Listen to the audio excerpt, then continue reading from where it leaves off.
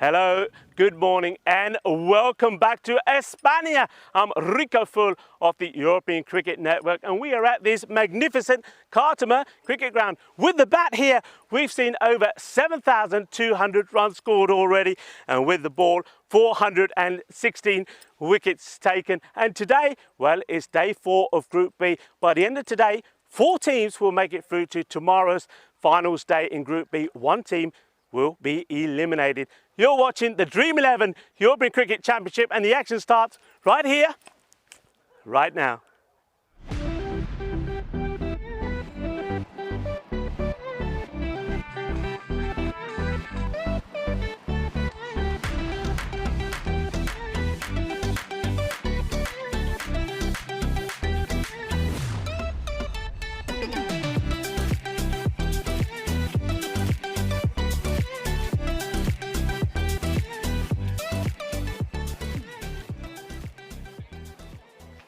Hello, good morning and welcome back to the first match today, and it's Group B, match number 16 between the Netherlands and Portugal. Look, these two teams are at opposite ends of the table. Netherlands, they're the unbeaten team, though they were given a scare yesterday in that close game against Hungary, but they held on. It's the first time they were chasing, and they were 7 wickets down trying to get to 109 and did it with 2 balls to go. What about Portugal? Now Portugal, they need to kickstart their championship right here, right now, don't they? They need the points on the board. 2 wins here, and if other results go their way as well, well, we could find them making the Group B's finals tomorrow. Well, let's join the captain, Sebastian, and also Najam for the all-important coin toss with Rom Kemin. Tails. Tails call. It's hits. So Portugal's captain, Najam Shazad, winning the toss, and he'll be hoping that they can do the same thing that Hungary did, get the runs on the board and really put some pressure on the Netherlands team. Remember, it's the closest the Netherlands have come to losing the game. But look, they themselves, they know, though they've got batsmen that have been in good form. I mean, Gomes, he's been good up there as well. I think Ahmed Zahib has been scoring good runs. He scored 123 runs in this championship. But the likes of somebody else, maybe it's going to be Andani, maybe it's going to be Siraj Nipu, have to perform big on this day. They're going to have to contend with some good bowling from the Netherlands. Netherlands themselves, with the batting, they're going to mix it up a bit, and maybe we're going to see another player to score the runs out there. But with the bowling, well, I think Julian de May, he's been excellent along with Clayton Floyd. They're the ones that are going to be ones to watch. Well, talking about watching, the man who's in the tower, in the commentary booth, ready for the start of this match is Mr. Maximo. Good morning, Maxi. Over to you. Thanks, Rico. Good morning to you and good morning to all of our viewers. No matter where you're watching around the world, it's wonderful to have your company. We are back at the Cartama Cricket Oval on the Costa del Sol in Spain. What a picture it is. You see the Netherlands, they are ready for business. Had a bit of a scare against Hungary last night. And well, this is a real David versus Goliath. It's Portugal, a team that hasn't won a game yet against Netherlands, who haven't tasted defeat. Portugal having a win, though, at the toss, as you saw there with Rico. It was Portugal deciding to bat first. So that's a good, confident move. I think the Netherlands, they had the Staggers a bit chasing against Hungary last night. So he maybe can be put under a bit of pressure. And see for Portugal, Francois Stoneman listed at number 5. They'd like to see him batting a bit higher. I think Imran Khan as well, 7. A bit low for him. Just trying to find their best combination. Portugal, their batting has not clicked in this series, have not posted a triple-digit score so far in the series. And well, some relief for the Portuguese openers as Viv Kingma is being rested for this morning's game. Maxi Hornweg comes into the side. The tourist, Olivier Ellenbaas, he was called the tourist because he hadn't played until yesterday. He's been left out, so he's a tourist again. See there, Conrad Greenshields, part of the coaching setup in Portugal, looking on. And we are all set for a start. So Ryan Klein will get first over duties. The man that took a hat-trick earlier in the week. Here's the first ball of day 4 of Group B. It's a good start by Azhar Andani, who's been put back up to his regular opening position. I think that's probably the position that he needs to bat.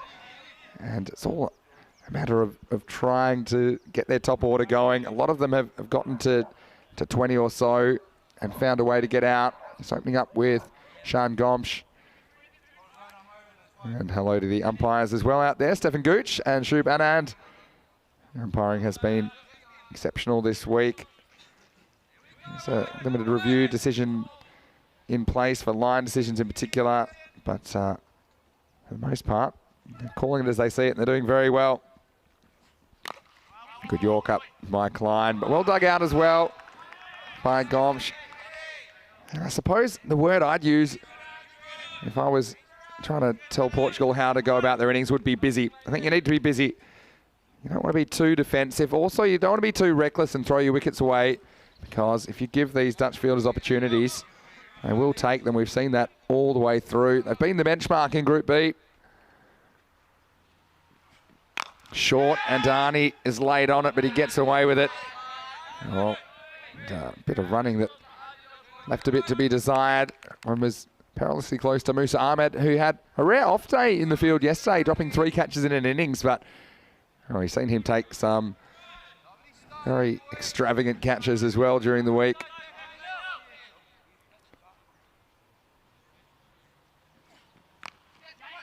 Gomsh pushes this down, could be trouble. Wow, this was pretty close in the end. And Darnie, probably not the quickest between the wickets based on what we've seen so far.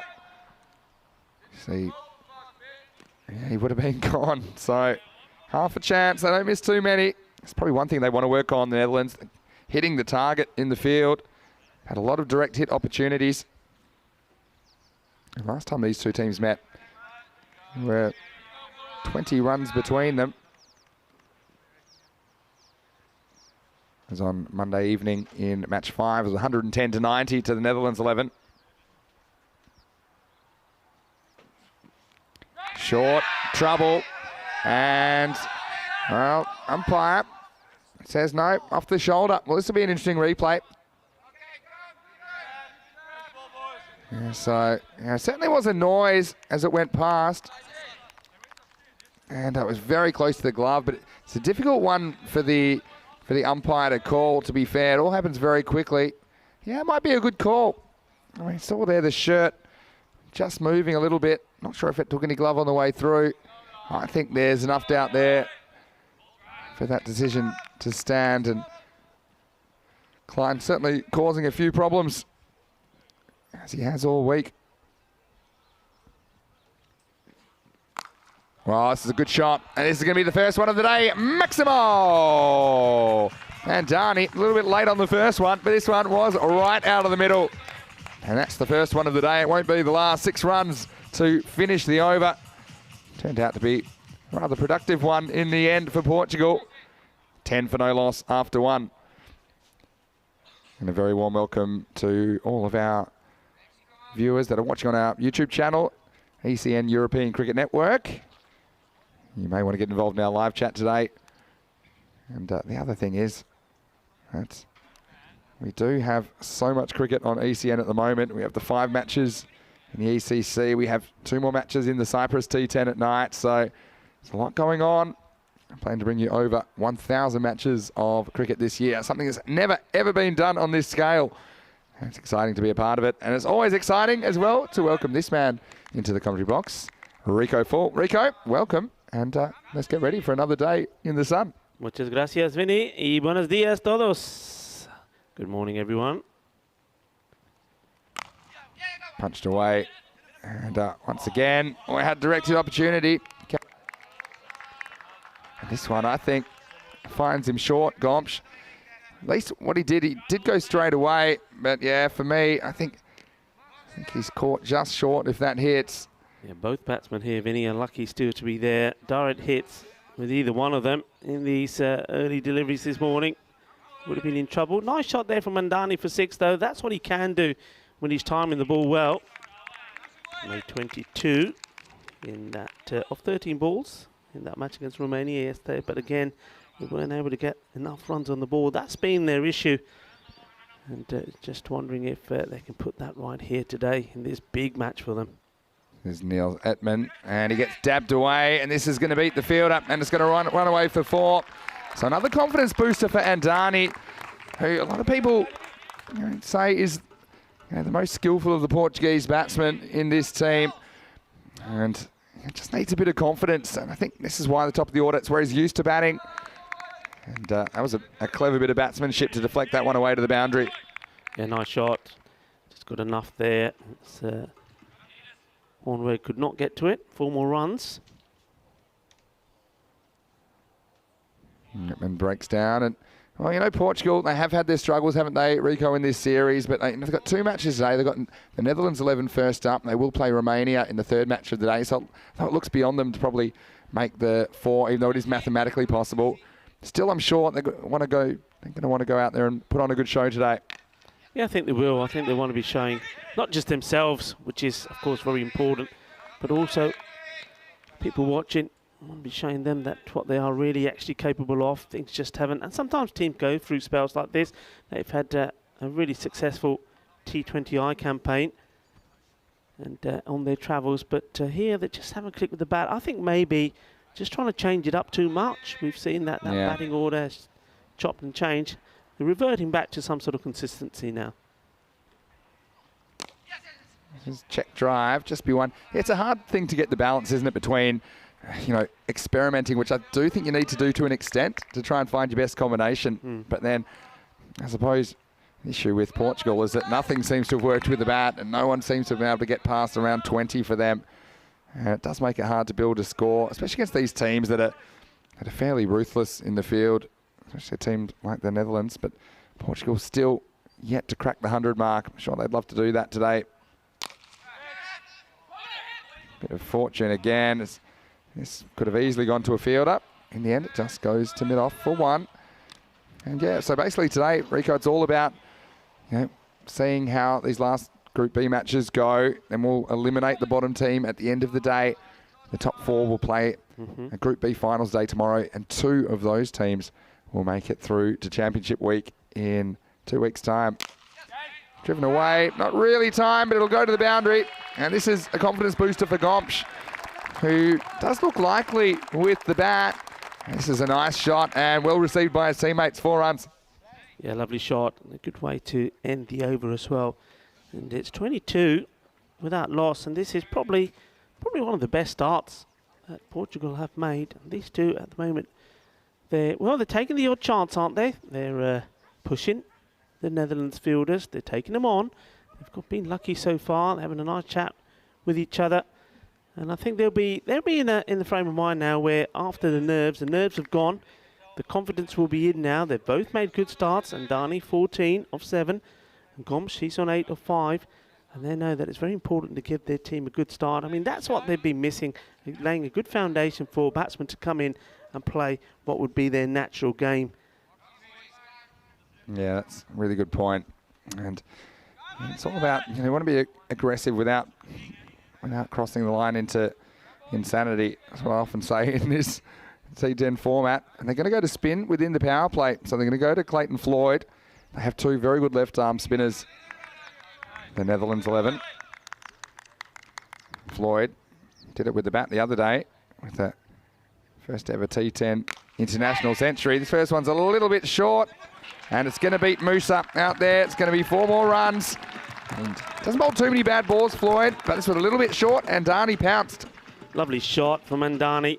He knows where he wants to put this, and he gets it firmly out the middle of the bat. And you can see that he's determined to perform here. He was unlucky. It was the short ball that got him yesterday. He felt the top edge of it. No mistakes there. And he dissected that field perfectly. Just the one man out there, mid-wicket, and the other man at square leg. So Netherlands slight change in their normal field set here to Andani. They've got 2 men on the leg side. Just tries to deflect this one, but can't catch up with it. He's kicking himself there because there was a man there anyway, and a short third man. This is what we've seen so far. I mean, all across the board, across all days, including Group A, 11.6 and over. And this one hits him on the back pad. They will sneak through for a leg bite. Well, this one, it's absolutely done him. I think he's done him with the flight. So just have a look here. I mean, yesterday was actually the lowest scoring day of the entire tournament, funnily enough. And maybe that was a little bit because the Netherlands didn't really click with the bat again. We have also seen a day, though, in the middle of 12.4 from Group B. So it shows you, I think, around that 115 as a pass score, or 116 if you want to be exact. So we'll keep an eye on that as this tournament progresses. Of course, we'll see 5 new teams next week in Group C.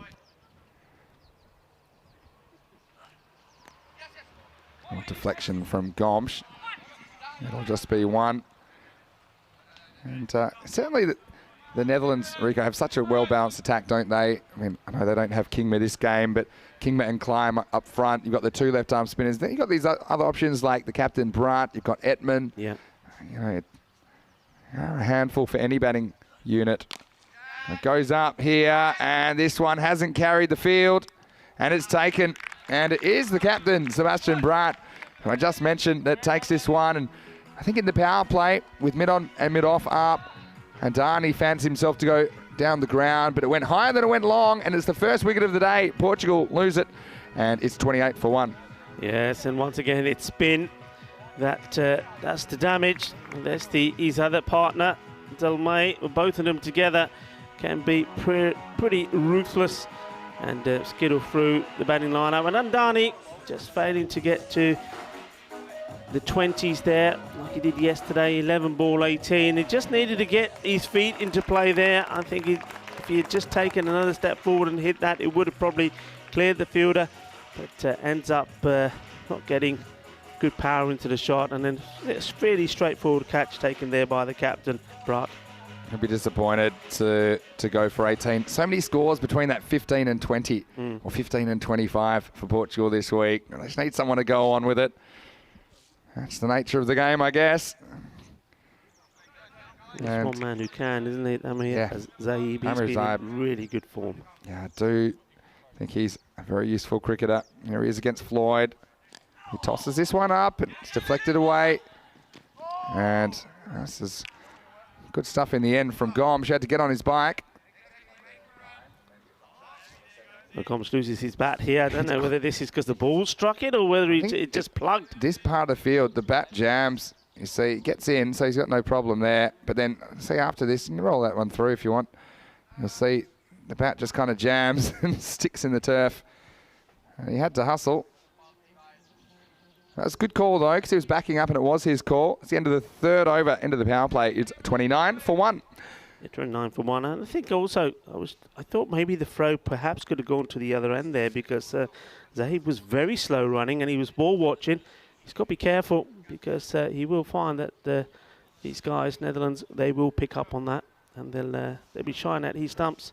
Here's Maxi Hornweg, who we did see in the ECS in Capella, just outside Rotterdam, around about 3 weeks ago now. He is in the side. Hasn't had a lot of opportunities to get in the 11.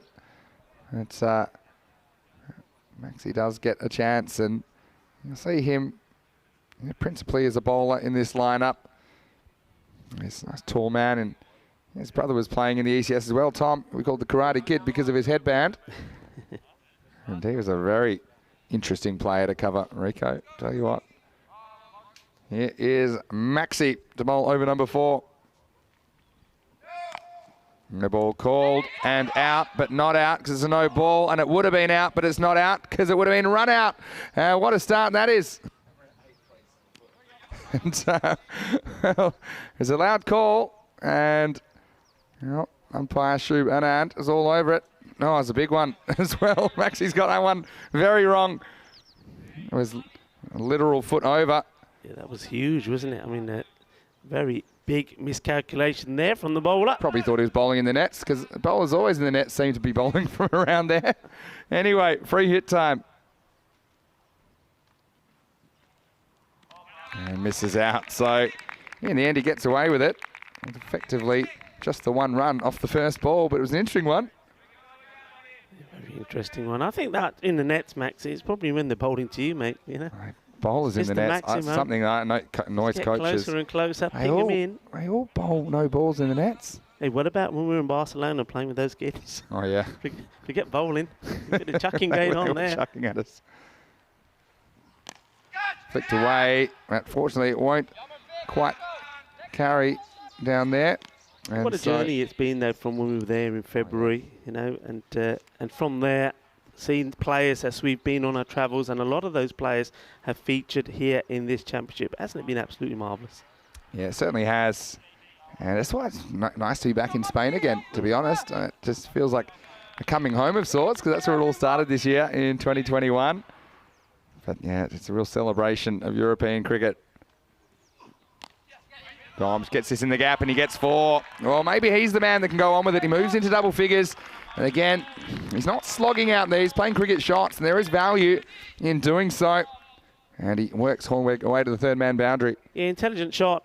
He is a good cricketer, Gomes. I've liked what I've seen from him, but he does have the knack of getting himself out. He'll be determined here to stay in. He'll be talking to himself upstairs all the time, saying, okay, just keep going, just stay there, play the shots you know you can play. And if you can do that, he is capable, more than capable, of scoring good runs. I agree. I mean, you talk about where it all started and mentioning Spain, Barcelona. Don't forget, it all really started in 2020 in Sporting Alfas. Yeah, that's true. Albert, close to Benidorm. That's true for the ECS, but even before that, the ECL 2019. So, yeah, had a lot of great quality cricket from this nation. And Gomes goes after this one. Big swing. This is out. I suppose he's probably taking a gamble there, saying if he gets a touch, no slip in play. Have a look at this. This is Netherlands 11. You see they've dominated with the bat, 135 per 10 overs. That's actually come down a bit, but they're just squeezing the opposition, only allowing 84 per 10 overs. Portugal only 88 per 10 overs with the bat and conceding 12.3 and over, so 123. So you can see this is a mismatch, but this is T10 cricket and anything can happen.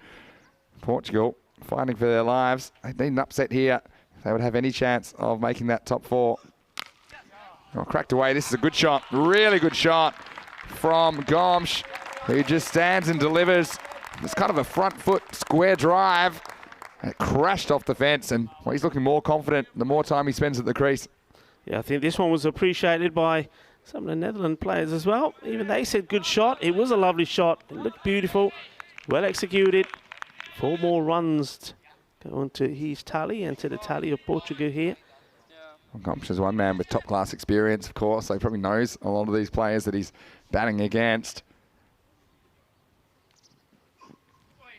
And this one, little noise.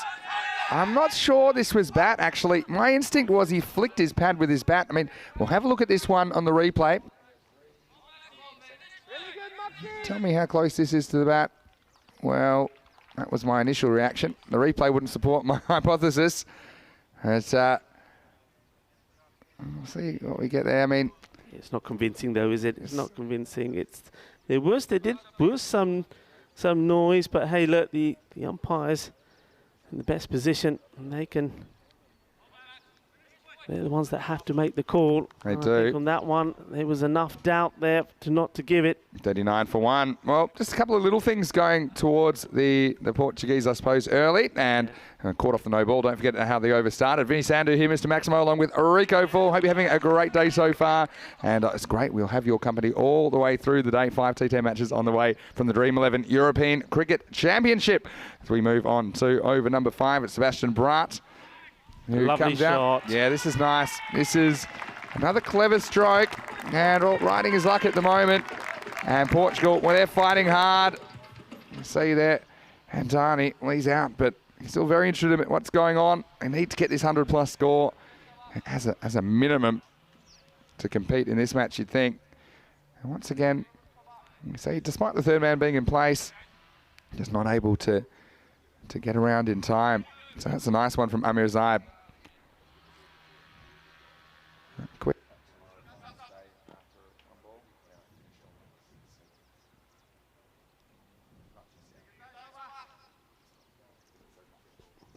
So Zaib, his next move, just works this away. It's well played. This man Lubbers, he's been busy down there. And look, this is the reason that we are playing the group matches today, to sort out these rankings. We've got the top 4 tomorrow. You can see that 2 of the teams will make it through to the championship week. And so the top 2 looks pretty set at the moment with Netherlands 11 and Austria, but you know, anything can happen. 3rd versus 4th will play an eliminator tomorrow morning. So this will be finals day tomorrow. And by the end of that day, we'll know exactly who is going through to week 4. Cut away. And nice piece of fielding. He's just aware of his teammate as well. Musa tapped it over to Lubbers, but still good running by the batsman. They get 2. Yeah, Musa does well, patrolling the boundary, flicking this back inside. He didn't have a day to remember yesterday in the field. He put down 3 catches. None of them were easy, has to be said. But he did once more perform with the bat. And he didn't start well his first 2 matches, but he's come back into the sort of form that we're used to seeing him in. It's a slow ball. So it goes a little bit wrong. I think Gomsh was thinking I probably could hit this, but probably no point. Had the deep point out on the boundary. I'll often say if you can tell the ball's going to be called a wide, don't hit it unless you're sure you can get a 4 or 6. Otherwise, it's not really worth it. Cut away. Lubbers has a go from downtown, but can't hit the target. I think batsman's probably safe anyway. Gomsh moves to 20. This is the exact kind of innings I'm talking about, where we've seen Portuguese batsmen get to this mark and find a way to get out. So he survived a very close call last over. Matt perhaps a bit fortunate to survive, but he has to make the most of this opportunity. Still over half of the innings remains.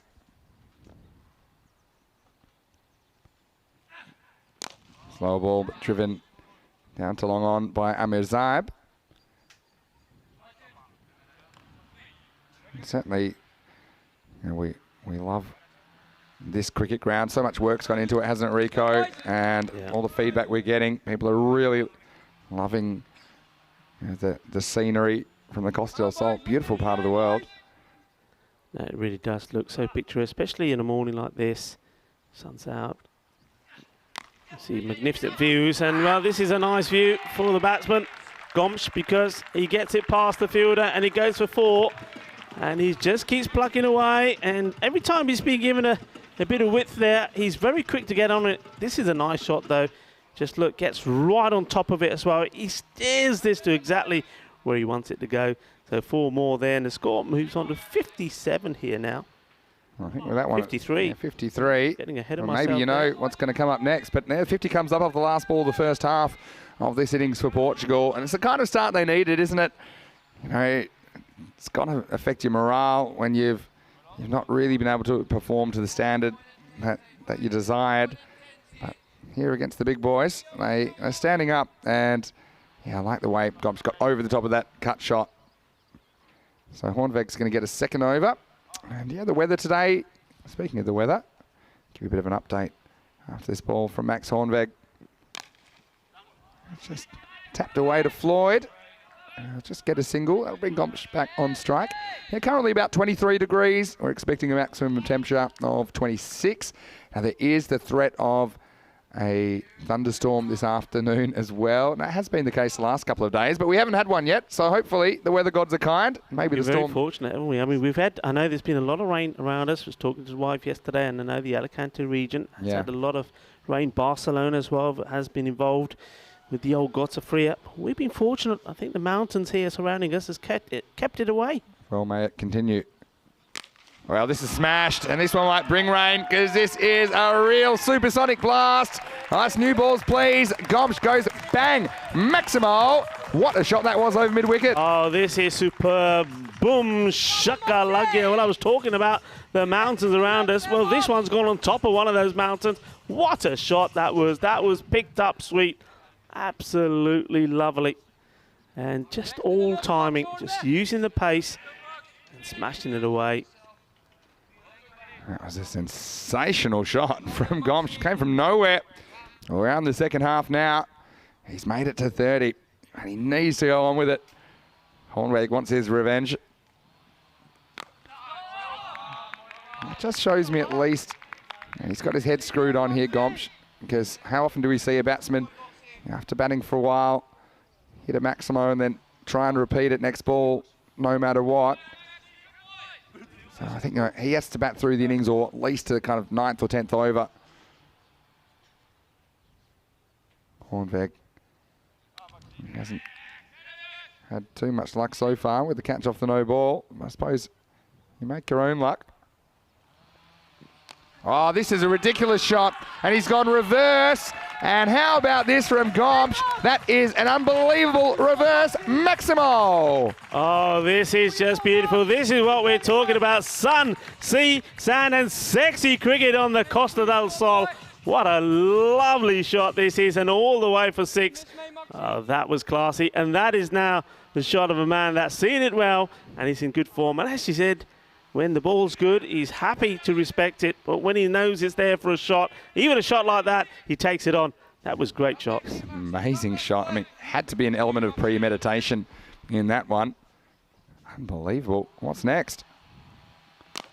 He goes straight and he goes into the gap. And a good bit of fielding down there. They're going to have to hustle. I think direct hit. Amirzad was gone. Yeah. But again, calculated risk pays off. His partnership's now worth 40 and Gomsh is turning it on. Yeah, Zaib is not the quickest, is he? We've seen that already. But look, these two, they're doing well. 40-run partnership now here. And starting just to accelerate at the right time as well. Well, now it's last ball the over. So let's see what the approach is from Gomsh. Retries one more time. They will take a one. And Zulfikar was forced to throw with the glove on. I think couldn't quite get it off. But in the end, they do get through for one run. Leg by, I think it'll be in the end. At the end of 6, it's 69 for 1. Yeah. Well, that's the acceleration that Portugal needed, wasn't it? Just through overs 5 and 6, as over 5 went for 14 and over 6 went for 16. So 30 off the last 2, and well, they're set up nicely to finish this chase. But I think that man Gomsh, he's got to go on with it, Rico. Yeah, he does. But I think this is going to be interesting now for me. There's a change, and I was expecting Demay to come on. He wasn't at his best in the last time we saw him. I think the batsmen were taking him on, and he was getting a bit of stick, getting a bit of whack. So he'll be wanting to get that out of his head as he's coming on. But look, he, similarly to Clayton and Floyd, when they come on, they always make something happen. We know that Floyd, he's still got an over to bowl. So interesting phase of this match. Certainly is. And here's the first one in the air, and it's going to carry. Well, this one's, again, one that we've seen sometimes carry, sometimes not, but he just got enough there, Gomsh. Maximo, he moves to 44 within one swing of the bat from a memorable half-century. Yeah, I mean, this is the problem that Julian Demay had yesterday, was just a little bit too short, and every time he drops it short, the batsman latch onto it. This time, just be the one. It'll give Zaib a chance. He's just played a bit of a second fiddle role so far, but he's now got the opportunity, I think, to open his shoulders a little bit. Yeah. Because he's got Gomsh at the other end going great guns. I think the main thing is he can't chew up any dot balls. Needs to at least get one, get Gomsh back on strike. But of course, if we can get more, that'd be even better.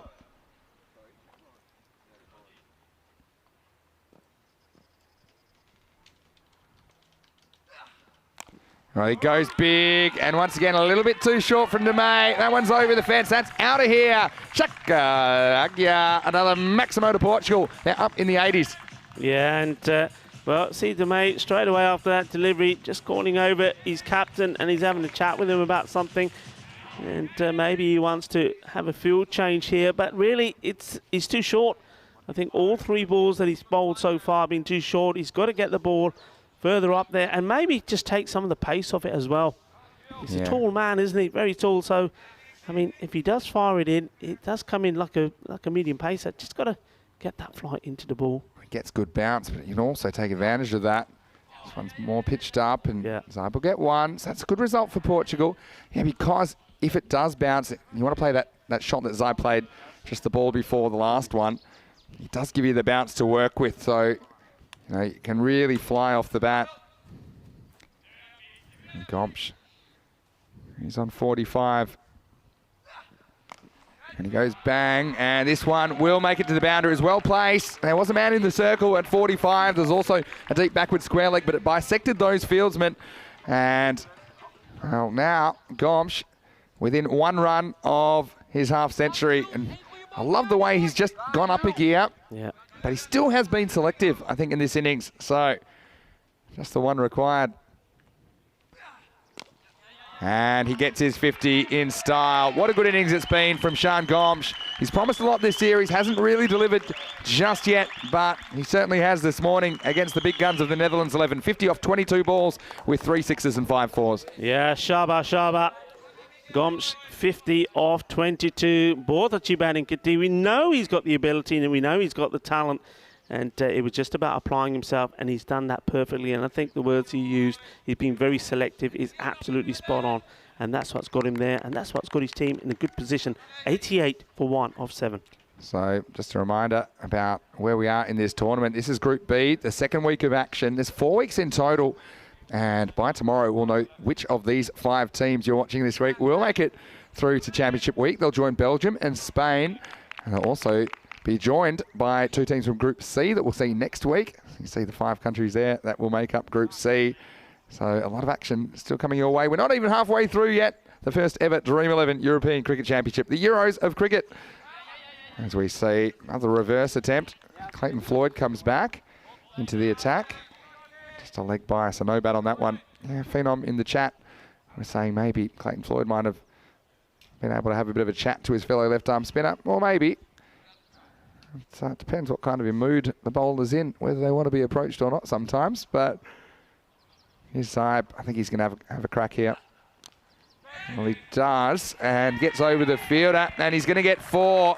That was a little bit of a leading edge. Certainly wasn't convincing from Zaib, but he is now trying to up the ante as well. They do have wickets in hand. And Portugal, it's hard to believe they haven't scored 100 in the series yet. I mean, they're almost there. Plenty of balls remaining. Scores up to 89. Yeah, this is now where I think Zaib has to go. He's got to go ballistic, take on every ball.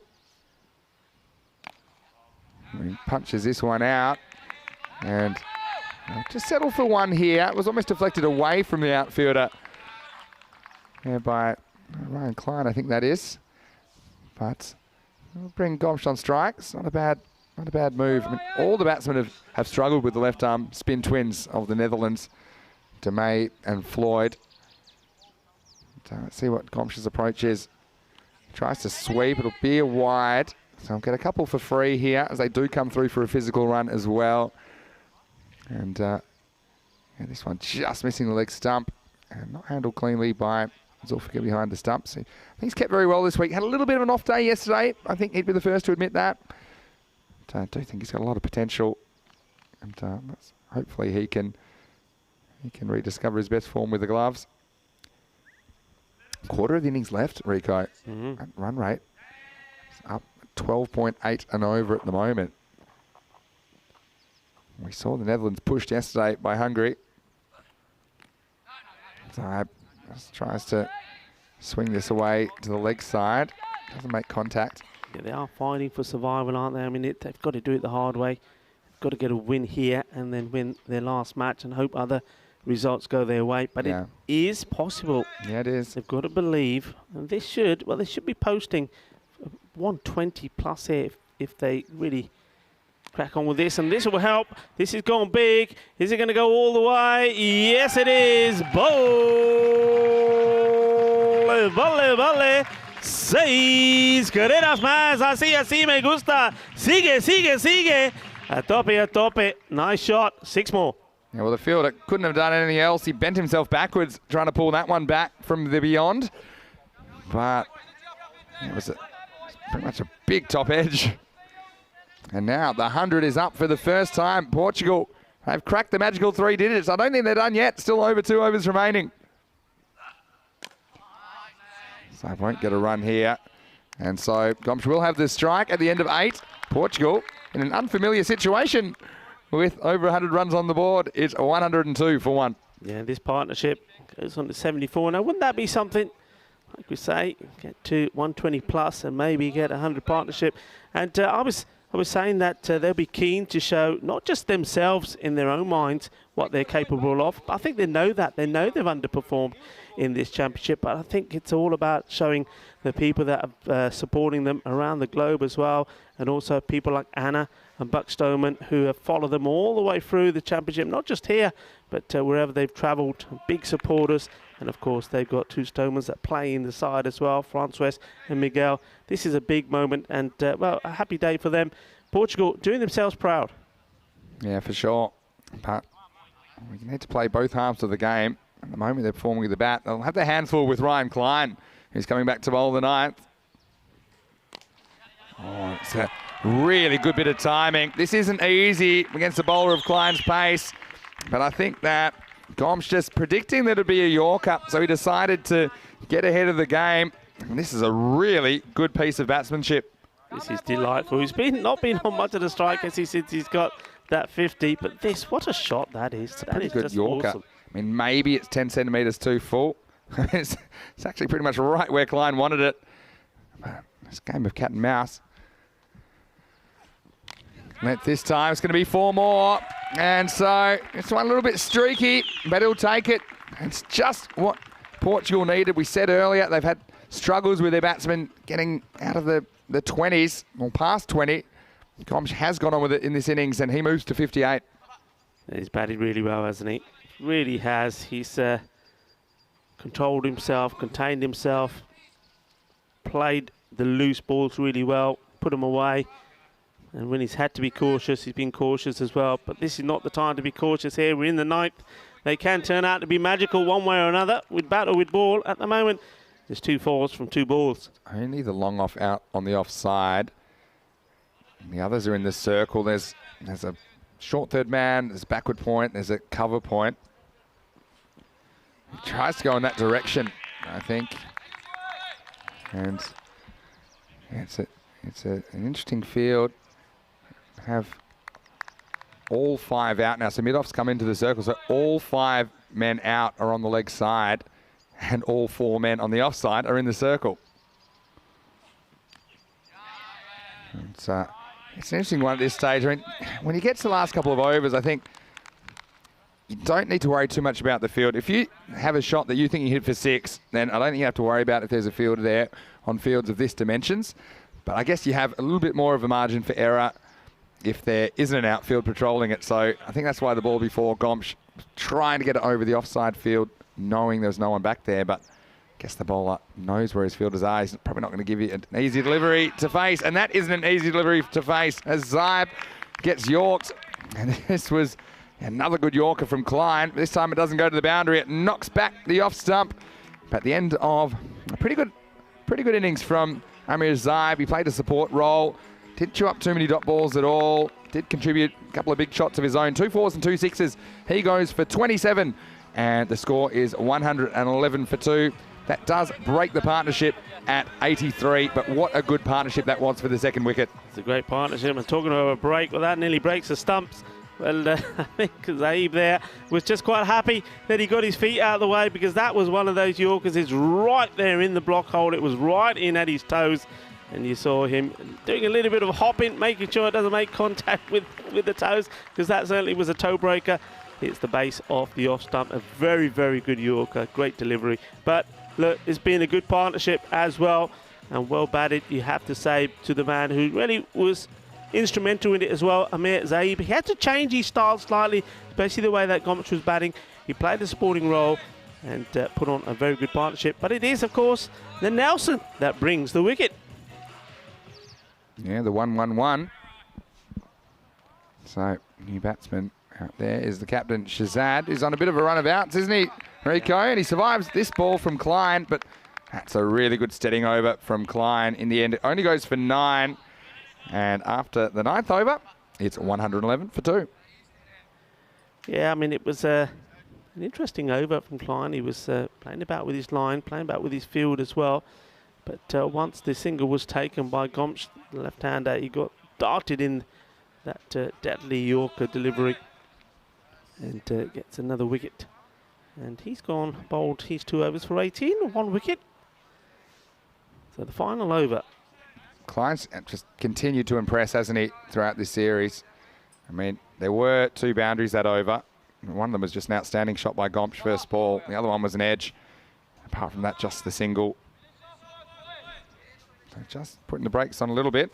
Sebastian Bratt, the captain, will come back to bowl the 10th and final over. Behind to Gomes, who's on 58. And short and just worked away for 1. Gomes will wish he'd done a bit more with that. Otherwise, may have just been missing the leg stump for a while. But this brings Shazad on strike, the captain of Najam Shazad. Again, he's had a bit of a run of out. Some of the captains that have struggled with the bat. We know Ramesh Sathisen for Romania hasn't been able to get going. But Shazad's done a fair bit with the ball, though, and in the field he's taken some excellent catches. Captain to captain. Well, cracks this one and gets it good. And that one's going to fly past the giant ice cube for a Maximo. And what a way to get off the mark. Shazad picked the slower ball, had the length to work with, and he just hit straight through the line of it. Great shot, 6 runs. Yeah, lovely shot indeed. Grant going for the slower ball, second time on the trot. And this time the captain, he says, well, I'm not sticking around. You know, he's got the power, he's got the strength. And he could give them a good finish here. Yeah, Gomsh enjoyed that one too.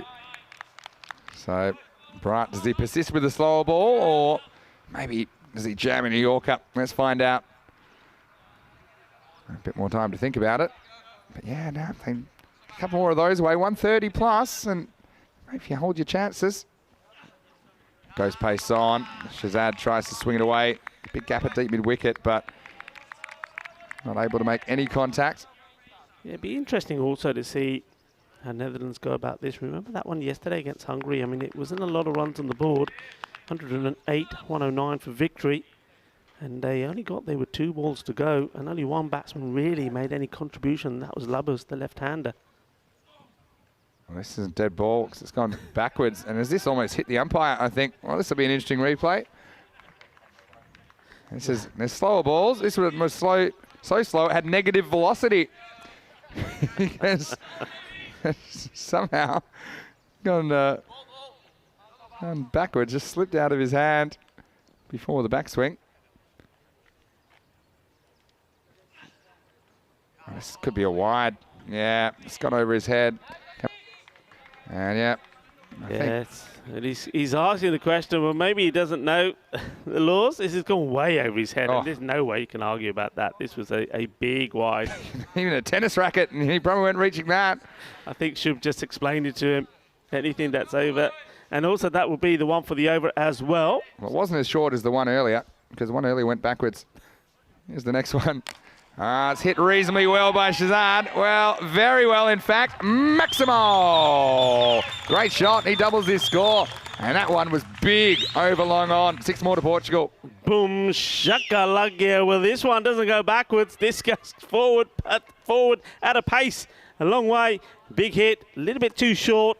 And absolutely thumped. Portugal get 130 on the board. They'll believe. You know, edged and taken. So slow ball that time. And Shazad, a little jog off and get ready for their fielding innings. And well, despite Gomsh being at the wrong end this over, I think I'll be pretty happy with a couple of Maximos he saw from his captain. He's got them at least to above a par score. And look, Netherlands, we know they're a power pack lineup, but we saw them get the wobbles chasing yesterday, and it's inevitable that there will be chances, there will be moments in the second innings, and if Portugal can hold on to them, then anything's possible. So 2 sixes in that innings from Shazad. He goes for a dozen, and his teammates appreciating his contribution. This is Mohammad Siraj Nipper coming to the crease, and he'll just have the one delivery to try and score as many as he can. Brat gone for 28. Slow ball, and he's been given LBW. So, clever bit of bowling, and Nippo just trying to swing across the line. So, it finishes with 2 in 2. Does Brat, you see, it's full. It may have just flicked the front pad, then the back pad, but it certainly did look pretty adjacent. So, in the end, Portugal do crack the 100 and change in the end, because they finished 125 for 4 off their 10 overs. And Rico, certainly they've got something on the board that maybe they'll be able to defend. Absolutely, they've done well. They had to come out positive. They had to come out and play as a team. They had to regroup, and they did exactly that. And they've scored good runs. They put good runs on the board against a team. Well, don't forget, they are one of the championship favourites, aren't they, the Netherlands? Well, they certainly are. And had a little bit of an off game in the last game against Hungary to the Netherlands 11. But there's Musa Ahmed. We know that he is a very, very exciting player to watch with the bat, the left-hander. But there was another left-hander stealing the show on Thursday morning here. Match 16 of Group B. And it was Sean Gomsh. I loved the way that he batted, but he lost his opening partner, Andani, for 18. That was still a handy partnership got them going. Hornbeck came out and hold a big no ball. He took a wicket off it, but of course it wasn't out. And he disappeared for a couple of boundaries as Gomes just turned things on in the 6th over. And this was an unbelievable shot. So this was the acceleration that Portugal needed. And I think even the Netherlands players had to sit back and admire that reverse one disappearing for 6, as did this one. Zive, he played his role. And then Klein came back in the 9th. He delivered a pretty good over, but there were a couple of boundaries in it. That was a good Yorker. That disappeared anyway. That was a good Yorker. That knocked off stump out of the ground. Then Shazad, he came and played a little bit of a cameo as well, hitting a couple out of the ballpark. And when it was all said and done, it was Portugal that by far their best batting performance of the week, as they compiled 125 runs off their 10 overs, and they did get someone to go on with it. It was Sean Gomes with his innings of 59 off 28 balls, with 3 Maximos and 7 fours. He was ably assisted. All the top 4 getting into double figures. 27 from Zive. That was a good partnership of 83 after they lost Andani for 18. And like I said, Shazad chipping in with a couple of big hits at the end. Just the 4 wides and no ball, so fairly disciplined from the Netherlands. As far as their bowling went, for me, Klein, he was the best of the bowlers, 1 for 18 of his 2 overs. And Julian Demay just getting the 1 over. He was a little bit off. He went for 19. Clayton Floyd chipping in with a wicket. And Brat got 2 off the last 2 balls. But again, he was a little bit expensive, going for 28 of his 2 overs. So the scene is set for Portugal. They'll be defending with everything they've got. Any chance of making the top 4 would require them to defend this score of 125 against the strong Netherlands 11.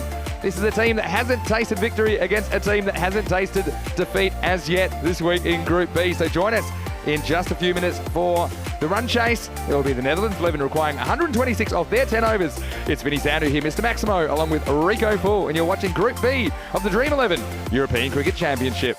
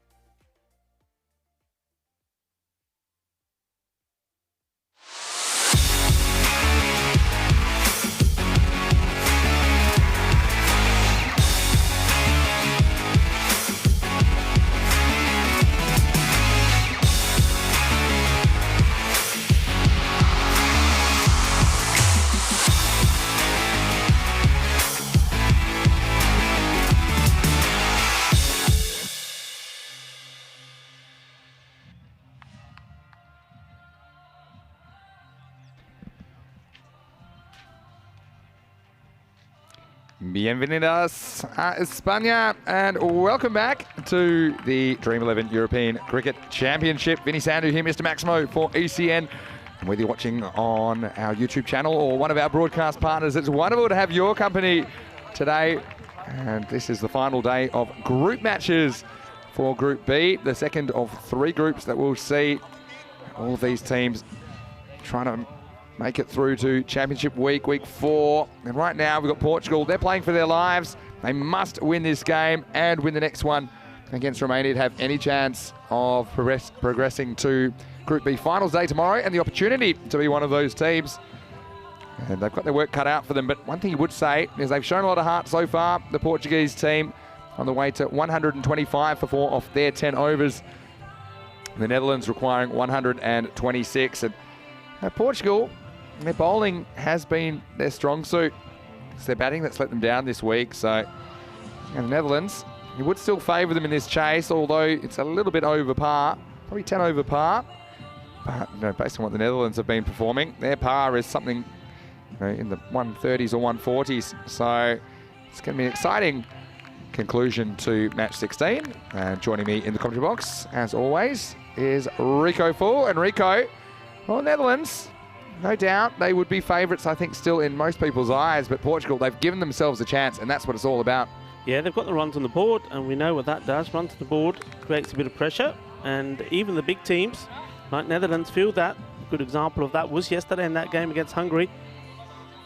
And well, I think as you mentioned, I think Portugal have been pretty good with the ball. They've been working hard with it. They've been getting the ball in the right areas. They've been good in taking the catches. We know that the keeper, Francois Stoneman, has been very good as well. So they're going to be up for this. Why not?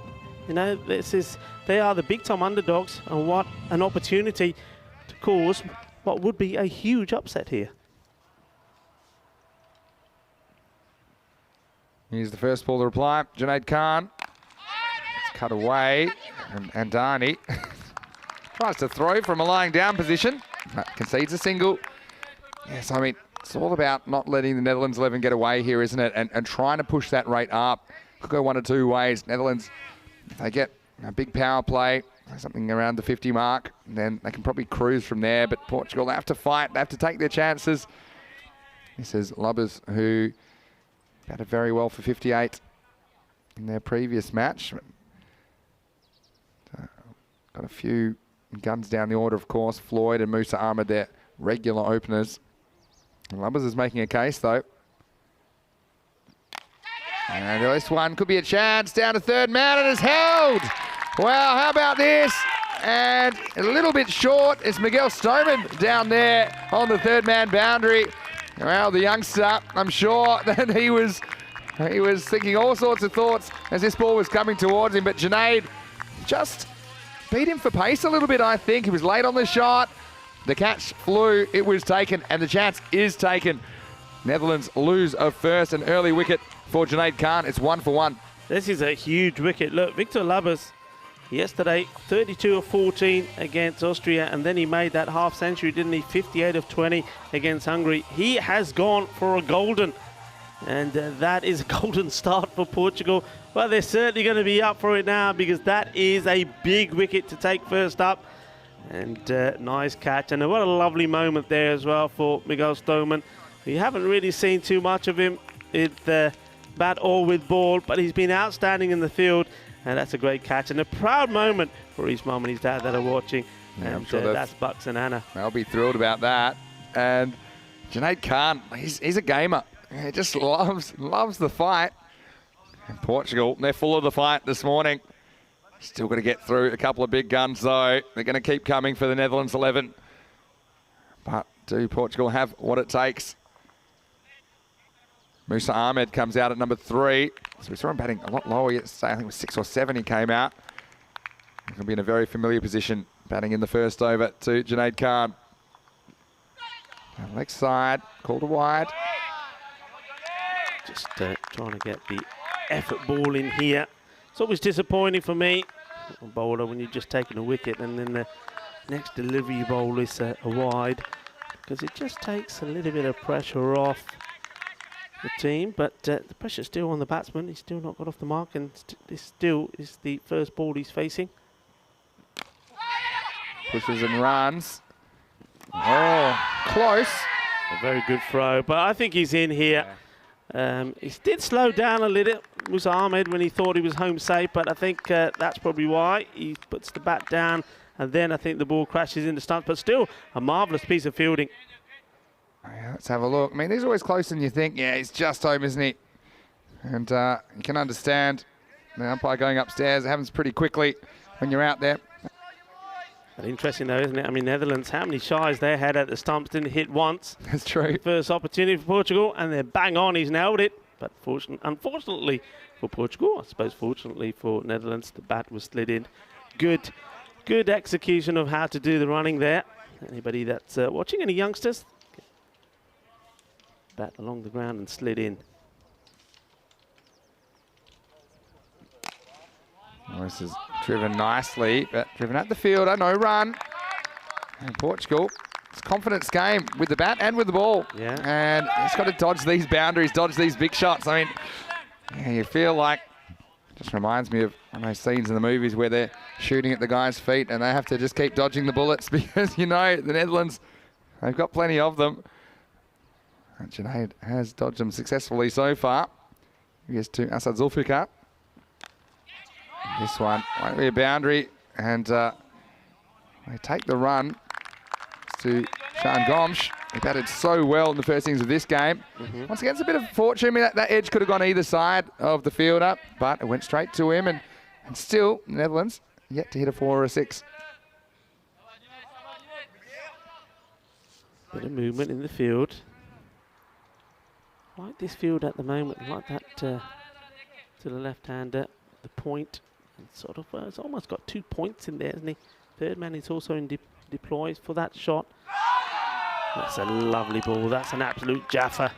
That's a beauty. End of the over, and it's 4 for 1. Great start by Junaid Khan.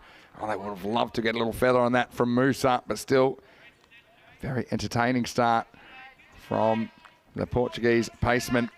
He wears his heart on his sleeve. He's always giving 100% for his team. We did see him in the European Cricket Series in Portugal just a couple of weeks ago. It's great to see him out there performing. One thing's for sure, I mean, you talk about playing teams that are better than you. It makes you better. And so I think every time we've seen teams coming back against the Netherlands, teams that have been blown away sometimes the first time, they have improved. And that's really what it's all about, trying to improve the standard as a whole. That's why it's great to have the Netherlands 11 in the competition. And really have appreciated their approach to this tournament. And they're here to compete, but I think a lot of the other teams are learning a lot and giving it back on the men in orange. Second overtime, Najam Shazad to bowl the second one. It's just worked away to deep square leg. Just a single. The other thing about that wicket of Lubbers, credit to the captain who had the third man in. Often we don't see a third man back on the boundary, but they obviously said, if an edge flies away, it'd be good to have someone there. And Miguel Stoneman was in the exact right position to take that opportunity.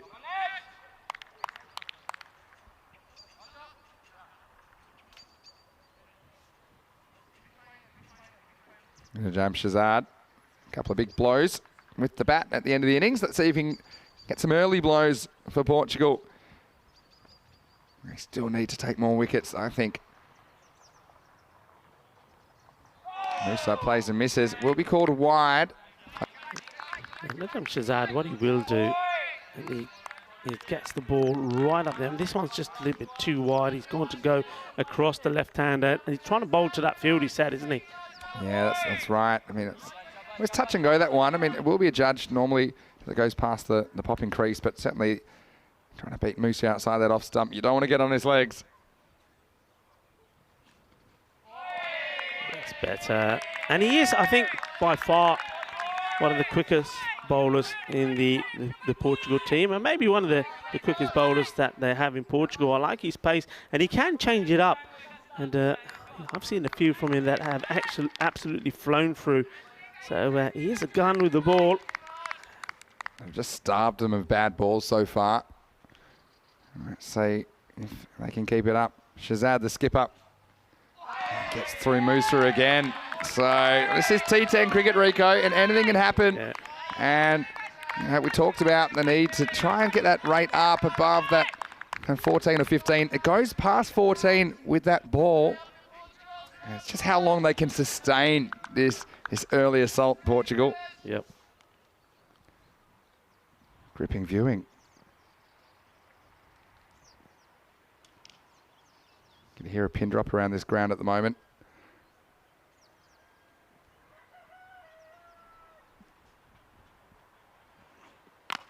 Well, this is in the air. This could be a chance. And it's taken. So they get Musa. And once again, ball a little bit short of a length. The field was well placed.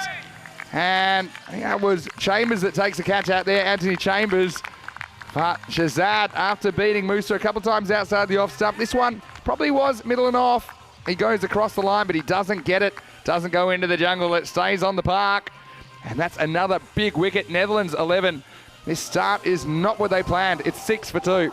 Well, there was silence, wasn't there, as you said, around the game. The only thing you could hear was a cockerel in the background somewhere. But look, that's how tense it is. Portugal have another, and they've got the dangerous Musa Ahmed coming back. Only one run. He played and missed, didn't he? Yet those deliveries there, 1 or 5 deliveries. He comes back, and Portugal, well, they are on fire. They really are. Well, look, I think isn't that the Portugal bag? Doesn't it have the cockerel on it? Is it the cockerel on there on the yellow badge? So maybe that's the luck. Maybe the cockerels have turned up as well to give them some support. So Musa, disappointing. It shows you cricket's a touch game. He goes for 1 off 5. Now this is the man they do need to get through, Clayton Floyd. And that's for me probably the 3 biggest hitters if they can get Floyd. Yeah.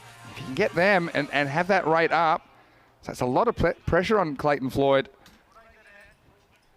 Portugal, this would be the boil over of the tournament. It's all about keeping your hopes alive. It's all about dreaming. It's all about coming back strong when the chips are down. And so far, that is what this Portugal team are doing. Najam Shazad with a big breakthrough for Portugal. Can they get Floyd, though? He's on strike. Well, they might. Oh, and it doesn't carry. Oh, so well, this one just beat him for pace, I think. Just surprised him, Rico. And this one just popped up on the leg side, but it just didn't have enough to get to the fielder on the full. Well, they're feeling it, the Netherlands. They definitely are feeling it. That was not a good shot. Could have gone anywhere. Just dropped short of the 2 fielders there on the onside.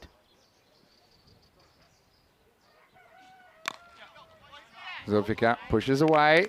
They're still avoiding the damages. No boundaries in the first 2 overs. Netherlands at the end of 2. It's 7. Oh, pardon me, it's 8 for 2. 8-2. Portugal believing that they can cause a huge upset here at the moment. Just staying calm, staying focused, not getting too carried away. They will know that you've got 2 dangerous batsmen out there. You also got, of course, the likes of Boris Gawley, who probably will be in next, I'm guessing. Yeah. He can hit the ball pretty well as well. They just feel 2 more wickets. We said this yesterday, Rico, that, I mean, Netherlands, they've played like machines at times, but they are human beings, and you know, they're going to feel the pressure to some extent, I'm sure. And as we all know, if you've ever played the game, some days it's just not your day. That's kind of what it looked like for Musa, for example. I'm sure we'll come back strong. Imran Khan is going to bowl the 3rd over. Portugal are on a mission. Any chance of survival depends on them defending this score. And Zulfikar pushes down the ground for 1. And the other thing is, I mean, these are power play overs. Yeah. And we've seen some really big power plays out of the Netherlands. And the fact that they've been able to keep them so quiet while only having 2 outfielders. But this will be a test, though. You got Floyd, the Centurion, the other day, the only century so far in first week and a half of this ECC. Can you keep him quiet here? You've got 5 deliveries to go in the power play. Imran Khan with the ball.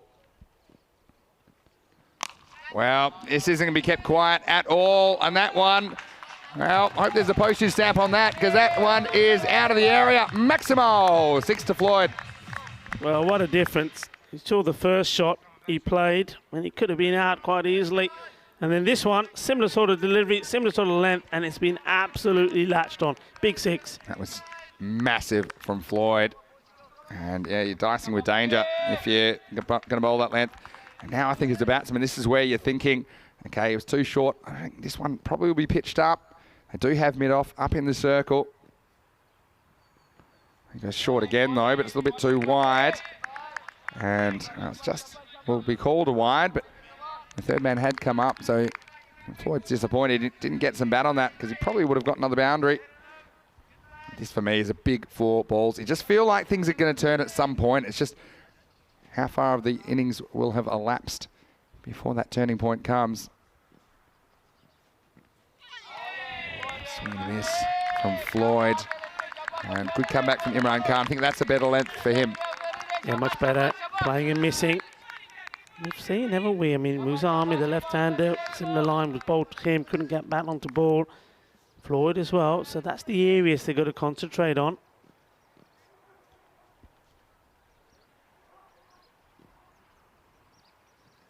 Well, in the air, but it's going to get over the infield. And, wow, what a great bit of fielding. A really good bit of fielding. And they will check this. They'll come back for 2. That's sensational. That really is. I hope he's not hurt himself. He's landed, I mean, right in front of the fence there. I think he may have cluttered into the fence. And I think that's Nipu. Yeah, it is. What a stop this is, though. This is class. And yes, you just see out of the camera, he sort of head-butted the fence on the way through. Well, stronger together. Well, that fence is pretty strong as well. Oh, bang, in he goes. Yeah, he tasted the fence, didn't he, Nippo? Well, hopefully he's all right. He's up and about. So I just think he couldn't believe how far he slid. But, you know, that's a really good endeavour from the Portuguese man. I think he won't want to go off either because he'll have an important part to play with the ball, I'm sure. Yeah, he's saying, okay, don't worry, don't fuss. He says, I'm fine. Just check the fence. Yeah, putting his body on the line. I think that's what it's all about for Portugal. I mean, it's all or nothing for them. And so, well, that one, I thought it was 4 for all money when it got over the infield, but he saved 2. What a great stop. Really good stop. We've seen some outstanding fielding all the way through this championship. In the air, taken, and Floyd's gone. That's a 3rd big gun back in the shed. It was pitched up, and I think Floyd was just trying to get it over mid-off, but he didn't get the elevation. And so, can you believe it? It's a 3rd wicket gone for the Netherlands. Do we have an upset on our hands? Imran Khan gets the wicket again. It's a better length. He challenged him to go down the ground. Shazad, the captain, holds on. He's got a very safe pair of hands. And Rico, it's 18 for 3. Qué genial, eso es estupendo. Qué partido tienes aquí en campo de Cartama, Málaga. El capitán ahí de capitán. Sigue, sigue, sigue. Así puedes, chicos, así puedes. They have another wicket, and here's the wicket of the man who a couple of days ago scored the first and the only century to be scored in the Dream11 European Cricket Championship. 115 he scored, but today, here, when it mattered, when his team were in a bit of bother, he's out for 9. And another one has to come out there. Well, Portugal, dare they dream, dare they dream. Well, they're right in this, and they've got the Netherlands in a spot of bother. This is Gawley coming out. Again, he's such a talented player, innovative player, likes that little scoop shot. Let's see if he plays it. It's a high-risk manoeuvre. He'll be facing up to Imran Khan, who has 1 ball left in his over. Gawley just works it away, gets off the mark immediately. End of a very interesting power play. At the end of 3, it's 19 for 3. No. 19, and Portugal, now they can, of course, start to spread the field, start to go a little bit defensive as well. And to be interesting, just exactly see what they do. Will they go on the defense straight away? Will they push those 5 men back on the boundary, or will they have a look? Will they see that? Look, at the moment, the Netherlands seem to be quite key just to stroke the ball around and take the singles. Do they try and just keep the pressure on them and not give them the freedom to do that? So now we are going to Nipu. Just checking his face for any kind of vertical bars from the fence, but he seems okay. And he's a real character of Portuguese cricket, Mohamed Siraj Nipu. Now that rate is over 15 now. It's 15.28 and over. And you'd have to have ice in your veins to not be feeling the pressure a little bit. Gawley, see if he tries that little scoop to Nipu. He stands up and hits it. And should just be one. Junaid Khan comes around, does the fielding. And Zulfikar, he's got another opportunity at the top of the order. He wasn't able to make the most of it when he opened yesterday. At the moment, he's 5 off 6.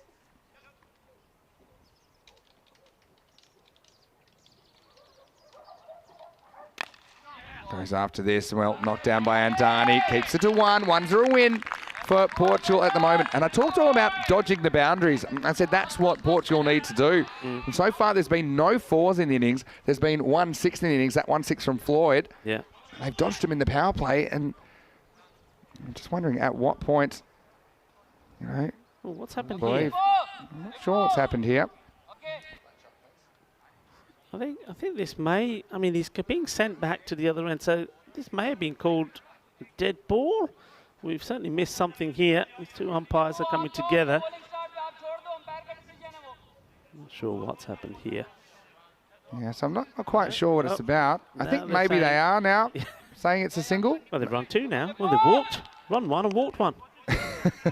So it will be a single. So the 2 umpires coming together and just clearing things up. Looks like we'll go down as a single. Quite sure what that was about, but anyway, we'll continue. Here's Nipu. This one beats him, but will be called wide. He's always flirting with that wide line out there. I think it's high-risk strategy as well, because there are 2 fielders guarding the cut. If it goes around them, there's no one back behind them, so it'll be an easy 4.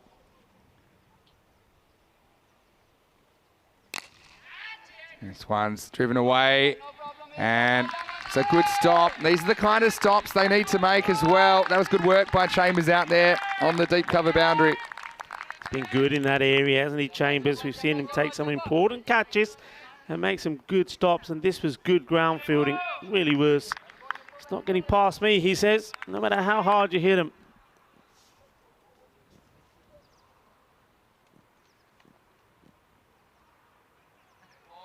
Just trying to see, I think, what the batsman was going to do.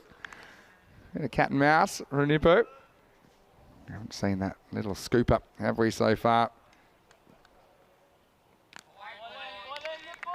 No, the movement there from the batsman, Gawley. He doesn't want to get too wide, doesn't want to get too straight to him, does he? Because he knows he's got that little scoop. But I think if you're fine leg in the circle, I think you need to come a little bit straight behind the keeper. This one's jammed in. Does challenge him just to 1. So that rate creeps up again. It's heading towards 16. It's been a really class effort from Portugal so far. Hard to believe they haven't won a game in 6 attempts. Yep. Full toss. And again, batsman not able to make the most of it. And they'll just get the 1. So Zulfikar struggling to get going as well. He's going to run a ball at the moment. Yeah, that one, I think he knows he should have put away. It was a full toss on the leg side, but it goes straight to the fielder. So still, just that 1-6. Hit hard, but hit at the fielder. And Nipo is very animated. In the end, a few extras, but he only goes for 9. So that's a win for Portugal. At the end of 4, the score is 28 for 3. And well, Rico, this is one thing that I love about this form of the game. And you couldn't have a bigger David versus Goliath as this match, but just shows you if you perform well. Yeah. I mean, what I've liked about Portugal this game is they don't seem overawed at all. They've got nothing to lose at all. They're throwing themselves around in the field. And look, this is what happens in 10 overs. You know, you just need a little period going your way. And this chase, we wondered about the Netherlands, whether they would outgun Portugal early. It certainly hasn't panned out that way. And you're quite right. What I'm liking is when you're looking at the field here, Portugal's just very calm. They're not getting excited. They've got the big team in a lot of trouble, but they're not thinking this game is over because they know there's a lot of talent still out there in the batting of the Netherlands. They just got to keep sticking to the task at hand, keep plucking away. The other thing is, wickets.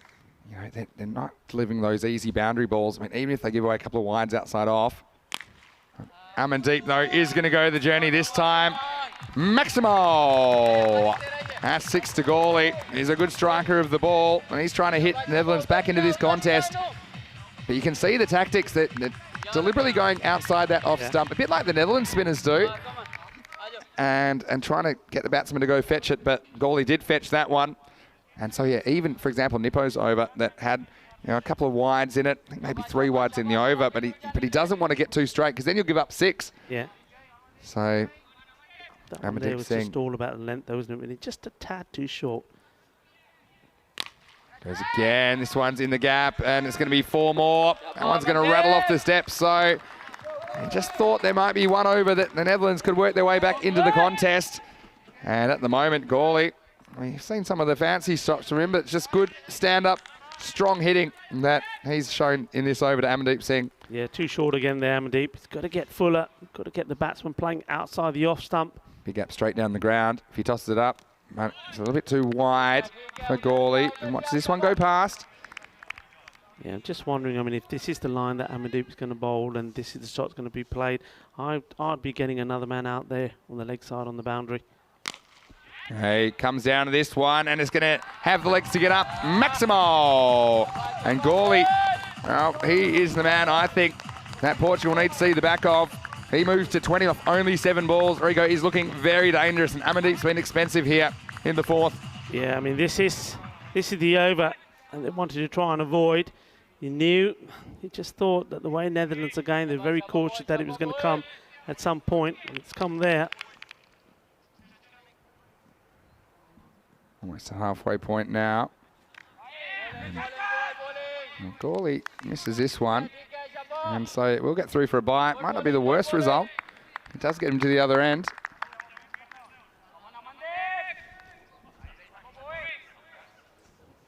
So Zulfikar, 9 off 9. Hasn't really gotten going yet. Good bounce, but called a wide.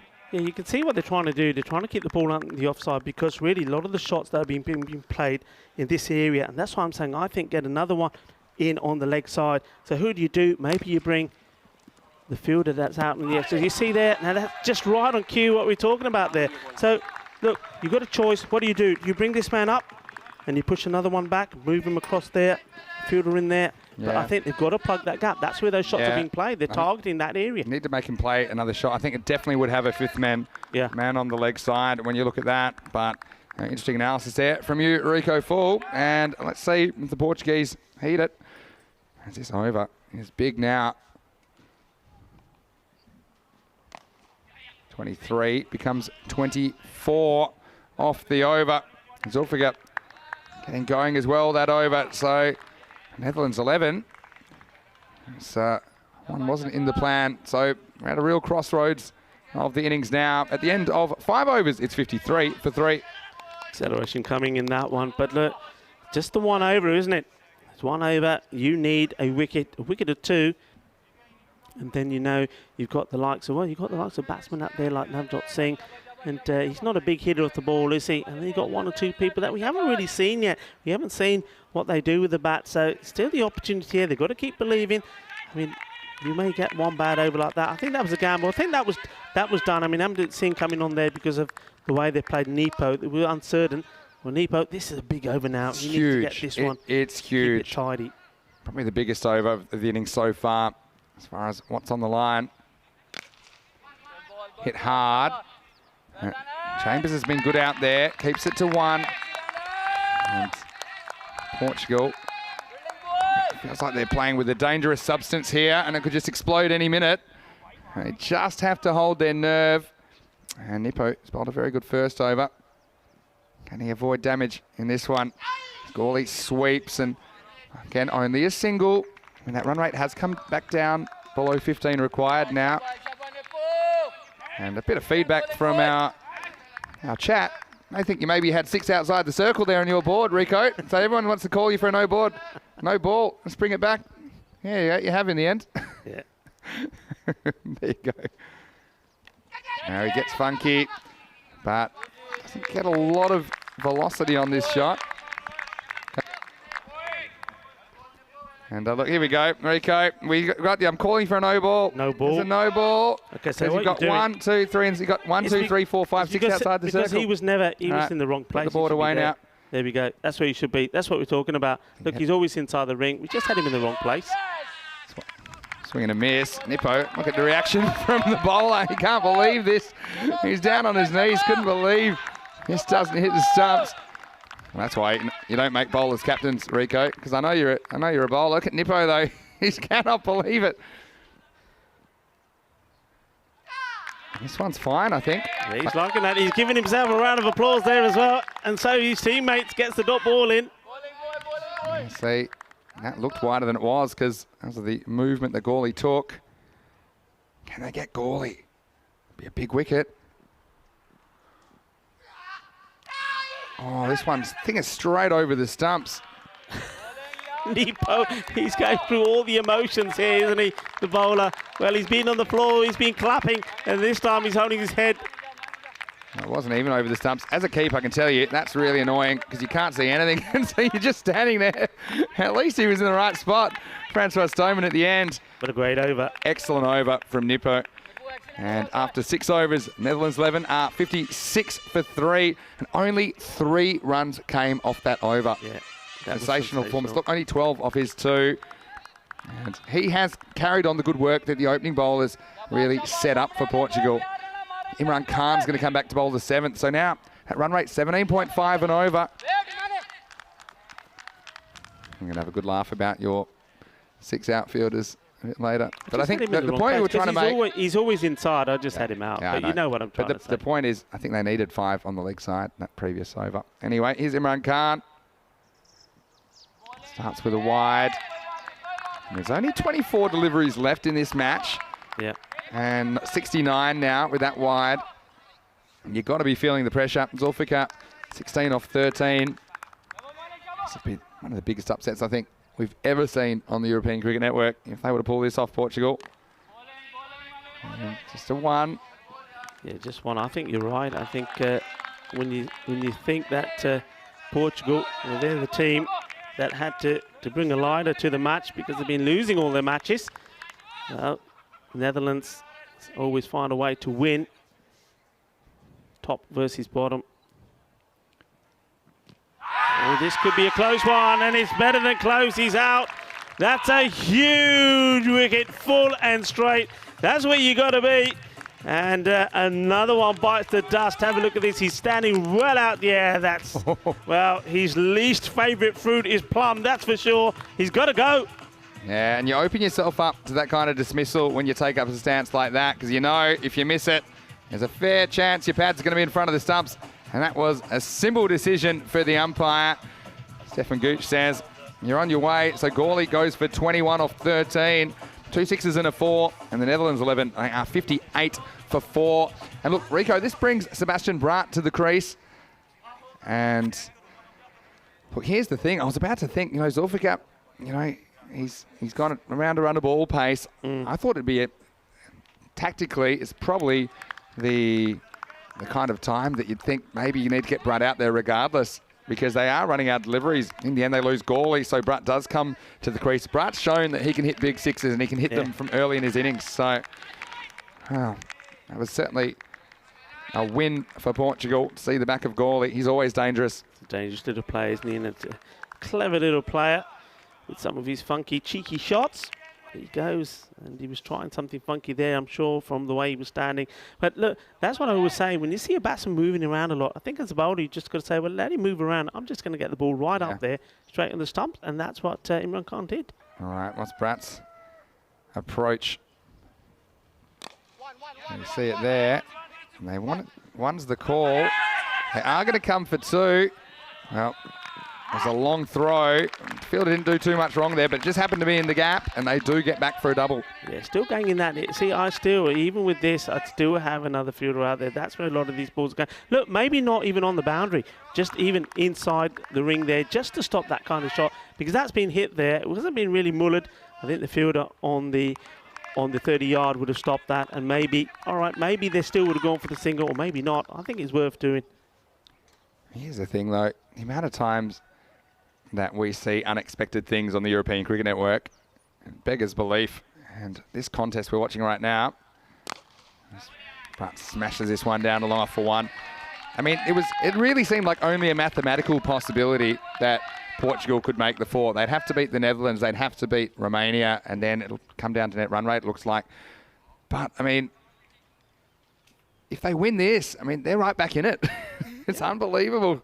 65 off 20 now.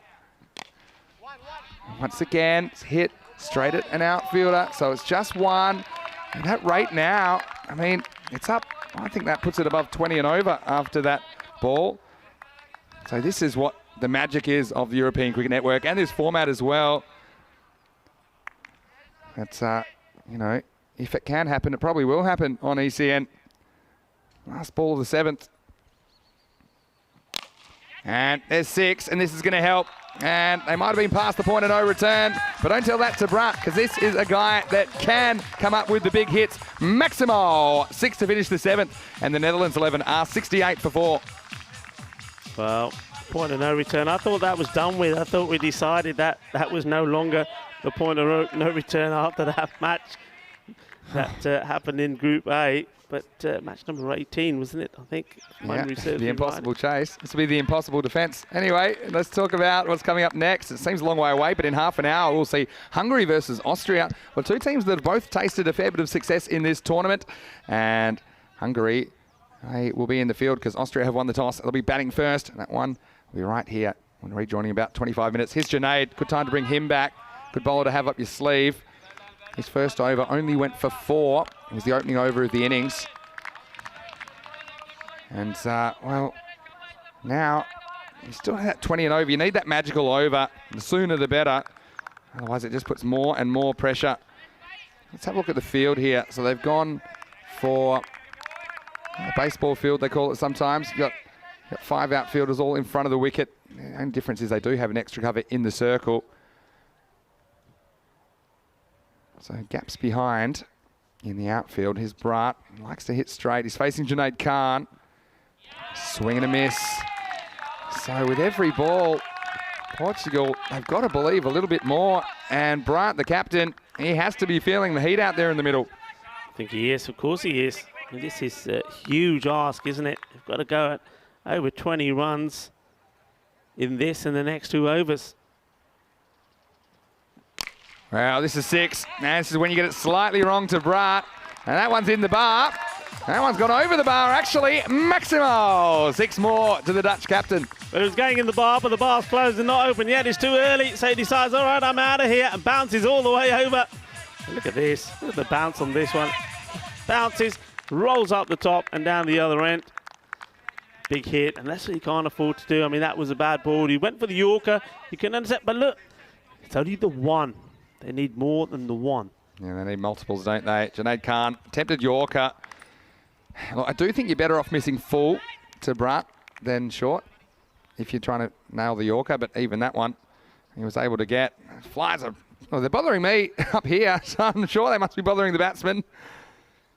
Well, Junaid Khan, can he get the big wicket of Sebastian Brat? Goes shorter, and this is hit hard and straight to long on. And I don't think you mind that because Zulfikar, well, he's been there a while. Yeah. You know, he just hasn't been able to find the boundary with any regularity. Just the 1-4 in the 16 balls that he's faced. And so now you concentrate your efforts on him. And I wonder what he's thinking.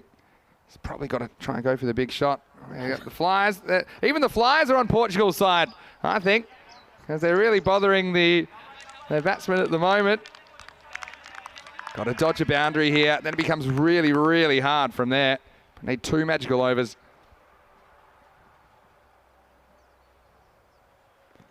Goes short, hits it hard. And, well, that's clever work. And he did take the catch there, and they'll have a look at it, but I'm sure he gets rid of it before he goes over the line. And he wasn't even worried about the catch, because it actually doesn't matter. It was quick thinking from Chambers. You see that? He's fine, and he gets rid of it. No problems at all. So that'll just be a single. I think it was really smart. He didn't even have to flick it up in the air. He just knows, look, I don't want to give up the runs. Yeah, very coolly done. He saves 5 runs there. So now, I mean, what's your tactic? You got Bratt, who's the bigger of the 2 hitters. Still be $2 back where I came from for a drop catch, but it's probably worth it to save 5 runs. Last ball. Does Bratt try and keep the strike, or does he go large? I think he's got to go. And he does, and he gets 6. Maximo! Janae just gets it slightly wrong to Sebastian Bratt. Gets outside his hip, and he swings it away over fine leg for 6. So the glimmer of hope stays alive for the Netherlands 11 at the end of 8 overs. They're 83 for 4. And with that, 43 runs are required off the last 2.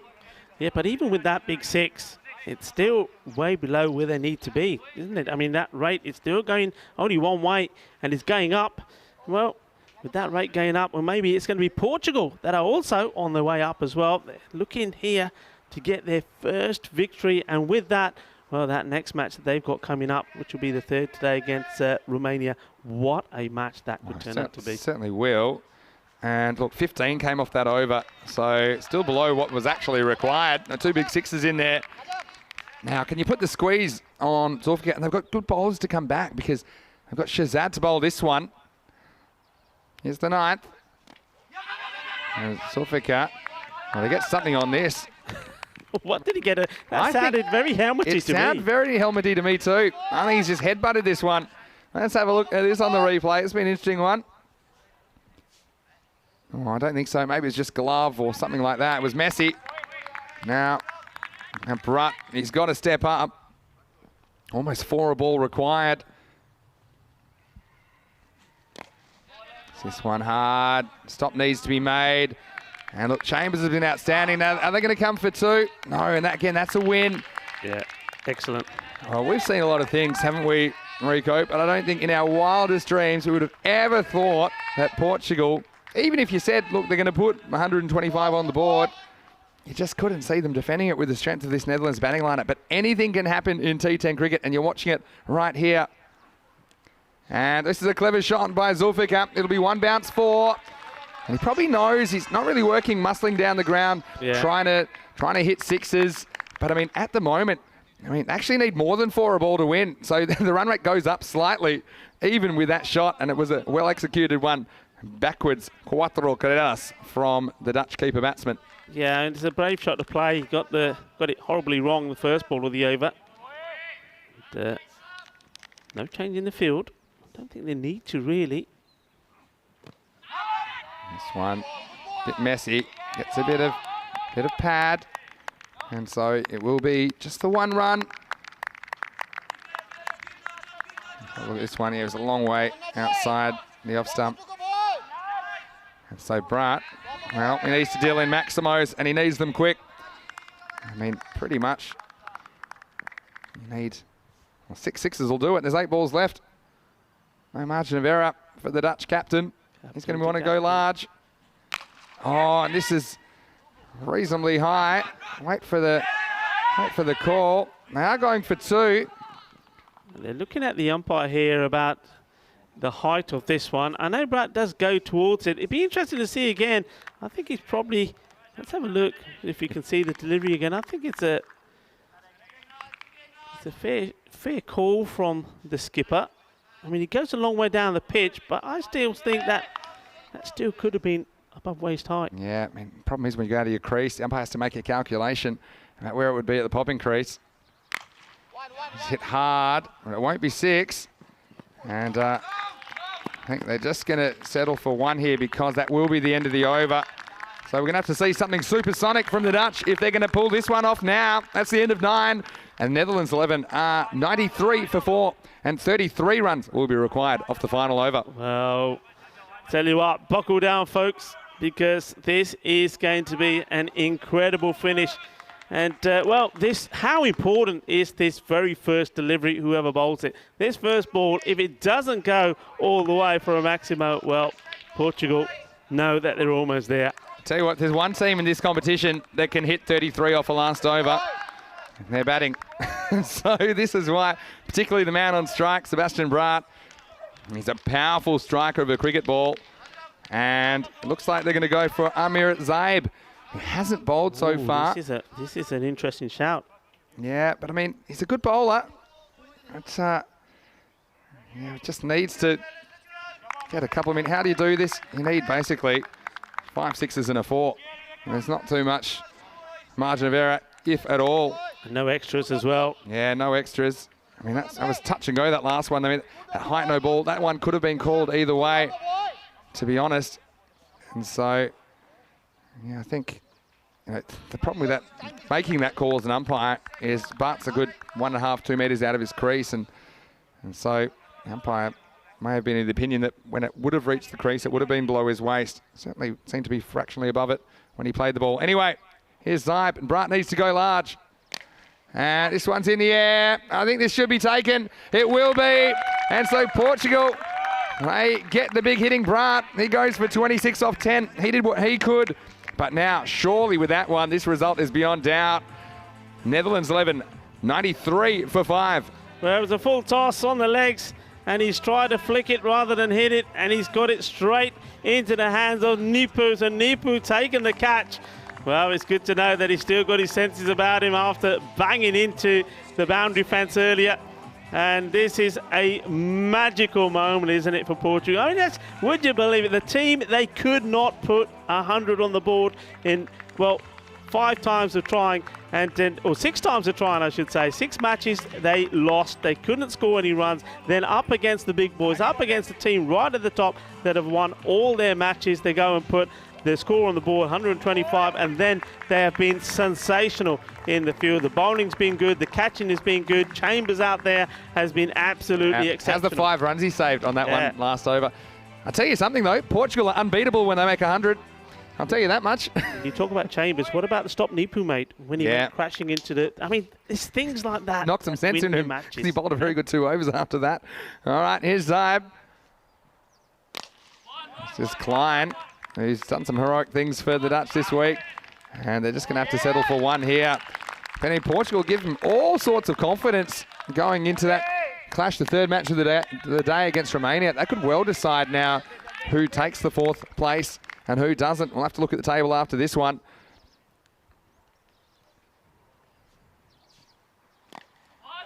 Zofika's batted through the innings, but you see, he's just never quite found his timing, and everyone's yelling, don't throw, don't throw. There's only one run. Don't throw. No! Don't worry about that at this stage. I mean, they don't want to give away a 5 or something like that, but yeah, I mean, this is something, and this is what this tournament throws up, doesn't it? And this is a huge upset. I don't think we could have imagined a bigger upset than this. Klein not able to get all of this one, and they'll just get a single. And, you know, to be fair also, I think about the Netherlands, they only made in the 90s against the Romanians earlier in the tournament, and they haven't consistently performed with the bat. When they have, of course, it's been record-shattering from the Dutch, but it hasn't always worked for them. And this is an innings where they just could never get anything going. Really length of time as we see the end of Zulfikar. He's going to have to go as he tried to flick this one away to fine leg. And, well, there maybe he's the master coach there, Corey Ruckers. He's in the Portuguese dugout. And so I'm sure he and Conrad Greenshields and all of the Portuguese players, they'll be thrilled about that. So, Amir Zaib, again, he's bowled a good over, and that's smart. I mean, you're talking about when the batsmen get a bit funky, you just keep it simple. And so Zulfikar, a bit disappointed. He does make 25 though. It becomes the 6th wicket to fall, 96 for 6 with 1 ball remaining.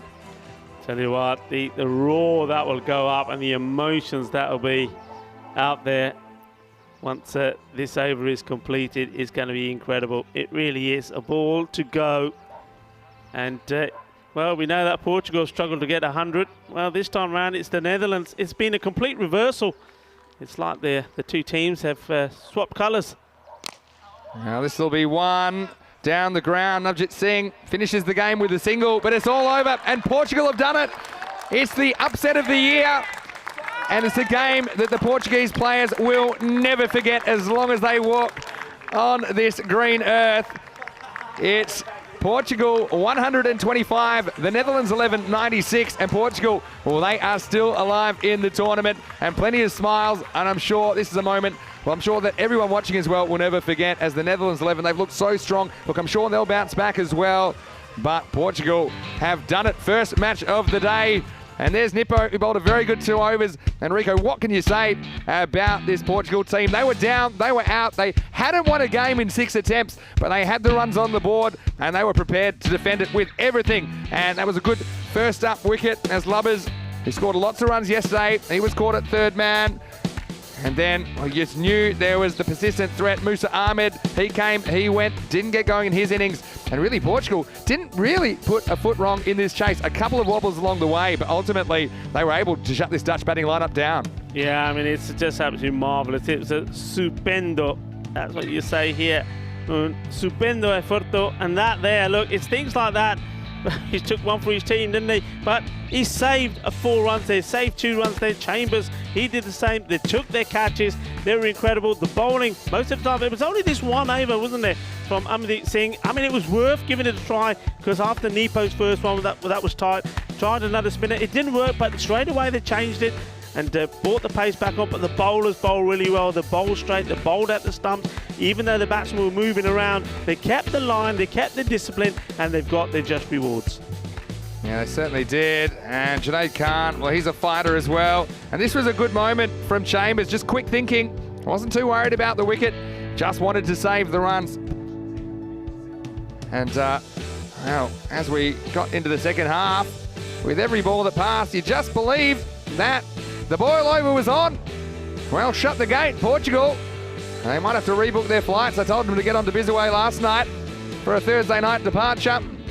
Well, hold on to your hats, boys, because you're still alive. And they showed a lot of courage, didn't they? You mentioned that slide of Nipu into the fence, and also the quick work of Chambers. This is what's coming up next, and it's going to be another good game. Hungary versus Austria.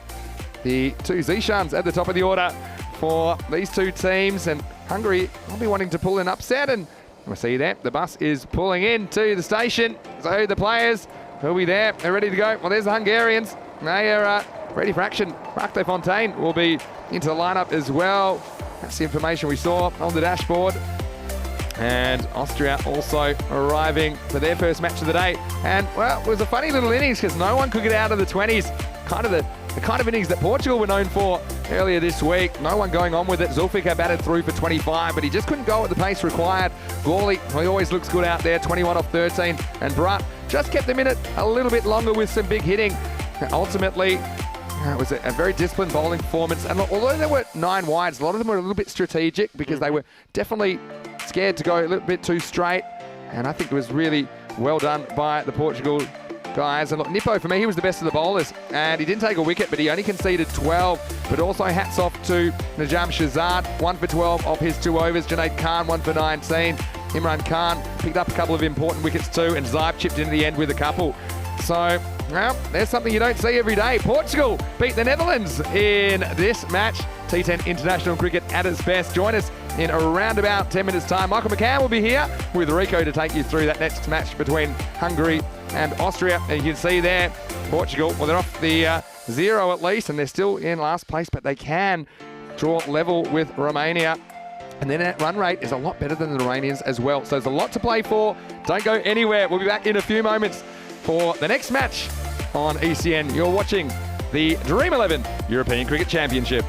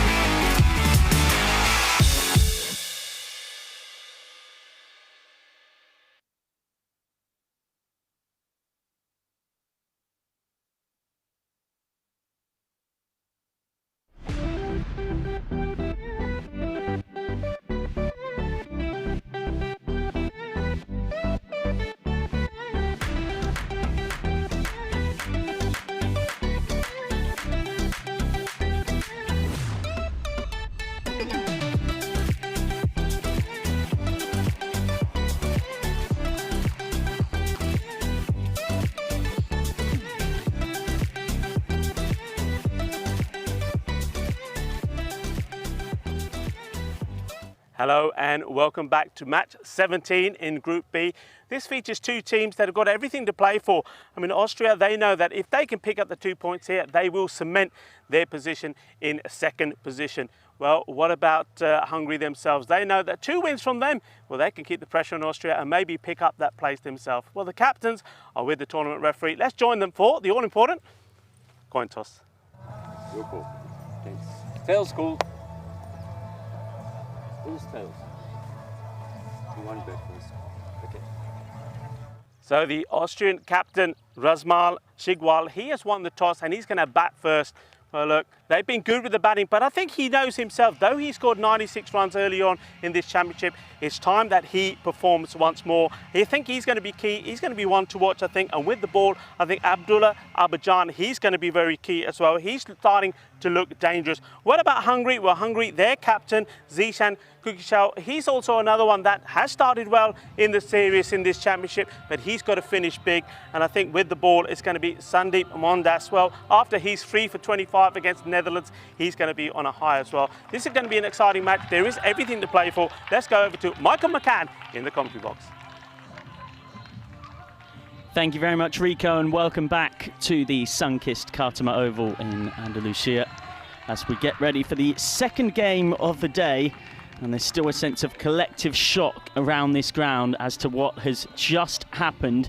If you missed it, the mighty Netherlands 11, who came into their match against Portugal with 6 wins from 6, up against a Portuguese side who had lost 6 consecutive games in the competition. A game that, given those numbers, you'd have thought the Dutch would definitely be winning, but it was Portugal that not just won, but actually won by a distance in the end. Victors by 28 runs, no less, and that keeps the race to avoid being the first team to be eliminated from this Group B very wide open indeed, because of course previously Portugal were heading for the exit door, but they've managed to just about give themselves a chance. And now we focus on this game. Hungary against Austria. The Hungarians with 3 wins from 6, Austria with 4 wins from 6, and this match still has plenty riding on it as well. It is effectively maybe something of a second place playoff, and this is important in a different way because both of these sides aren't going to be eliminated from the tournament today. That will be either Romania or Portugal, but one of them can get a double chance Friday. If they get in the top 2, that means they'll face the other side to finish in the top 2, which will almost certainly be the Netherlands despite that defeat earlier on in the day. And they'll know that were they to lose against the Netherlands in that first versus second match on Friday, they'd play the winner of third versus fourth for the right to be in the Group B final and also get a passage to finals week alongside Spain and Belgium, who managed that from Group A. Hungary desperate for a win. Sandeep Mohandas, as he so often does for them, has got the ball in his hand to bowl the first over. Zishan Guraya facing up. Iqbal Hussain at the non-strikers. And Rico Full alongside me in the commentary box for this one. Hello, Michael. Hello, everybody. And yeah, this is going to be an interesting match between these two teams. Interesting because I think they both are, when they're at their best, they're very attacking batsmen.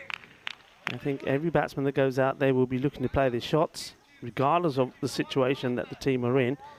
And I think they've got very useful bowlers as well, so it's an even match for me, which could go either way. Zishan Guraya yet to really show us his best in this tournament. He's just blocked a full toss back there, and that is a sign he's not in form, because when the Salzburg man is, that's probably disappearing. They've tampered around with their top order a fair bit, Austria. They gave more technically correct Mark Simpson Parker a go up there against the Dutch. Tried Guraya and Hussain and a couple of others too. Guraya will get the first run of this match away for a single. And you were in the box for that game that's just happened. I mean, we've had 10 minutes in between matches. I'm struggling to find words for it. I was down by the dugouts watching, particularly the Portuguese dugout, live and breathe every moment. How do you sum that up? It was just extraordinary. I think it's about belief. That's what it comes down to. You have to believe. And it doesn't matter what it is, and that's what they would have been saying in the last night, the Portugal in their camp this morning. It's believe. You know you're good enough. If you all unite and perform. So that's a big shout and given out. Well, they've got an early breakthrough. It's Sandeep Mohandas again for Hungary. He's so often been one of their very best bowlers in this tournament. He strikes once more. Not exactly happy with the decision, Iqbal Hussain, but he has to go. Oh, it's pretty full. It's swinging in. I think that all the umpires got to decide here is that from where the ball's hitting him, I think he's hitting in line, no problem with that, that it is going to go on and hit the stumps. And he decides, yes, it is. So to the dislike of Iqbal Hussain, probably dislike because he hasn't really managed to get a run on the board. He goes, and he goes cheaply 0. And he goes off his first delivery as well. And Iqbal Hussain, we know that he's a key player, isn't he, for Austria. He does score lots of runs, but he has to make his way back, and he's disappointed.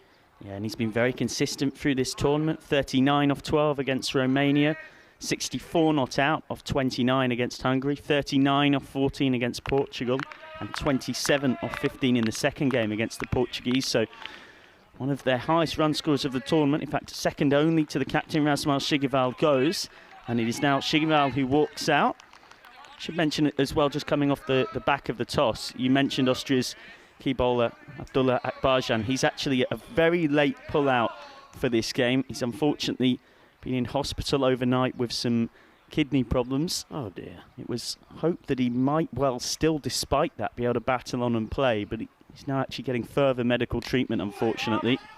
Shigival gets going, and Marc Desfontaine has to run around the square leg umpire, Charles Croucher.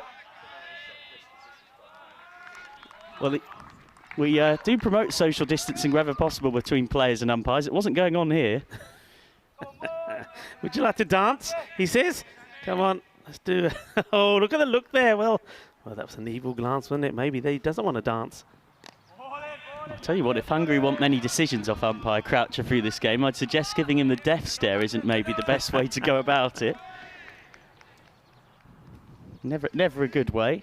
Got to treat your umpires well. End of the first over, and it's a very productive boundaryless one for Hungary, and Sandeep Mohandas concedes just 3 from it, 3 for 1. Good start, isn't it? It's been I mean, you heard me saying not too long ago that both these teams, the way they bat, their batting style is very similar. They just go out there and give it a good old bang. But that's not what we've seen here. It's been pretty low-key, hasn't it, from Austria? I mean, they've won the toss and they wanted the bat, and that doesn't surprise me. But the way they've gone about it so far, well, they're just a little bit hesitant.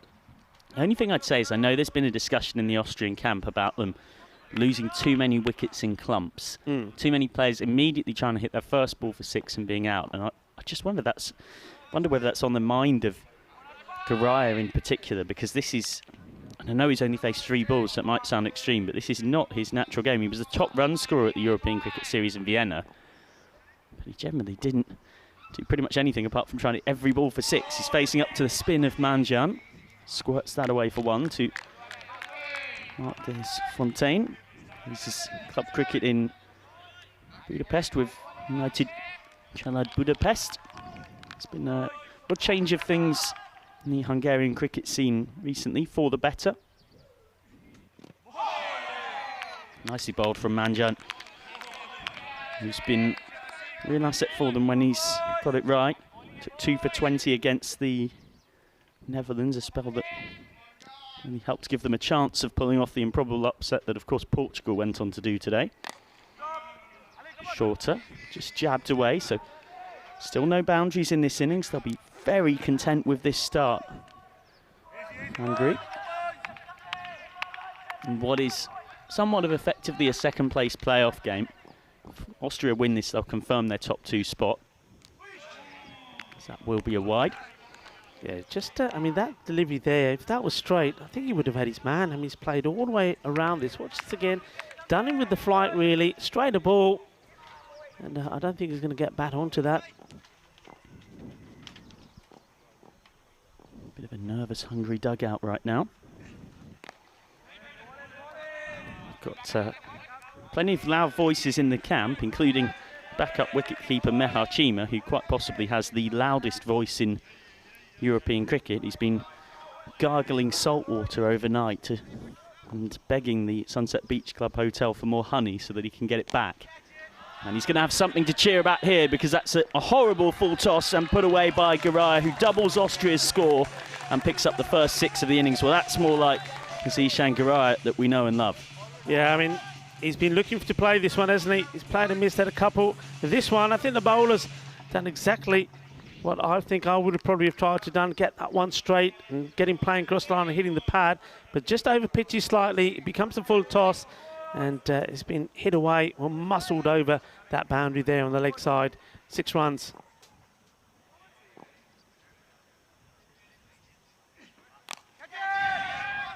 Quicker and flatter, skied up, and well taken by the youngster, Marc Desfontaine. That's a really important catch. The dangerous Garaya is gone, and after 2 overs, it's yet another wicket for Manjan to take to his tournament tally, and Austria are 12 for 2. Oh, would you believe it? It's all happening out there. Well, interestingly, the team that was struggling with the bat, Portugal, they're the only ones that have made batting look easy out there today. Everybody else seems to be struggling a little bit. Something in the air. And that one, nicely done by the young man. All smiles. Good catch. Well, I wonder whether it's just the pressure of the final day of pool action. Suddenly, every game starts to have something so much more tangible on it. Austria knowing that a win here would confirm their 2nd spot. And that double chance. There goes 8 of 7, just that 1-6 from the slog sweep. So just 1 over left of the power play. It goes by so quickly.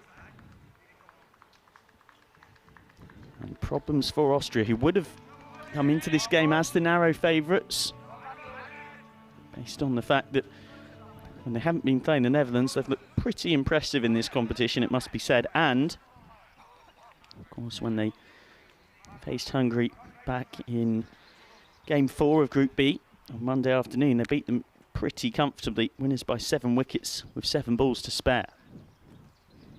Oh, that's an inside edge, and that's well stopped by Satyajit Ashraf Narayana. This was not easy. Abrar Bilal, the new batter, watching from the non-striker's end as his captain almost departs. Yeah, this is a great stop from the wicketkeeper, Ashraf Narayana.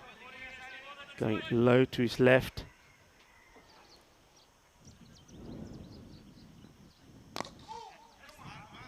Straight drive. Just for 1 from Shigival, who can hit big. Probably one of the biggest hitters in this competition when he gets going, but haven't quite seen his very best so far. He's somewhat becalmed on 4 off 6. I think he's maybe also just aware of the responsibility on him, particularly with 2 going early. Now here's a man who's sparkled back into form yesterday, Abrar Bilal. But he's nicked that behind, and he's gone. It's a golden duck for Abrar Bilal, and Austria are 13 for 3, a 2nd for Mohandas, and the Austrians are in all sorts of trouble.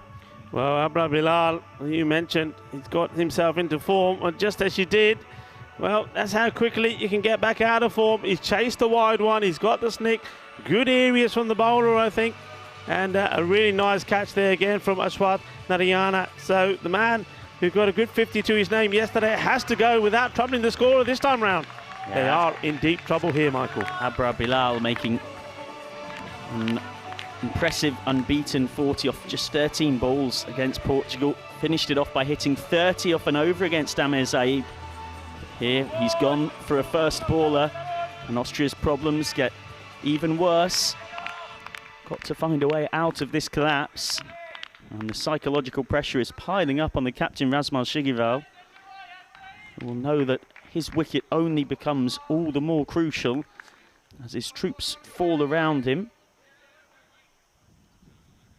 Still in the power play, of course.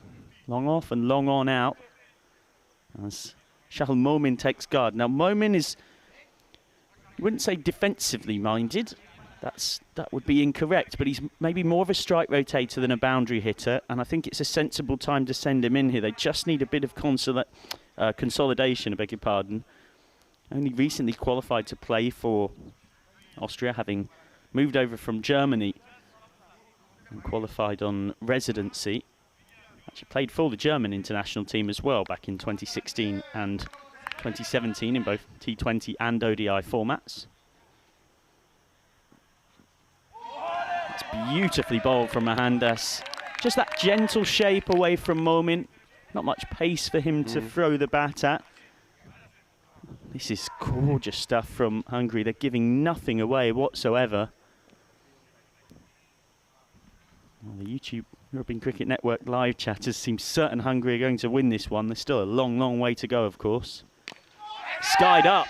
Could be a fourth wicket. Should be a fourth wicket. And it's not a fourth wicket. No one's even laid hands on it. Oh. Well, this is not what you want to do when you've got the opposition exactly where you want them. It's a miscommunication between Ali Yilmaz and Salman Khan. Nobody really seemed to decisively call for it. And Austria get lucky. Well, lucky, this is just really bad. And the two of them afterwards here thinking, you know, hey, I thought you had it. Thinking, oh, I saw you coming, thought you had it. And that's not what you want to be doing when you've got the team on the rocks. Quick single for Shigival, and well, if Momin gets going, we'll see how crucial that could prove to be. End of the power play for now, 15 for 3. Austria in all sorts of trouble. Another bit of cricketing news that you may or may not have seen yesterday that's worth bringing to your attention. It's actually a change in the laws of the game from the MCC, the Marylebone Cricket Club. They've approved an amendment to the game's laws to use the gender-neutral term batter instead of batsman. So it'll be batter or batters from now instead of batsman or batsmen. And I think it is a welcome one. It costs nothing. It makes the game more inclusive to a wider pool of players. Of course, the way in which cricket has changed has been very welcome to see over the years, and doesn't really make any difference to anyone apart from making it maybe somewhat more welcoming. There's plenty of young girls and women's cricketers who've spoken of some of the terminology of the game maybe being off-putting to them and making them feel less included than they should be. It's just a piece of cricketing news that has come out. It's a very welcome change, maybe arguably taken longer than it should have done. So it's good to see. Well, this match, I think everything poises on Razman Shigiwal. Look, they have lost his wickets, but he's a man that can do the damage. He's due some big runs. Down the ground from Shigiwal. And it's interesting as well, when you use the term batter, it does also bring to mind baseball. And if there's any form of cricket that's a touch like baseball, it's definitely this. It reminds me of fish and chips. Sausages, all in batter. Well, tastes delicious. It's going to be reminding you, in a cricketing sense, of course, of someone wielding the willow. Got lunch on your mind, Rico. What they're saying. Got lunch on your mind. Lunch on my mind. Yeah, the tummy's grumbling a little. No, I'm just thinking of back home. Shout out to my lovely wife. Charlie is keeping the restaurant going. Of course, she will be getting the batter ready. Friday, it's always fish and chips day, isn't it? Well, I was just about to go in that exact direction. Man to my left, of course, running a very successful restaurant operation when not behind a microphone. Just jabbed away for one by Momin. Yeah, this is the important phase, isn't it, for these two batsmen? I mean, they've seen wickets fall. I mean, you made the point that one of the things that the Austria camp was saying is they're not happy with the rate and the way that they're losing those wickets. Well, sometimes I think trying to be too overcautious, you lose wickets as well. Cut away and almost a catching chance for Zishan Kukihel coming round. It's actually a great diving stop. Well, this is the kind of fielding that can make such a difference in a game. It's the youngster once more. He's having quite the day out there, Marc Desfontaine. He saved 3 runs on that occasion. Yeah, also involved in the catch, wasn't he? The first wicket that went. And that of Goraya, who is a destructive batsman as well. Big moment. These two have to get a big partnership together. Down the ground from Momin. That will be 1. Speaking of women's cricket. Worth mentioning that Austria are in action at Seebarn Cricket Ground this weekend in a bilateral series against the Belgium side, and the Austrian manager who's here for this game, Quinton Norris, will be flying back early to be in charge and part of those fixtures. That's away by Shigival for one, and it's fantastic to see both the explosion of men's and women's cricket across Europe that's coming about. It does seem like in so many different places you hear stories of the number of clubs only continuing to multiply at great rates, even within a season or two. But for now, Austria's scoring rate is certainly not multiplying at any great speed.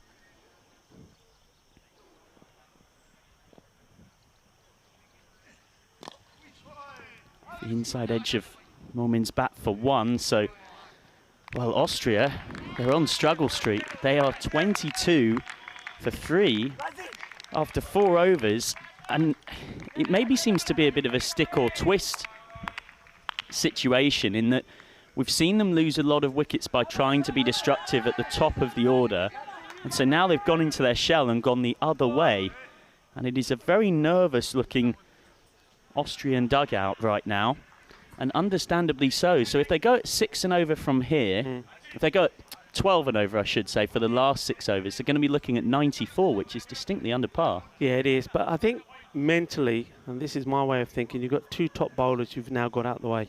Yeah, both those openers have bowled their 2 overs each. They're now out of the equation, and it's probably these 2 batsmen are thinking, right, okay, this is time for it to go. But it's not going to be that easy because Kathapal, he's been the leading wicket taker for Hungary, and he's not going to give them anything. In fact, he's probably been, I think, my pick of the bowlers. With all the teams put together, I think I like what he does with the ball. He gets the variation in the shorter ball, the fuller ball. This is going to be an interesting challenge, but I think they're going to have to go after him.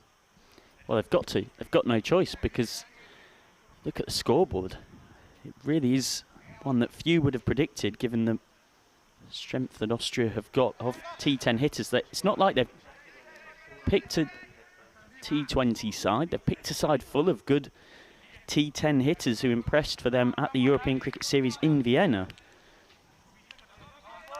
And now it is the man known somewhat as the protractor because of this strange run where he starts from a very straight, short, mid-on position for the left-handed Shahul Momin.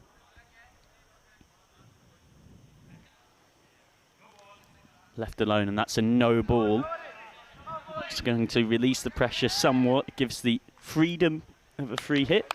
So we take a look at the run rate so far in this competition, and that does tell you that Austria and Hungary are pretty even though Austria won when the sides met earlier on. They're both scoring and conceding at very similar rates. Very similar, isn't it? It's almost like a mirror image.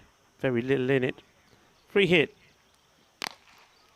And Shigival Momin, beg your pardon, can't really take advantage of the free hit. So Ketapal will feel like he's somewhat got away with that error. But we have seen that it's defendable if you can just get up to 100 plus. Give yourselves a chance. Anything less than that, and it really is very tough indeed. You've got to bowl and field exceptionally. That voice you can hear booming out across the ground is the aforementioned Chima, Austria's 12th man. He's not had much to cheer though, nor has anyone in the Austrian camp so far in this game. Jammed into his pad. Just about skipped through. Interesting though, isn't it? I mean, the captain, Razmal Shigival, when we saw him first up and he scored that 96, he just seemed to be in such good knock. In fact, all of the Austrian batsmen did it. It was almost like they were coming straight out the net, straight in the middle, hitting the ball cleanly. And yet here today, they don't seem to be able to find the middle of the bat. Short. And Shigival goes down the ground, but again, it's miscued. Will only pick up one, fielded by Sanko Welligamage, who took that extraordinary catch yesterday that had all of the Dutch team who were watching on from the fan zone and marquee tents up and giving him a standing ovation. Such was its quality. Catch of the tournament so far. Short. And well hit by Shigival. He'll pick up 4 this time. It's the first 4 of the innings to go with that 1-6 that Garaya hit. And finally, Austria have got something to cheer. Yeah, this is what they needed. Some boundaries, and a nice shot there off Mark Simpson-Parker as well, sitting applauding. Well, I'd expect to see him maybe with his pads on as well, ready to come in. He can certainly up the tempo with some of his good hitting. But talk about up the tempo, this is big. Bolle, bolle, bolle. 6 carreras, manos arriba, Vitro. Eso es 6. Well, it's not quite too little too late, but they're certainly going to need a lot more where this has come from. Shigival has opened his shoulders. 4 followed by a 6. And suddenly the pressure is very much on Abhishek Ketapal.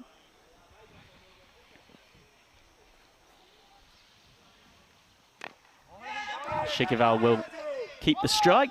37 for 3 at the end of the 5th. Ketapal concedes 15. It's the biggest over of the innings so far. Quite easily so. And so at the midpoint, they know that 2 a ball from here will get them to 97.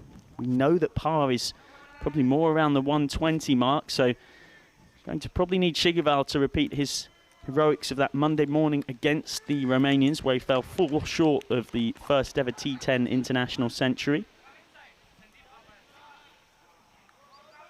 Out there with Momin, who's been somewhat becalmed. He has 7 off 9. A lot of pressure on the captain. Yeah, there is, but I think Momin is at the moment, he's just probably doing what the captain has said to him to do. Say, look, come on, you don't need to lose any more wickets here at the moment. Let's stay together. Let's get this partnership up. Lead me to get going, and once I'm in the groove, then I'll give you the nod to go for the shots, whatever it be. And it's an ideal time for some of the big hitters to come in then. Once we've steadied the ship a little bit, that's those rates again. And as we said, you see both these teams very similar. And of course, Michael, this is what we've got coming up tomorrow. This is what they're all playing for. Well, they're playing for the right to be in the top 2, these teams. That's what they're fighting for, alongside the Netherlands 11. Now, if Hungary win this, they will move on to 4 wins from 7. And they will cause Austria to drop down to having 4 wins from 7. Now, Austria still play Romania, a game you would probably, with greatest of respect to the Romanians, expect Austria to go on and win. Meanwhile, Hungary have got a more difficult challenge of facing the Netherlands 11. So that's skied up by Shigival. Difficult chance. And taken. Brilliantly taken by Salman Khan. And Shigival, the only Austrian batsman who's looked in any kind of touch, has to go. And Austria are 37 for 4. It is Salman Khan who's got him. And it just gets better and better and better for Hungary. Well, this is great from Salman Khan. Not the Bollywood actor, but he's certainly the bowler. And look, he's had to come a long way to take this. And, well, you can see he's happy about it. That's good vision from him. I think he knew as soon as this is going in the air, it has to be his. I think the fielders are too far away. And gets the acceleration in, goes into 5th gear, gets there, takes a catch. And isn't he a happy bunny? Because that is a big wicket to get. Shigival, he was just starting to get going, just started to play a few nice shots, but he's gone for 19 off the 15 balls he used up. Well, he's known as their biggest 6-hitter. So he's the man you want out more than anybody else. On this side, a 2-time European Cricket Series winner with Vienna Afghan. He's replaced by Noor Khan, who's also part of that Vienna Afghan team. He's recently qualified to play for Austria under residency. Hasn't really done anything of note with the bat in this tournament so far. They desperately need something from him here.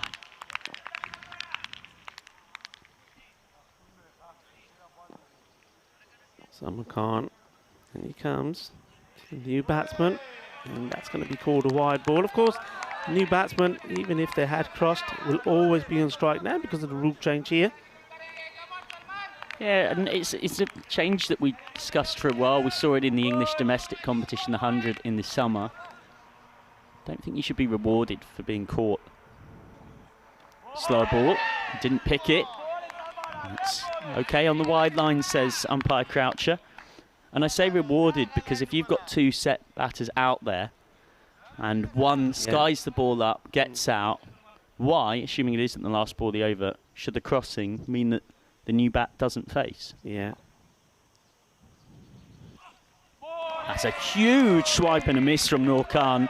Well, I mentioned he's out of form, and doesn't need a batting coach to tell you that this is the shot of a man out of form. He was trying to hit this so hard. He's only scored 3 in his 3 innings in this tournament so far. He's really feeling the pressure here, as are Austria.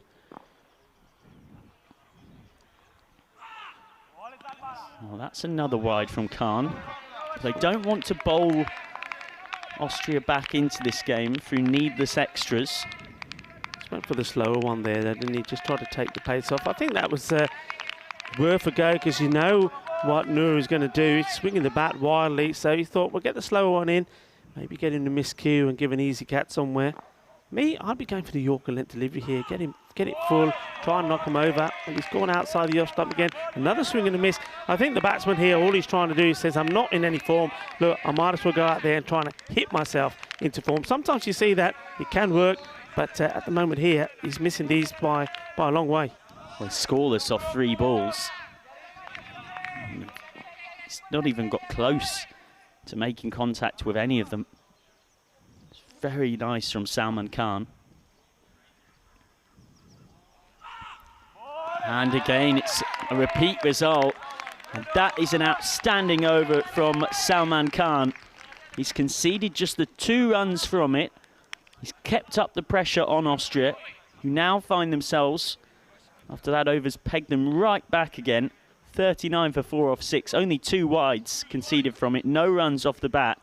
And just 4 overs left for them to scramble something. Yeah, I mean, look, even if they go at, say, 10 and over here, they're going to be way below par where they need to be. I think from here, if they can get themselves to, say, the 90 mark, maybe 90, 95, I mean, that gives them something to bowl at, and they've got to be at their best. But at the moment, we've got to do something even to get there.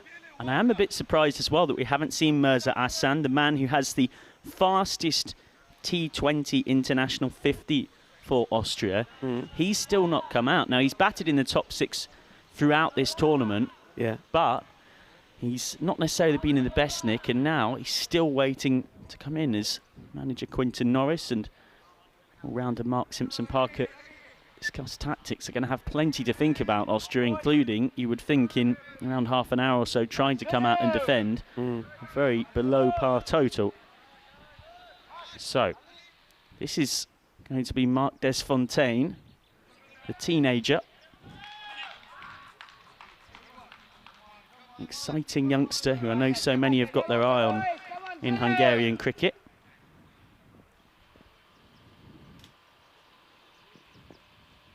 But that's not the best start, and it's going to drift away for 5 wides. Yeah, I mean, he gets the line wrong, but the other thing was, of course, he got quite a bit of swing there as well. So the swing also going the wrong way, makes it difficult for the wicketkeeper to try and stop. And it's going to be, well, 5 ugly ones, 5 wides. And look, he will be nervous, and it's completely understandable. This is his first ball of this European Cricket Championship. That's the legitimate ball that he's trying to complete. Global televised event with so many watching on. A better ball from Desfontaine. He could have taken a wicket with it. He's managed to get 2 hands to that, Salman Khan. It would have been a great catch, running, diving forward at full stretch. Had to make a lot of ground to even have had a chance with this. And he did have it in 2 hands, but it's the classic one where as soon as his elbows and the rest of his body's hit the ground, it's knocked it out. Well, that's unfortunate, isn't it, for the young man, the bowler, Fontaine. Could have had his first Dream11 cricket championship wicket from his first legal delivery, couldn't he? But it wasn't to be it. And I think it was a difficult catch, you have to say. Hardest ones, those, when you're diving forward. Also, ball tends to pop out when you're hitting the deck as well. Again, that is a big, big swing. It is given as a wide, but again, you just look at Noor Khan here. Watch the swing.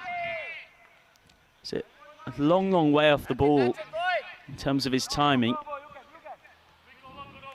When you see a good player in form, they have the composure to leave those balls alone. They know it's going to be a wide.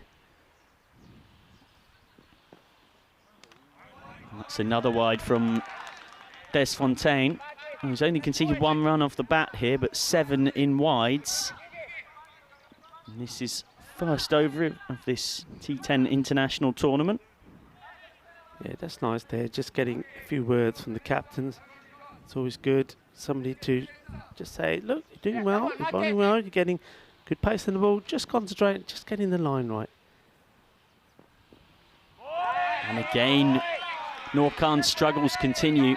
He's just trying to hit the ball so hard. Yes, he's not doing his team any favours here because he's swinging, missing, chewing up the balls, dot balls coming on around him.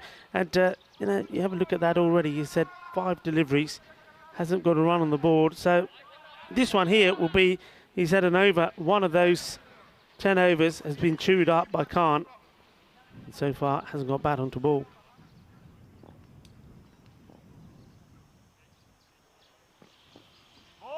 And again, Noor Khan can't put bat on ball.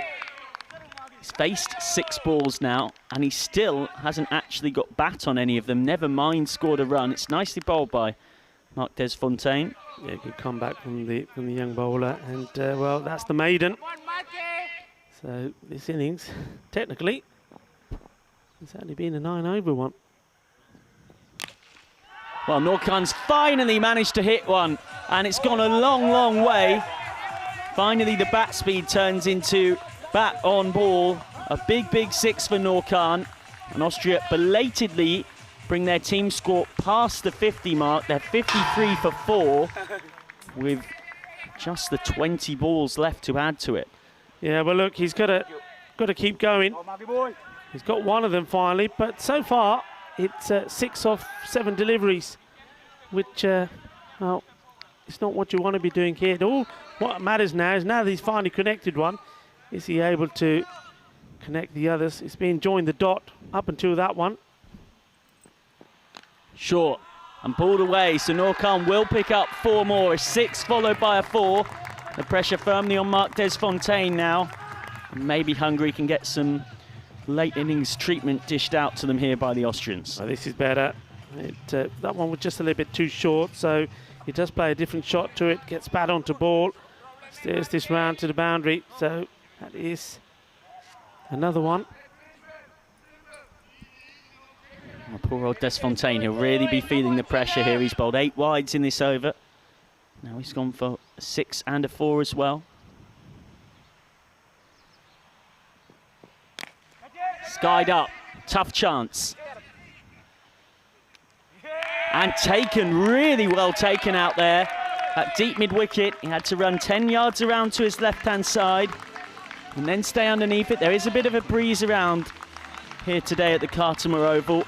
And Austria are 57 for 5. Congratulations to Marc Desfontaine, who picks up his first wicket in this ECC, the talented teen, getting something to remember his over by in a positive sense after it had already gone for 18. That's a very good catch, you know, because I think that ball's gone up in the air, a long way up as well. It's swirling around, and I think that the Zishan Cookie has held on to that beautifully. In the end, you see, he ends up taking it almost side on, so that tells you just how much that ball had moved in the air. But the young man, well, he gets his wicket. Well, Noor Khan, we did chew up a lot of balls, but he does finally connect with 2.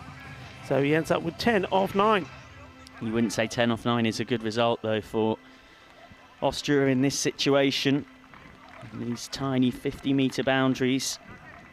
As we see again, that catch from Zishan Cookie Hell. Not an easy one. Those kind of takes make all the difference. As we see the road to winning this ECC, Belgium and Spain. 2 to make it out of Group A. Netherlands 11 will finish in the top 2 of Group B. And this game is a big one in the fight to avoid finishing, or finish alongside them, I should say. Should make the point, though, it's not just a case of finishing the top 2 in the group stages. That's it, done. You're through to finals week. We've, of course, got tomorrow where the playoffs kick in. Mirza Ahsan takes guard. I mentioned him before, the man with the fastest T20 International 50 for Austria. Very good straight hitter of a cricket ball. Best knock so far of 34 or 14 against Romania. Also hit 15 not out of 8 against Hungary. He's facing Abhishek Ketapal.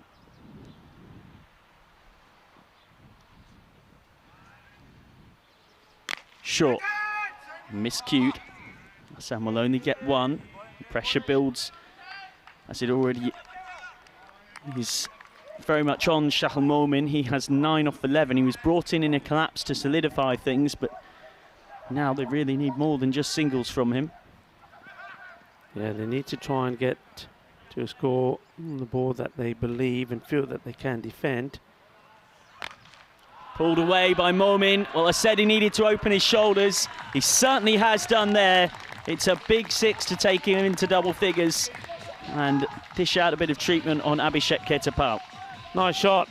Short was going down the leg side, and the left-hander latches onto this. He's hit it big, and that one's gone right up there in the overgrowth. That's one for the snakes to gobble up.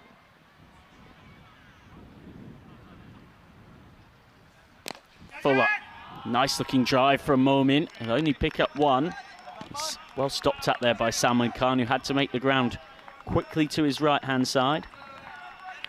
I think that's hurt him a bit as well. It was hit hard. Yeah, I think that was from the catch he went through earlier from Fontaine. I think that caught the tips of his fingers. But key fielding position, isn't it, those two straight?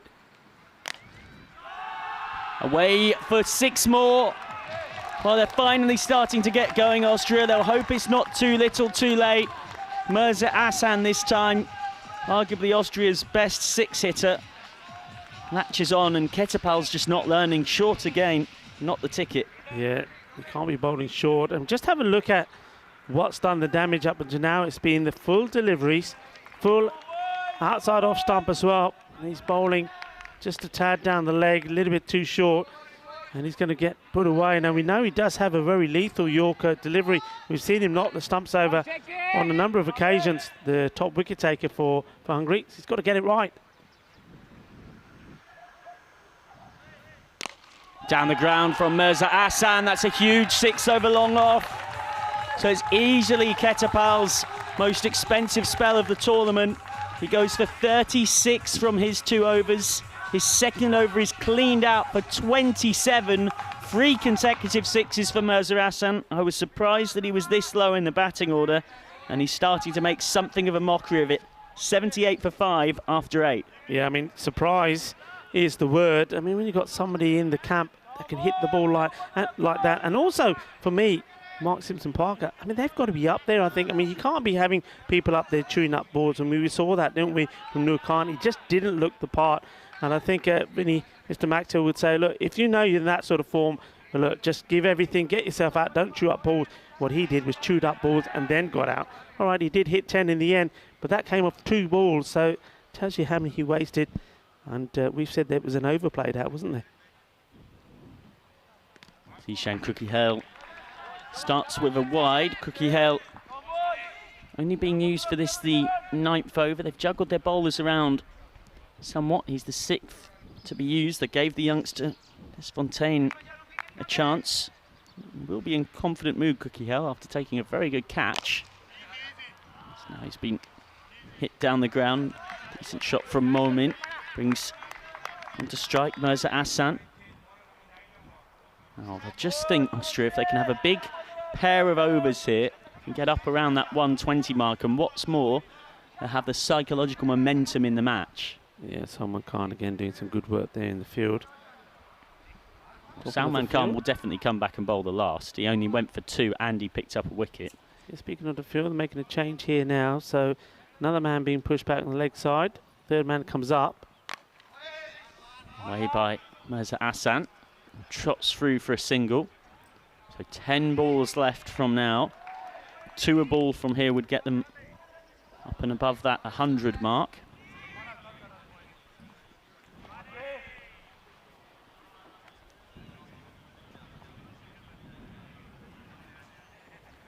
Short, and he loves the short ball, Shahal Momin. He's absolutely launched that into the weeds. And after a bit of a slow start to his innings, Momin's really beginning to get going now. That's his 2nd pulled 6. This one was absolutely hammered He's given this some welly, hasn't it? It's gone all the way. What a lovely shot that is. And, well, if you're going to spend some time out there getting yourself in, you then have to make it count, and that's what he's doing.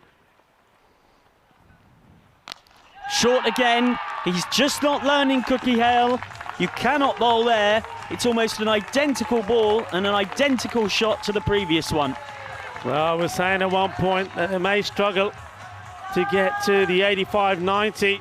Well, have a look at the score here now, and that's all happening in the latter part of this. It was 39 for 4 after a great over from Salman Khan, the 6th. And look where we are at now, 93 for 5. It does go fuller this time, nicely flicked away by Momin. 4-1, so 7 balls left. And Shah Momin, after going at runnable 10, his first 10, has started to really kick on here.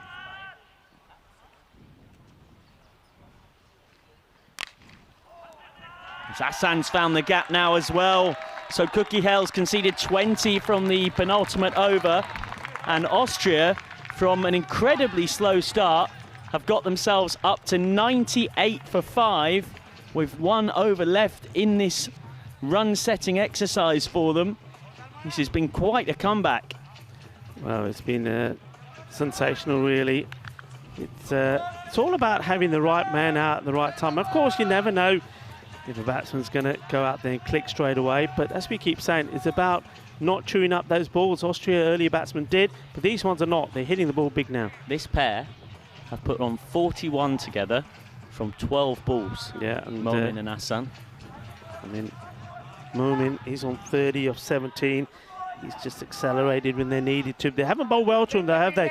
They bowled too short, especially later on. When you bowl full to him, he wasn't able to play the same sort of shots. Salman Khan to finish off. From here, another big over, and Austria will be behind that 120 mark. It's not just about, say, how you get that 120, it's the fact that you've got it in the context of this game. Salman Khan is a different ball game, I think, with his bowling. I don't think we'll be seeing him bowling too short. Let's see what his first one is. And he goes for 4. Well, it wasn't short, it was pitched up, but the shot was too spicy, too hot to handle. Wasabi, well, 4 runs, that's what's up. Nice shot. Well, it's not maybe the best bit of fielding from Asanka Welligamagate. Didn't fancy the dive. I'm told by a lot of the players out there that if you're going to dive on any field, this field is as good as any to dive on. It's like a little soft rug, isn't it? It's lovely. Short, and that is huge. Down the ground from Momin. That's a big, big 6. And he really has kicked into life in the last 10 minutes or so. Solidified them when they were collapsing, and now is pulling them towards a good total. That was a monster hit. Well, that's a Bizaway Super 6. That's still going. Oh, he's absolutely hammered it.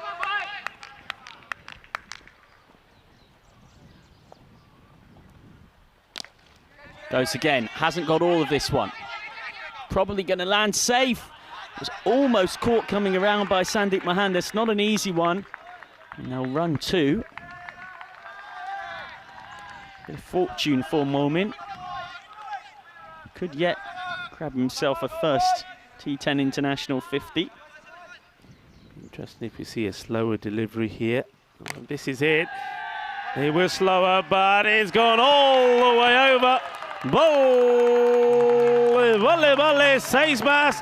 Well, I was saying that Salman Khan, he's going to be a different kind of bowler. He's certainly not going to bowl it short. Michael, he hasn't bowled it short, but wherever he's put it, it's still going to the boundary. Well, this is what you can see in a T10 game. The momentum swings so quickly. Now suddenly it's Hungary with all the questions to answer. So that's another full toss. And Momin's flicked this away through deep backward square. 4 more.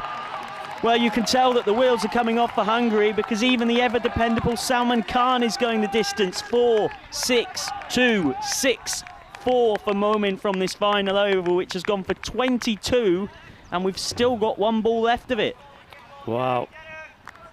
All happening here in the end, where we saw a special ninth. Well, the 10th is pretty special as well. Another full toss. Momin's actually not got hold of this. They've got to go. It's the last ball of the innings.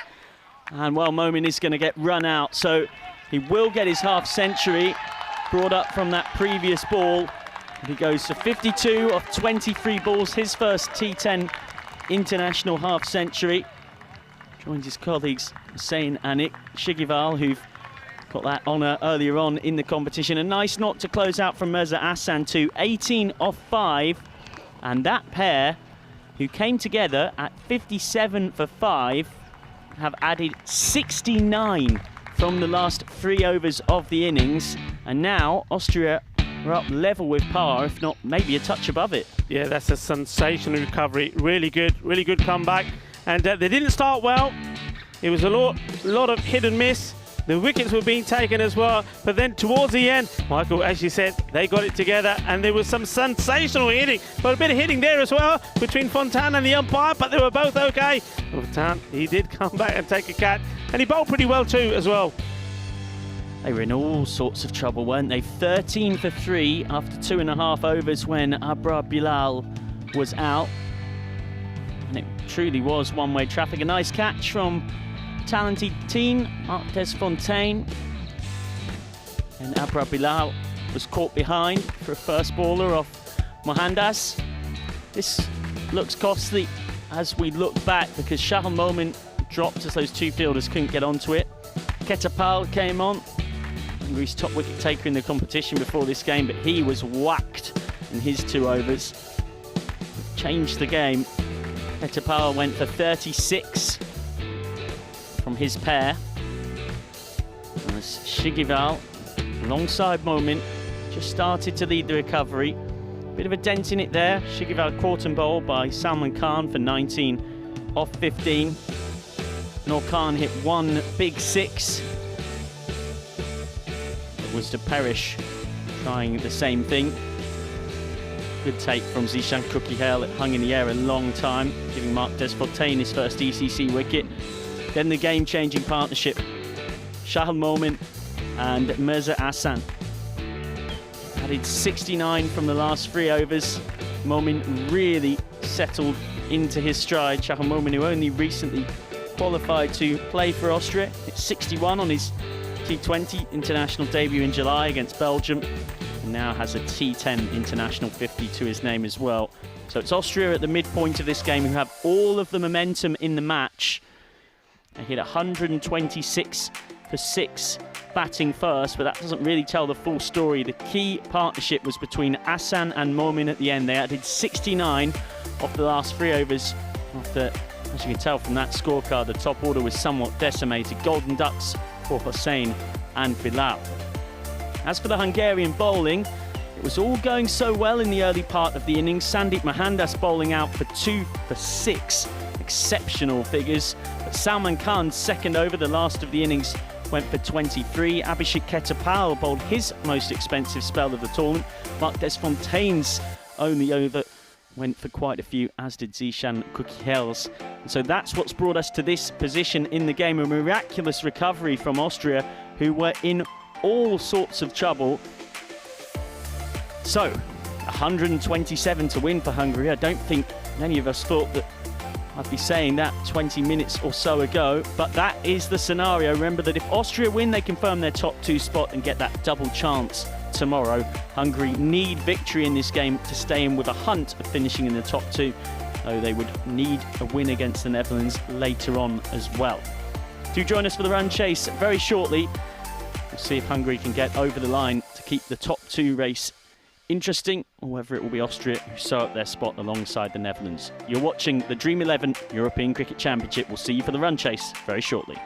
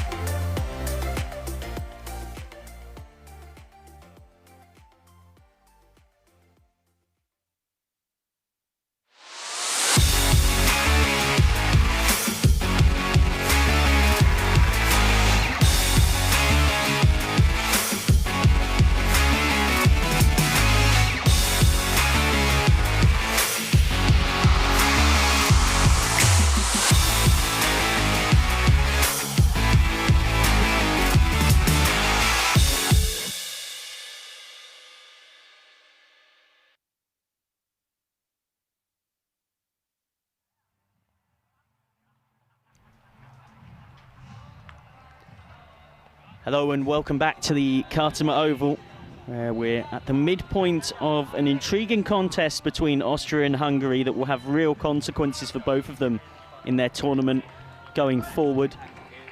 Austria know that victory here will seal their top 2 spot in the group, which will get them a double chance on Friday, meaning they only have to win one of their 2 matches on Friday to progress through to finals week. Hungary, meanwhile, need to find a way to chase down 127 to win, to keep up their hopes of finishing in the top 2 alongside the Netherlands. They would also need to get a result later on against the Netherlands, but all of those permutations depend on victory in this game for the men coming out to wield the willow in green and red. As for Austria, well, Charles Moment smacked 53 of just 23 balls in the first innings of this game. He started very, very slowly, but accelerated later on. 69 scored from the last 3 overs, and that took Austria from a position of weakness to a position of real strength. They've got the momentum in this match, absolutely no doubt about that. It is 127 to win for Hungary against Austria. Remember that coming into this game, Austria were probably the slight favourites. They batted themselves into a really weak position. They were 39 for 4 after 6 overs. But now, here we are. A big, big moment in this game. A big, big moment in this tournament. Austria with 4 wins from 6 so far. Hungary with 3 wins from 6. And it's Zishan Kukihel set to face the first ball of this reply. Akib Iqbal, who bowled a wicket maiden yesterday. The first maiden in T10 international cricket history, is on again to open the bowling, as he so often, so impressively does for the Austrians. Figures of 2 overs, 1 maiden, 4 for 3 in that victory against Portugal. Starts with a leg side wide though. Well, that is the commentator's curse, if ever you've heard of it. And joining me once more is a man who it's never a curse to be alongside, Rico Fox. Ah, you're so kind. Thank you very much, Michael. Hello to you, our global cricket family, wherever you're tuning in from, whether you're watching via our YouTube channel. And if you are, don't forget to subscribe. And whether you're watching the sub-Indian continent as well, namaste to you. As this one, it's namaste to the ball. Adios, that's gone a long way. Watch out, Chris Tapson Richards, that's coming your way. That's a big 6. Yeah, let's hope our cameramen are okay from Spring Productions, doing a lot of hard work out there in the sun. That is the first maximum of the reply. Hungary straight in and off and running. It took Austria 3 overs to hit their first 6, but as we know, they caught up so brilliantly. Plenty of people in the European Cricket Network YouTube live chat raving about that extraordinary finish to the innings from Austria. Mirza Ahsan and Shahal Momin adding 69 off those last 3 overs. It was a quite blistering counter-attack. Now it's Kukihel on the attack with his skipper, Mark Ahudra at the non-strikers. Flicked away, 4 more. 2 full on the pads, and Kukihel likes it there. Back-to-back boundaries. Yeah, look, one of the things I was saying, Michael, is that I've heard so much about this batsman, Zishan Kukihel. I know he's an outstanding hitter of the ball. He is a master blaster, full stop. That's what everyone says. And I wasn't in Budapest, and I know impressed there. And, well, he hasn't quite, I don't think, hit top form. He hasn't quite shown us and the world what he can do. Well, this is a marvellous start against normally a very good bowler, Akib Iqbal. Well, that's another wide, and that just shows what pressure can do to you. Suddenly, Akib Iqbal with 2 wides so far and 2 balls that have gone for boundaries. That straight 6 and the flicked 4.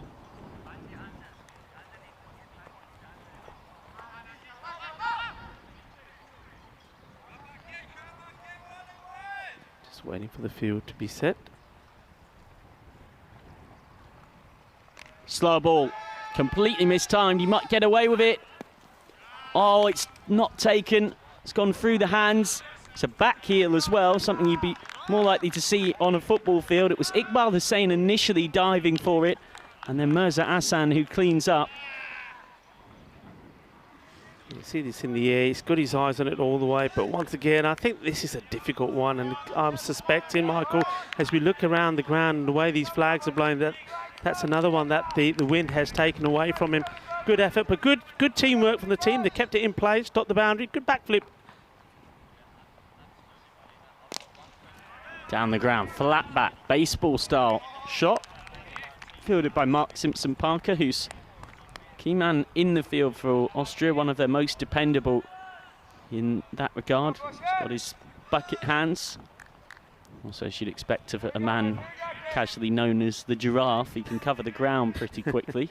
He's a tall man, isn't he? And a couple of tall players here. I think another one is a man from the Netherlands. Gillian de May. Yeah, de May. I mean, he's a tall man. I was out there.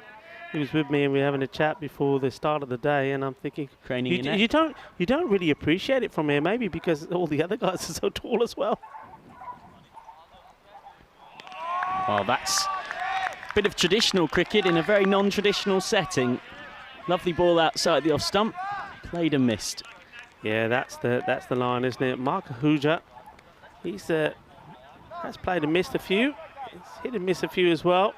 He's due a few runs too, but that one was too good.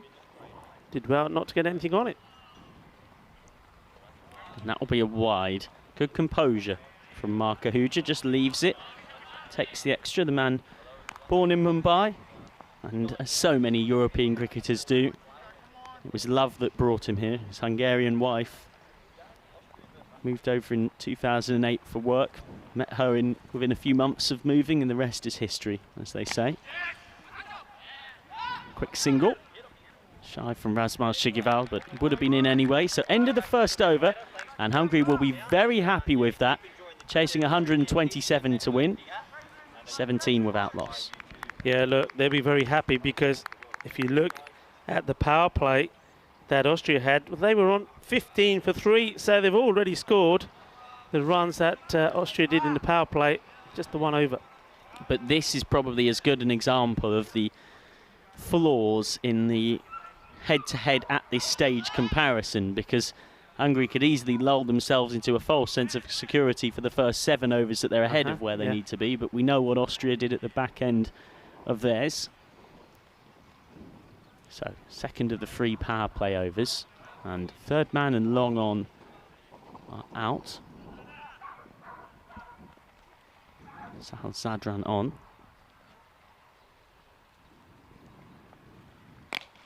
Pulled away by Ahuja, who gets his first boundary. Just too short from Sahal Zadran. It's sat up and asked to be hit, and hit it was. Yeah, nice shot. I mean, there's nobody out there mid-wicket. He pointed out where those 2 fielders that are allowed to be out are.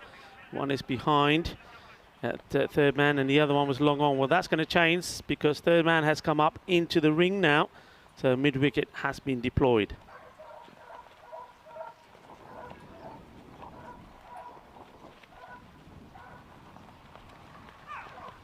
Much better from Sahal Zadran. Really pushed that through. That was quick. And our cameras don't necessarily show you just how quick it was from this front-on view. But that was pushed through. Well bowled.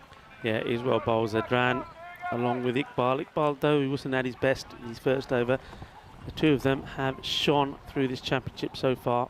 Really bowled very well indeed. No full toss. He's got away with that somewhat. Sahal Zadran is an ECS winner with Vienna Afghan, known as the Wild Thing because, well, it's not so much that that's his favourite karaoke song, it's more that he's got plenty of pace, but sometimes it can go a touch all over the shot.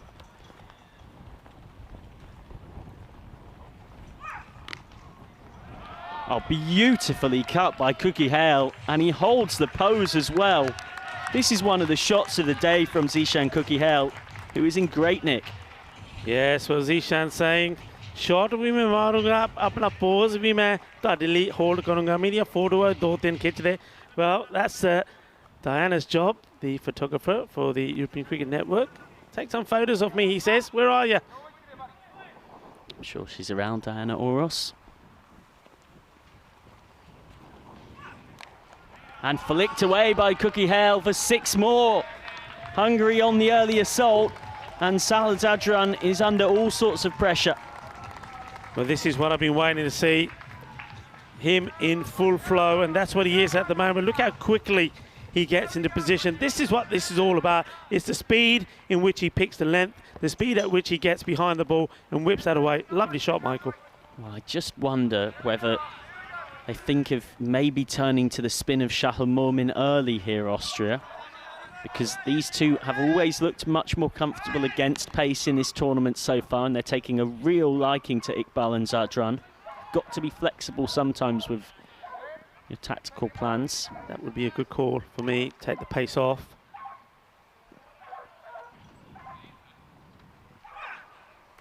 Shorter. Well bowled. Umpire Croucher's happy with it. Zishan Kuki-Hell was looking up, hopeful it might be considered a wide or a no ball. But it's a nice bouncer, so Zadran concedes 15 from his over. And Hungary early on are sitting pretty. They are 32 without loss after 2 overs. Yeah, they're cruising, aren't they? And Zadran there, he gets one through, and you could see him giving the batsman the stare, saying he couldn't get much on this one, but he's probably said back to him, look at the score, 32. And that's more or less, we're just a few less than where Austria were at the halfway point. So again, guns blazing at the moment here. Really, really happy with this start. Concerned is the mood operandi, I should say, right now for the Austrians. That will help somewhat. Dot from Umar Tariq.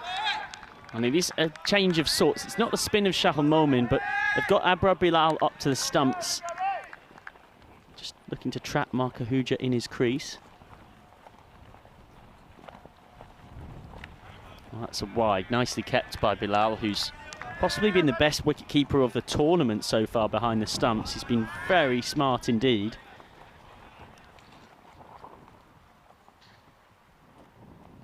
We need something tight here from Tariq. Still yet to play a T20 international, the youngster. So that's a leg side wide this time. Bilal had flicked the bails off. It didn't really matter in truth. Flicked the bails off with his body accidentally. This is untidy and not what Austria need. Going so well in this competition, then had 2 big defeats against the Dutch. Slow ball picked up nicely through square leg for 6. Well, Kuki-Hell just keeps going and going and going here, and Austria need him out soon if they want to win this.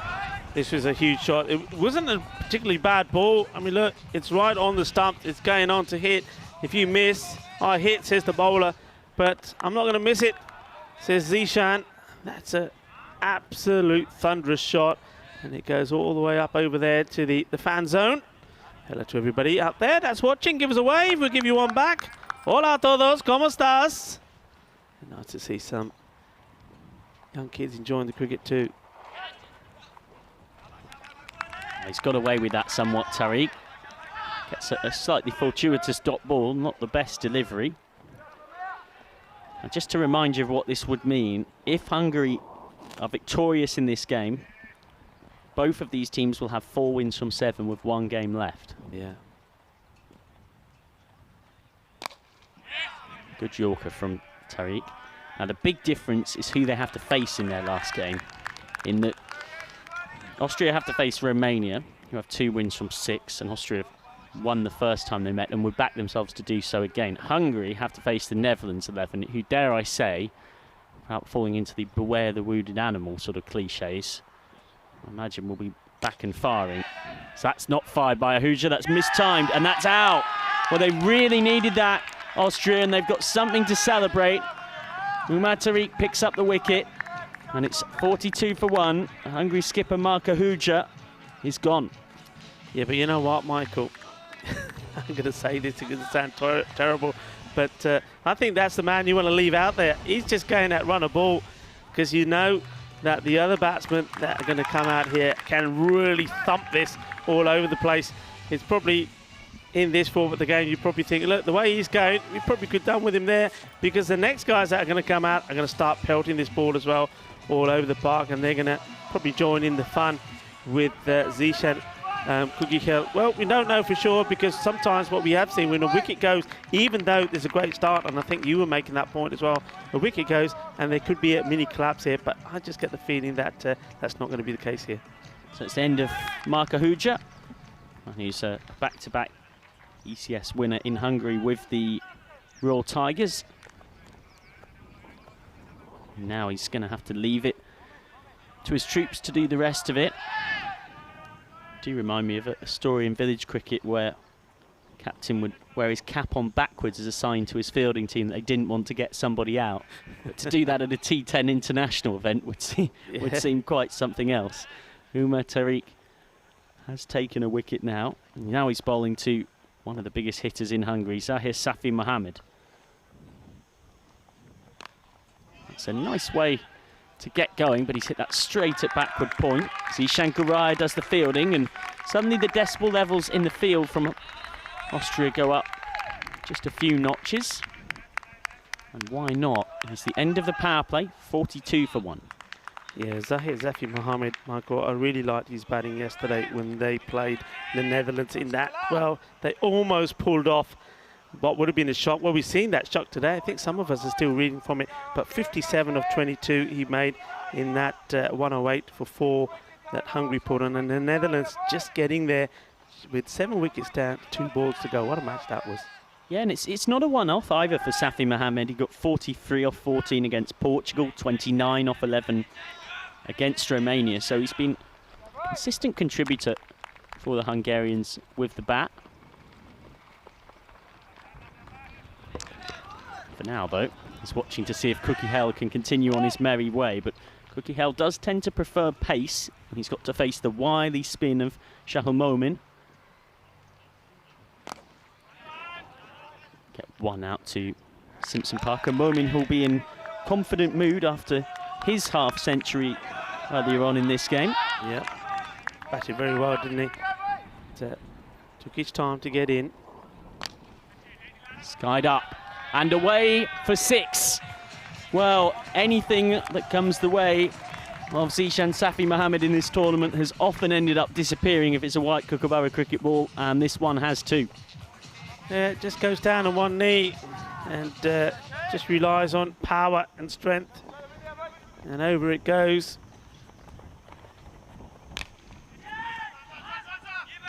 Straight to MSP for 1.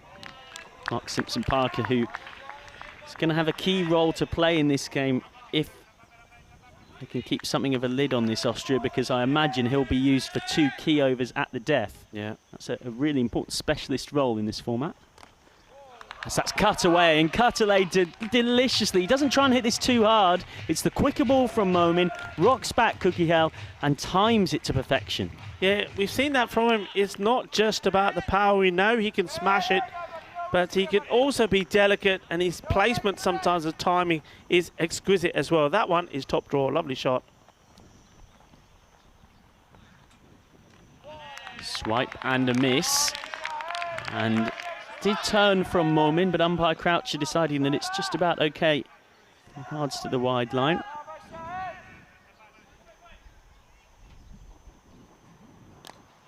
Again, mistimed from Kukihel. Really, really key partnership this between this pair, who are by some distance the 2 highest run scorers for Hungary in the competition. So Austria have got to keep telling themselves that if they can get rid of these 2, then it will all quickly look so different. Momin concedes 13 from his first, and Hungary are 55 for 1 after 4. Yeah, look, a lot of people, Michael, have been commenting on this ground and talking about how wonderful it looks. And I have to say, it's an absolute pleasure, isn't it, to be here. I mean, standing alongside you, Mr. Maximo. We are the Good Time crew, don't forget it. And but yeah, it's great, and to be watching the cricket. And the sun's still shining today. It could be raining all over the place. Well, it could be raining wickets here. Well, it could. This is the one they needed, and they've got the big wicket. And Zishan Kukihel has to go. And in the end, Michael, it has to be said, he's gone very cheaply, very softly. Cheaply is not the right word. He's got the runs on the ball, but it's not the kind of shot you're going to see him get out to. Instead of relying on hitting this ball with power, I think he just gets his into position and tries to flick it away behind square and goes straight to the fielder. Well, he got himself in a slightly awkward position in that it wasn't that short and he was having to fetch it from a long way outside the off stump, but he's in such good nick that I think he thought that he could pretty much find a way to flick anything for 4 or 6 anywhere he wanted. 3 4s and 3 6s for Cookie Hale.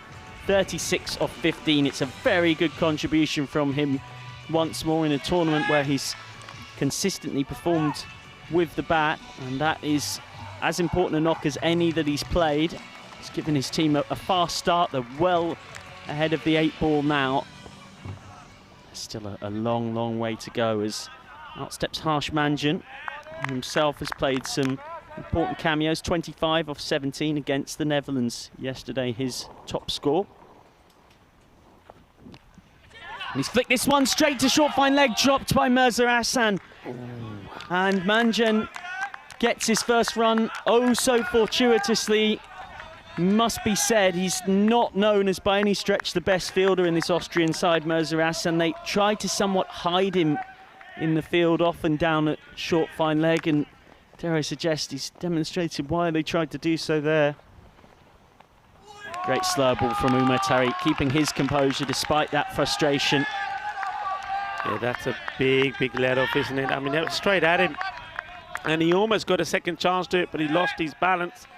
But look, we know one thing, Michael, you just cannot hide anyone out there, especially in this form of the game. Fielding is so important.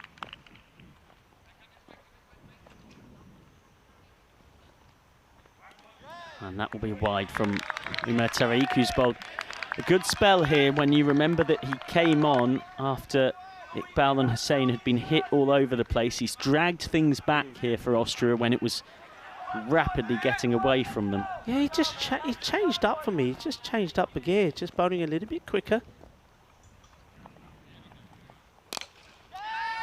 Down the ground. And almost taken, but instead it goes for 4. Well, this would have been an exceptional catch from Zishan Garaya. He was running around from extra cover. It was sliced, so it didn't go quite as straight as he wanted it to. And in the end, it escapes through for another boundary. There's Zadran there, was backing him up, and he'd be disappointed that he wasn't able to stop the boundary after it went through the fielder. So Tariq once more creating things, isn't he? Now he's got the wicket. He could have had a few actually. Well, field change being made here by the captain, and well, he's not happy with the way those two dealt with that one. He's been evicted from that position and put at short third. Clever change-up from Tariq, who's bowled a really good spell that's actually even better than his figures suggest here. Yeah, he has, you're right. I think he's been unfortunate, he's been unlucky. He's got 1 ball left of it.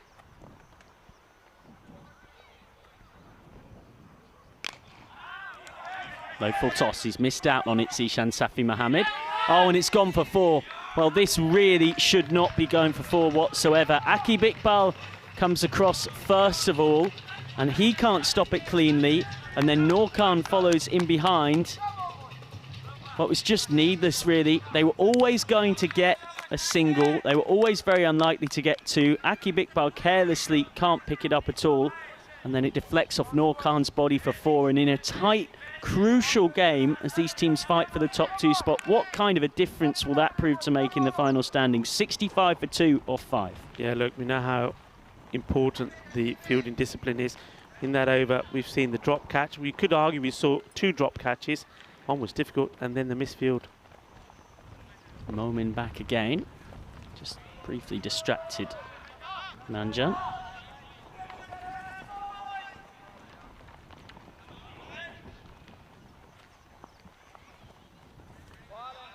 That's a wide from Momin. Just trying to keep it outside that off stump, turn it away from the right-handed Manjan. We know that around 70% of the runs in this tournament have been scored through the leg side, so he's trying to keep it outside that off stump. So that's good aggressive fielding, and Abrar Bilal with the appeal, but Bilal unaware, I should say, that behind him, Safi Mohammed had got home. Yeah, they're going to the third umpire here, but yeah, I'm with you, Michael. I think maybe he's just got there. I think I also like to see the gloves of the keeper. I'm just wondering if the bails were broken before the ball actually went into the gloves. We'll see that better here. Good work again from Spring Productions. Our partners, here's the ball. We can't quite see. The only thing we can't see here is whether that bat at the point of the stump's been broken was grounded. That's what they're going to have to look at again. And it's going to be a tight one. And he's been given out. Well, there you go.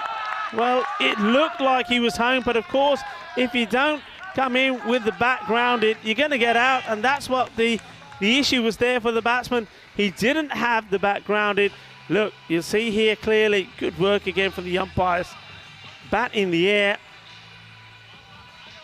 Keep an eye on it, just there.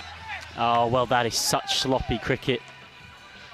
And it's excellent work from our umpiring team, certainly not sloppy from them. They were all over it. It did seem like he had managed to scoot through. Well, that could be so costly for Hungary. Just basics. Yeah. Slide your bat in. I mean, look, still be out there. How old were you? I mean, no, you don't have to think as far back as me. How old were you when you were taught how to run? And it was one of the first things you taught, aren't you, when you're learning how to the discipline of batting. Look, this is the way you run. I mean, even now, I know that drills are done all over the place with juniors about running with the bat in hand and how you turn around when you get to the other end. But more importantly, you've got to slide that bat in. Yeah, we always try and have sympathy for the players and what they're trying to do out there. It does look easy up in the commentary box, but it can't be ignored when you see a cricketing basic like that. To come in, how old were you? Quickly, before this ball, when you picked up a bat and learned the discipline of batting? Probably about 6, 7. Yeah. And I think that's for most people who've played cricket a long time, and these are experienced cricketers. We've had great success at the ECS in Hungary and at Hungarian domestic level for years. This is a T10 international event. Just turned away, and they're trying another slightly dicey single, but manages to get home that time. And I think particularly when we're looking at an international standard of cricket, you've got to expect better than that. Yeah, you do have to. And you know, I was having a discussion with Vinny yesterday on air, so we see this delivery. Skied up, catching chance, no, over his head. Well, that's how you relieve the pressure. A 6 for Harsh Manjan, going after Momin. And we know that this Hungarian side have got plenty of players who are capable of counter-attacking nicely. Manjan's done that there. Yeah, I mean, big wicket to get out softly like that. But one of the things we were saying is with the Netherlands here, what these teams will do. Short, and he's ended up falling over. Doesn't quite end up stumped off a wide, and that's a nice moment as well from the wicket-keeper Bilal. He sort of jokingly went to push Manjan out of his crease. That's the kind of comedy we like on field. Done in very much the right spirit. Yeah. He is one of those keepers, Bilal, who's got a comedic side to him. He's a bit of a joker in the Austrian camp. Yeah, but just to finish off, what the teams will do, they will learn, won't they, so quickly from watching a good team outfit like Netherlands, the way they field, the way they apply themselves. So they'll take a lot away from this, won't they, these teams? And not just learn, they'll beat them, as Portugal did. Straight back to Momin, who's got him. It's another one. 75 for 4. And Austria are pulling this right back in their favour. Satyajit Ashraf Nairana, who'd only just got out there and has played some very handy cameos in this tournament, is not going to do that here. He's caught and bowled by Momin for just 1 off 2. Yeah, it was just right there, wasn't it, for a slow spin bowler. Gets the ball there, and he's just waiting for it. He says, come on, give it to me. And he says, all right, there you go. Well, another soft one. I have to say, when the wicket there fell off the first one, Zishan Kukihill, that was a surprise to me, the way he played that shot. It was a soft shot to get himself out. But what I did say at that time was, look, the problem is what we've seen here a lot of the time, especially with these kind of teams that go out there and like to play the shot. Sometimes when it goes wrong, when you lose one wicket, the others tumble. And after a good start, Hungary now are slightly throwing it away a bit, and Austria are right back in this, Michael. And great credit to Shahan Momin, because it was he who led the recovery with the bat. 53 off 23 balls, run out on the last ball of the innings. And he's got 1 for 23 here, which in the context of the chaos when he came on is actually pretty good. Very good bowling. He's got 1 ball left, bowling to Sankawele Gamage. aside from 33 not out against Romania yesterday, hasn't been all too impressive with the bat. And that time, I think he's content to just respect the good ball for a moment. End of the over is a successful one for the Austrians. 10 runs from it, 2 wickets. So it's relatively new pair have got to rebuild. 75 for 4 off 6. Yeah, huge over, especially with that run out of, well, probably the second most dangerous batsman. And you just see the bowling figures there. Tariq, 2 for 20. I think that's excellent. And then Moment, take nothing away from what he's done so far as well. He's been very good. And yeah, using his magic, 23 he's gone for, but he has picked up that 1 wicket. Now they've brought back Akib Iqbal. Austria trying to work their way back into this game. Slow ball to start with, hit very hard and straight. It's well cut off by Sahal Zadran running around, and I know that these teams with their analysts and their coaches, they plan to such a micro extent that every player knows their fielding position, and one of the, I guess, benefits of all the overs being bowled from the same end is it certainly makes it easier for teams to plan that and not having to change every 6 balls. So it's worked straight to short third, and there was definitely not a single there. He set off briefly Welligamage, and Manjan was stood like a statue at the non-striker saying, mate, I'm not coming. Yeah, I mean, they don't want to risk any unnecessary dismissal here now. And nicely bowled. It's nicely played though as well. That's got through the gap for 4. What a shot that is. Well, Akib Iqbal must be in disbelief, and Rasmal Shigival's punching his other fist in frustration, the captain. It's just bisected the 2 fielders. Absolutely gorgeously. You can see them going on a despairing run chase, and with 50-metre boundaries, they've got no chance of catching up with it. No, I think Iqbal Hussain, he had to get down, had to get dirty straight away on this. As soon as you let it go past you, it's 4 runs. Tries to repeat the shot.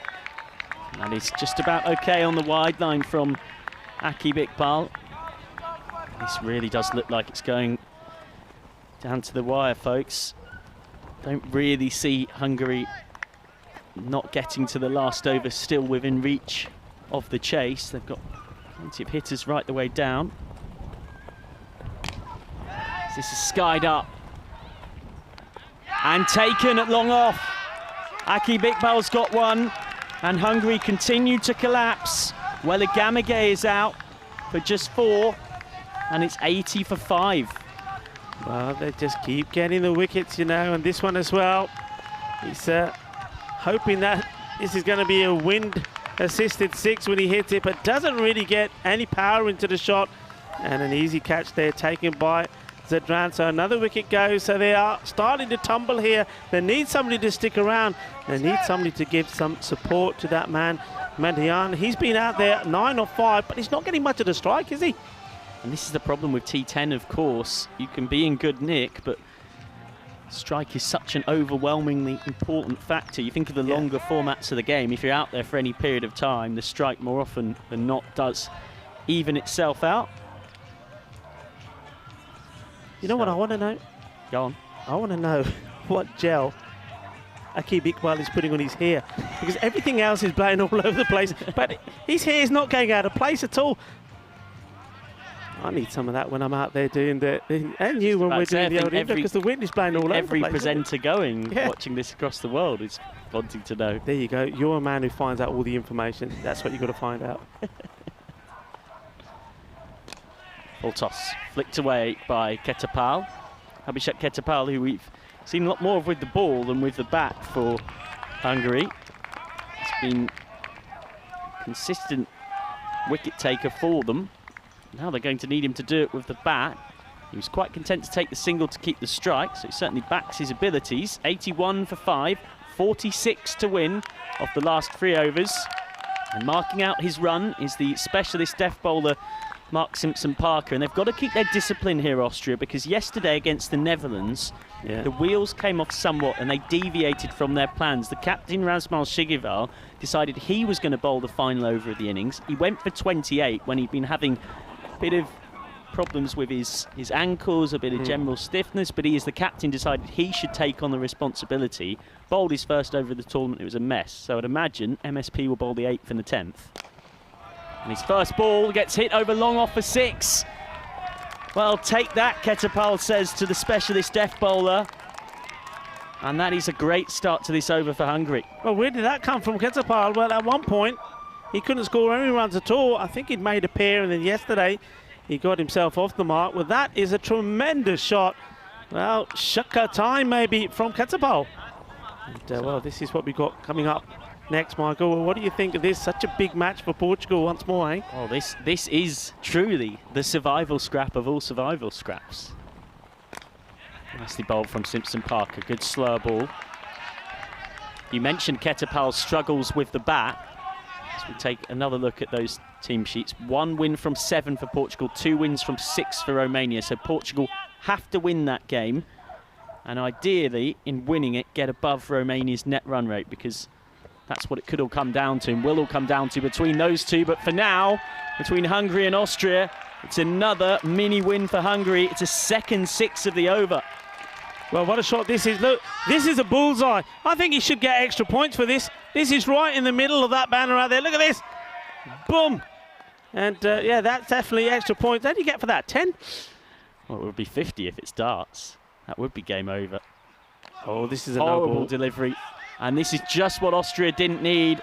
It's a no ball and it's 4. Well, he's been so good as a death bowler in this tournament, Mark Simpson Parker, but it's all slightly falling apart here. He's got to get his composure back. Otherwise, this is going to get away from them very quickly. Free hit to follow. Yeah, the umpire just having a chat with Mark Simpson Parker, saying, look, another one of those. Unfortunately, you're going to have to come off. That's got his first and final warning. Last and final, as I should say. Down the ground. And just over the head of long off. It's another 6, a third 6 of the over. Hungary taking control of this run chase. And this over is being absolutely pummeled. It's gone for 30. Gone for 24, in fact, right now. So many we can barely keep up. 6-1, 6. No ball that went for 4. And then a 6 off the free hit. Straight back at Simpson Parker. Oh, what a take. Caught and bowled. Well, he's so frustrated with all the runs that have come earlier on in the over that he can barely enjoy the moment, but that is exceptional cricket. He's right-handed as well. He just sticks out his so-called less preferred hand, his weaker hand of his left, and holds this. This is outstanding stuff. 105 for 6. And, well, Harsh Manjan might have been hitting him all over the place in this over, but it's Simpson Parker who ultimately wins the war. What a catch. Oh, my word. Would you believe it? He's got no right to catch that. No right at all. This has gone like a rocket off the middle of the bat. Well, that is a very unlucky batsman, Manjan, that's coming out here now. I think he was batting brilliantly. 25 of 9 in the end. Remember, he was the man that just couldn't get on strike. When he got on strike, just look what he did. He absolutely hit the ball to all parts of the ground. Then that, well, that is a Biostrath super grab. What a catch that is. I don't think he can believe it.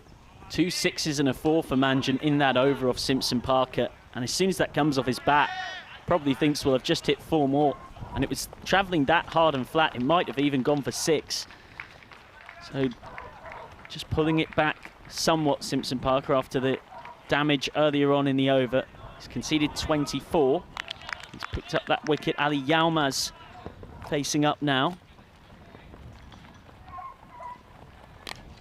Well, this could be a catching chance as well.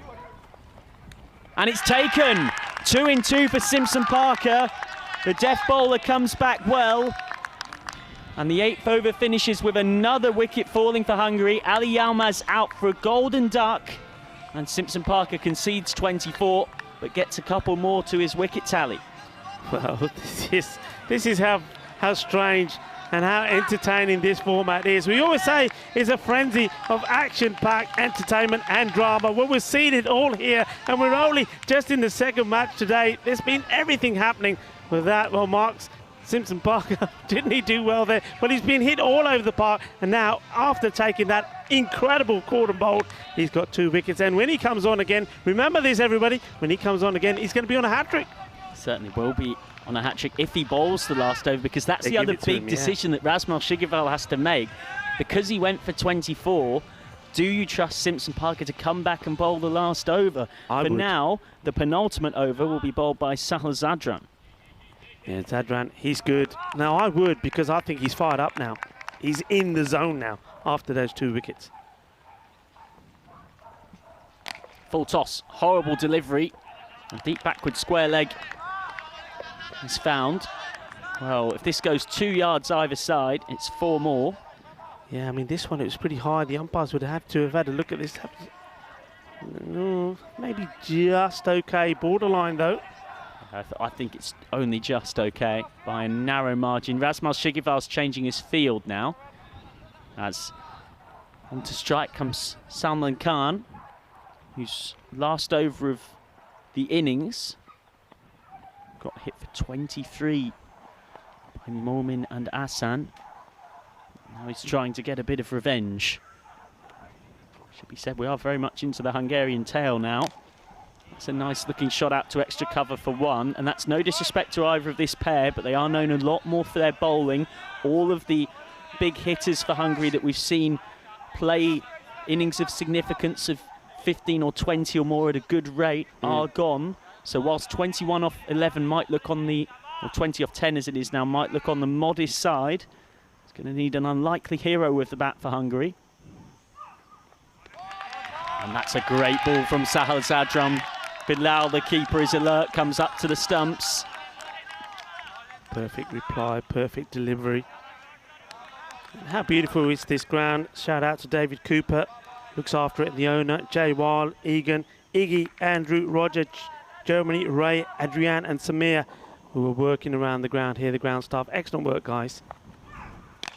Slow ball, hit hard, but it's straight out to extra cover, so it's only 1 more. Really nice start to this penultimate over for Austria. And one of Khan or Ketapal have got to make a hero of themselves here with the bat. They are going to need a run of boundaries at some point to haul this in. Low full toss.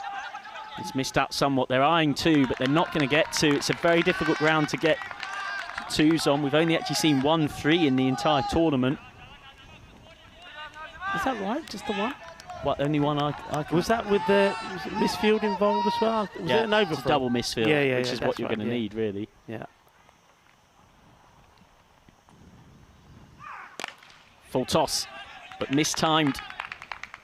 And Ketapal will only pick up 1. So Ketapal will keep the strike. We go to the 10th, with Hungary needing 17 to win off the last 6. Remember what's at stake here, folks. If Austria win, they finish in the top 2 alongside the Netherlands. They get that double chance tomorrow. They'll only need 1 win from their 2 games to confirm their spot at finals week and join Spain and Belgium in that regard. If you finish 3rd or 4th, you've got to win 2 games back-to-back on Group B finals day Friday tomorrow to get there. Hungary know they've got to win this match to keep alive their chances of finishing in the top 2. Big decision over who bowls the last. And it looks like it's not going to be Mark Simpson Parker, because although he did pick up those 2 wickets, he went for 24 runs as well. They're going to go with Zishan Garaya.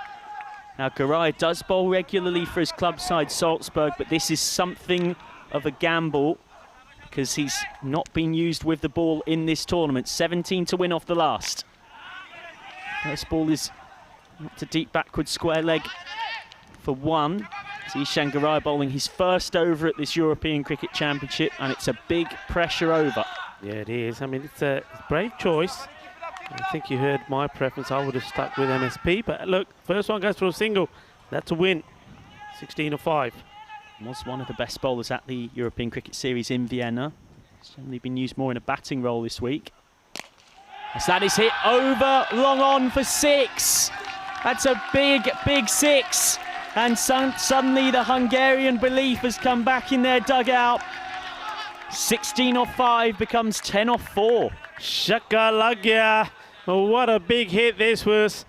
And the roar that we heard from the dugout of the Hungary team was just immense. I think it's the most noise we've heard so far. What a big hit. Where did that come from again? Well, we were on the other side of the ground from that Hungarian dugout, and we could hear all the cheering quite easily. Raucous. And they're going to have something to cheer again, because this could skip away for 4. I think it has skipped away for 4, and poor old Abra Bilal, the wicketkeeper's injured himself. He's gone to flick the ball back. I believe he was in contact with the rope as he's flicked it back, so this probably is going to end up being 4, and the wicketkeeper's injured himself. Yeah, that's 4 runs. That's gone past the rope, actually. Look, and he's the wicketkeeper. He's the second player, like Siraj Nipu did earlier in that match. Portugal versus Netherlands has gone smashing into the fence there. But look, that one shouldn't have been the keeper's. You had a man closer to that, and it was that Miza Ashan. He has to be the one who's got to stop this. But he just looked at it and thought, nah, not for me. He said he's not the best fielder. That's why you cannot hide a player anywhere. He was put there because he dropped the catch earlier. And well, look, this is now 4 more runs. So where are we at here? 6 to win off 3. Pendulum swung in the favour of Hungary. They should only get 1 here, and they will only get 1. Good fielding from Umar Tariq. Got that picked up and in very quickly. 5 to win off 2. Of course, a possible golden ball is definitely in play here. For those who are unfamiliar, the golden ball is an extra ball. It's faced by the side who are already out there batting. Any not-out player can face it. Any bowler can bowl it. And it would be 2 to win off that extra delivery if the game is tied. Salman Khan has just gone over the other end. You know what he said? Whatever happens, I'm coming. And Salman Khan is coming. He's missed the stumps, Bilal, and they get through for 1.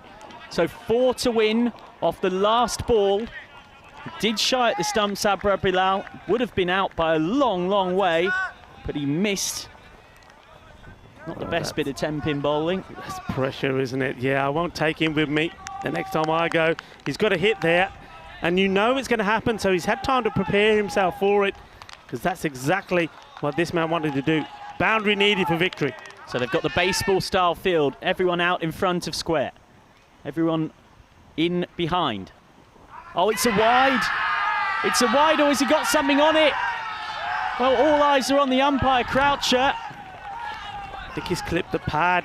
And it seems to be given, so that's the game. Austria have won it. Well, he would have had his heart in his mouth here when bowling such a horrible delivery like that, Garaya, but somehow he's seemed to get away with it, and he's done it for Austria. Well, if he just jumps inside the line of this one, then 4 to win off 1 becomes 3 to win off 1. Yeah. But somehow Austria have scraped home. Incredible. But they're all smiles there. Quinton Norris, he can't believe it. It was a gundy ball. It should have just, you're absolutely right. You just let it go, take the wide. But, well, no, I'm not quite sure, because I didn't actually see the umpire put the finger up, even though the batsman, he started walking. So I don't know whether that was just a dot ball because it's come off the pad or something and been taken, or whether it was taken as a catch. We'll soon find out. But how about this? Another game that goes all right down to the wire, Michael. Wow. You think that you've seen everything, and then a last ball that should be a wide somehow is not. Bit of an error in decision making for so long in this run chase. Remember, it was Hungary who were in control, and in the same way as the Austrian innings started slowly and finished magnificently, it was almost the reverse for the Hungarians. They were in complete control of this. We saw a partnership of 42 that was ended in the penultimate ball before the power play when Ahuja was out here, just flicking one straight down to deep backward square leg to go for 6 off 7. It had been mainly the Zishan Cookie Hell show, and Cookie Hell needed a bit of support. This was a horrible moment for Zahir Safi Mohammed. A gorgeous 15 off 7, not so gorgeous running technique. Now that, because of the class of the batsman, and you know what he can do when he's out there, and he's done it consistently through this championship, that was the match-changing moment for me. And what moments like that and the regular dismissals that Austria managed to pick up meant was that by the time we got down to the crunch part of this game, So we see an outstanding caught and bowl from Mark Simpson Parker, doing his family history proud. The man who will be watched at home, no doubt, by his proud mum Karen, who is also part of Austrian cricketing history once upon a time, is that by the time we got to the key part of this run chase, it was the Hungarian tail enders having to try and drag them home. Now, when this goes for 4 and Bilal can't stop it, it becomes 6 off 3. It went to 4 off 1, and there was that ball. Satyajit, Ashraf Nairana gone already. Salman Khan facing up to that last delivery, and Salman Khan ultimately cannot make contact. He ends on 13 not out of 6, but it doesn't quite tell the full story. He flicked it off his pad, and that meant that it was Austria who won the game. Had he just stepped inside the line, and it does look so easy up here, it would have been 3 to win off the last and 2 for a golden ball. But instead, this is what we've got up for you next as we try and bring our breath back after 2 astonishing games. That upset from Portugal beating the Netherlands, and then Austria squeaking home against Hungary. It will be Portugal against Romania. Portuguese with that shock win earlier on. Romania with a couple of victories to their name. It's the survival scrap, as I've billed it. Portugal must win to keep up their chances of staying in the competition. Yeah, big match, isn't it? And Romania know themselves, if they can get the victory, well, they will be there. If they don't, well, then they've got to try and do it, get a win against a team you just saw victorious there. Somehow managed to do it. There's the scorecard for you. Well, Zishan Cookie held 36. He was going guns blazing, but when he was out, there was a little bit of a collapse. But Mandian, he batted really well. But how about, I mean, I said that run out being a changing moment, but that caught and bowled for Mark Simpson Parker, that was out of this world. And look, he also took another wicket in that. So he took 2 wickets. And, well, I know it won't matter, but the next time he bowls his first ball, well, he'll be thinking, is that a hat-trick? You actually have to give a lot of credit to Ketapal and Khan at the end there, because ultimately they were 105 for 7 with 2 overs to go, and it was nearly the 2 tail enders that dragged them over the line to an unlikely victory. As for Austria's bowling figures, I should say, the excitement getting a bit too much for us in the box. Nobody really kept things incredibly tight, but no one aside from Simpson Parker was overly expensive, it should be said. Umar Tariq and Akib Iqbal brought things back after a tough start for them, and Shahal Momin's spin was tough to get away. A bold choice to bring on Zishan Garai for his first over in the ECC, defending 17 to win off the last, but he just about did his job, helped by the pads of Salman Khan at the end. Austria winning by 3 runs against Hungary. Don't go anywhere for long, folks, because we've got plenty more drama coming up for you from the Cartama Oval. That's what it means. Austria locked into a top 2 spot now with the Netherlands. So we can say that the Netherlands will play Austria on Finals Day Friday in Group B, and the loser of that will face 3rd versus 4th for a right to meet in Finals week once more. So we'll see you very shortly. Don't go anywhere, plenty more drama coming up. Portugal against Romania. Portugal will be batting first in that one. But for now, Austria the victors by just 3 runs against Hungary. You're watching the Dream11 European Cricket Championship. We'll see you very shortly for Portugal versus Romania.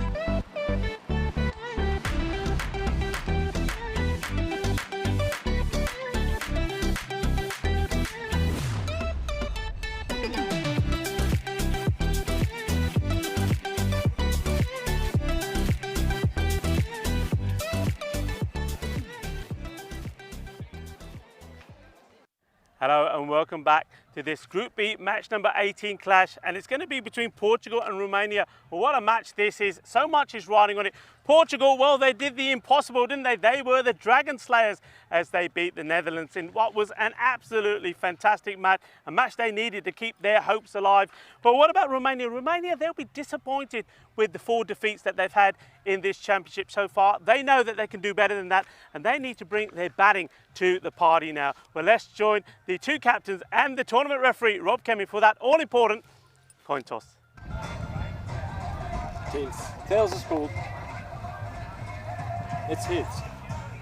We're gonna back up. So Portugal's Najam Shazad winning the toss one more time, and he's doing the same thing that he did in that famous victory against the Netherlands. He's going to bat first. So Gomes, he's going to be key again, I think, for me. Well, what about the likes of he himself? I think he's due a big score as well. So this could be the time when we see the captain, Najam Shazad, also get in the act. And Andani, I think, is doing the right thing there with him batting up in the order as well, just giving them a good start. And Nipu, well, with bat and ball, he can come good. Maybe he's going to give us some fireworks with the bat as well. But Romania, they'll believe that a victory here will guarantee them a place in tomorrow's Group B finals. But they know that they can't just rely on Taranjit Singh as well. The captain, Ramesh, is about time he probably scores some runs. And with the ball, Vasusani and also Aftab Kayani, they were good yesterday and they're going to be ones to watch. Well, let's go over to Mr. Maximo in the commentary booth for the start of this match. Thank you very much, Rico. Good to be back in the seat as we see Portugal playing once again for their tournament lives. What a match earlier today, but the Romanians, well, they've arrived. It's their first match of the day. When they're jogging on, they mean business. They know that they're in jeopardy now after that result this morning. It's the upset of the year as Portugal upset the Netherlands 11 in match 16. So now Portugal just 2 points behind Romania, and they have the Romanians in their crosshairs. And there's the team lists, and you can see Portugal likely to open up with Sean Gomes, who scored an excellent half-century this morning against a quality attack. We're opening up with Azhar Andani. Mazib at 3, who's provided a lot. Nippo, well, how good was he with the ball in the previous match? So we're all set. Satwik Nadagodla has recovered from a slight hamstring strain last night. He is out there behind the stumps for the Romanians. And a lot of people can't wait for this one. Romania, if they do drop this match, they'll have to beat the Austrians in the final group match later on today. And you would say that would be quite a difficult task. The Austrians just staggering over the line against a spirited Hungary side in that previous match. Thanks once again to Michael McCann for the call, and Rico as well. He'll be back shortly. Romania, again, they've been inconsistent in the series. That's probably the word I'd use for them. They're 2 and 4. They have a net run rate which is marginally worse than Portugal. That's why I think Portugal will go above the Romanians if they can get the win here. And they did win the toss and bat, the Portuguese, and that's, I think, what both captains wanted. A good toss to win. Wherever you are watching around the world, we are stronger together as a community, whether you are in Europe or outside. A lot of things happening on the continent. Here's the first ball of match 18 of Group B, and it won't even be a ball. It's not even a no ball. As Damendra Manani, who's been excellent bowling in the power play for the Romanians, comes in to deliver the first one. And Dani on strike. In swing up. Played away. Be the first run of this contest. Yeah, the Romanians, they'll have to chase, and they haven't chased particularly well in the series so far. I mean, we know that they do have a fair bit of talent amongst their ranks, but with a couple of exceptions there, the batting unit hasn't really clicked. I thought Nadagodla batted very well last night, opening the batting. That is where he'll bat. We did see some epic chases in the Romanian ECS back in the middle of this year. That's certainly a lot of expectation. There must be a few nerves amongst these players as well. Gomes, fresh off his man of the match performance in match 16, pushes for a single and he's off the mark. Yeah, Romania chasing, I mean, just haven't had any success really. They were chasing 196 in the first game against Austria, although we're never going to get close to that. They couldn't chase down 97 against the Netherlands 11, although, of course, they ran into some pretty good bowling there.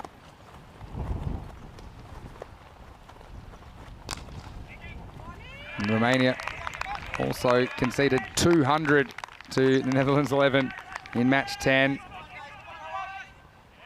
So, yet to successfully chase. They'll have to do it in this game if they're going to stay ahead of Portugal on the ladder. Just swings around the corner. And this will just be a single. So, dodging the boundary so far.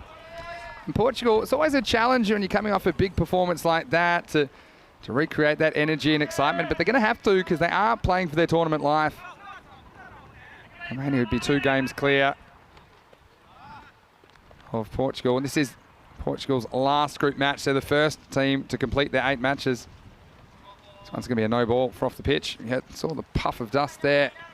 So Manani just gets this one wrong to the left-hander. Means the next ball will be a free hit, so maybe we'll see something funky from Gomes. He played an audacious reverse sweep for 6 off a pace bowler in the last game.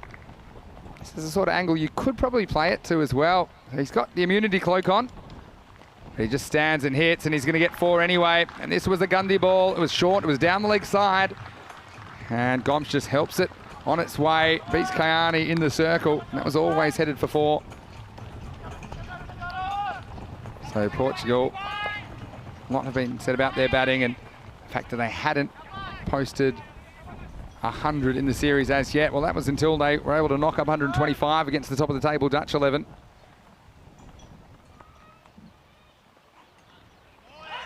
This one called a wide.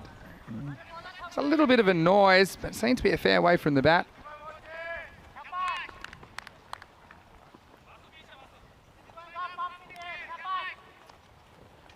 That one will be re-bowled.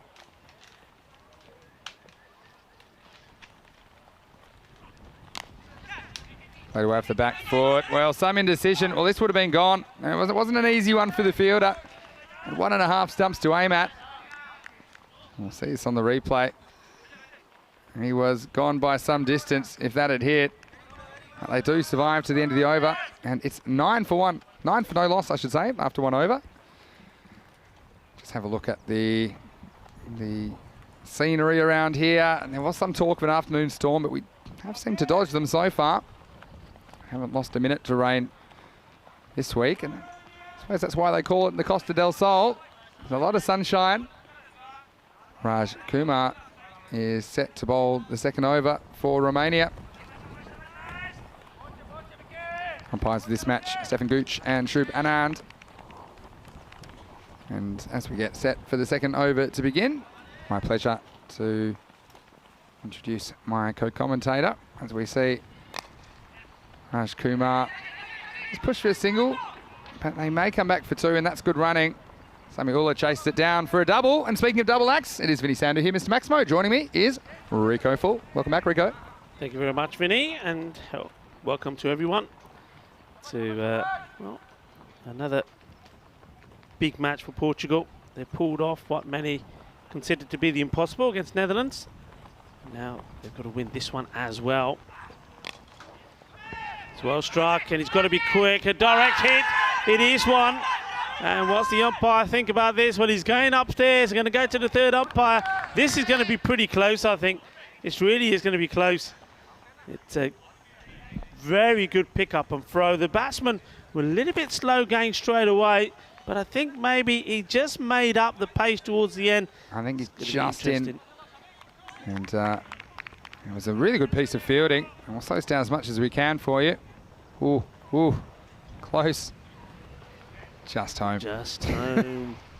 Well, great work once more from our guys from Spring Productions. Dom, Chris Taps, Elmas, Niels, Chris Taps again, Martins and Elvera. Great fielding though. It was almost a little half chance. We saw a couple of good direct hits from the Romanians yesterday when they needed them. Here's Raj Kumar.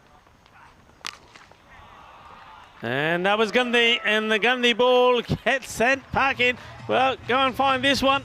And watch out for those snakes. Gundy ball, Sigi, Lagya Shaka. And, well, just lucky to be there, maybe. Gets himself in. Big shot.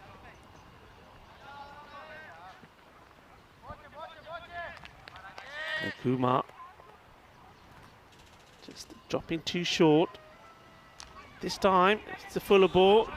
Gomes going for that shot of his where he plays it up and over the close fielder mid-wicket, and it goes sort of to the extra cover, sorry, the extra cover. So up and over the man, short cover, goes over him. Misses out on this one. Does like to play that shot.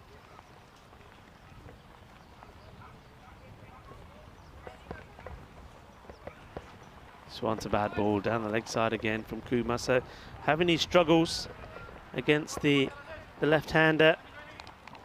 And that's one thing that a few people have commented on. They've said that probably the bowling from Romania sometimes hasn't been the best. And they've let themselves down a little bit.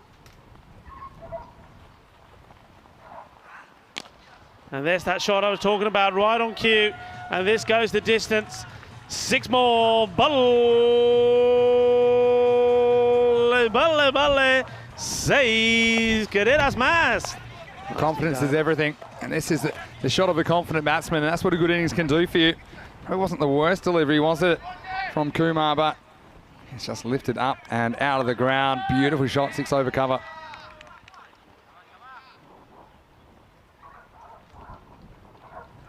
Let's play this one out to the man.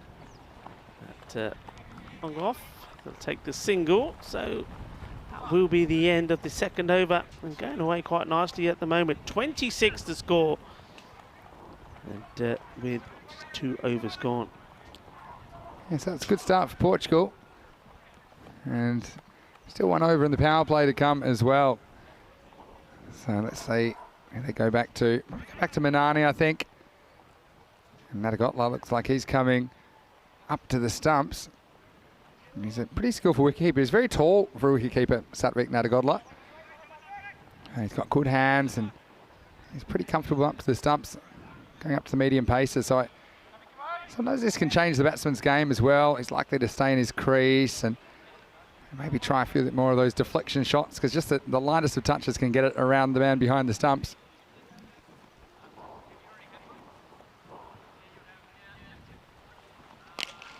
This is blasted. This over mid-wicket for a huge 6. 6 carreras más. Well, he's backed himself to play it. And even though the wicketkeeper is up, he's still not afraid to play his shot. One thing though, Vinny, I'm seeing this, I mean, when the keeper normally comes up, tends to have some cover behind the stumps. I mean, either the third man or the fine leg goes back, but they're not going with that. So this is a risky ploy as well. Yeah, that's right. That's why, you know, at high levels you'll see when the keeper comes up, if there is no one covering a really fine leg or even fine third man, they will try those little deflection shots where they just try and use the pace of the bowler. And it's Manani. This one is another one that fed the snakes, and Comsh is looking confident. 24 off only 9 balls. What a day he's having so far. In the air, and he's put him down. And that's what they're there for. That's the trap they've set. And there's another catch that goes down. And he's had a mare, hasn't he, in the field, not just in this match, but all the matches. Gaurav Manan, not through lack of trying. He throws himself at this one, but still can't hold on to it. And he's dropped some sitters. That wasn't a sitter, but it was an important one. Yeah, costly drop that. And Dani goes big, and this is going all the way. Balle, Ginna Sona Shaka Lagya. And this partnership between these two, well, we saw what they did against the Netherlands, and they're up to it again here. And maybe it's going to be Andani's time to perhaps go big. I've been saying all along, he's going to come good at some point, but he's starting to get himself into the 20s, 22 yesterday, 18 here today, and he'll be looking to go beyond that here and put a good, strong partnership together with Gomes. It's about as windy as I've seen it this week as well at the moment, Rico. Flags are really going. towards the long on boundary for the right-hander. This is careful by Andani. I mean, if you're smart as a batsman, you can use that wind, can't you, to pick the ball up, and the higher you hit it, especially in that mid-wicket, mid-on region, it will carry over the ropes. Really playing around, you can see the flags fluttering from side to side. Short, and it will be put away. And he doesn't need a second invitation for this one. It was outside the off stump, it looks, but it makes no difference at all. Just gets himself into position. Good hand speed and a good quality strike of the ball. 6 more, and usually the very productive and tidy bowler, Demindra Mani, well, he's going for a few. 28 he's gone for with the ball to come in his 2-over spell. It's too short, wasn't it? Got one more ball to close it out. Oh, ouch. And the wicketkeeper saying, what have I done to you? What is that all about? Well, this, Ijaz Hussain, remember him? He absolutely fires it in. And, well, Nat Godler, he's taking this one pretty hard. This is right. He was hurting yesterday as well. Nat Godler was his right hamstring that was bothering him. Well, this is one way to give it a rub. And let's have a look at this. He kind of turns thinking, well, I don't want any part of this. And it nails him. Anyway, he's tough as old boots. Nat Godler, he'll be fine with that. It's the end of the power play. 46 for no loss. A very good power play for the Portuguese. Nat Godler, कहता यार मैं तेनों की कितना मेरे Amy मारी ਜਾਂਦਾ. That must have hurt. Well, he's got a few bruises probably from yesterday. Well, that's another one. I don't know. Do wicketkeepers wear thigh pads or any protection up there? No, your body is your padding when you're a wicketkeeper. You got to love getting hit by the ball. You got to be a little bit sick actually to do it. Here's Taranjeet coming into bowl, the 4th over, and he probably hasn't had the series with the ball that he would have hoped for. But I suppose, you know, these are the matches today and tomorrow where it counts. First, they have to try and make the 4 Romania by winning one of the remaining 2 matches, including this one. So they want Taranjeet firing with the bat and the ball as we head into finals Friday. Taranjeet making a change to the left-hander, so he's got the man out, extra cover. He's got cover in close as well. 2 men straight, 2 on the leg side.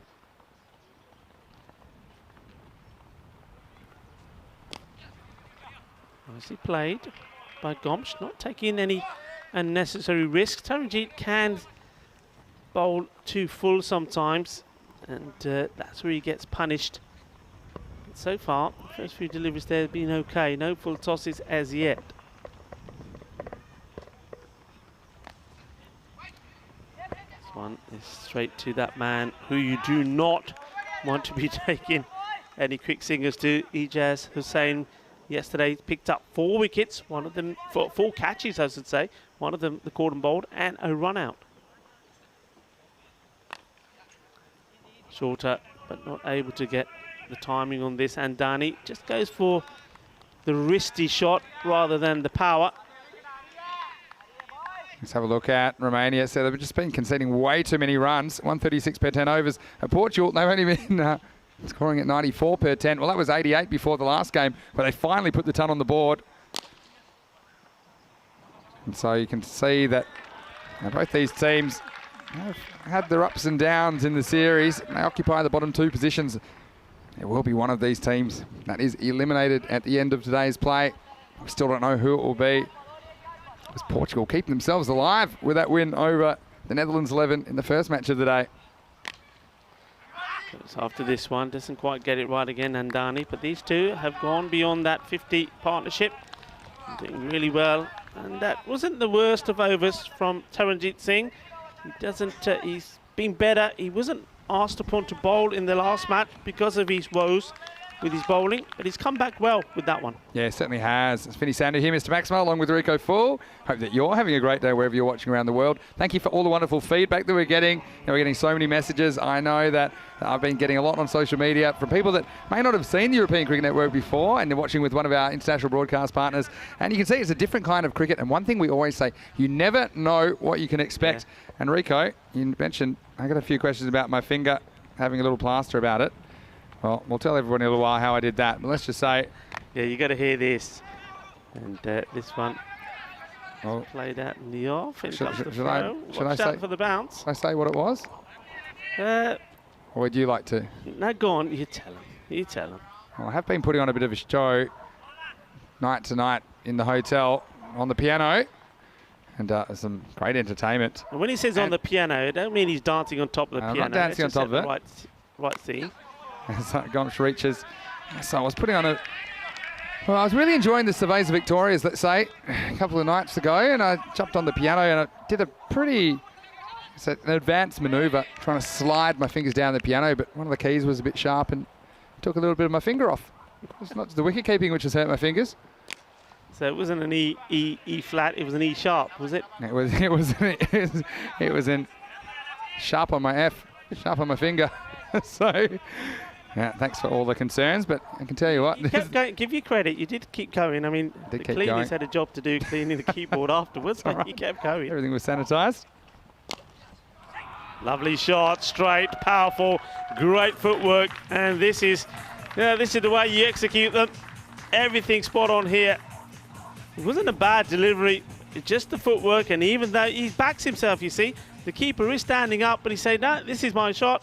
I'm backing myself to play it, and hits it all the way big, 6 more. Yeah, I think you can't be concerned about the keeper. If you're deciding that you're going down the pitch and you're trying to get the ball as close to the bounce as possible, or even on the full, and yeah, I think you just have to back yourself to hit the ball. And you're taking a risk, but the risk can pay off, and you certainly did. That was a strong stroke by Gomsh. Says Ramesh Sathisen. He's into the attack for Romania. And Sathisen hasn't had a very good series with the bat. He's had a couple of dismissals where he must wonder what he did to deserve them. He was caught by Welly Gumagay at the catch of the year probably last night. Yeah, he's one I think that's got to perform in this match, isn't he? He's got to come good at some point. Up in the air, has he got enough on this? No, he hasn't, and the first wicket goes. And Andani, similarly to the way he went to the Netherlands in the same area, just not getting the power in the shot. He's relying on the stroke play and the timing. But, well, my advice to him would be eat 2 aloo paranthas, then go out there, then hit him big. Because this one, again, look, he's just going for the little waft, if you like, of the bat. He's going with the wrist, he's going with the timing, but he's got to get a bit of oomph in that as well. And that's the first wicket. And, well, the captain, he gets one back. Ramesh, well bowled. Yeah, and it was caught in the area where he was caught. And that's a memorable catch. And Dani, once again, he makes the start, but he can't go on with it. He'll go for 23, and the first wicket falls. It's 61 for 1. Yeah, 23 of 16 deliveries. But still, having said that, from the worries that Portugal had in the first 6 matches, that's a very good start. And they've got good batsmen to go in at this point. Probably better batsmen, and Andani won't mind me saying this, better batsmen than Andani in terms of they're more aggressive and can hit the ball hard and big straight away. So he's done his job. So it's important they can pick up the pace, and Zaib will come out at number 3. Halfway point, 61 for 1. Double that 120. I think they'd fancy themselves to defend that. Gomsh just pushes this away. And Romania, like I said, they haven't won chasing. And that's Gohar Manan. Again, in the action, a short third man. But this is Amir Zaib coming to the crease. And these two put on 83 in the first game against the Netherlands 11. Really important partnership in guiding the Portugal innings. Taranjeet back for his second over. Bit of a false start. I mean, just look at the 11 for Romania. No Pavel Florin, no Abdul Shakur in the lineup today. Got Kayani in there, who delivered an important little spell last night, picked up some wickets. Maybe he'll get a go again. Ijaz Hussain, still to see him.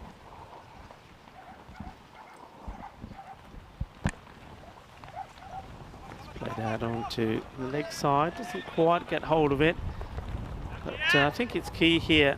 What Zaib does is what he did well in that first match against Netherlands, just gets himself in first by just playing a few balls around the park, getting the singles, getting Gomsh onto strike. And he's gone up, and it's going to drop safe. You've got to stop it. It's still going. and just manages to get a hand onto it, but not before Gomes comes back and completes the second. Yeah, I think he's just got to get himself in first, maybe take an over, no more than that, and then start to play his big shots, but he doesn't want to just get himself out straight away. This is what he did last time though. When it hit the second half, it's almost like he hit the go button. It was the 6th over. Into the deck. Did it take the fielder on? They look like, well, they do now because it doesn't pick it up cleanly. And that's good awareness. I mean, Gomes, first of all, this man said no. I mean, Amir was up for it, and then they waited, and as soon as they see the, you see here, wait, he said, right, no, we'll go now. It was probably Zyb's call in the first place. I think he was watching, and I think he thought he was going to get there, but he got one due to the misfield. And this has gone big. Balle, balle, balle. Kinna sona, kinna bada shaka. So Taranjeet's second over comes to an end. And he's bowled a lot better. This one is just strained down the leg side. Just wondering if he thought that Gomes was going to come out and he was maybe hoping for a leg side stumping. Gomes moves on to 46 pretty rapidly, and the score 73 for 1. Yeah, so see that 6 overs down. I'm going to do my 6 over check-in, and at the moment they're going at 12s, and they keep going at this rate. They'll get 121, 122 or so. They'd be pretty happy with that. They can even get more, though, I think, if Gomes stays at the crease. And Zyb. They've got Shazad to come in next. They've got other hitters like Junaid Khan to come in, Imran Khan. Well, this is too short, and the fielder does very well. They'll take 2 as he recovers, picks himself up, dusts himself and gets the throw. Well, they might even take 3. And Michael McCann was telling us there's only been just the 1 3. Should have got 3 there, really. Chip so far. Yeah, I think you would have. I think that maybe this is about that man there saying, well, it's time for me to be on strike, time for me to hit a few big ones. He fancies this. Ball turning into him. Zyb. Goes aerial, and this is gone. New beauty. 6 carreras más. Manos arriba, manos arriba. Arbitro, eso es 6 más. Qué grande. Refuse the 1, take half a dozen, and this is right in the slipstream. This is right where you want to get the ball up in the sky, because if you do, just have a look at those flags. They're blowing in that direction. That one went a long way back. Nice shot. The captain taking some punishment in his second.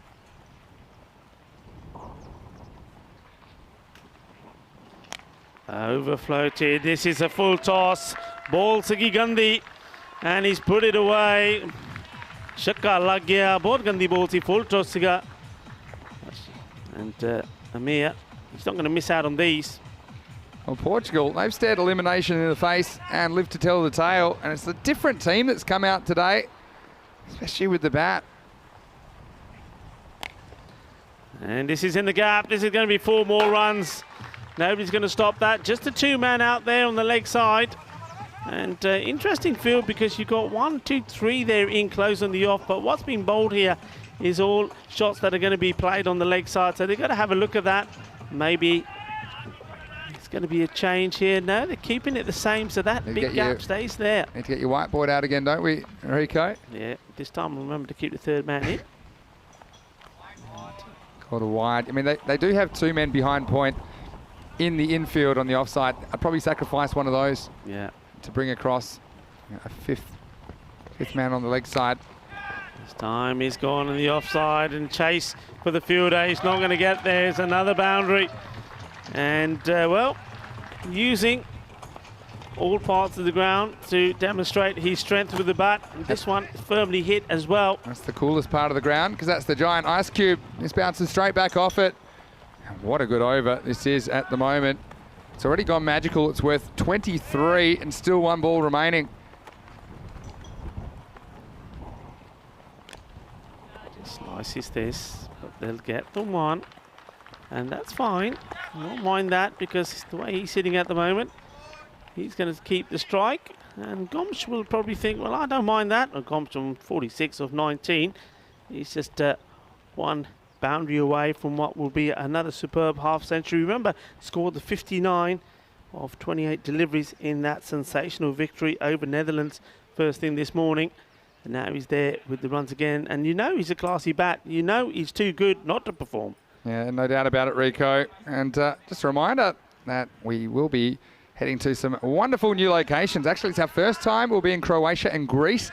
These are European Cricket Series. That will be 1 week series that are coming up after the ECC is over. As the 8th over starts with a wide. And it'll be 2 wides because they'll get an extra. So, yeah, for those of you who don't already, make sure you subscribe to our YouTube channel, ECN European Cricket Network. If you're enjoying this on one of our broadcast partners, you can join us for even more cricket action as we head around the continent with this dynamic T10 format. It's taking the world by storm. You can catch it all here on ECN. Vinny, I want to say I'm a little bit confused here with how Romania have gone about their bowling attack. We'll move back to that after this delivery. So take a single. So clever slow ball from Ijas there. But look, yesterday we saw that Aftab Kayani. Yeah. He bowled and got 2 wickets. And we also saw great bowling from Vasu Saini. Yeah. Now, they bowled really well, both of those. Took the pace of the ball, created problems for the batsman, and they've not got a look in here Haven't so seen far. him yet. I'm surprised when the captains decided to come on to bowl before them. Yeah, well, I think they do want Sathieson up and going, but it didn't work in this game, did it? Talk about up and going. That's up and over the infield, over Taranjeet. 4 more runs. And that one is getting them beyond the 100 now. And this is good from Portugal. They certainly do look a completely different outfit. They've finally got the confidence together. It was all about them coming out there with that, well, positive approach. And they've shown it here today. And this one's been drilled hard. Fielder gets the dive in and does ever so well. Really good stop. And I think that just keeps them to 1, does it? Yeah, just the 1. That's really good fielding, saving 3. I said they need to get Sathieson up and going. Well, he stepped up and then he was going. He was going at 17 and over. He went for 34. But yeah, I mean, Vasu Saini, to me, I think he's one of their best death bowling options. Wasn't that a great bit of fielding? That was by Vasu, yeah, the man we're talking about. There he is. He's still contributing for his team. Slices this. Get a single. It's been a few balls trying to get to his 50. He's disappointed with that one, Gomes, but done more than done his job for his team. He's just got to keep going here. These two, you know, they can be really destructive. And he's gone for it, and Ginna Sona all the way over. Power hitting at his best here at the Cartama Oval. Well, I hope you're loving this wherever you're watching from around the globe, our global cricket family. This is the Dream11 European Cricket Championship. And we've certainly seen some outstanding cricket today. We've seen some unusual yet fantastic, marvellous results. And Portugal, well, they're the team that are dreaming. They're dreaming to keep their hopes alive in this championship. Just so hard to believe this is a team that couldn't crack 100 in their first 6 games, and they've cruised past it here. Still over 2 overs remaining. And this will be another volley.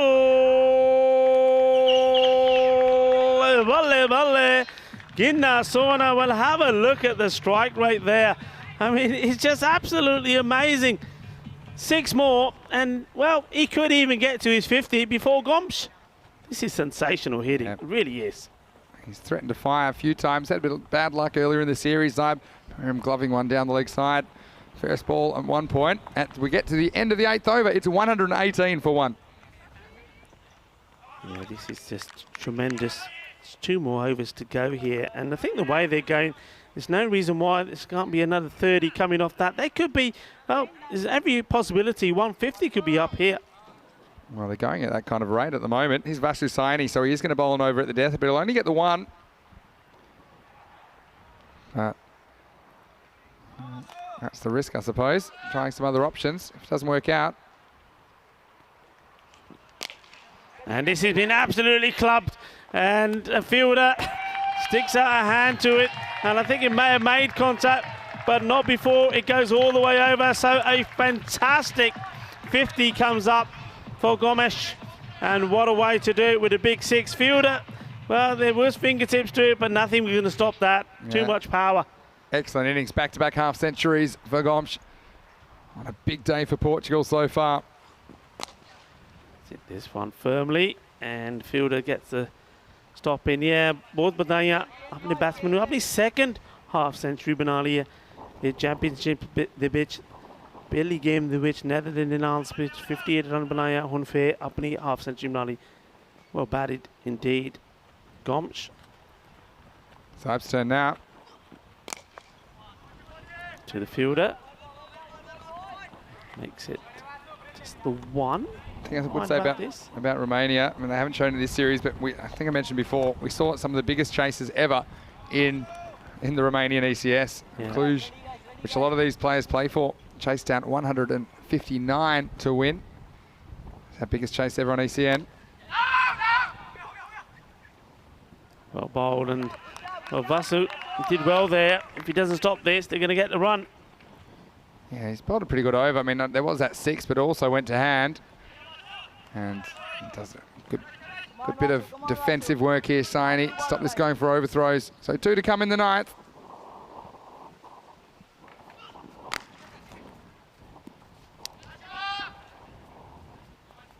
Well fielded. Here comes the throw. And of course, there was that drop catch, wasn't there? And unfortunately, where's that man? Every time he drops and the batsman goes and punishes the team. I mean, he was the one who dropped Clayton Floyd on 2, and he went on, well, we know what he did. He went on and scored 115. Then he dropped Gomes there, and Gomes has gone on and completed his half century. Hits it, and it stays hit.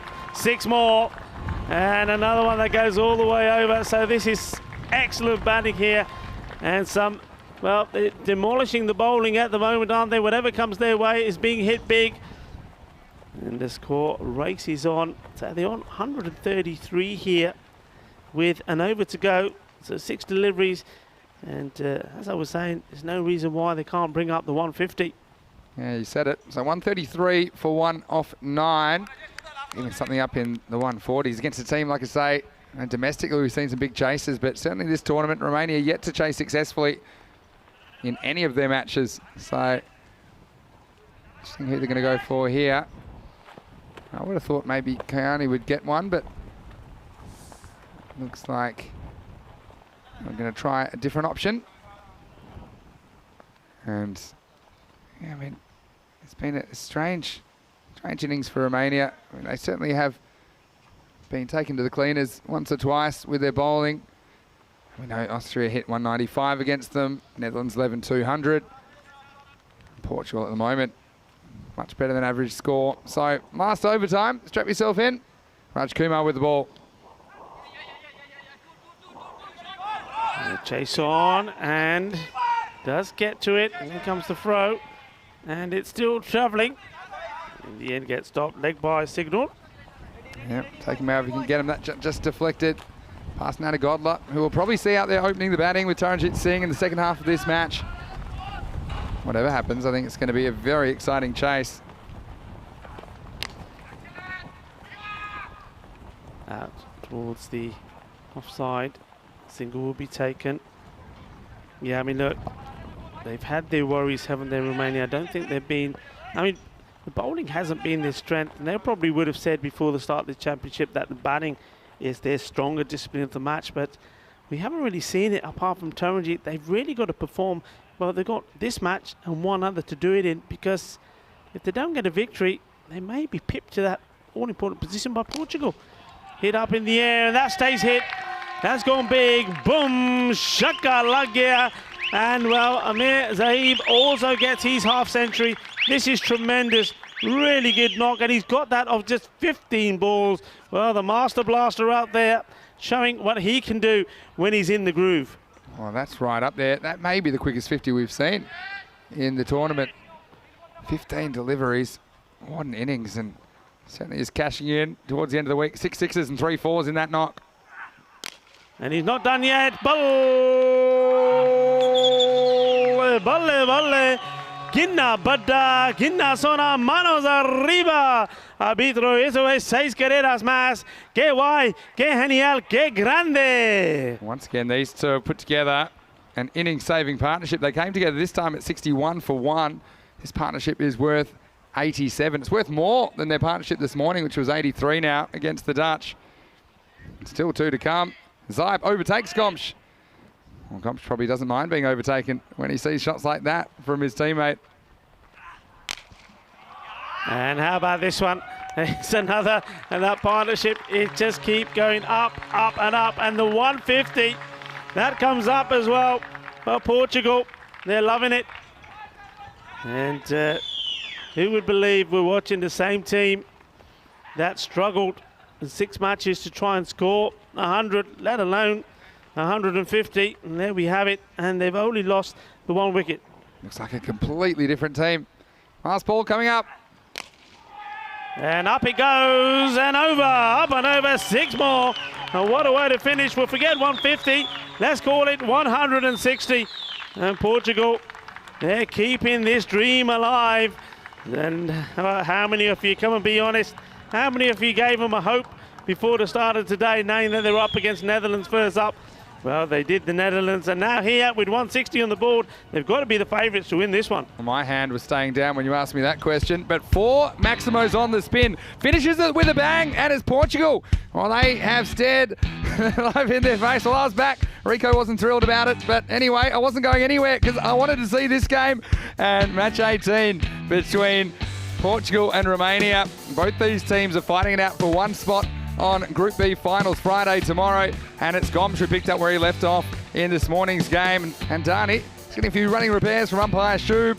Obviously did the trick because it was a good opening partnership of 61, which started things off for Portugal. And finally, they've had some batsmen getting past the 20s, but Gomsch, well, his stroke play all around the ground. He was particularly forceful on Sathisen. And although there were 1 or 2 opportunities, and that was the one that was taken, it was Andani who had to go, but from there, it was a bit more of this morning, wasn't it, for the second wicket between these two? And well, bouncing off the roof, they were bouncing off the bar, they were bouncing off everywhere in the end. These two putting on 99 in 30 deliveries. Incredible rate of scoring. And Saini, well, he came on in the 9th. This one did go the distance. I did wonder about some of the bowling selections. They did bring Raj Kumar back. They didn't get the opportunity to get a second out of Saini. But really, the splits tell the story. There were 61 in the first half. There were 99 in the second. So more or less par in the first half from Portugal. But they really turned on the afterburners in the second. It's going to be a monster chase for Romania. And if they don't win this game, Romania, they'll have to beat Austria in the last game if they're going to progress. Let's have a look at the scorecard. And all the top 3 did the work, didn't they? And Dani was the only man to fall for 23, but 57 not out of 27 for Gomsch. And Amir Zaib, what a knock from him. 72 in 18 balls. Well, talk about your strike rates. He was going at 400 for a ball, Amir Zaib. So he came to the party at just the right time. And he scored 72 out of those 99 runs in the second half of the innings. 5 wides and a no ball, so 6 of the avoidables. Wasn't too bad from Romania, but they've set themselves a task with the bowling. Well, Taranjit Singh, he was the only one in single digits, none for 17 of his 2 overs. The wicket went to Sathisen, but he was reasonably expensive. And you can see there's a bit of carnage in the figures. So, well, it'll have to be a new ECN record if Romania are going to do this. They require 161 to win. And this is the one they would have wanted to seal their finals day spot, but they're going to have to do it the hard way. And we return. Romania will be chasing 161 for victory. Vinny Sandhu here, Mr. Maximo for ECN and all of our broadcast partners. And along with Rico Full, we'll be back after the break to see the chase. This is the Dream11 European Cricket Championship.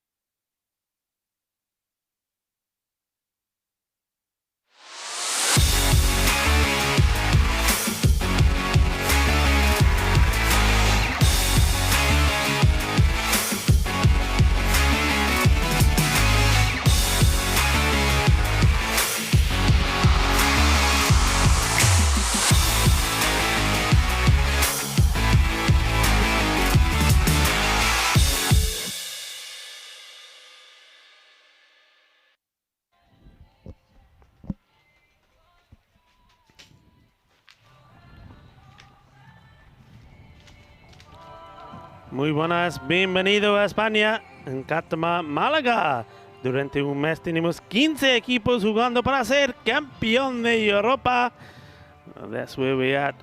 You know, we're going to see 15 teams battling it out to see who is going to be the champions of Europe. This is like the Euros of cricket, it really is. The Dream11 European Cricket Championship. We know that Spain and Belgium from Group A have made it through into that week 4 starting on the 4th of October. And well, tomorrow we will learn who will join them. At the moment, it's all about which teams are going to be in the finals. Group B finals day tomorrow. And Portugal, they looked like the unlikely team, but after that victory against Netherlands, well, they've just gone on here and piled on 160 runs. That's right, you heard me right, 160. If I said 60, you probably would have thought that more believable the way they've been batting up until this morning, but they've changed things around. Players are performing. So Romania, 161 needed. And one man that's got to go big, one man that can go big is Taranjit Singh. He's going to face the first ball, but it ain't going to be easy because Junaid Khan has been absolutely fantastic with the ball as well. Rico Full here with Mr. Maximo Vinny Sandhu. Thanks, Rico. Some interesting information about these two opening the batting. I'll tell you more about it in a second. First, we'll see Junaid Khan, who's been outstanding for Portugal all week, even when things weren't going particularly well for them. He'll be out there opening the bowling. So it'll have to be a record chase if they're going to do it. 161 for Romania to knock Portugal out of the tournament. Up in the air, and he's going to go first ball, is he? Yes, he is. Again, Taranjit Singh. Well, I think that's 2 on the spin for him. Oh, that's terrible. That really is bad. And, well, his form has gone to pot since his family's arrived. Well, you make your own mind up about that. Oh, dear, Vinny. I know we love him, don't we, Taranjit Singh? He's one of the stars of European cricketers. But, well, he almost got lucky. He almost gets spilt by Amandeep Singh. But he manages to hold on to the baby. Yeah, well, there's a certain technique to catching, but then that one was 90% panic because he just threw his hands out after it when it popped out the first time. So Taranjit gets a king pair. Well, he'll be so disappointed. The last time he went for a golden duck, they still won the game. We'll have to see if they can pull out a miracle this time. Well, the information I was going to give you was that in that previous record chase, or the current record chase of 159, it was Taranjit Singh and Nadagodla that opened the batting. And in that chase for Cluj against ACCB, actually the opening batsman for ACCB in that game was Gohar Manan, who comes to the crease. I was going to say there's some form as far as Romania and big chases. That is about as start as you can possibly get. Yeah, disastrous start.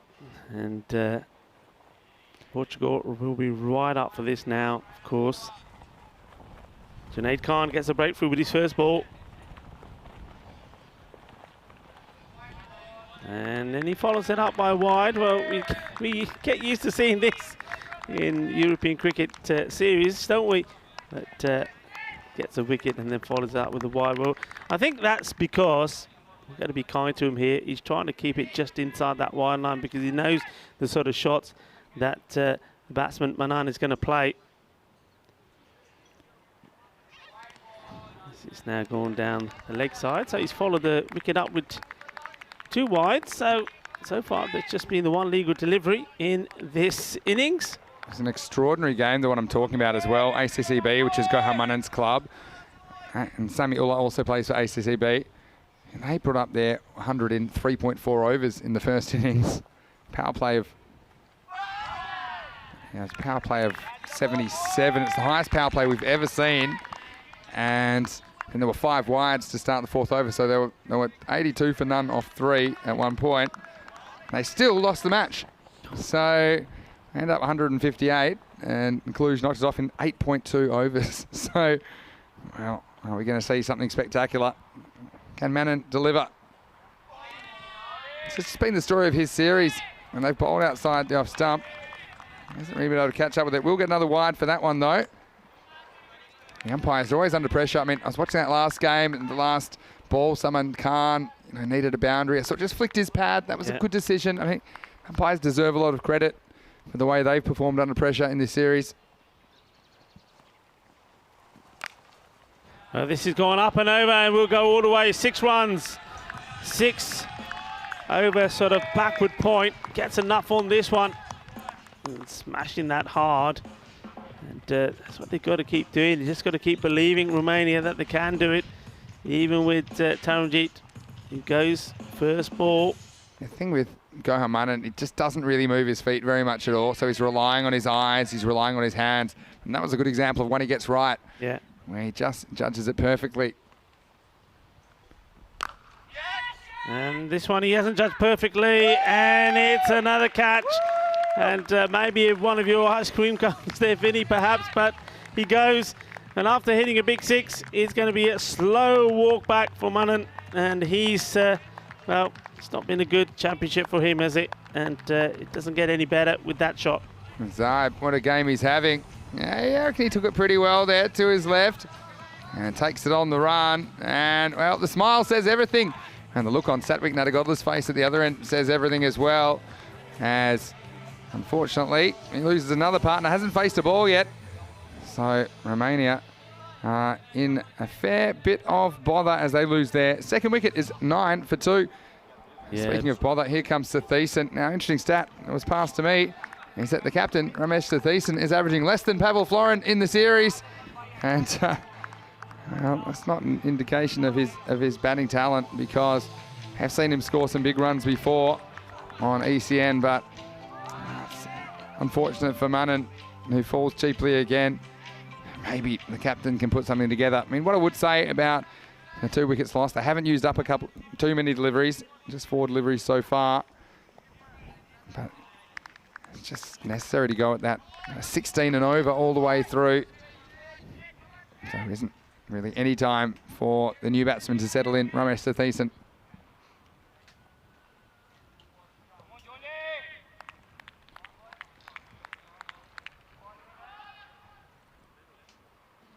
There he goes for the first delivery to the captain.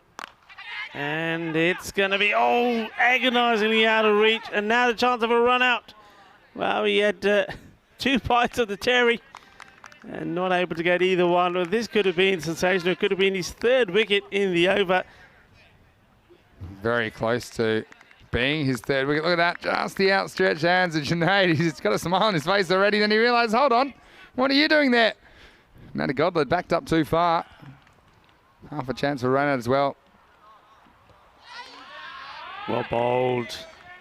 And it's hit this one on the seam, hasn't he? Seam up, gets the bounce. What an over this is. He's put his team in a magnificent position here now. We're just going for 9 runs. Just most of those because of the wides. So the score, unbelievably, is 9 for 2. The end of the first. What a great over. Junaid Khan just delivered time and time again for Portugal with the ball in this series. He's got a heart as big as Portugal, Junaid. And now Nadagodla finally will get to face the delivery. He's seen 2 of his teammates come and go. It's going to be Najam Shazad, the Portuguese captain, to bowl the second over. And he has bowled very well as well in this series. The opening bowlers have been firing. It's up in the air, and it's another one. They're falling like flies. Well, this is just a disaster for Romania. I mean, I know they've got a huge mountain to climb here, and they need to play their shots to give them a chance. But they're just throwing their wickets away here. Good lines, though, from Portugal. Take nothing away from them. They know where they've got to be bowling. They know what most of these batsmen are going to try and do, and the shots are going to try and play. And they're just not giving them a sniff at the moment. Well, how exciting has this group stage been? Some of the results have been thrown up. I mean, we've seen Portugal kind of rags to riches tale. And Nadagodla again. That's both openers gone for a golden duck. And we almost saw Sathisen go first ball as well. So disastrous start. Romania lose a 3rd wicket. It's 9 for 3. Yes, and Najam Shazad He's a captain with a huge heart, isn't he? He's never given up, even when things were not good for his team. Kept on working, and his own performances, well, just kept on going with the ball and the bat. He's had one or two good knocks, but never given up. And he's always tried to support and encourage his players. And you can see that finally it's starting. Oh, not starting. Finally, it has paid off. And Romania, it looks like already they need to start focusing on the last match that they're going to have in the group against Austria. But that is not going to be easy, especially if this ends up being a real hiding. Devil's advocate, there still is a lot of time left, and Periawa is a very good batsman coming out at number 5. Let's see what he can do. Just pushes this one away. Well, run out chance will be gone if he hits, and he would have been gone. Periawa, miscommunication with his captain at the other end. And you'll see this here. It was good fielding. Nippo was good, even though it was to his wrong side, but if he hits there, and that's a 4th wicket. Periawa, he's gutsy as a cricketer. I'm a big fan of him. He won't take a backward step. And like I say, still the best part of 9 overs left in this chase. Oh, well, there's 3 men there, and somehow this has flown through him. And Sivaguma managed to get the boundary to his name. Yeah, it was catchable height, wasn't it? But Nippo's really squeezing, trying to get on the one there. You see how close he is compared to the other fieldsmen around him.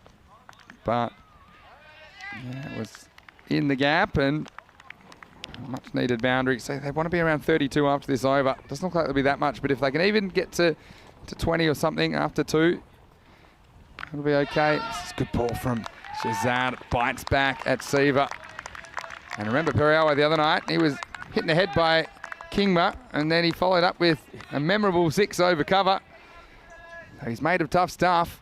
And this is a real tight spot he finds himself in at the moment. Yeah, this was, well, a very, very good delivery. Not too much you could do with that. Right into the body and quick as well. Zardin once more.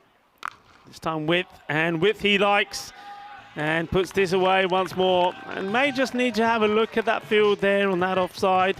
If these are the shots that are going to be played. Good shot. Well, I'll show you this. You might as well throw this in the bin, because I tell you what, past performance is no indicator of future performance. That's what we're finding today. I see those disclaimers on the financial ads all the time, but it's very true. I mean, one thing that is true, though, Romania have consistently conceded a lot of runs, and 13.6 and over, it's just too many. And they find themselves in a tough spot here, but that was really cracked by Periawa. I think he really hit that one well through the offside. So back-to-back boundaries. They're building something here. Last ball of the 2nd over. And that's nicely played away. Just helps this along. Just gets the line wrong. And the batsman quickly latches onto it. There's not going to be too many freebies. And something to finally cheer about in the camp up there, the Romanian camp. It's a nice shot. And somebody's got to carry this forward. And these two need to build a partnership, but what a massive ask it is for them. I mean, they've got to be going at around 17 to 18 every over from here on in. As the score at the end of 2 overs is going to be 23, but it's the wickets. It's 23 for 3. And 21, I think. It was only 4 in the end from Periawa, but still 3 boundaries in the over. And Imran Khan is going to bowl over number 3. I do like him as a cricketer as well. But one thing you would say is Periawa was also involved in that big chase of 159. He batted number 3 in that one. And so we would have had that experience. Still a big mountain to climb. Imran Khan starts with a wide. Thiessen, though, what a great opportunity for the captain to step up as well. You know, he's been disappointing with the bat. Has had a couple of unlucky dismissals, I suppose. But here he is. Up in the air and taken. And another one goes. It's another one that bites the dust. Nicely done there. And that's Gomes. And a bit of a celebration there as well. Well, here we go. Let's wait for it. Well, he was happy with it, wasn't he? And So Thiessen goes for a duck once again. Oh, he's having a horrendous time. That's not going to help his average either. It wasn't really the traditional way to catch the ball from Gomes, but whatever works for you, I suppose. So Romania lose their captain. And things go from bad to worse. Romania 22 for 4. Yeah, so once more the captain not able to get in the runs. And things just not happening for him, are they? It's makes his way back. Just need somebody really to stay out there with Sivakuma Periyalwar. He scored 12 or 5. But that's quite a sorry looking scorecard at the moment. Got 2 golden ducks in there for Charanjit and also from Nadi Gotla. Manan made 6 of 3. And then he's got the next duck there, 3-ball duck for the captain. And then Sivakuma, as I mentioned, 12 or 5.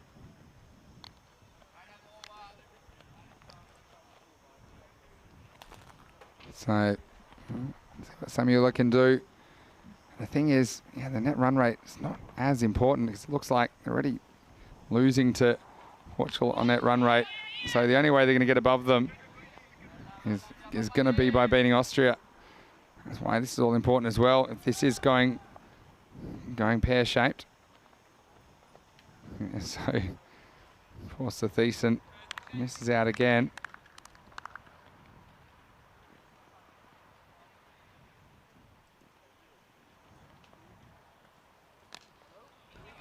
He plays. Miguel Stoneman gets the throw in. Nice pick up and throw. He's, made that his position, hasn't he, Miguel? We've seen him take a good catch there as well. And 19 runs in 7 matches for Thiessen. It's a tournament he'll want to forget. Maybe he can step up in the last match. Somebody's going to have to, Vinny, because I think the other thing is, I mean, they know how important. They would have seen this as perhaps the easier match. And it's not turned out that way. So they've got to do it against an Austrian team which are on a high. They find ways to win matches, don't they? Like that last one against Hungary. Played pretty firmly, but what a bit of fielding that is as well. Nice dive. Picks it up cleanly on the bounce. Junaid Khan. I mentioned him already. What a key performer he's been, and he's been another one in that squad that has just never given up, that has always believed that they will come good.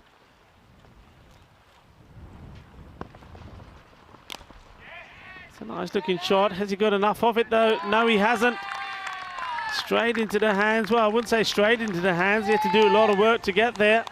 And it's the captain again, Shahzad. And he may not be performing at the bat, but with the ball in hand and also in the field, he's been tremendous. This one, for a moment, I thought he was going to clear him, but he manages to get there and holds on to a very good catch, and the misery continues for Romania. Yeah, and Periyalwar has been one of the batsmen hitting the ball well for Romania, and he'd already scored 13 in this innings. But well, that one just showed a bit too much of it to Shahzad. So he does hit 3 boundaries, but he's out soon after. Siva Periyalwar goes for 13 off 7. Romania, well, they're right up the creek now. It's 26 for 5. This is going to end up being disastrous. I mean, but look, let's just focus on Portugal. They were in this sort of position, weren't they? I mean, let's face it, what we're seeing here is where we were seeing a lot of the time Portugal. This was happening to Portugal in those first 6 matches that they had. And the thing is, they had to regroup, and they had to stay together as a unit. And I think they did. You know, they did. And those that weren't in, well, they had to get the next ship home, if so to speak. And that's a terminology that's been used, you know. But those that have stayed, they've become focused, they come together, they believed each other, they've supported each other, and just look at what we've got out there now. And it's the same players. It's not, you know, there's not new players that have been drafted in. Yeah. Gomes just looks world class now, and Dani, the man who didn't even get a look in a couple of games, is playing, he's going out there, hasn't scored big runs yet, but he's getting contributions, getting the partnerships in. It's, it just goes to to demonstrate, as we always say, if you stay together as the team, it doesn't matter what the situation is, doesn't matter what's happened in the past, stay together at the team and it will come good as long as you believe in it and as long as you work for it. And that's exactly what they've done. Yeah, well said, Rico. 27 for 5 at the end of the power play. So about 20 behind where they want, and that's on runs alone. The fact they've lost 5 wickets in the power play is going to make things very difficult for the Romanians. Vasusani comes to the crease at number 7.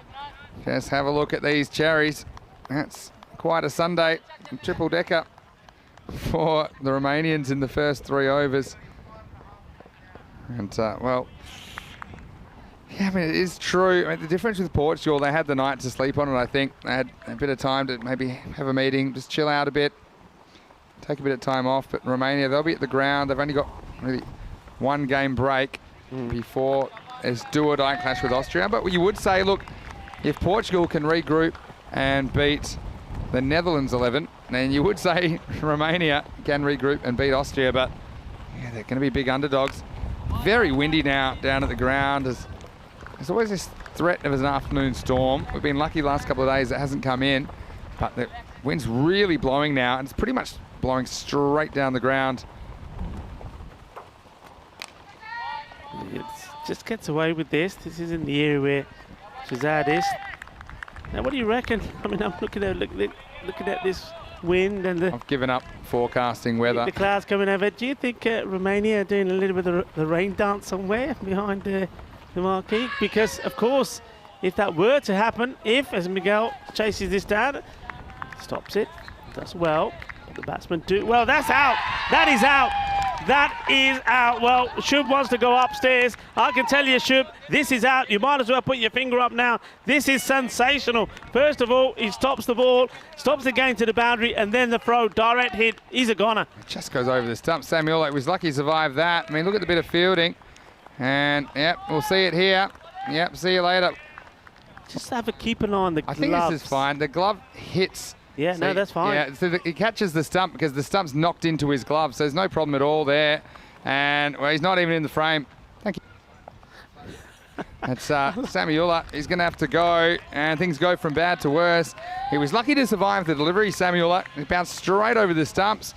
Well, the Stomans, they combined. First it was Francois Stoneman that misses it. I don't think that was on purpose, but how about the direct hit from Miguel Stoneman? Yeah. The longest throw on the ground, and he smashes that stump out of the ground.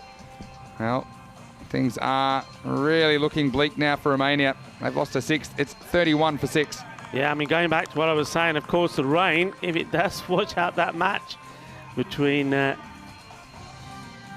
Romania and Austria, Romania would be very grateful for it, wouldn't they? They'll get a point.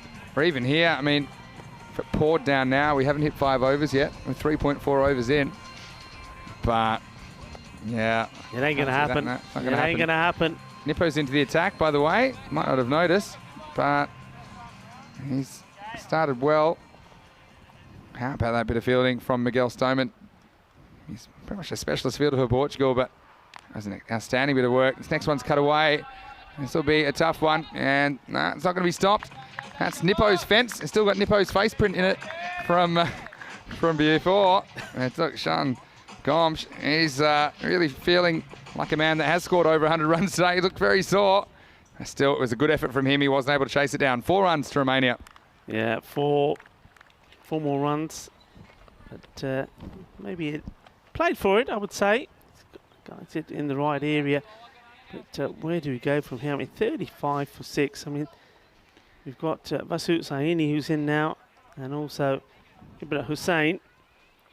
And I think they've got to think about the bigger picture here, surely. They've got to be thinking about that next game. That should be what the camp already announced, early days. But that's what they need to be talking about already and say, look, okay, just go out there and think that is the more realistic target out there. Think that we need to get 120. Yeah. Let's see how you get on. yeah, we just need to get some semblance of confidence back. And cricket is such a confidence game. And we're very confident that you will have a great time if you stick with us here on the European Cricket Network over the next couple of weeks, because we've got Group B drawing to its conclusion tomorrow. Then we have Group C, 5 new teams, including the England 11. And I know that a lot of people are looking forward to seeing them. The best amateurs in England, as well as Italy, Germany, Finland, the Czech Republic. They'll all be here battling it out for the final 2 spots in Championship Week. But right now, we've got a real contest on our hands for this 4th spot. I'll tell you what, as we go back to live action.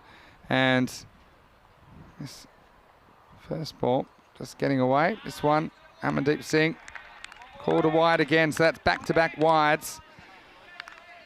And Amandeep, he was the bowler they got after last time. And a 25 of his over. Next one, there's not going to be a wide. It's going to be a Maximo. 6 to Vasu Saini. Well, he's still going to have the same approach. He's going to attack. Even though this run rate required has gone up north of the 20. And you can see they're not that far behind where Portugal were. It's just the fact they've lost 6 wickets. Portugal hadn't lost one yet at this stage. Stumps this as well in the same area, but we'll take a single. Captain Shazad. Oh, it's a bit of a thought for him, and how things have turned around. He's stuck with it. Kept on wondering when his players were going to come good, when they were going to start to perform, and it's happened at the most unlikely of times against the Netherlands. And a victory like that, this one's slided away. Take a single. That victory though, Vinny, I mean, when you beat a team like Netherlands, they were unbeaten at the time. They were a team that was looking, way above everybody else because of their ranking, so they were underlining their superiority. This one's hit out towards long on. But to get that victory, that's given them the confidence, and they've just got better and better from there, haven't they? I mean, what a boost that must be for them. Yeah, it must be. That's cricket, as they'd say. Yeah. Nicely played. There is a cover out there. And we know that area of the field belongs to that man, Anthony Chambers. And, they have stuck to, I mean, we know that the troubles they had were worse with the batting. But in terms of the field and the bowling, they've always stuck to the task pretty well. Shorter. Hit straight, trying to get it past the fielder, and he does. Nice shot. Fielding the cautious to get the apne captain in the jump Shazad ne, but Joka lag gaya, 4 more runs. And I suppose Romania, while the boundaries keep coming and they keep scoring at a healthy rate, they'll always believe that it's not over yet. And certainly these two, they're showing that. Just some changes being made in the field, but the over is completed. 51 for 6 at the halfway point. These two trying to put a bit of a partnership together. Ijaz Hussain and Vasu Saini. And what about the bit of magic from Miguel Stoneman to run out Samuela from the boundary with a direct hit? Yeah, just shows you it's such a team game. T10 cricket. Up in the air, but it's going to beat Shazad, who just goes a little bit straighter because of the last few shots that were played. And this one ends up being hit exactly where he was. Nice shot. Really gets his shoulders involved in this one, doesn't he? 1 bounce 4. And that was a really nice shot through the line from Ijaz Hussain. He's had a pretty good tournament. This one's dead straight as well. This may go all the way. Balle, balle, balle. Well, not too many believe they can. Well, he's batting like he believes they can. Nice shot. Yeah, it's not easy to get after Nipu either. But this was just a drive the ball length, and he executed the shot well. Shorter and quicker. Take a single. Oh, what if I told you there is some rain forecast around 5 o'clock? 40% on my forecast. 40%? 40%. Unless it's 80%, it's nothing to worry about. 80% doesn't rain. You know what my weather forecasting predictions are like, don't you? This is hit in the same area as the one that went for 6. This one will be 1 bounce 4. This is lovely straight hitting, it really is. And well, they've woken up. They're starting to believe again. Nice shot, and why not? As long as this man keeps hitting the ball like that. Vasu Sahini. Lovely shot, 4 runs. And this time, a little bit fuller on Nipu. He holds his head. And as he gets a little inside edge on this, and they take the single. Well, surely we're not going to see Romania come back from this position. They need over 3.5 a ball. It basically just means every time it's not a boundary, that rate will go up. Over 22.5 now. Hit hard, and the captain this time is able to get there, watches the bounce very carefully, gets a hand on it, stop the ball going towards the boundary. A good over that. And see there, just getting the touch onto it, and these two batsmen think, okay, let's just keep doing what we're doing. 68 off the 6th over. 6 wickets down. But you can have a look at the task at hand. I mean, even with good over there, I mean, the over before went for 16. That was another good one as far as boundaries concerned, but it's still nowhere near where they need to be. They need to be gaining around 22 runs per over. Yeah. And in fact, it's gone up to 23 now. So, I mean, it's a massive task at hand. And a dot ball like that, well, it's been given a wide, so I was going to say any dots won't help, any singles won't help. Got to be looking at boundaries, but they get another chance. Wide ball it was. Up and over. And this one, well, normally it hits the deck and flies. The game for 2, he's going to be short, is he? I think he may just have got there. And, well, they're going upstairs, they're going to the screen. So, once again, the 3rd umpire going to be in play. But this one, though, does hold up. It hits the deck and just slows down. Not seen that too often. Here we go. I think he's just got there yet. Now, look, that's the way you got to do it. We saw earlier the way not to do it. So not out the decision. We'll move on. And, you know, it gets me thinking as well with Romania, with their batting order. I'll come back to this in a second. It's cracked away, but straight at Azarandani. Can't hold on, but it'll just be a single. I mean, you've got your openers up there. I mean, Dandagotla, he's got some form. Taranjit, he's low on confidence. I mean, is there any thought about sending people in that have made runs? Do you put them up higher? It would just kind of throw everything out of whack, though, wouldn't it, if you were to do that? And this is up in the air, and Najam Shahzad, he does not drop them. Safe hands. And the wicket that they needed to see, the man they needed to see the back off, just to be safe. They've done that. A good contribution from Vasu Sahini.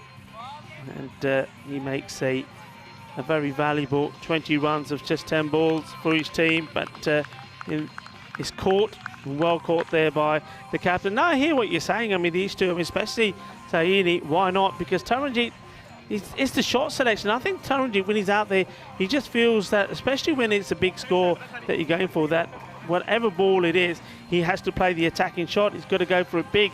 And maybe if he's going in when he's thinking, well, okay, we've probably got a fairly good start. I don't have to go crazy straight away. He might change his shot selection, but I don't know. I mean, they just need belief. They just need to find a way to get back into the groove. They need to find a way to score the sort of runs that this team is capable of scoring. Yeah, exactly right. And it's just a rock and a hard place now for Romania.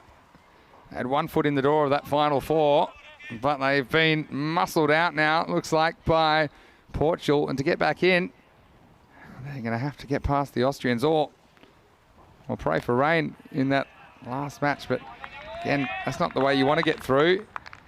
And it does look like at this stage that Hungary seem to be likely to finish 3rd, although we don't know that just yet, because Hungary will play the Netherlands 11 next, and they gave them a real scare last night. Yeah. Netherlands 11 not having a great day so far, going down to Portugal in the first match of today. It could be just over the man. I was going to say, was there going to be more catching practice, or is it going to creep over? It creeps over. It's a nice shot in the end. He had to give it everything, didn't he? And you saw that. Over it goes. So he's not stopping these shots. He says, I'm still going for it, Ijaz Hussain.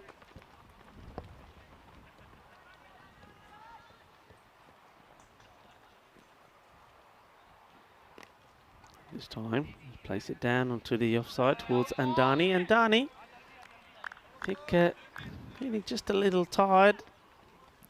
But big effort he's put in as well, hasn't he, Vinny? I mean, he was out of favour, wasn't he, as this over comes to an end with some of the selectors maybe. But they gave him that opportunity. And though he's not scored big runs, he's involved in good partnerships with Gomsh. Yeah, no doubt about that as well. As we head to the fourth match of the day shortly, match 19 of Group B. Starts in around half an hour's time. Hungary 3-4 against Netherlands 11. They are 6-1 now. And news from the toss. Hungary they won it. They'll be batting first. And also, I can mention that Nishanta Leonage is coming in. Nish the Dish, we call him. Plays for the Budapest Blinders in the Hungarian competition. And, well, they'll be very keen to impress on his debut in the series. Firmly hit, bubbling away. Gets the throw in straight away.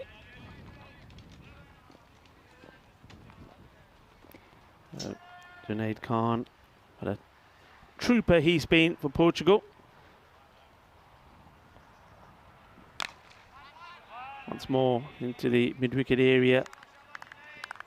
But it's just going to be another single, and I think we're at a point here where Romania, this is just all about preparation, it's all about batting practice, it's all about getting into form for what it's going to be. Well, it's going to be their final, isn't it, that match against Austria. It's up in the air, will just drop in front of the fielder, make sure that there's no awkward spin. Gomsh.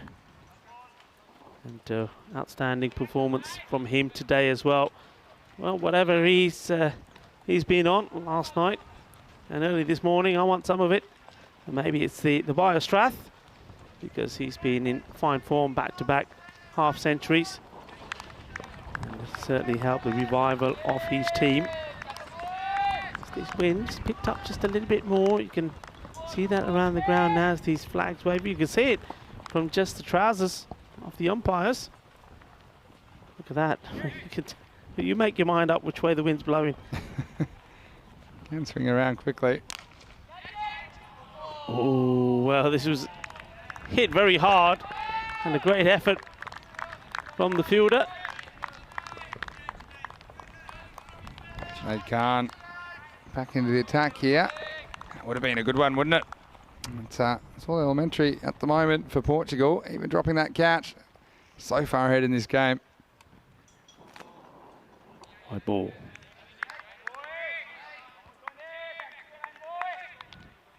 So Portugal, I mean, what a day for them. I mean, they've put together as good a day as anyone's shown in the tournament, really, as far as a complete performance with the bat and the ball.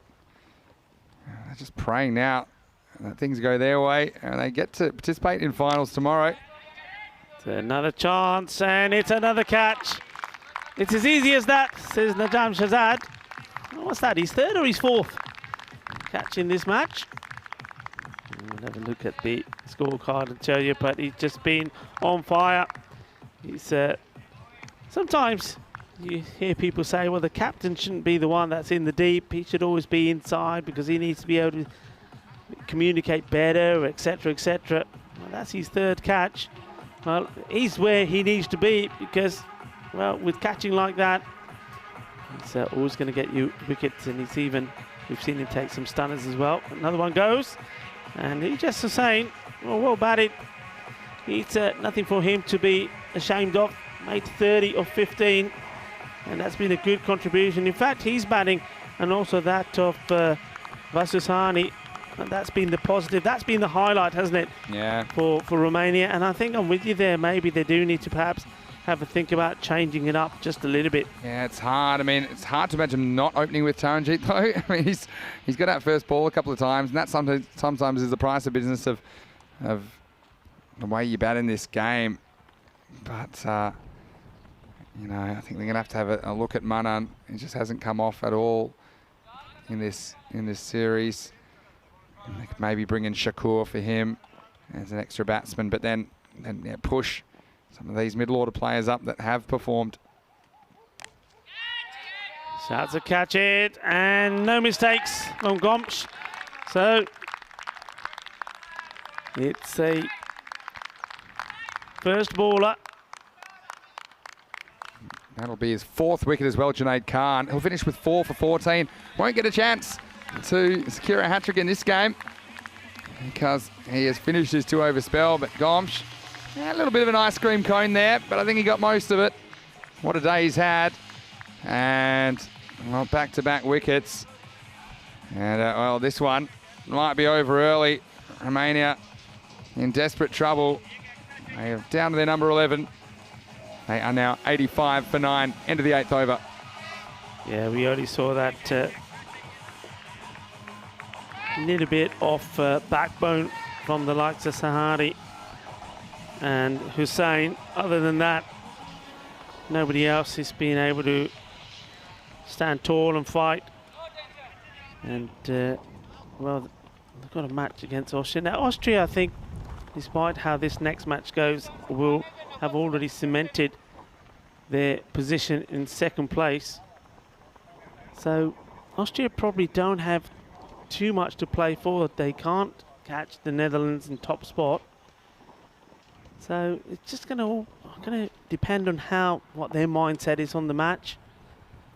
As this one is banged into the body of the batsman. It's a little bit like Hungary there. Hungary making a few changes because, again, they know that they're not going to be able to catch up with Austria, so they will finish 3rd. But it's all about whether Austria makes some changes which may suit or be of benefit to Romania. Will they be as strong? But this one's hit up in the air, and it, nearly takes a superb one-handed catch and gets swallowed up by the ice cube in the end. This would have been something sensational from Chambers. Have a look at this. Well, they're clapping the boundary, but they could have been clapping the batsman back in because this could have been it. Have a look at this. Very wide. It's absolutely thumped. Here goes Chambers one-handedly. And that's 2 bites. Well, he's been really good today, Anthony Chambers. You're right, he gets swallowed up by the ice cube. Still, that'll be 6 to Romania. You know, when Dharmendra Manani gets to the wicket, yeah, he's batting number 11 and a long way behind where they need to be. So they just need to take a point from somewhere out of the last game, whether it's through a washout or whether it is through beating Austria. This is Miguel Stoneman. Good to see him getting a bowl as well. First time we've seen him in the series. Great opportunity for him to get a go. And we did see him in the ECS. Bowled a very good last over for the Coimbra Knights to secure victory. I think he was defending 7 or something like that. Kept them to just a couple. Yeah. So Miguel is the older brother of the keeper, Francois Stoneman.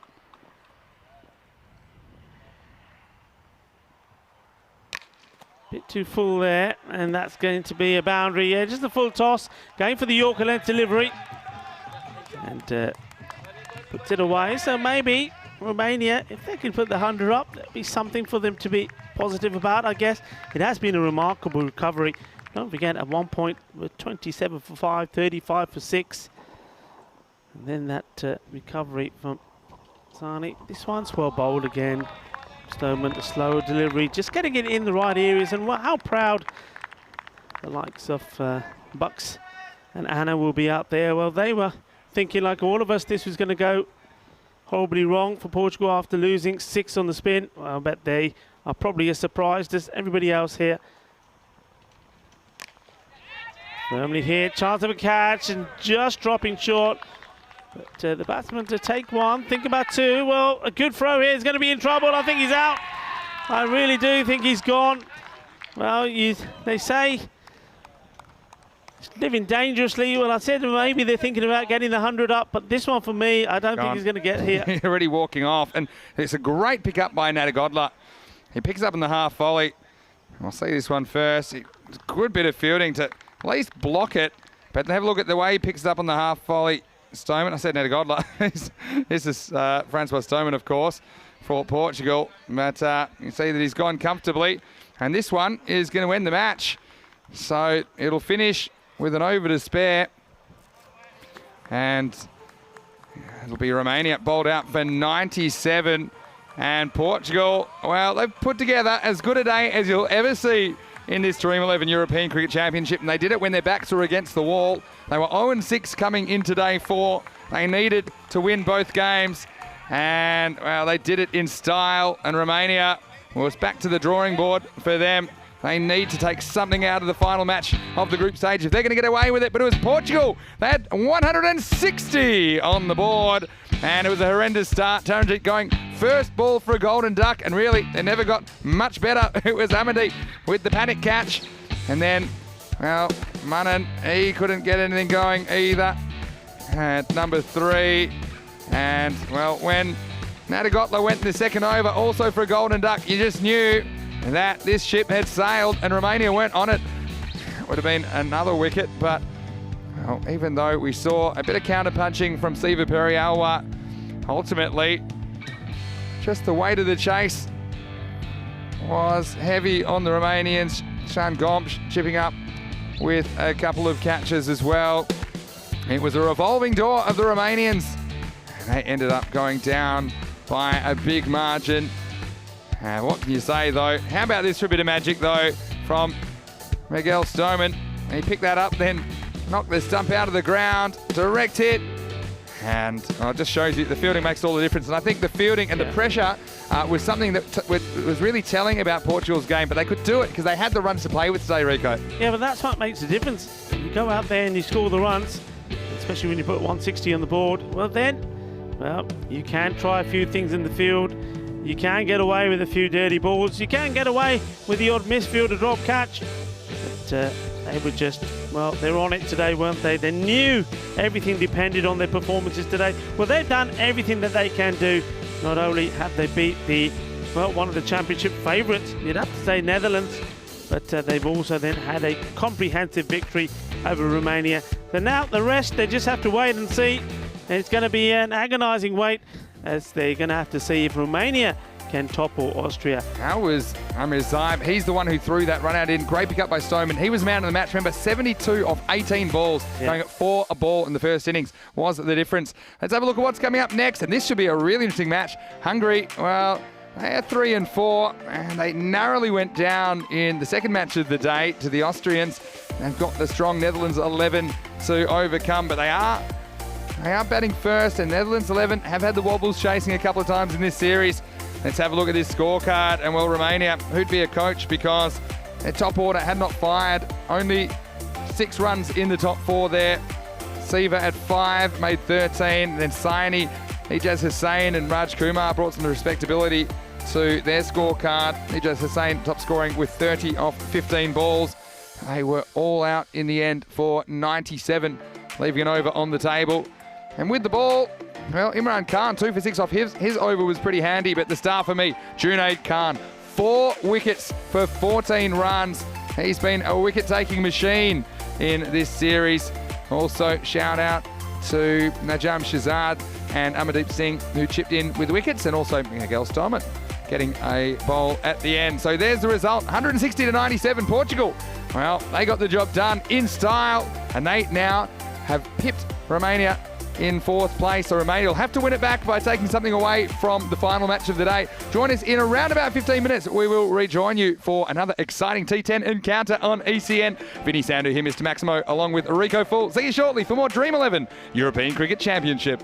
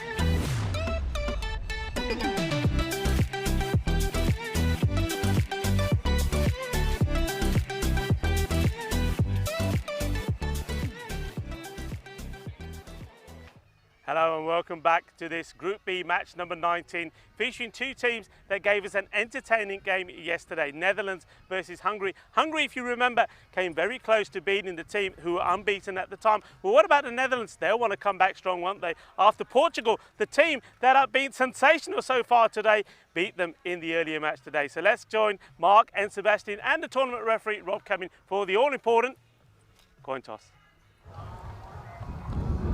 Tails. Tails is score. It's hits. You're back first. So Hungary's captain Mark winning the toss and he's going to bat. Well, that seems to be what teams want to do against the Netherlands. Well, why not? They were so close, weren't they, of putting up a shock victory there yesterday for them. But Netherlands held firm and did it with 2 balls to go. But the Netherlands, they have been beaten, and they were beaten again when they were chasing. So Hungary, they want to go out there and put runs on the board. They'll be disappointed with that loss to Austria just by 3 runs. So it's a good opportunity for them to hit back strong. And I think they'll be looking for the batting of Zahir Safi Mohammed.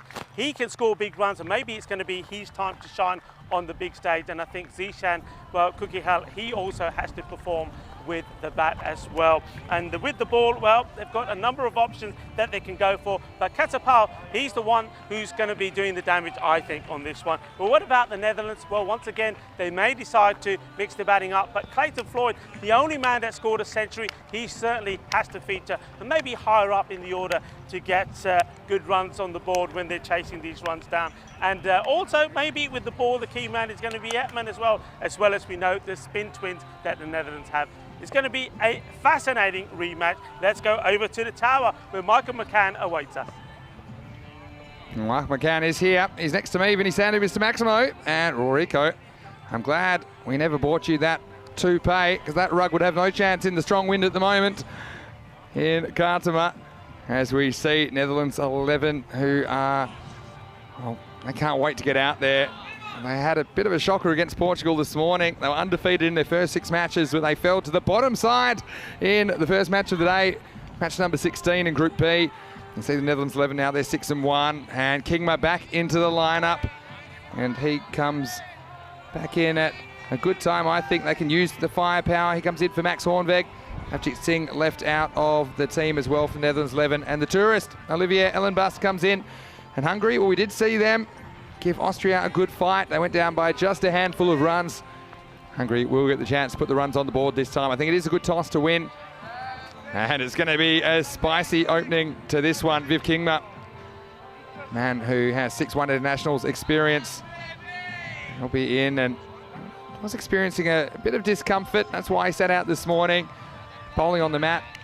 Sometimes the faster men, they find it a little bit harder on their bodies. You can see there Floyd in the background. That's his signature little warm-up routine, getting himself ready for what he needs to do.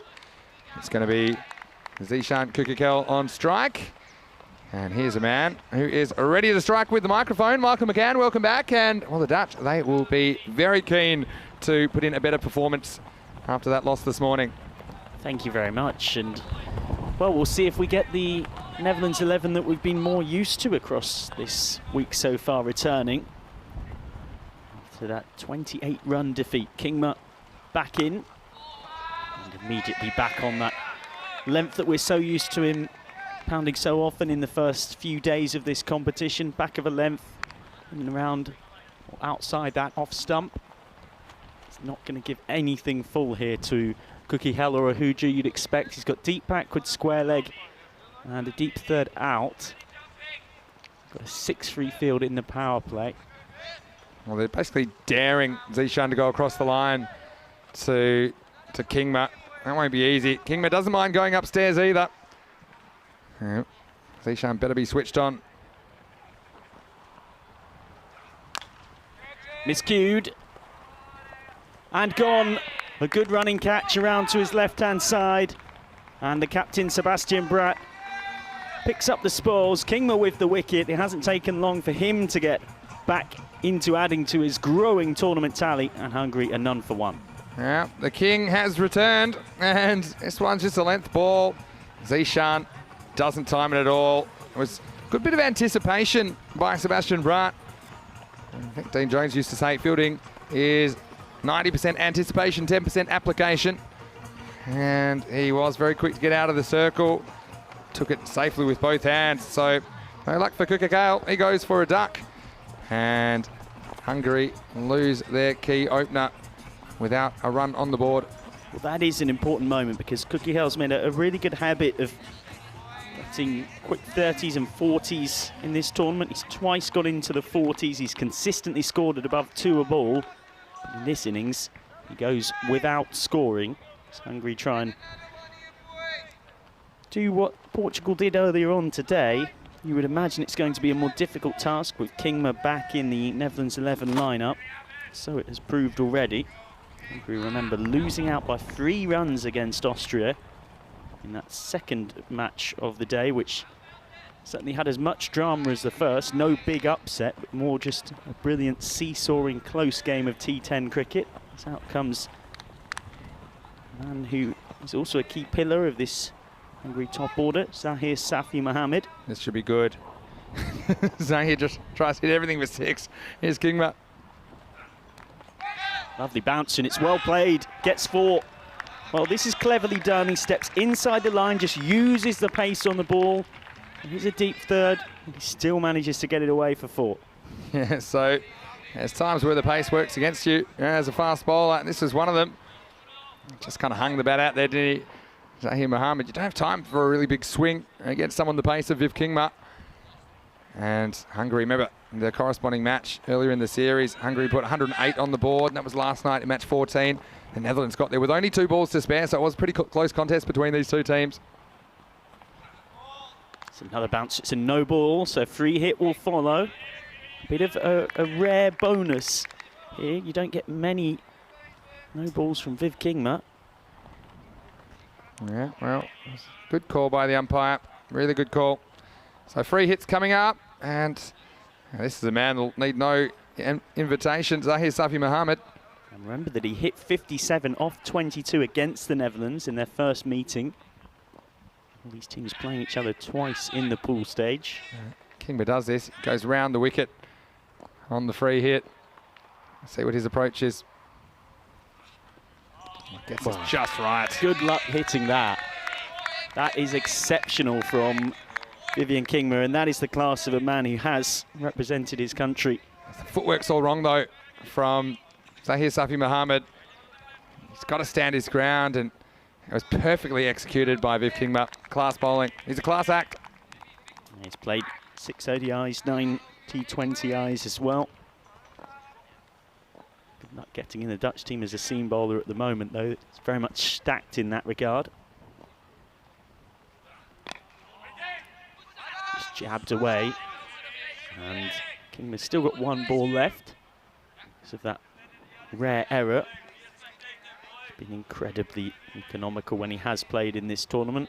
He's come back from a slight injury issue, a bit of a rest as well. He's hoping to get the Netherlands a 7th win from 8 to finish off the pool stage. They already know now, of course, they will be playing Austria tomorrow.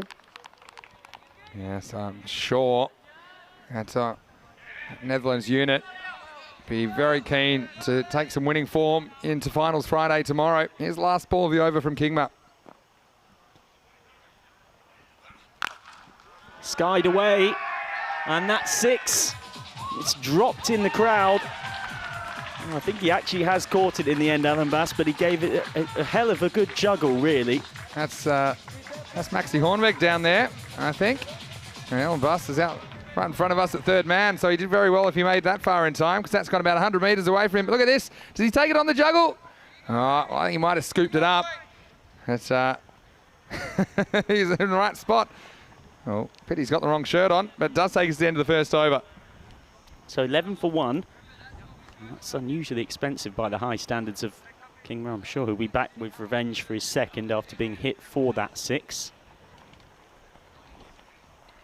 I would imagine here it will be Ryan Klein. It's Klein who is marking out his run. He's got very clever variations. He became just the 2nd man to take a T10 international hat-trick earlier on in this competition.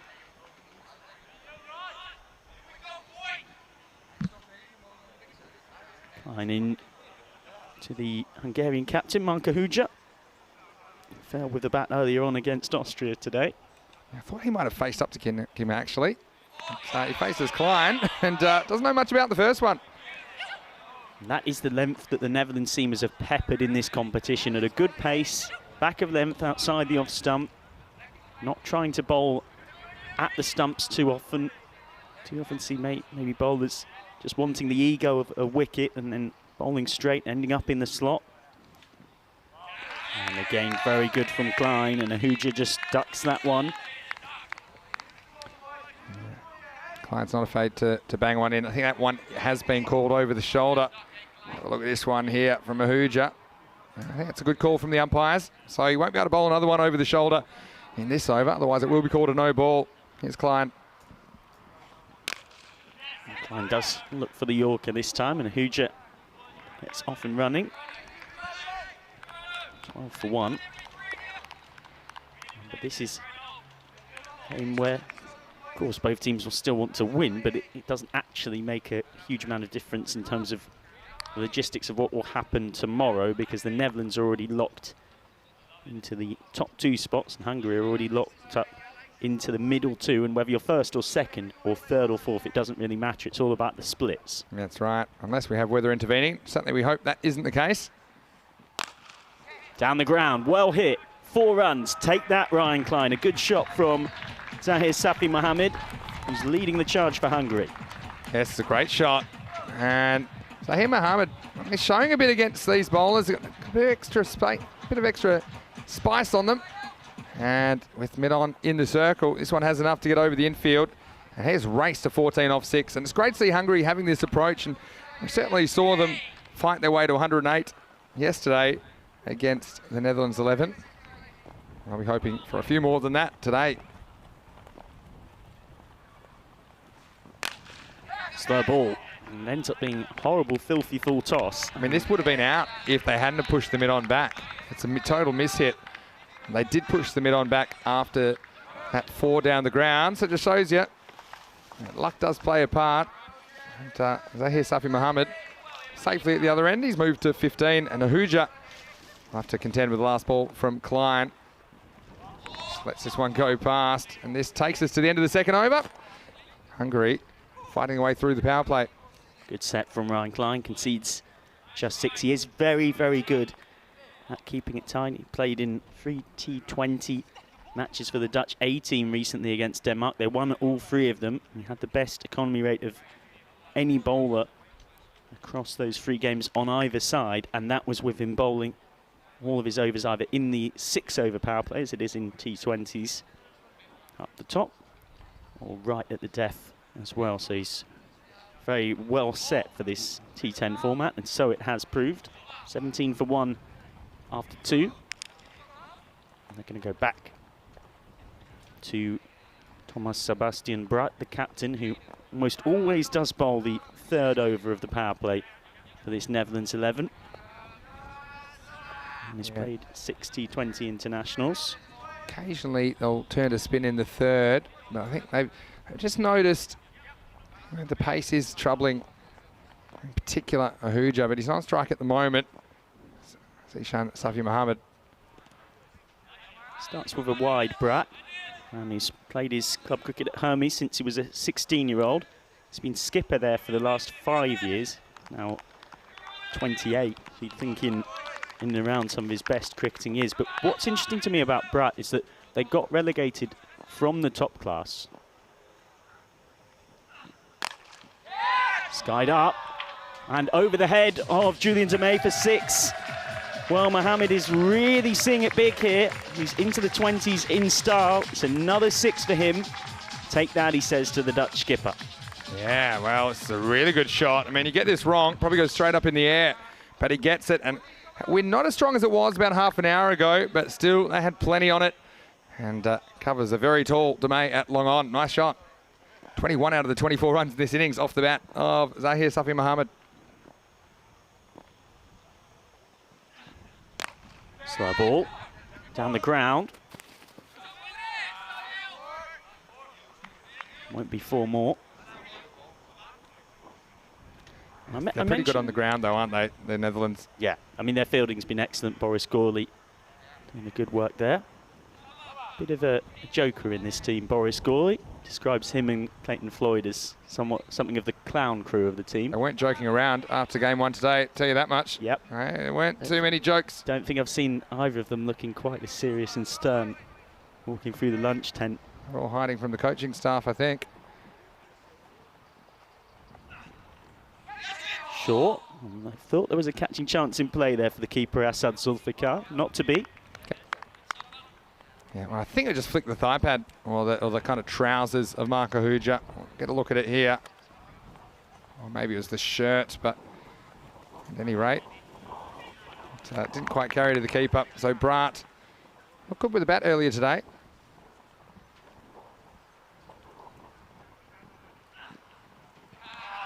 That's the ball again from Sebastian Brat. So I mentioned that his club side Hermes got relegated from the top class, and a player of Brat's ability, more often than not, that would lead to them moving on, and that is what tends to happen. And most of Hermes' better players, as with any sports team that get relegated, tended to move on.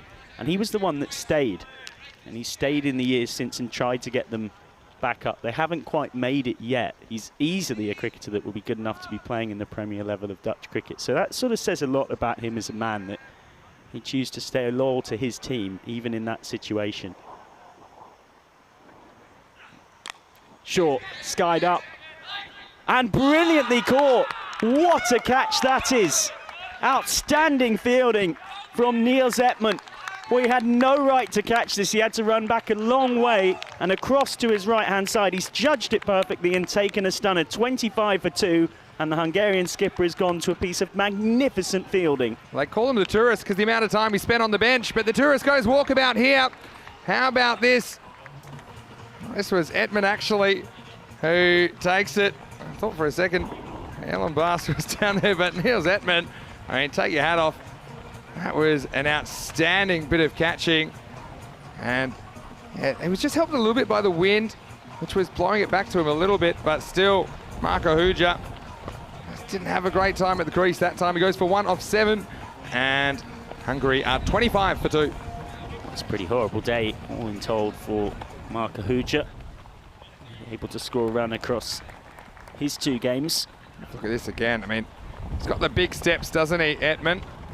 And yeah, he sprawled out, and then he had to make sure that he held onto the ball. So he actually takes his right hand off the ball as he's falling and just tries to absorb some of that impact with his hand that isn't holding the ball. So it was just a clever little subtlety to that. If both his hands hit the ground holding the ball, there's every chance it might have popped out. So a wicket for Brat, and that's one way to get in the captain's good books, taking a catch like that off his bowling. Manjan facing up.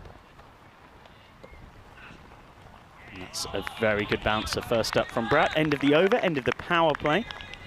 25 for 2 off 3 is the score. Well, I can tell you where he was practicing catches like that, Niels Hetman. It was last night in the swimming pool at the Sunset Beach Club Hotel with a little sponge cricket ball, throwing each other catches and then jumping in off the edge of the pool and sort of trying to do their best impression of a Ben Stokes diving one-hander. And I'm not just saying it, he took a couple of very good ones there. That's good fun. Pool catching is amazing, and I'd know if we got home before dark, because the pool's always closed by the time we get down there. But we'll have some practice on the weekend, Michael. We can get you doing some of those. Well, and, I was going to mention it only when Boris Gawley came out to bat, but he was giving me stick about the fact that at some point earlier on this week I didn't have my finest time in that regard. Pretty much couldn't catch a cold to the end. Point where by the end of it, it was time to give up. But speaking of a team who certainly aren't giving up, the remorseless Dutch machine continues as we head out of the power play with some ominous-looking skies in the distance. Clayton Floyd is on with the spin. The weather gods know the ECC's on. They'll leave us alone. And I don't find that hard to believe that you had a bad time catching in the pool. Well, I'm only a 4th-team wicketkeeper. Probably couldn't even catch a cold in there. Anyway, here's Floyd. It's away for 1. Ian DeMay, the spin. Wow, that's gone for 4. If you Googled that, it would say, did you mean 4? And I thought it was one off the bat. No, it's off the inside half of the bat. And really, it's one that goes straight under Musa. And I hope he's disappointed, because he does get there, I think, in the end. It's a proper Sydney Harbour Bridge straight over it. Cuatro carreras. It's not a great delivery from Floyd. And he's not only got away with that, but judging by his reaction, I think he reckons this might have been a chance. No, I think he just can't believe it's missed the stumps. No, I don't think this is a catch. Wondering how he missed it. Way for one this time. Now, Michael, there's somebody that I've just seen creep past, and I've asked him to come up and fill in for me for a few overs. And he's a man that knows a lot about Netherlands cricket, and we saw him for VOC Rotterdam in the European Cricket League about just over 2 years ago. Of course, the champion club of European cricket. That's the title they still hold. And he's going to kindly step in and take you through the rest of the innings, because he's also been working hard. I know he'll be doing some consulting work with the Czech Republic next week, and he's been working with Hungary as well. So I think he's a perfect person. I should say Hungary, I mean Portugal. Maybe he's working Hungary as well, who knows. As the next one is going to into the gap. It's going to be in the gap again. It's going to be 4 more runs, and Zahir Safi Mohammed, well, his run continues, Michael. He's up into the 30s in only 13 balls. Well, right now, the innings looks almost entirely dependent on him, you would have to say. They're up to 35, and Zahir Safi Mohammed has 31 of them. The Dutch will feel like if they can just get rid of him, really can keep a very tight lid on what is to follow. It's a one-man band, really. Throw a quarter in the guitar case for Zahir Safi Mohammed. As we got the last ball coming up of the 4th over. Floyd has gone for 10 this over. See if he can get out of it. That will be a wide. Nicely taken from Sad Zulfikar. That's a good take by Zulfikar. Harder than it looked. He stays down. He's been a bit hit and miss with the gloves this week, but I think at his best, he's a very, very good keeper. Way for one by Zahir Safi Mohammed. So 37 for 2 after 4 overs. Hungary going pretty well. Well, I am here, Vinny Sandhu, Mr. Maximo, and look who's popped in. It's Corey Rutgers. Corey, who actually was with me in the ECS for a couple of series in the Netherlands and then in Portugal. And I know you're here doing a little bit of coaching and a few other roles, and so doing some social media as well for us at the European Cricket Network. So I'm going to leave you two to chat, and I'm just going to watch this game. I think it's going to be very interesting to see how long the Zahir Safi Mohammed show can last. But, well, what a day we've had so far on the ECC, and I'm going to leave Michael McCann with Corey Rutgers with you for the rest of the innings as we're about to start the 5th over. Well, hopefully by the end of this innings, we might have worked out just how many teams Corey Rutgers is working for.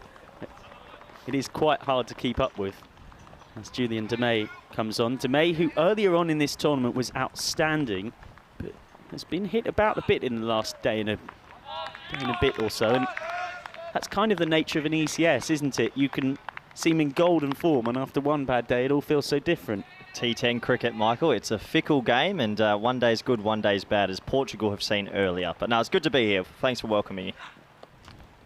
Oh, that's very nicely done by Demey, and good from Zulfikar as well. So, well, I mean, that's the obvious starter for 10. So you've been helping out the Portuguese side in the last day and a half or so, and to good results as well.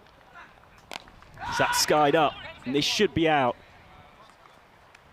It is out. Not going to drop that, Boris Gorley. That's a key breakthrough. Scored 32 of the 37 runs so far, but Zahir Safi Mohammed has to go 37 for 3, and Demey has a wicket. No, it's good bowling by Demey. Just kept it outside off, and he's a tall left-arm off-spinner. And I had a nice chat with him earlier in the day, and he said he just wants to change his pace a little bit better this game, and Boris Gorley out there, safe as houses. They'll be happy with that wicket, Michael. And yeah, it's been a good this tournament. It's been exciting. It's my first little moments in the commentary box. From the comm box, you guys have been great. It must be a lot of energy. The matches, it's going everywhere at the moment. Wow, it's you just don't know what's coming next, do you? There's games that theoretically you think are going to be close that end up being pretty one-sided, and then matches that just come out of nowhere and surprise you. But one man who hasn't surprised me with his hitting there is Zahir Safi Mohammed. Continues his good tournament. It's been Hungary's second highest run scorer. He goes for 32 off 17. And now, that comes Satyadeep Ashraf Nairana, who plays his club cricket with the Cobras. He's made it a nice habit of chipping up with the odd cameo here or there. He doesn't waste much time at the crease. 31 off 11 and 20 off 8 his 2 knocks against Romania. But Wow. we should say that Romania right now are probably looking to be one of the least effective bowling operations in the competition, and this is going to be a big test for him against Demay. Yeah, fun fact about Julian Demay, about 3 years ago he bowled left-arm Chinaman. He only just converted. So he's doing well here. That one's a seamer, but he's just got it too short and too wide outside off, and that's a bit of a gift for Ashraf Narana. Puts it away nicely. Yeah, well pronounced that as well. I'm not too sure I could say that last name, but short, wide, you've still got to hit it, and he's gone over wide extra cover first ball. So it's a nice shot for 4. And Hungary, for me, from watching from the sidelines, have been one of the surprise packets for me this tournament. Geez, they go at everything, don't they? Hit some big, big sixes. Well, you just can't mess about, can you? And I know that the way they've picked their team has mainly been off the most effective operators from their European cricket series. It's a bit of a theme we've seen. So that's beautifully bowled from Demay, just shaping away. Ashraf Narana just sort of ends up in no man's land. He doesn't really know what to do. Oh, that's an absolute jaffa. That's good, quick spin, and yeah, if he can keep those lines in that length, very difficult to get away.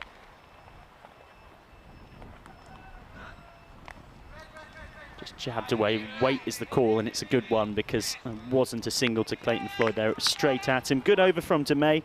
Concedes just 4, and at the midpoint, Hungary are just a bit behind where they probably want to be. They're 41 for 3. So you've been watching all week, Michael. What are you thinking par is? I mean, we've seen teams go from high, low. What you got a gauge that you're sort of feeling? I'd probably say, I mean, we've got stats on this, but we're looking back at week 1 and well into week 2, it's pretty much around 120. Par. That's where we're at. Yeah. And of course, we've seen some miraculous chases higher than that, and inevitably with an average, we've seen some brilliant defences below it, but that seems to be about where it would be. I've been really impressed with the batting depth as well. Seems the numbers 7, 8, 9 as well from nearly every team can hit a long ball. Floyd back for his second. There is slight possibility of a run-out chance, but the lack of hesitation they were always getting there, to Floyd's obvious frustration. Outside of the power play now, of course. We've got a 5-4 field with 3 out on the leg side. I prefer this. Last over, cover. Michael, he's coming over the wicket and trying to bowl wide hole. This is more the traditional left-arm offie field. It's a strange shot from Ashraf Narana. He's got himself in a really odd position here. This was a bit of odd batting technique. I think he'd already sort of predetermined what he was going to do. And again, he's trying to hit that through the leg side. And I know that you're a man that likes the numbers, and it's something we kept an eye on. Most of the analysts seem to reckon about 70% of the runs in this tournament have been scored through the leg side. So wow, really? You would think that, as Floyd's looking to do here, hanging it outside off is generally the place to be. Speaking of trying to score on the leg side, he stepped a long way across and he's got it straight to Kingma at short fine leg. An easy catch.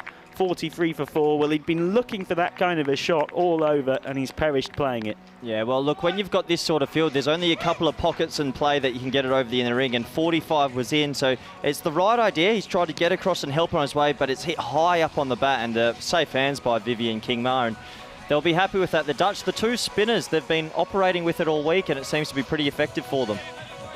Yeah, they've always kept it tight, Floyd and Demay, and what works well is that they're 2 different types of left-arm spinners. Floyd, he's a bit more diminutive, he's got better variations and use of pace and angles. Demay has got that height and that tallness, and so they're not really the same bowler, and it's stuff like this where you do often see, and it frustrates me and I know many people, slightly simplistic cricket statistics that say, oh, scores against X strike rate and Y average against left-arm spin. Well, there's so many different types of left-arm spin, and when you look at Floyd and Demay, they're both left-armers. They both turn it away from the right-handers, but they do so in very different ways. Well, and there's a big future for these young guys as well. Netherlands 11, they've got the national team over at the World Cup at the moment. I mean, you've got Roelof van der Mover and Peter Saylor in the national team, but they're coming to the end of their days. So these young left-arm off-spinners, they might be fighting for a spot in the future, and what a great way to showcase their skills.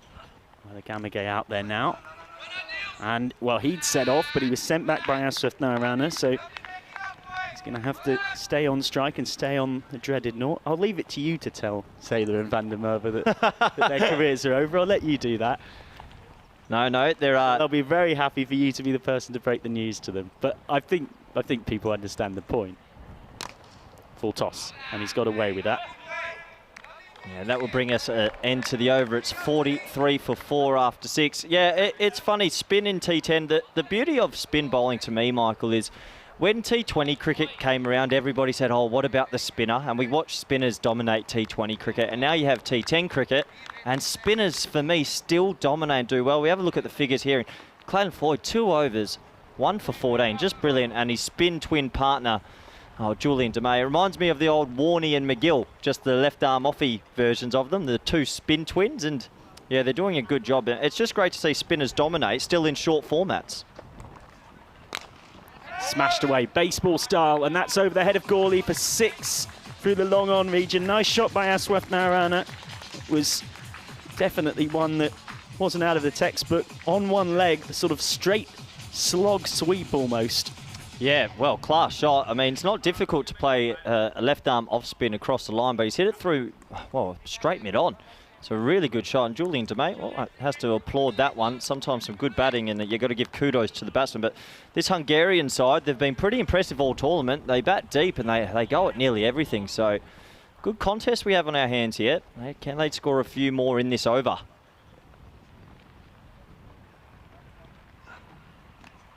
Missed out from Aswath Narana, and that is the exact type of delivery you're used to seeing from DeMay. It's the bounce that makes that awkward. Yeah, he's a tall boy. He must be about 6'4", maybe even 6'5". 6'4", yeah. Is he 6'4"? Well, that's a lucky guess, isn't it? Huge swipe and a miss. And an appeal from the keeper, Asad Zulfikar. His foot was up at a point in time here, Aswath Narana. The question is whether it was the right time for Zulfikar to get the dismissal, but the keeper does seem confident. Yeah, lovely hands from Asad. He's picked up his keeping in the last few years, and it's a good take here and big step up. I have a feeling he's back. We'll have a closer look now. Oh, the lines to the bowler. Oh, Michael. Oh, go on, give me your first impression. Go. Oh, well, this is where I'm quite happy I'm in the commentary box, not the third umpire. I think that's out. I think that's out. The foot's on the line. The line belongs to Asad Zulfikar and the Dutch 11 in this case. Yeah, I think that's a good, smart bit of keeping there from the bowl, keeping from Asad Zulfikar, sorry, and really good bowling from Julian DeMay. He slowed it up, he put it a little bit wider, and great camera angles by our guys there. Have a close look here. He just doesn't get it back in time, and it's smart work by Asad. He'll be happy with that one. And there's the finger from the umpire for the confirmation. So another big wicket. And, well, Hungary, they're just not getting the momentum in this innings that they need to build a really big score. And as they always say, wickets slow the run rate, and that's another big one. Well, these are the moments that you do all of that training and squats for as a wicket keeper, that work to get down the leg side, to get across to the offside. Very, very good stuff from the wicket keeper, Asad Zulfikar, because it's moments like that that make it all seem worth it. Aswath Narana gone for 11 off 8, 1-4 and 1-6. Didn't quite hit the straps that we've seen him do previously in this competition. Hungary are going to be reliant on their middle order to get them out of something of a hole here. They're rapidly running out of time. Just 21 balls left. If they go at 2 a ball here, that will get them up to 91. Yeah, and I mean, well, probably want a few more. You'd want a few more. I mean, the Dutch did have a shock loss this morning, so there might be a few nerves coming into the camp. But you're right, Hungary probably need to try to get that at least to 110 if they can. And the other difficulty now, you've got Deldar out there joining Weller Gamage. Both haven't faced a ball. Got to come in and go from the off. That's not easy. Leaves that alone.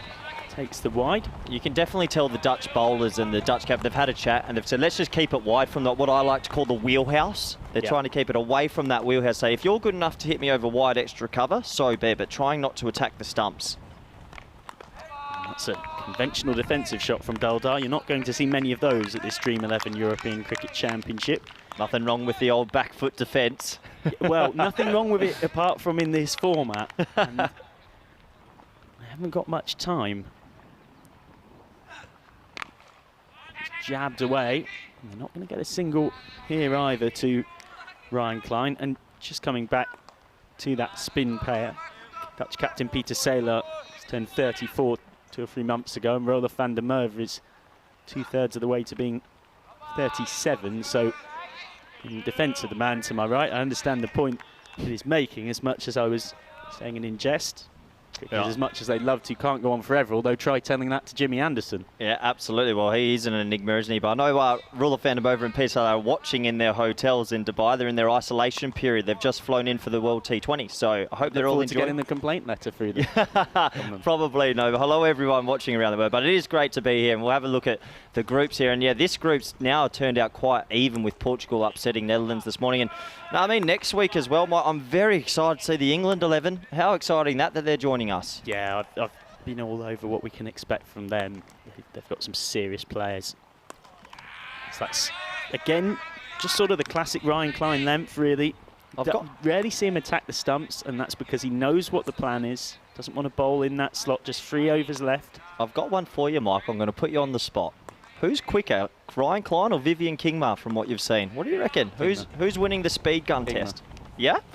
Must be tight. I'd say Kingma. And a few people who've been watching side on would say the same. Well, that's wayward from Klein, no matter what the pace. No good bowling down there, and that's a good stop by Asad Zulfikar. And, well, I'm sure we'll have that on the ECN soon.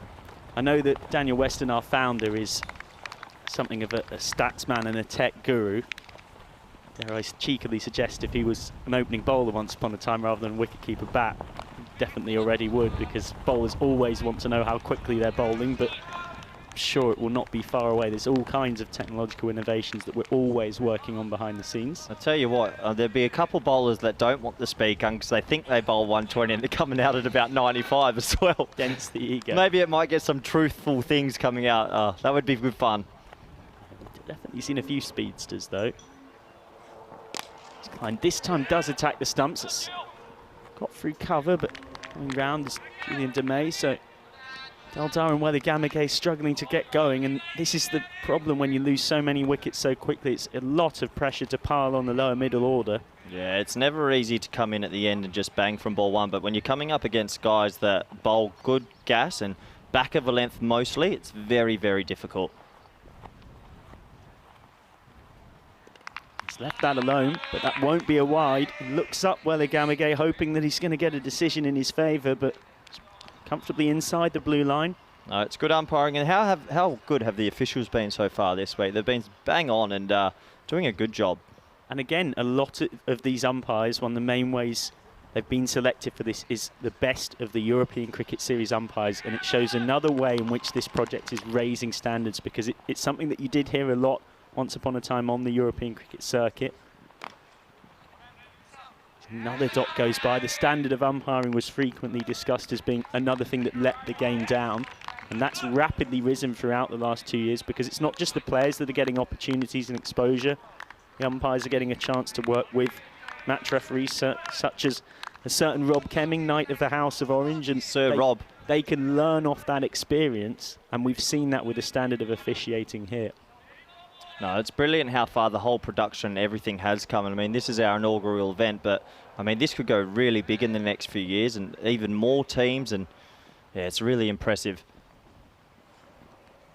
It's nicely bowled again by Klein, and Welligamage falls for the old trap once more. It's high-level stuff, this. There hasn't been a boundary now as that 9th over comes to an end in 17 balls. And Hungary are tottering along here. Klein has conceded just 9 from his pair of overs. They're 53 for 5 after 8. Brilliant. And we're going to see more of Ryan Klein coming up, actually. He played for RBS this year. He was the overseas pro, so he'll be coming back to our ECL in February. And it's just great to see a gun-fast bowler know what he's doing. So we're going to see more of him, which is great. Sebastian Bratt back into the attack. Well, made a joke about that to the Dutch players yesterday. Short, skied up. Tough chance running in. And taken by Musa Ahmed. 53 for 6. Deldar's struggles are ended, and Sebastian Bratt picks up his second. Yeah, well, the Dutch look on here, and Sebastian Bratt, he's a good leader and is an even better bowler. It's clever bowling, back of length, hits the deck hard, and it's not easy to get that away. The ball gets quite high on him there, as you can see, and yeah, he didn't really want that. It's a well-directed short ball, Michael. Yeah, he was in a strange position, wasn't he, as well? I think that the one thing I've noticed the most from the Netherlands 11 and compared to the other teams, their lengths are back of a length. They are getting the ball to come through this sort of chest to maybe even I was going to say nipple height, we can say that. And they get that ball consistently through there. So Deldo will be upset, only 1 off 5. But yeah, if we had pitch maps, the Dutch are just hitting different lengths. And I know it's something that Dominic Tello, the Norwegian coach in particular, was hammering through to his players last week and was getting very frustrated with just trying to change patterns because it's bowlers wanting to take wickets so they go full. And actually, one particular annoyance he had that others had in the tournament is they play, say, Luxembourg, who, with the greatest of respect, were the side that was struggling the most in the group, and the bowlers would think, well, I want a 5 for here. So then they'd bowl full, and it might work a bit more because the standard of opposition isn't quite there, and then they come back out of that game and he'd have to keep trying to hammer in that good habit. Yeah, that's a great follow-up delivery. And Klein's spell today is a great example. So none for 9, he hasn't taken a wicket, but none for 9 is much better than 1 for 30 generally, and one guy hold out on the rope, unless that wicket you're taking is that disproportionately important in the game. Correct. Do you think we'll ever get to a day that someone gets a man of the match for maybe a none for 5 off 2? I think it should happen. It's a game that's superb from Bratt, just giving nothing away, nothing for free whatsoever. If you've got the right scenario in a game where that's made the difference, a none for 5 off 2, I mean, Kingma had a couple of them earlier on in the tournament, should absolutely, if that's in the power play and at the death, if you come on and bowl the last over and it's 10 to win and that's been included in it, or just 2 in the power play, you've got to be a contender. That is again super. Well, that one is wided from Bratt. He's always dancing with that wide line, but he knows that he'd rather do that and risk the odd extra than bowl in that slot. Yeah, he hasn't missed his margins by much there, has he? Just creeping outside that tram line, but yeah, he's in that pace trio with Ryan Klein and Vivian Kingma and Sebastian Bratt. These 3 together, they bowl as a collective, and well, Hungary 54 for 6. Can they get themselves to maybe 75? Timing all off for Minaj once more. He's still yet to score. To come back, because you don't have long for a story in a T10 game, to the joke that I made, it was at the fact that we've had this increasingly uncertain world through everything that's changed in the last 2.5 years since the 2019 European Cricket League. But it seems like the only thing you can depend on is that in the T20 final, VOC Rotterdam in Dutch cricket will defeat RBS Kruijenhout. That's turned away for just 1, so Minaj off the mark. I know that because, of course, unfortunately, we have lost the last couple of ECLs due to the coronavirus pandemic. It's inevitable, as with so many sporting events, that unfortunately haven't been able to go ahead. But when going ahead to do the preview for the next one coming up, it seemed like every time, well, check in on Dutch cricket. Who's coming from the... Well, of course, it's the same combination again. So, and I have to say, I think it was taken in the right spirit, in that even the RBS Kruijenhout lads were able to have a good laugh at that so much has changed in the world, but every year they just can't seem to crack that T20 final against VOC. No, and it's an exciting time for Dutch cricket to have 2 teams go represent us over there. Low full toss. It's completely mistimed, straight to extra cover. Well, that just sums up the struggles of Wellegamagate. He's not been able to get going at all. He goes for 1 off 8, and Sebastian Bratt has a 3rd. It was actually a full toss, but the pace of it, or lack of pace, totally deceived him. Yeah, it's out the front of his hand a little bit, this one. You saw he just sort of rolls his fingers on it. It's more like a rolling leg cutter. And even though it's a low full toss, the ball just dips a little bit on the batsman. And yeah, he just never looked right, did he? In safe hands from Ryan Klein. Look, you'll see him there. Little rolling leg cutter and a little bit of dip. So those variations still handy, even when you are bowling a full banger. So confirmation there, Wellegamagate gone. 7 dot balls out of 8. And Hungary now 55 for 7 with just 1 over left to add to their tally. It's not going. Yep. I was just going to say in regard to the ECL that Dutch in somewhat of a privileged position. 30 different countries at the 2022 European Cricket League, and because VOC get their ticket as the defending champions, the Dutch the only country to have 2 representatives. Yeah, and I'll tell you what, the VOC players have been with them for a few years. We will go down as the only winners that had the trophy for 3 years, where we've been back to back to back. Well, that is clutching at historical straws. I've got a feeling a few people might be able to link together what changed in the world in 2020 and 2021. You can't take that trophy away from us. It's been at our house for 3 years, and it might stay 1 more. Well, I was going to say, of course, that better way to to do back-to-back-to-back would be to go and win it a couple more times. As Kingma's back for the final over, why wouldn't he be? And a little bit about Vivian Kingma. Feel for him a bit. He is one of the top bowlers in associate cricket, and the Dutch at the moment are having an amazing period where they have Paul van Meekeren, Tim van der Goen, Logan van Beek, Shane Snader, Freddie Klaassen.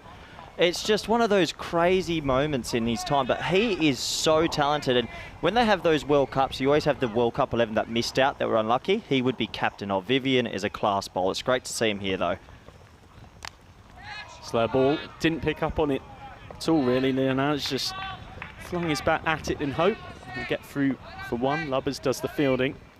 The run without a boundary is quite astonishing here. The last boundary was from the first ball of the 7th over when Ashraf Narana hit Demay for 6.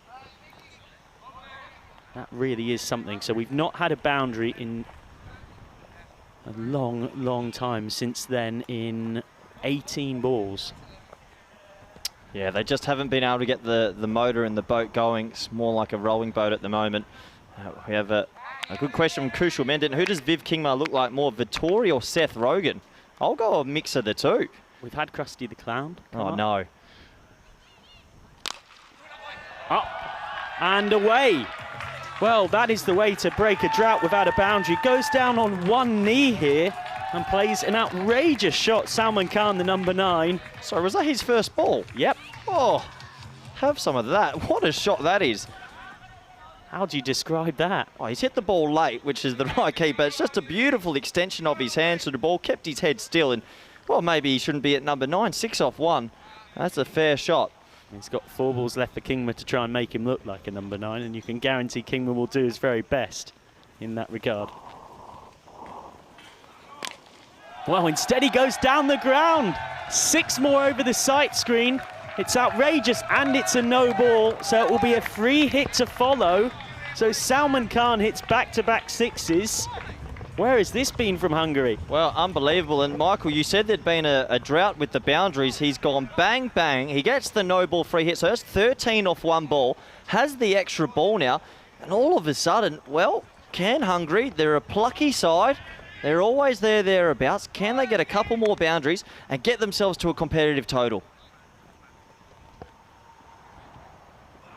Steps a long way across, and he'll get a wide this time, so he'll get another look. It's a slight throw to the heavens of frustration for Vivian Kingma. And the reason I mentioned the Krusty the Clown reference to him, it was coined by my fellow commentator Vinny Sander, was because he's got these size 14 feet, which you speak of him being one of the best cricketers in associate cricket, and you'd certainly be right about that. He must have some of the biggest feet as well. Don't know how you bowl no ball with feet that big. Should be able to get something behind the line. But no, 14 off the last 1 ball, theoretically. So, still a free hit. Short, and that's a good response from Kingma. It's out of the free hit without any further damage.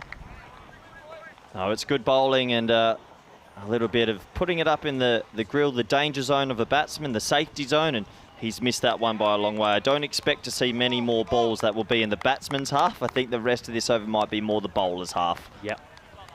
Yep, as so often is the case.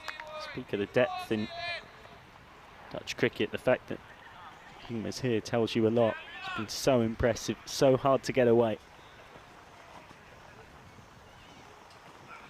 Steps across this time and it gets him in the helmet.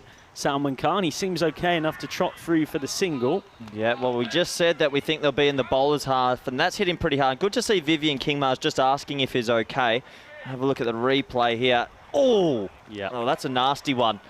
Oh. Yep, and the helmet's done his job, which is good to see. It's hit him right in the grill. I'm glad he's got his grill on. Some people take it off these days, and you got to be careful with that. But it's good to see the sportsmanship. Viv just wanted to check he's all right, and the umpires had a word with him, so he looks good to continue as we get to the back end of this innings. And hey, it's good to see Hungary still fighting here. Can they get themselves to 80 here?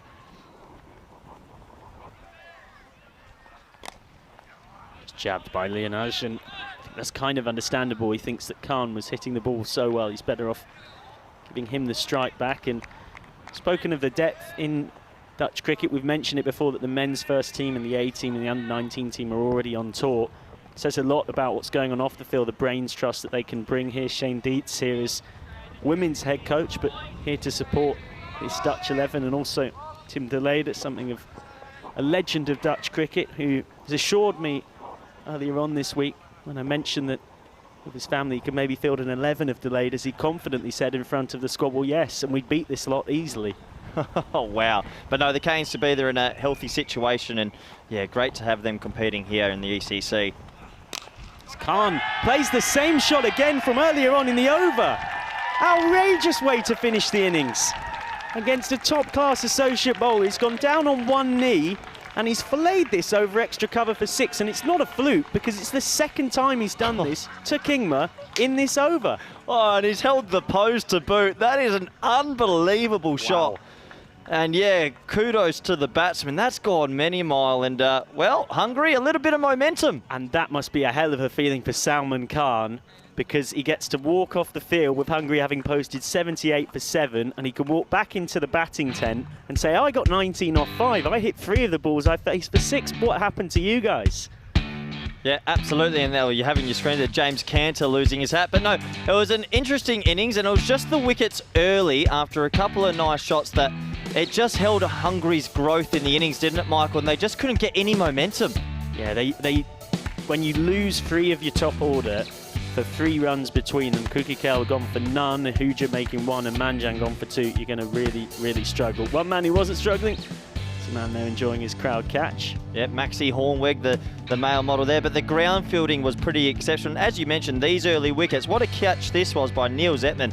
Back with the flight, 2 hands, brilliant. Yeah, he was practicing that in the swimming pool last night when catching a sponge cricket ball, but it's much harder when you're trying to catch a real one. Julian DeMay has been hit about a bit in the last few innings, but today came back to the party. Crawley with that catch, and the wickets just kept falling. Kingma with a simple one here as Manjan went. Zahir Safi Mohammed was the only player in the top order that stood up, as Ashraf Nairana was stumped here for 11. Clever work from Asad Zulfikar. Speaking of cleverness, Ryan Klein was once more very tough to get away. Sebastian Bratt picked up another wicket here as the slow ball was scooped straight to cover. And ultimately it was those loss of wickets that brought about the Salman Khan show. 2 straight 6s off Kingma. Yeah, then he got hit in the lid and you were worried about him. And the final ball of the innings was a repeat shot of his first 6 over extra cover down on one knee. So here at the Cartama Oval, at the midpoint of this game, match 19 of Group B. That is how the Hungary scorecard looks. Zahir Safi Mohammed, something of a lone hand in truth until the Salman Khan show. Yeah, Salman Khan coming in at the end and just making 19 off 5, striking at 380, might have given Hungary a sniff here. But you're right, you just see the low scores there. Duck 1, 2, 1, 1. Just they couldn't get going today, could they? Well, generally to get up to that score of 120 par, you either need one player to play out of their skin or you need at least 3 or 4 guys to get cameo 20s, and that didn't happen. As for the Netherlands 11, well, that is easily Kingma's most expensive spell of the tournament. 1 for 34 off 2, 3 6s hit off him in the final over, 3 for 10 for Bratt. He was very tidy, as was DeMay, who was back to his form from earlier on in the competition with 2 for 11. Yeah. So, pardon me, go on. No, you go, mate. That's beautiful. I was just about to say, 79 to win for the Netherlands 11. Thoroughly under par. Do you give Hungary much chance? Look, you can't ride anyone off, but they're going to have to produce an unbelievable bowling display to get themselves back in. Let's say about 80% Netherlands leaning, 20% Hungary. Yeah, you'd much rather be the Dutch right now. No doubt about that. Just to remind you, Netherlands already confirmed in the top 2. Hungary already confirmed in the 3 to 4 slot. So this game doesn't necessarily have ramifications for tomorrow, more about going in there with a bit of confidence off the back of a win. We'll see you for the run chase very shortly. The Netherlands 11 will need 79 to win. You're watching the Dream 11 European Cricket Championship.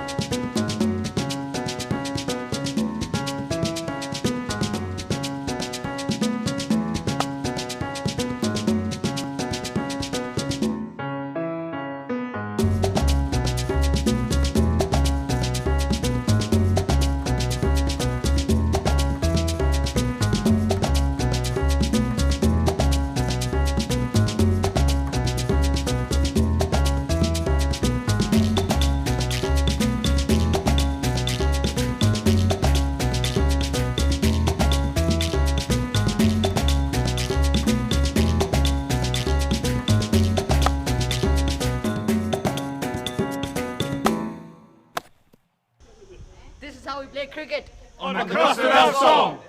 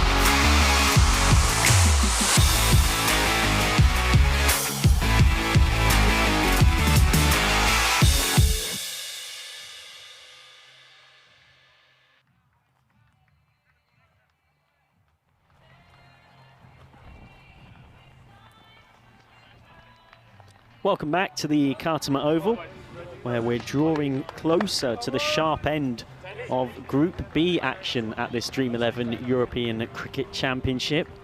Hungary and the Netherlands in action right now, and at the midway point it is the Hungarians who are in a bit of trouble here. 78 for 7 is all they've managed to cobble together. But the Netherlands will be rocked somewhat. They had a really big surprise defeat to Portugal by 28 runs earlier on today. I want to remind us of what a good team they are. Be wounded somewhat. I know that it was a not quite fractious team meeting, that's too far, but they had a meeting on the top of the hill here at the Cartama Oval.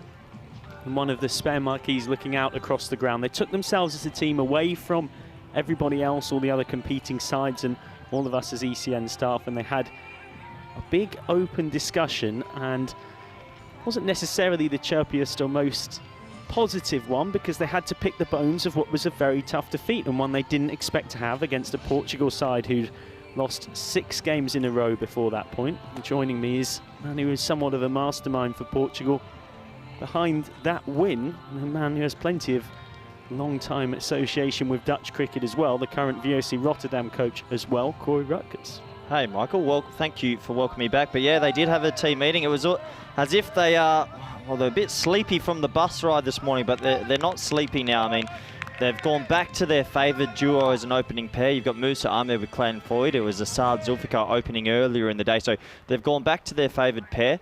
And you dare say that you would think that they're going to go pretty hard here. And I mean, only 79 on the board. They're obviously the favourites, but after a loss, it doesn't matter what side you are. There's always a little bit of nerves in under the belly. So it'll be interesting to see how they go about this chase. And usually we try to teach people when you've got a small chase on the board, still you can go a little bit hard. Maybe add 20 to it, pretend you're chasing 100 and score at 10s. Get off to a little bit of a good start. So here we go. Mahanas, he's up to Clayton Floyd. Floyd just plays nice looking drive to get off the mark.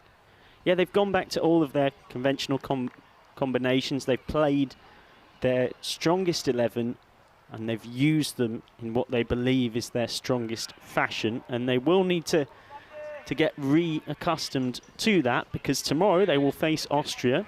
Safe in the knowledge that if they can beat the Austrians for a 3rd time in this tournament, they'll go straight through to the Group B finals and book their spot in finals week. The loser of that will play 3rd versus 4th, which will be Hungary against either Romania or Portugal. That's yet still to be determined. And then the winner of that game will go through to finals week as well. That's a bit of a fillet outside off stump from Musa Ahmed, something of a nothing shot. No, they'll be bowled by Mahandas. They'll be looking for a really convincing win here. You mentioned that meeting on the hill they had after the Portugal game, and look, let's be honest with ourselves. They took their foot off the gas. They got funky with their order. They thought they were going to have an easy win, and Portugal shocked them this morning. So I know the pride of the Canes being Dutch. They'll really want to show what they can do here. That's not the most convincing way for Musa Ahmed to get off the mark, and I think Floyd had just about made his way in here, but this was tight. It's good fielding. No, good running. I think he would have made it in the air. And nice, a little bit of a way swing through the left-hander. He's got a deep mid off and a deep mid on in place. So he has to bowl pretty straight. Can't offer much width, and he can't be back of a length here. Otherwise, he get cut through the offside or pulled through the leg side. So he has to be full. He has to be straight. And he's got to see if he can get that new ball talking. Short back of a length, and that goes for 6 over mid-on. Well, that's the type of shooting and hitting that has made Clayton Floyd the first ever T10 Centurion. Wasn't really quick enough to be of any worry to a player of his quality. No, it's just short. It didn't have too much pace behind it. And I dare say if you bowl that to the leading 6 hitter in the competition, it's going to go the journey. I missed his 100, unfortunately, but this boy, when he hits it, it stays hit. That time you won't get anything out into the covers. A rare dot ball on the name of Clayton Floyd. That knock we're referring to 115 off 35 balls, featuring just the 15 sixes against the Romanians. So he actually hit almost half of the deliveries he faced in that innings for 6.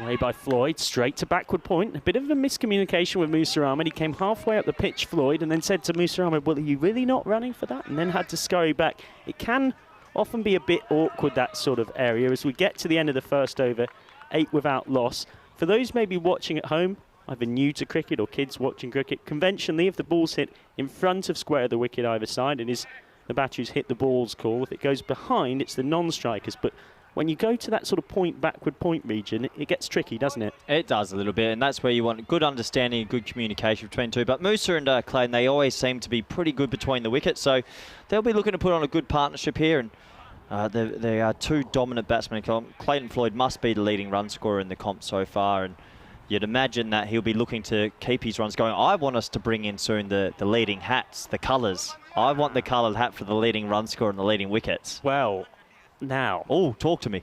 I've got a variant on that. As we see Musa Ahmed taking guard. Spin early on, as Hungary have often gone for in this competition. And he gets funky, Musa Ahmed. He knows that there's no one out at short, fine leg, so let's come all the way round. Oh, that could be out. That is out. Well, they've tried to sneak a 2 in when it wasn't really there. We spoke of the lack of calling and understanding between Floyd and Ahmed in the first over. This is a needless way for Musa Ahmed to get run out. 9 for 1. No, it's a complete misjudgment. He's not even in the frame there. He's turned for 2, and it was his call. He called it through, but I think he's just underestimated the arm of the fielder. He has fallen short here by a long, long way. And yeah, it's a complete and utter misjudgment. Should say as well, Musa Ahmed, we saw it there when running back for the second. He runs at a slightly odd angle, so he doesn't really run straight, which doesn't help him. It's messy cricket and not the kind of cricket we've got used to seeing from this Netherlands 11 this week. No, running on an angle is something Dean Jones always used to talk. Your trigger move and your running lines. Run in straight lines, you're cutting the distance there. So you see a shake on the head there, he'll be really disappointed with that. And, well, Hungary, they need wickets to stay in this. It brings Boris Gorley to the crease, who's been in form as well. But what a start for them. And if they can go bang, bang early, maybe a game. He's a very confident young man, Boris Gorley, 20 years old, already captain of Hague Cricket Club. He's been a captain through one of the youth teams he's played in. A bit of a natural leader, a bit of a cheeky chappy as well. Mentioned to him earlier on, I feel like I knew him well enough that I could say it. 1 defeat in a day is unfortunate, but to lose twice is careless. Gorley just works this away for 1, and immediately he sings straight back at me and said, well, as long as we don't catch like you did in the swimming pool, we'll be all right, referring to my unfortunate inability to catch any cricket ball whilst jumping into the water afterwards. And that's the kind of character he is, that was sort of what he had to say even after that defeat to Portugal. It's the sort of player that's always smiling, and even from what we've seen this week, you can see why he would be a good leader of a team. He's batted very well in situations where others have been losing their heads. I think mostly of the 21 not out off 14 against Hungary when these teams met yesterday, and he steered them home to victory with 2 balls to spare. I know Ryan Campbell likes the look of him. He's got a big future with Dutch cricket. He's left that one alone. Nicely bowled by Manjan. Good change up. Well, what's he done earlier in this week? I watched him. He bowled right arm off spin to the left-handed batsman, and he bowls leg spin to the right-hand side. That is a rolling leg spin, so very talented. Let's just push that one through. Gorley hits it straight at square leg. Charging back to make his ground is Floyd. And avoid another run out. And he's actually just signalling Gorley to Floyd that was a seamer that Manjan's pushed through. He reminds me a little bit of a Jantha Mendez. He's got about 6 different deliveries. Gorley goes on the slog sweep. It's one of his favourites against the spin. And it's worked a treat for him once more. So Gorley's first boundary. And the Netherlands finish the second over in fine fettle. Manjan bowled a very nice over that just gets dented at the end of it.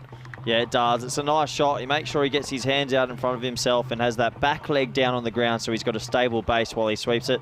It's 15 for 1, and that's probably just a little bit of a settler for the nerves. They had a shock loss this morning, the Netherlands 11, and I'm sure they're going to want to come back strong here, and they'll be looking for a convincing win. There is a little bit of momentum that goes in these short format T10 tournaments. Play a lot of games in a small amount of time, so they'll be looking to make amends. They will be confident of beating Austria tomorrow, though, regardless. They did thrash them by 58 and then 90 runs in their 2 meetings in this competition so far. Back comes Mohandas and starts with a filthy full toss that gets flicked away through fine leg for 4. He's just not going to miss out on that, Floyd. No, that's a coach killer, that one. You're not using the facilities, and it doesn't matter what level of batsman you are, that is always going to be put away for 4, and especially when it's to the leading run scorer of the competition. So Clayton Floyd, he might be liking the looks of this. It's the last over of the power play, so only 2 men out. Deep mid off, deep mid on. Will he cash in? Well, Floyd this time goes through square leg and gets yet another 6 to add to his growing number. Well, Mohandas just straying onto the leg stump, and Floyd isn't going to miss out on this one. Actually, looking at the replay, in fairness to him, it's actually more around the off stump. It's just Floyd has made that look a worse ball than it actually was. No, he made his wheelhouse bigger by getting across his crease. But Michael, you said to me that you had a variation to the hat leading run thing. What was it? I don't want to miss so that. little time in a T10. So for me, the problem with wickets and runs is they lack context. Talk to me. You need the value of those runs in the game situation. That's nice keeping from Swarnarana standing up. You're talking about a whole new index. You're talking about a whole new way of looking at stats. I know people are already working on this kind of thing. It is wided, so that's a really good take from the keeper. You can have situations where someone might be the leading run scorer, but have their runs had the greatest impact on the games they've played in. And we've definitely seen this in European Cricket Series matches, because the T10 format is so micro that you could be the leading run scorer, but actually have you necessarily been the batsman that's made the the biggest difference at a competition? Yeah, interesting. I wasn't expecting that. I just want a coloured hat.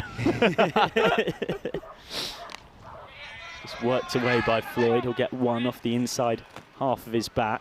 And the same with wickets. Are you got money ball? Are you money balling this a little bit? So think of what we were talking about with Kingma, right? Yeah. So Kingma takes none for 6 off 2 overs earlier on in this competition, or Klein in this game takes none for 9.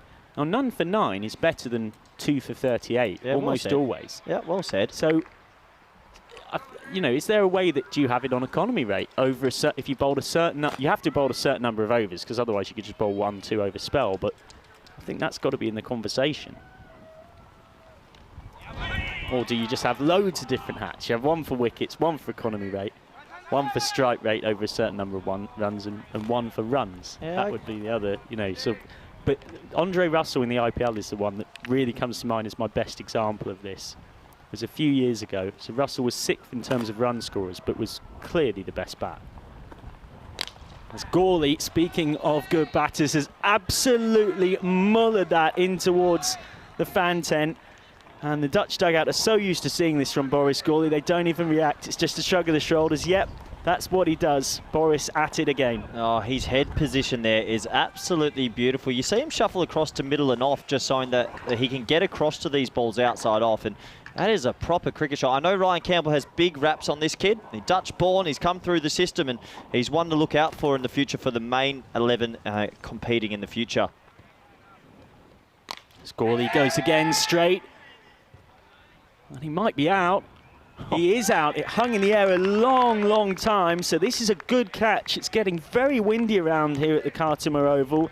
So it's not an easy take, but it's held on by Zishan Kukiel. And the Netherlands 11 are 34 for 2 at the end of the power play. Tell you what, Michael, that almost hit the moon. That went so high. I yawned twice before it came down, but it's a nice, safe catch from the fielder. He just cloths it a little bit, and the fielder maker, look at this hang time.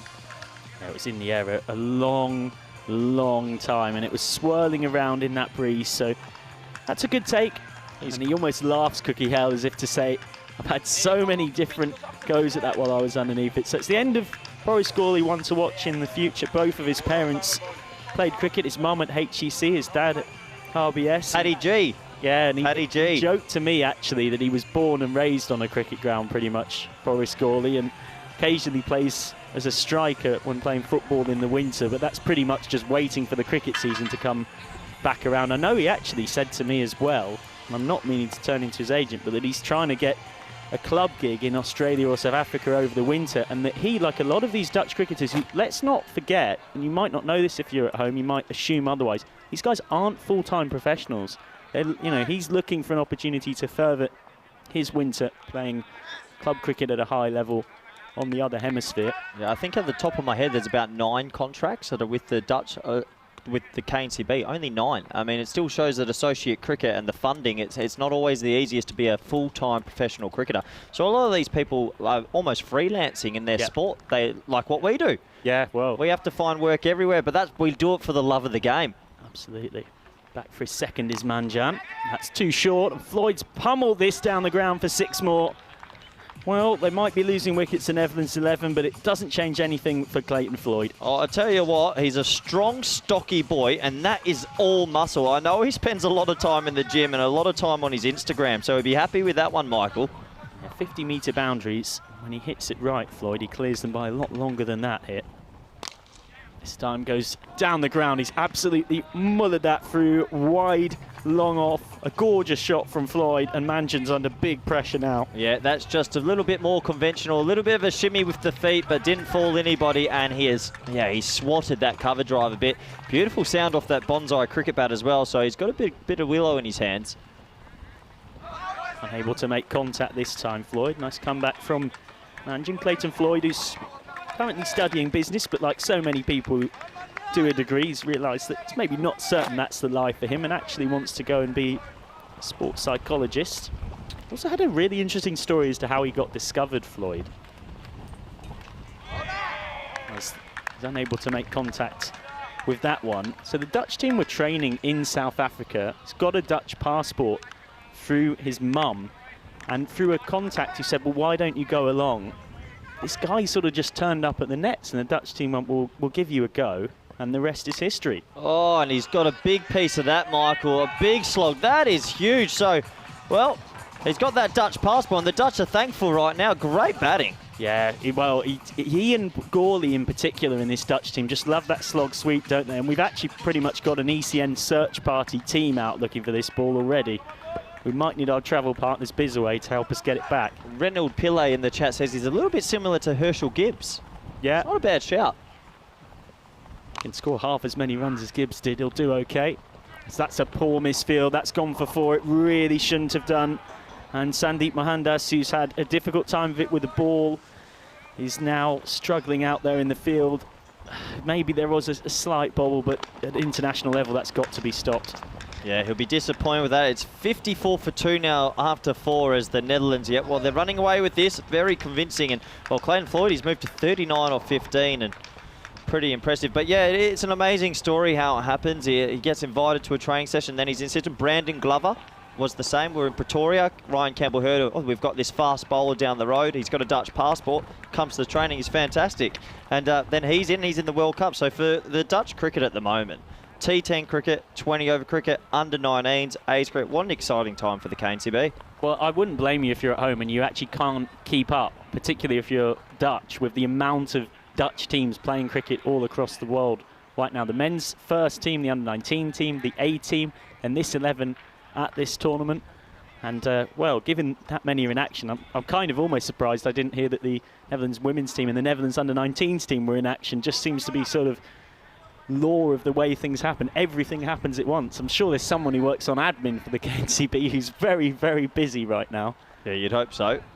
And it looks like it's Victor Lubbers now at the crease. Good boy, this kid.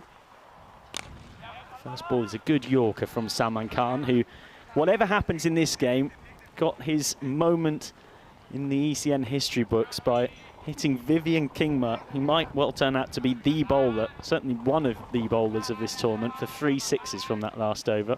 Yeah, I'm sure he'll be looking at the footage a little bit later. It was pretty incredible, but can he be effective with the ball now?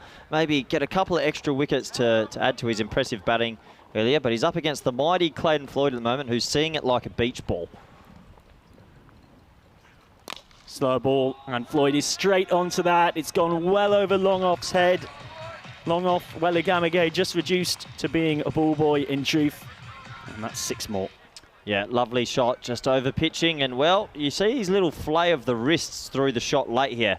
And yeah, gets that bat speed through the ball. And lovely shot for 6. He's taken this game away. And, well, looking at another 50. And this would be one of the quickest 50s in the comp. Yeah, 13 balls is the fastest, but it's not far off, but he's not going to get to 50 because, well, he's dropped. He might well do after all. This should have been caught by Zahir Safi Mohammed. And Marco Huja, well, this is just not good from Hungary. You have to say, they are going to lose this game regardless, but tomorrow they're going to have to fight for their lives in the Group B knockout stages, and they can't be dropping catches like this. Yeah, he just didn't get a stable base, unfortunately, as, well, Floyd just pushes this one to the offside. Yeah, didn't get a stable base, and you're right, they've been pretty impressive so far. That they shouldn't have their heads too low. They're versing a very good side here, but they've just been a little bit messy in the field, and it's cost them a few runs and a few wickets. And to remind you as well, so Hungary are going to finish with 3 wins from their 8 games after that narrow defeat to Austria earlier on in the day by 3 runs, and this loss that is, I think it's fair to say, is incoming. But they have achieved objective number 1, which is avoid becoming the 1 team out of the 5 to not make it through. Portugal's shock pair of wins today means they have 2 wins from 8, as do Romania, who have 1 game left. I'll tell you what, that is a beautiful cricket shot. So I know they're trying to teach players at the highest level now, when you get that ball back of length, still you can smack it straight like a bit of a baseball, and that is back of length. He's gone bang. Vic, what a shot. Well, Victor Lubbers, arguably I'd say the best hitter in this Netherlands 11 team. He's certainly right up there when he gets it right. And the Hungarians know, because he hit 58 off 20 against them in their earlier meeting. That time he flicks it away. I'll have to settle for just 1. Victor Lubbers, a man with a heck of a lot of family history behind him. Stefan Lubbers, the ex-Dutch national team captain. And then as we get to the end of the 5th over, 69 for 2. His brother Reinder, who's part of the Dutch Olympic rowing team that made it to the finals of the men's 8 in the 2008 Olympics. Oh, that one. You've done your research. I do my best. And he's also a bit of a hustler, Victor Lubbers. So this is actually my favourite thing about him. He's the first player, I'm reliably told, to get a personal sponsor in the Netherlands. And he sorted that for himself when he was just 18. Smart boy. So nothing wrong with self-promotion. Thinking, I'm not going to pay my match fees. I'll find somebody else to do that for me. Well, he's done brilliantly in the Netherlands as well. So he represents Solent. He's who are in the Hoofde class. So he got them promoted to the top class of this year. So they're in the top division of Holland for next year, and he's done really, really well out there in Deventer. Yeah, no, Hamid Wardak from Germany is also a teammate of his there, who Hamid is good friends with everyone at the ECN and played for SG Findorf in that 2019 European Cricket League final. They're giving Nissan Lianage a bit of a chance here. He doesn't normally bowl for them. He's more of an occasional bowler, but given the game situation, why not give him a go? That is the delivery of an occasional bowler, to be truthful. It's short, it's down leg, and it gets the treatment flicked away towards the ECM photographer, Diana Oras. Well, he's hit Diana, so we're going to have a word with him later. It's just trickled into her foot, the poor girl, but lovely cricket shot. Just lifting that leg. A little bit of Gordon Greenwich in that, and oh, no, it's hit the chair. He's all right. Short comes down the track, and it's that flat-batted shot from Lubbers again, but this time he's picked out the fielder, well caught by Cookie Hell, who can smile and enjoy the moment despite his side's impending defeat. Lubbers is gone. No, nice catch. He is straight down his throat. He held his breath, but held on to it nicely. Lubbers looking to end this game in a flurry, just doesn't get enough elevation on that, and safe hands. Nice catch, good technique. He's one of the best hitters around, and to be fair, if that wasn't straight at him, that might have in fact gone for a flat 6. Instead, Zishan Kukihel adds 1 to his catching tally. He is one of the most reliable catchers at this tournament. So 2 fours for Lubbers. He's out for 10 off 6. He's brought the victory target into single figures, and one would imagine that the crowning moment of this game for the Dutch is not far away. No, it's not far away, but nice little cameo, 10 off 6. And well, we've got a couple of moments left. I've got one for you, Michael. It's my first time in the commentary box with you. We've introduced a new rule to the ECC, how when the ball's in the air and they cross, that the new strike goes out. What's your opinion on it? Completely agree with it. Yep. Thought it for a year or two. I mean, you actually think back to the 2019 World Cup final at Lords as well. How different could that have been? Without meaning to offend any Kiwis who are listening. Touchy subject still. I know James Cantor behind the scenes. He's a very valued ECN head of operations. Doesn't like to be reminded of that game. But just speaking on a pure cricketing level, as Sebastian Bratt, the Netherlands skipper, comes to the crease, you do look back at moments like that and think, how different would it be? But if you've got 2 set batters out there, and one gets out caught, assuming it's not the last ball of the over, of course. Why should you be rewarded by the one who's still in getting to face the next delivery? Yeah. And those micro moments, it can make a huge difference.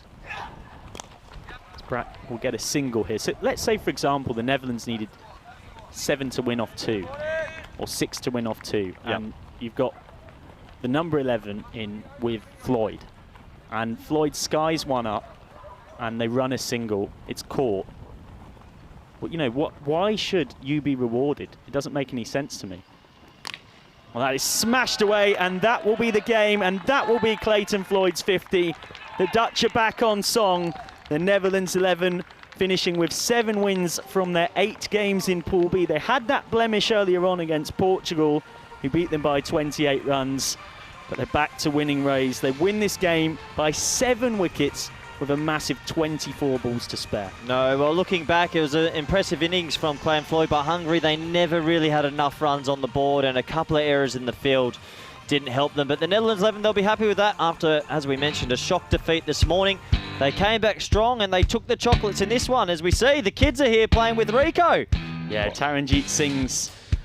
Oh, he's given her a send-off. Well, brutal. You've got to teach the kids when they're young, haven't you, about the brutality of competitive cricket. But all jokes aside, there was not much to laugh and joke about for Hungary in this run chase, as Boris Gawley was one of the best accompaniments to Clayton Floyd, slog sweeping that one for 6, but Gawley was to go for 11, caught by Cookie Hell off Mohandas. This was a decent take. It was in the air a long time, and didn't he know it?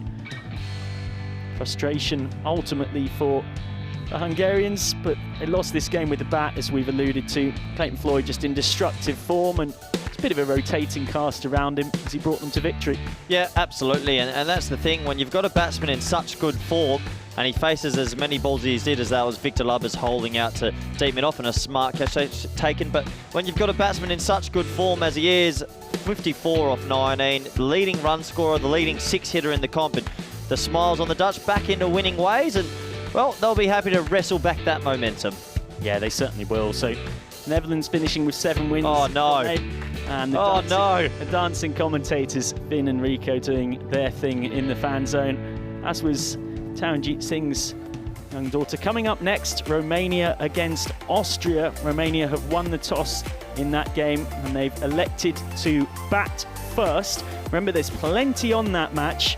Austria have already secured their spot in the top 2, but for the Romanians, it is quite literally do or die. They've got to get something from that game to keep up their hopes. As for this game, well, the Netherlands 11 were always ahead of it. 54 off 19 for Clayton Floyd, seeing them home.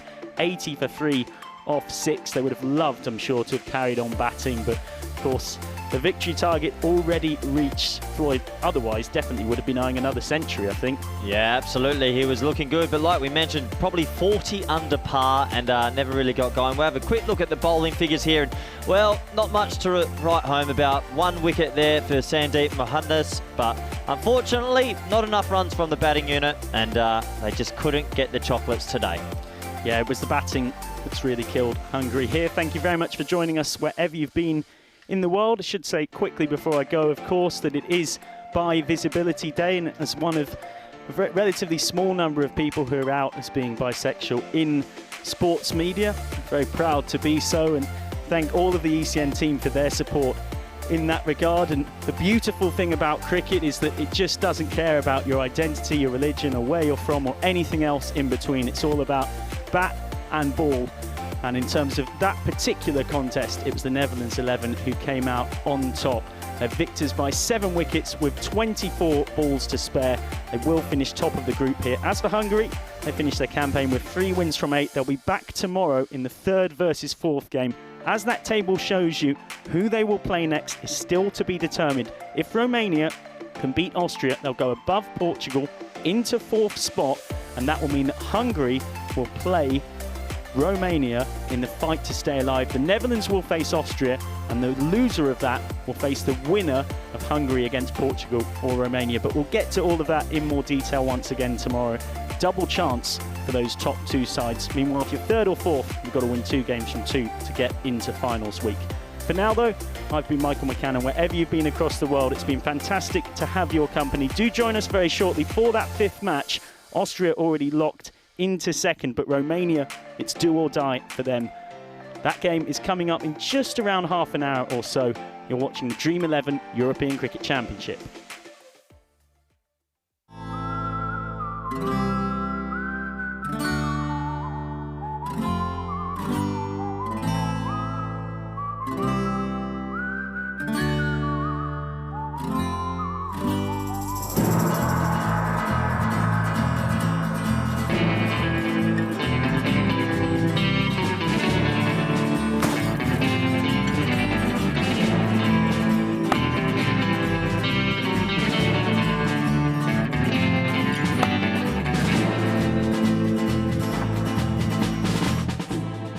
How we play cricket On the Costa del Sol.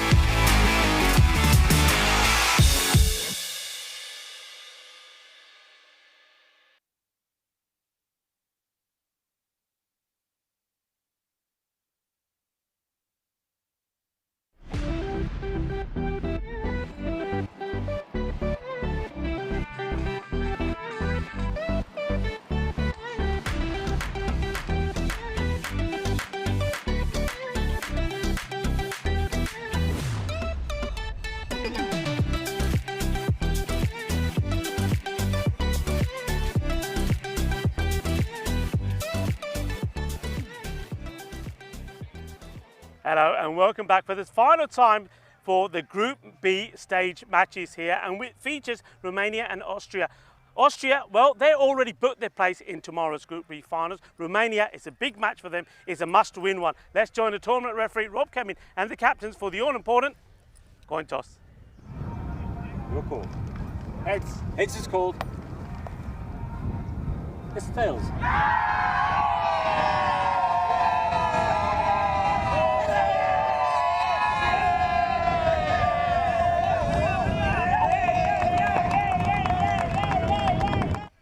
Well, you probably didn't hear him because of the draws from his own teammates, because he's finally, Ramesh, won the toss. And he's going to have a bat, and why not?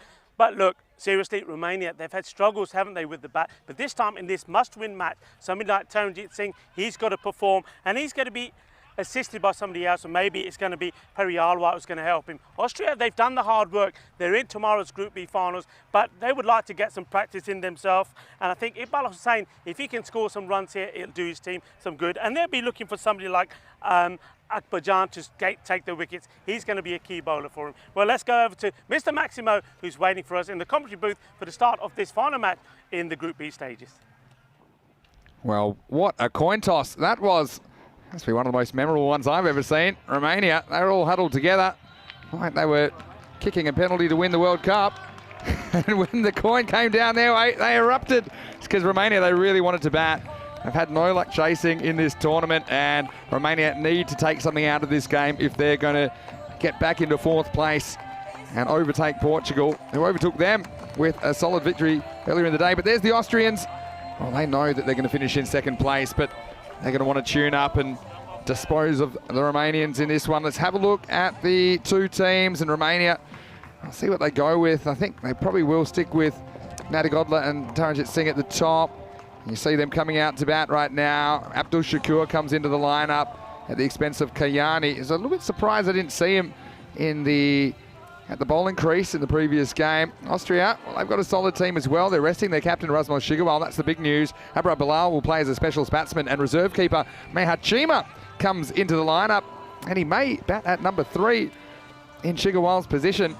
And I do remember him playing for Indian CC Vienna back in the ECS, and gives a fair whack. And I'm a little bit surprised we haven't seen Chima even as a batsman so far in the series. No doubt Abra Bilal has been outstanding behind the stumps for the Austrians, but yeah, Chima does pack a punch. It just shows you how strong their top order is, and he can't get a game until now. So did have a little bit of light rain between the matches, and the covers came out as a precaution, but it's fairly dry to start this match 5, and it's do or die for the Romanians. This is their final. If for some reason we weren't able to complete the game, they would get a point, which would be enough to take them through to the final 4 in Group B. But I think it'll be a very, very interesting game indeed. Austria, only games they've dropped have been to the Netherlands 11. And wherever you're watching around the world, it's wonderful to have your company. We really love bringing you this cricket. Tarrant coming off back-to-back golden ducks.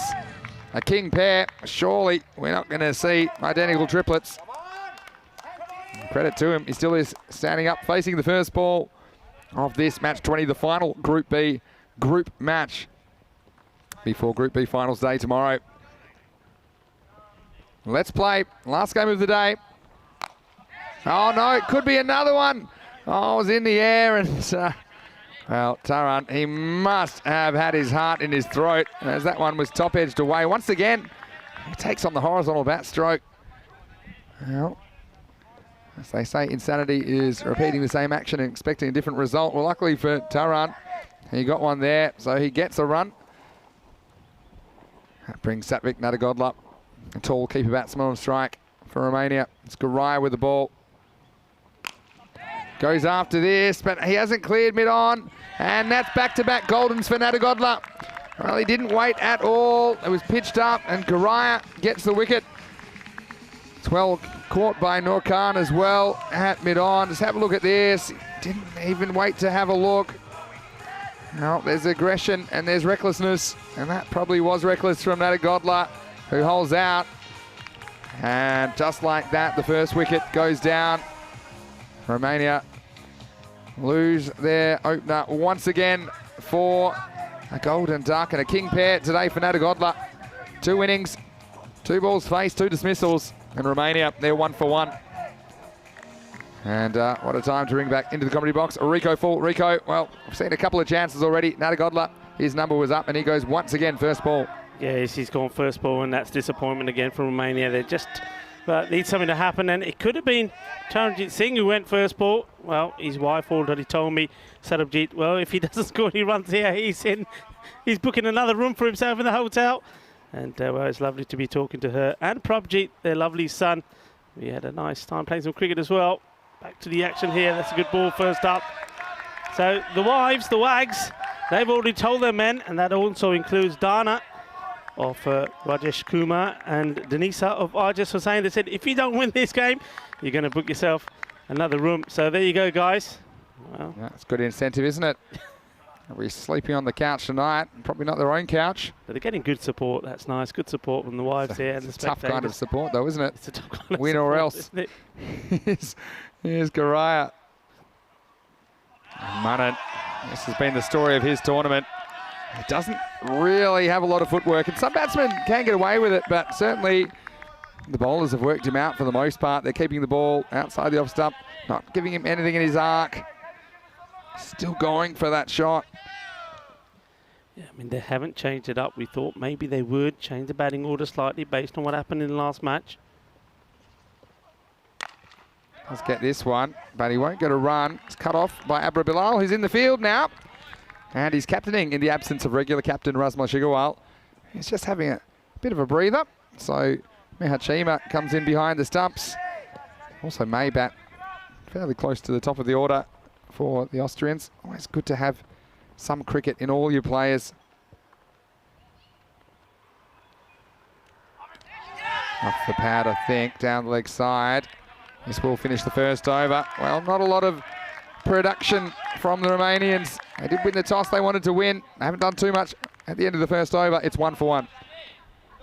Yes, again, it's another bad start for the Romanians. Well, this time, least for the moment.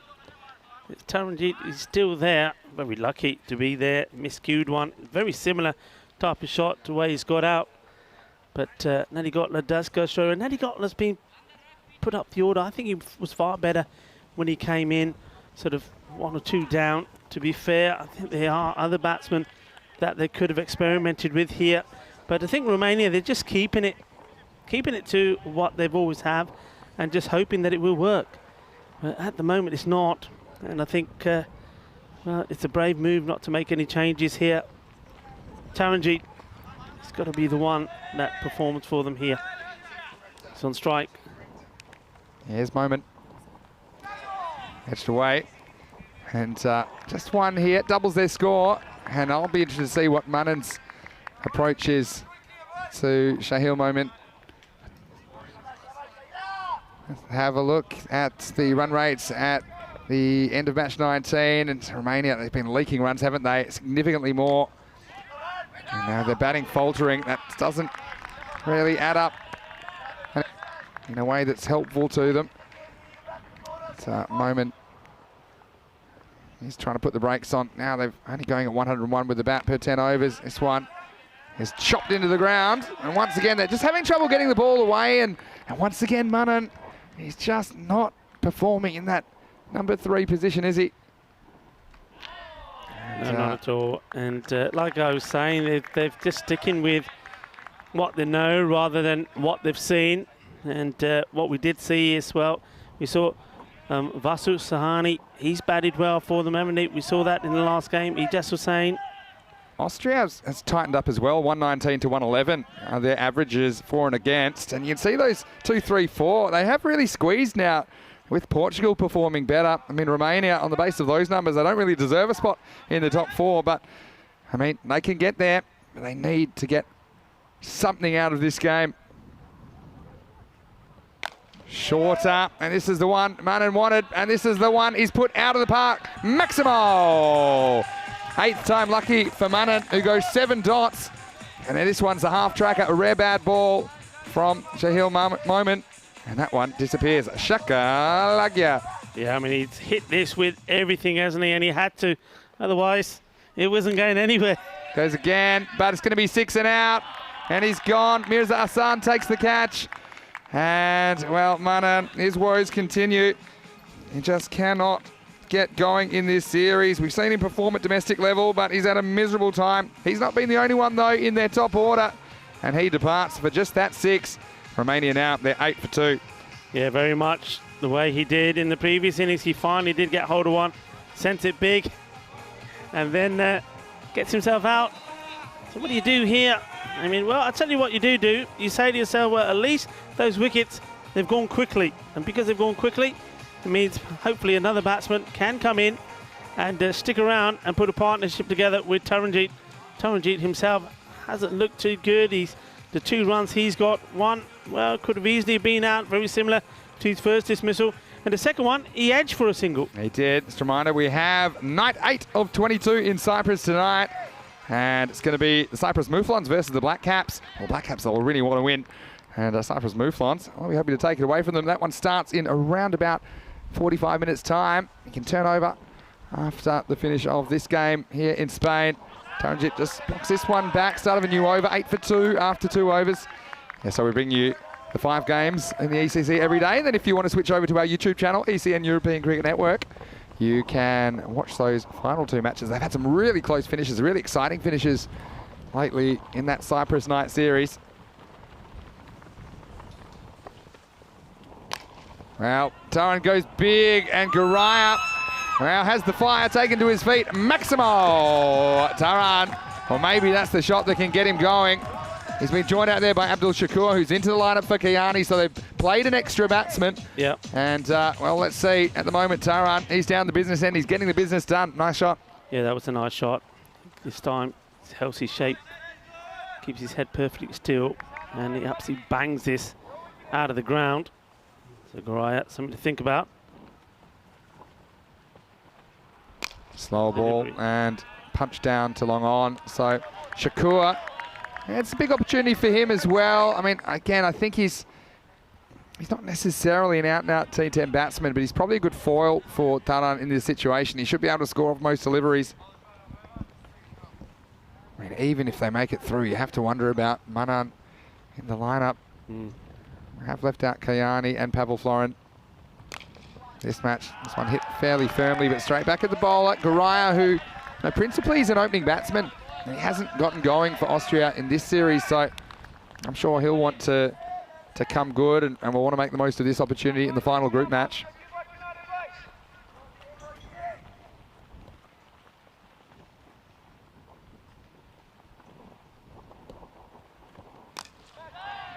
Turns out to be a full toss. Slightly slower ball, I think.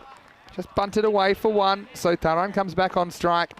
And Taranjeet Singh, look, here's their draw card, and they've got a lot of talent, raw talent in their batting lineup, but Taran is the man. When he fires, Romania fire. Let's see if he can do it in this crunch game, facing the last ball of Zishan Garaya's spell. There he goes, big as a top edge, though. Ibrahim Keel's trying to get there, and he's going to be able to make the stop in the end. Bit of fancy footwork. And they run 2. I thought they might run more than that because that was in the air a long time. And Taran gets away with this. Nice bit of quick thinking. It's a foot fielding success. Just don't want to step on it. Zabi Ibrahim Keel to the side as well, the leg spinner. And at the end of the power play, Romania are 18 for 2. Ibrahim Keel gives it the back heel, keeps it in. 2 runs, stops the boundary. And, well, the more bat onto ball that Taranjeet gets, well, the better he's going to feel. And I think he's got a good partner out there with him, Abdul Shakur. Now, if these two can just hang around even till about the 6th over and be scoring around 10 and over, that gives them something to build on. And we know that other batsmen can come in and give it a whack. But they still think here, I mean, they've got some work to do to get to that 120 stage. That's where they've got to be looking at as a minimum. Yeah, agree with that. Swing and a miss.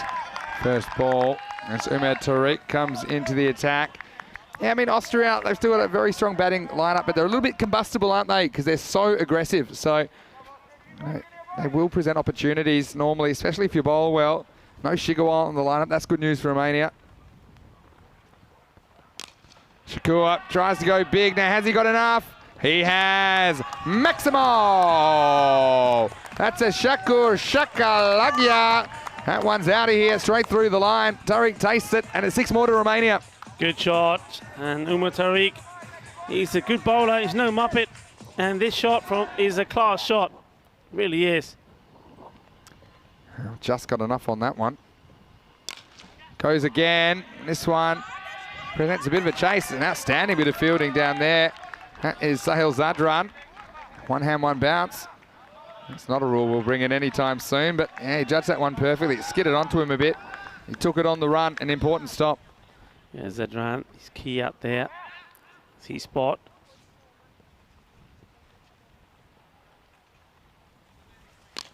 Tarrant goes into the gap, and this will beat the field up. Cuatro más. Mark Simpson-Parker, well, here's the draft, and he was loping around, but he couldn't get near that. And Romania getting something going in the 4th. Eso es. Vamos, vamos, siga, siga. Si puede, si puede. Well, I know that Probjeet will be happy with that shot. He plays shots just like that, his son.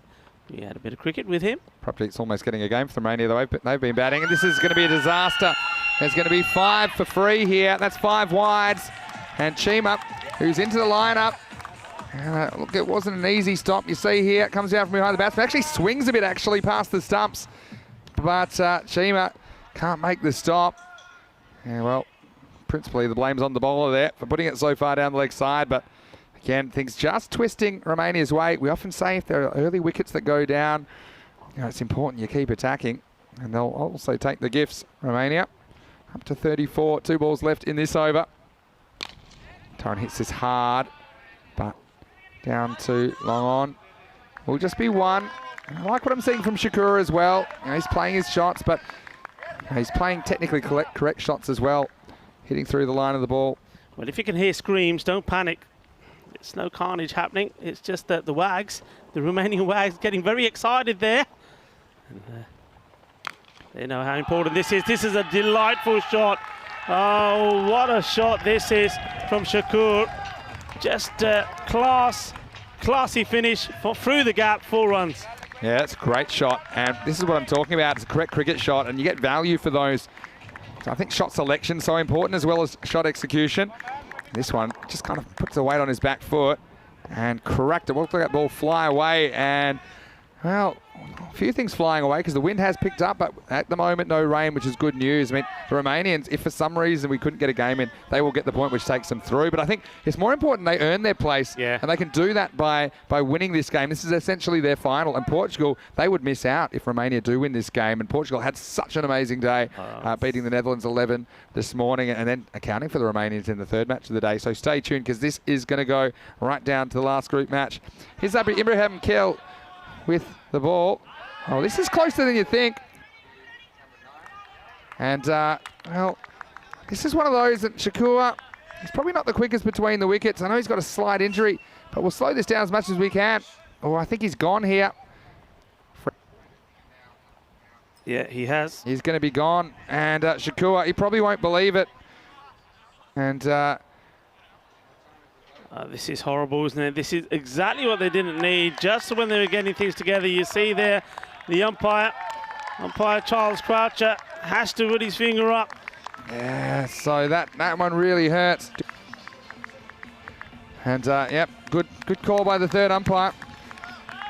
It's that's a disaster for Shakur, who was actually looking pretty good, wasn't he? But Shahil Moment, he was the man who was able to fire that one back in. It was a quick bit of work as well from Mehat Chima to gather the throw, and he got the bails off and the stumps out of the ground pretty quickly.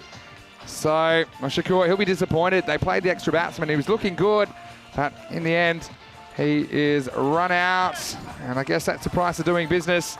Disappointment for Shakur, who comes into the side.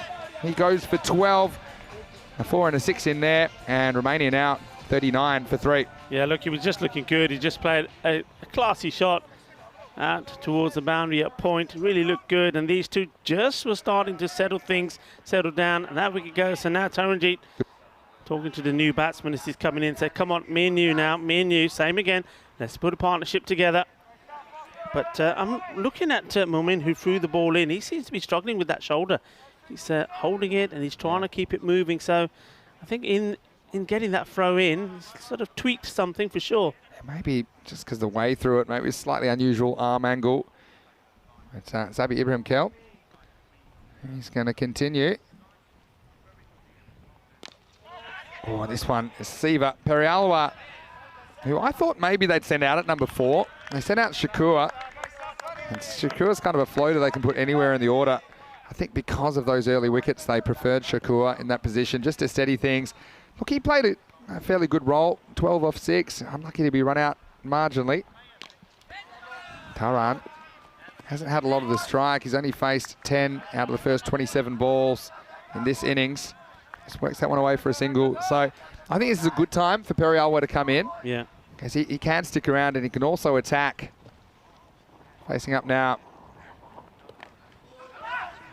Goes on the hit. Again, I'm going to hustle. This was direct. It might have been problems for Taran, but he gets away with it, just a single. Yeah, I think once again, we'll probably see if this was a direct hit. He was another one that was going to be run out. Yeah, you see there. It's not close, but the throw was wide of the stumps. This one's pushed through, and it's going to be 6. Maximo! There was the back spinner, pushed through by Ibrahim Kel. And Taran, he liked it. And the result is 6 more to the Romanians. Taran's got to keep going.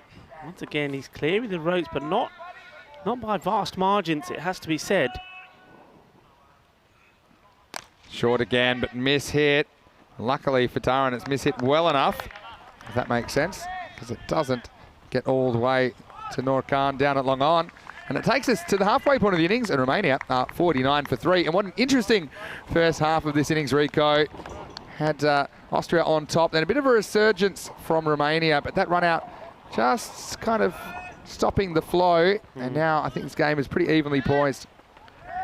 Yeah, I mean, Perialwa, I mentioned him in my intro. I think he is a man that if he buckles down and he just gets his shot selection right, he can stay there and score runs. Mr. Thiessen hasn't been seen yet, so about at least 6. And we know he's having a torrid time at the moment with the bat. He hasn't really stuck around long enough to know what kind of form he's in. Yeah, I mean, a bit like that Greg Chappell, when he's had a big run of outs in the late 70s or early 80s for Australia, and they said, well, how do you think you're hitting him? He said, well, I don't really know, because I haven't batted long enough. Noor Khan in pretty early in the innings, and this one gets driven down the ground. Noor Khan's an interesting one for me as well. I think that he is considered their premier death bowling option. He's got a very good change of pace, but he's just lost a bit of confidence in it. He's coming on here in the 6th over. Taran goes over the top, and this one will have what it takes. Maximo! Taran, well, he's had a fair bit of bad luck in the series. This one wasn't quite out of the middle, but it had just enough to take it over the fielder. And it's 6 carreras más para Romania. Yeah, well, he's just managing to avoid those fielders. Everywhere he's hit it, he's been a fielder, and it's been, well, I don't know. What do you reckon? Just half a metre away from the hand? Wasn't far. Oh, and this one almost loses it. And this is another one that on another day knocks the off stump out of the ground. But Taran survives. Yeah, and you can see his partner, Perialwa, saying, hey, come on, buddy. You're the key. You've got to stay there. And I think he's absolutely right. Taran bats the 10 overs. Who knows? Good change of pace. Now he's got to run pretty quick. A direct hit again would have him in trouble. And, good backing up, I think, for Perialwa. I think you've got to take these. Taran was on the back foot, though. That was the change of pace, wasn't it, from Noor Khan? That's a very interesting point in this match. I mean, I would think they'd need 120. They're going at 10s at the moment, so they need to pick it up a bit, but I think they probably can. I think when you consider Perialwa has hit the ball very well. They've got some other good hitters still to come, so not really in wicket trouble at the moment with 4 overs to go. And Siva charges, swings, misses, takes us to the end of 6 overs, and it's 58 for 3. 6 over check-in time. Let's go just under 10. I think if you go 2 a ball from here. That's 108. I think you're probably wanting to double your score, though, from here. If you're Romania, 116 to 120. Yeah. You have to bowl well, but that's been a problem as well. They have conceded a lot of runs in this series.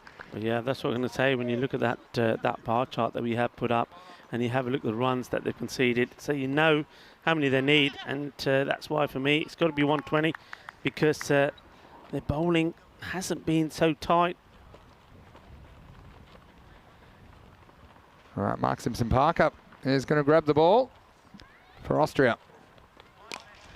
And immediately it's in the air, and this one, oh, he almost pulls it back. In fact, he does pull it back. Does he? He rolls into the rope for 4, I think. We'll have a look at this on the replay. It was a good effort from Iqbal Hussain. He gave it everything, didn't he? Have a look at that. He's right. Yeah, that's fine so far. Just bounces, but bounces sideways. Yeah, that's fine. I think he's actually... He's kept it in. I don't think he realises himself, but there's nothing wrong with that, I don't think. Yeah, no, he's fine. He takes off. Can you... And look, they've changed him. I don't believe that. He just pulled off a remarkable stop. Yeah, yeah, because look, he jumps from inside the field and he touches it, and that's fine. I thought from his reaction it must have touched the rope, but no, that one's absolutely fine. Becomes a good stop. As the next one's a one-hopper down to long off. Just be the one. Here the crowd, the Romanian crowd, they're getting behind them, aren't they, at the moment? What a stop that was now. Iqbal Hussain had no idea he actually stopped it. No, he didn't have a clue. I think, and the batsman went with his reaction, so they didn't know what happened. But they did take the single. That's just a single off that first delivery. Taran goes in the air, and he's going to go all the way. Maximo! Well, that is the kind of strike. And the Iranian crowd, well, they're getting into it now as well. They know they need to win this game, and MSP just angles in a little bit too far towards the pads, and he pays the penalty. Nice hit, and there they are. Yeah, they're enjoying it. There's Dana, Denisa, Prabjit, and Sarabjit enjoying themselves there. Well, they're going to keep dancing as long as Romanian keep hitting these shots big. MSP needs to adjust. Over-adjusts the wide. I think his natural length is that kind of bang it in because he's so tall. They do call him the giraffe. He likes to bang it in, but that's a dangerous length to bowl on a ground of these dimensions and in this form of the game. So I know he's been working hard on trying to be able to bowl a Yorker. Just not much margin for error is there for the bowlers. This one is off length and just completely loses his shape here, Taran. You can just tell he's, despite getting away with a few things, he's just not in the best of form. We've seen him when he does click. This is another one that, you know, when he's batting well, he probably tries to hit this over cover. Yeah. Yeah, he had the width there to play that shot. I mean, the wind is going slightly towards the leg side. I think that's playing on his mind as well. And this one is in the slot, and it's going to disappear. Abracadabra, Maximo, as Taran moves into the 40s. That was a very smart strike from the Romanian opener. Boom, shaka-lagia. Well, this is more like it. Taranjit, well, he's missed out on a few alu prontas. Well, I think maybe Sarabjit had bought a few for him because now he's firing on pronta power. And this is more like it. Tarzan is in the mood to party. Look at that Kookaburra fly. And that was sailing away with the breeze. Last ball for MSP. And this is going to be 6 more. And this one's going to head over the giant ice cube. And he rolls the dice, comes up double sixes, and that brings up his 50. Well, Taran, he's been out of sorts. He's coming off back-to-back golden ducks. But in a crunch match, he has performed. He's got 50 off 21 balls. And with 6 sixes and a 4 in there. And well, their draw card, he is living up to his billing in this match. Well, listen to the noise and the screams that are coming from out there. That was a big over. Well done to Chanjit Singh. Bahut badaiyan. Apni 50 banali. You can see tomorrow we're going to have the eliminator. Austria versus either Portugal or Romania, depending on the result of this match. Then we will have Netherlands 11 versus Austria in the first qualifier. The winner of that match and the winner of match 23 will go through to the championship week. And all the action will be tomorrow from 7 a.m. GMT, which is 9 o'clock in Central Europe, and 12:30 p.m. in India. Nicely played. We'll take the single. And, well, it's just a little bit of adelante, adelante. Just got to keep going here.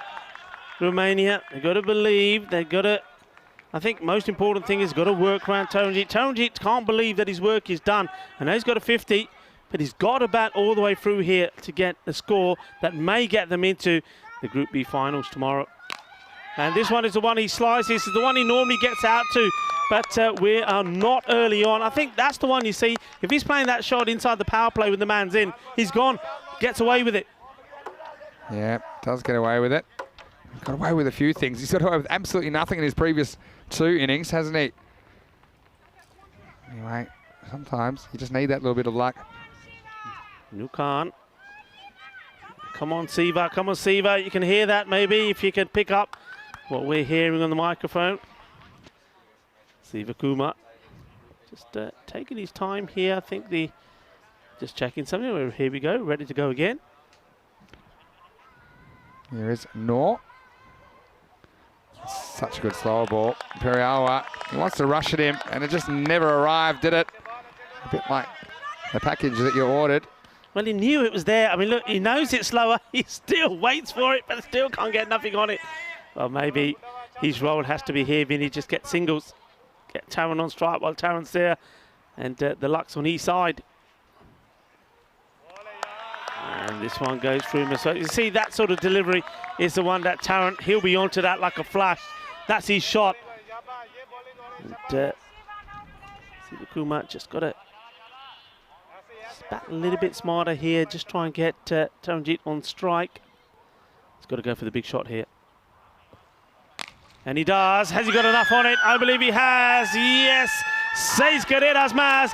Balle. Ginna zona. Ginna. Bada shaka. 6 carreras más. Ay. Así. Sigue. Yeah, nice shot. And once again, using the breeze. And well, the Romanian crowd, and they don't want to go home just yet. Last ball of the over coming up. Full toss, and this is another one. This one, maybe the Wags have to field this. Fetch it, he says. Full toss, been dispatched, 6 more. Well, he does get 2 dot balls in there where he swung and missed, but he's made up for those with 2 back-to-back 6s. Yeah, sure has. And once again, back-to-back 6s gets the momentum back for the Romanians. It does take us to the end of the 8th over as well. That was a good one. Romania now 93 for 3. Yeah, this is a good partnership between these two. And, well, we're looking at it here now. So 12 balls to go. That 120 is definitely on. And what are they going to do here, Austria? What's the change-up going to be? For me, I think it's about taking the pace off. And that's, I think, what we're seeing. These 2 batsmen are happy to go after the pace. Gets a toe end, gets a single. More screams from the Wags. We don't even need the headphones, do we, Rico? Because we can hear them. And, yeah, I mean, 120 looked a long way away, didn't it? Around the halfway mark, but getting there. Well, he's almost out here, but he's not quite. And I think, well, we'll see this one from side on. And I think he kind of goes to dance, and then he sees it's not where he wants it. So he just basically aborts the plan, Periawa. And he does just get that foot, get something back, and Chima was very quick to get the bails off. Done well here, Chima, hasn't he? I mean, you were talking about him, you've seen him before. And he certainly, I've got to say, so far, lived up to your expectations, Vinny. Yeah, it's just that one 5 wides. I think he probably would like to have stopped down the leg side. But he's a good keep and looks in better shape as well. And struggled a bit with the heat and stuff in Austria. It wasn't even that hot. But, this one's in the air, and it should be out, and it will be out. And Periawa, well, contributes 17, but it'll go no further. As that one was just sliced away, and there were men perched in that area of the field. There were 3 of them in a ring in the circle, guarding that part of the field. And see here, the catch was taken. No dramas at all. It was Iqbal Hussain that took it. Romania lose Siva, and the score now 94 for 4. 10 balls remain in the innings as Samuel comes to the crease. Yeah, it's important now that all the batsmen that come in, they don't waste deliveries. They can't swing and miss. They can't get these dot balls in. They've got to be thinking. They've got to be thinking who's at the other end. They've got to be getting Taranjit on strike. And I know it's the it's the case of the batsman coming in thinking, well, I think I can hit a big 6. The question is, they haven't got the timing, they haven't got themselves in, and even if they make contact and it becomes a catch, well, it's a dot ball, no runs, that's going to hurt them. If they want the 120, Tarrant has to get on strike. And there's 3 balls to come in this over, so 9 balls in total left, and they still haven't got the 100 up yet.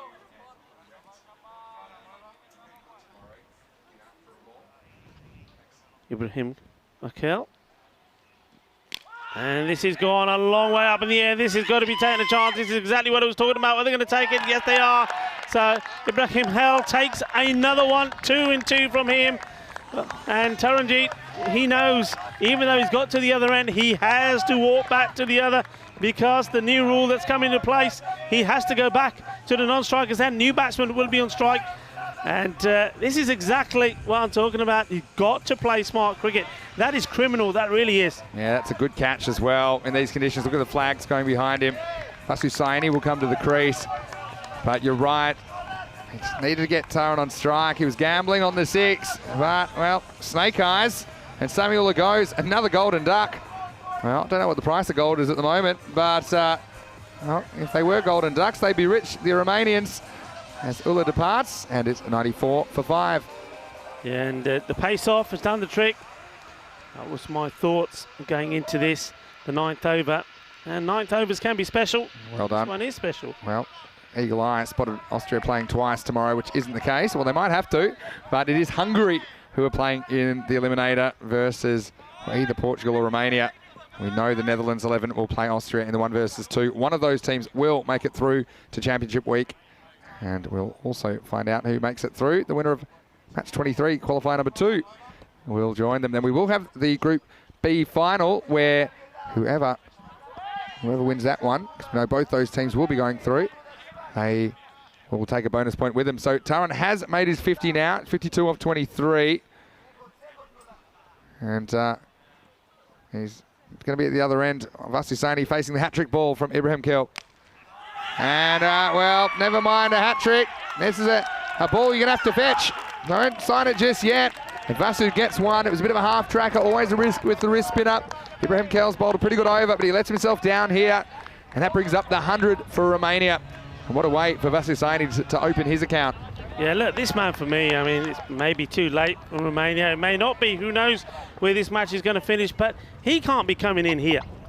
I mean, he's a good bat. We've seen it in the last match. For him to be coming out so low with only, what, a handful of balls to face, it's not good. He's got to be up the order. He's coming at 7. This will be a wide, and they'll sneak an extra. And so Tarrant will get to face the last ball of the 9th over. Ibrahim Akel, I do like him in their lineup. I think he brings a bit of X factor to their attack. And there's a bit of a risk, I suppose, that he'll go for runs. But, yeah, there's something about him. And now this one has disappeared. This is high in the sky, and this is a Maximo. Tarrant, well, he did get down that end. They snuck him down there on the wide, and he certainly took full effect as he sends the last ball of the 9th over out of the ground. Qué grande, qué golpe, qué genial, qué fuerte es esta hombre. Taranjeet Singh, well, that's why he's got to get to the strike. And, you know, those balls that you miss out on, those dots, and those shots that you caught, and you end up keeping him at the non-strikers end. This is what you're missing out on. And it could make a difference of 18, maybe even 24 runs while he's at the other end. You're not giving him the strike. So 108.5, last over. Pretty good start.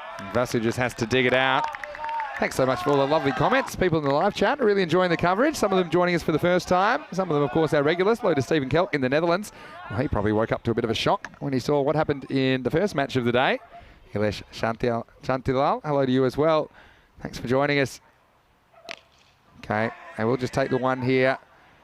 So this is where you just need a little burst, I think, and it gets you feeling good if you're Romania. If you just get a couple away, a couple out of the ground here from Tarrant, you walk off with 120 plus.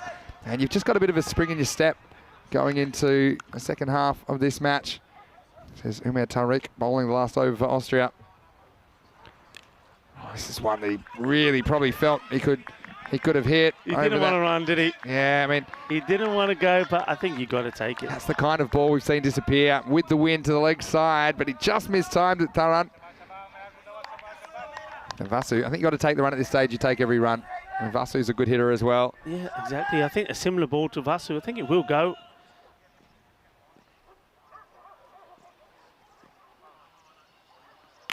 He tries to go, and go he does. This one's out of here.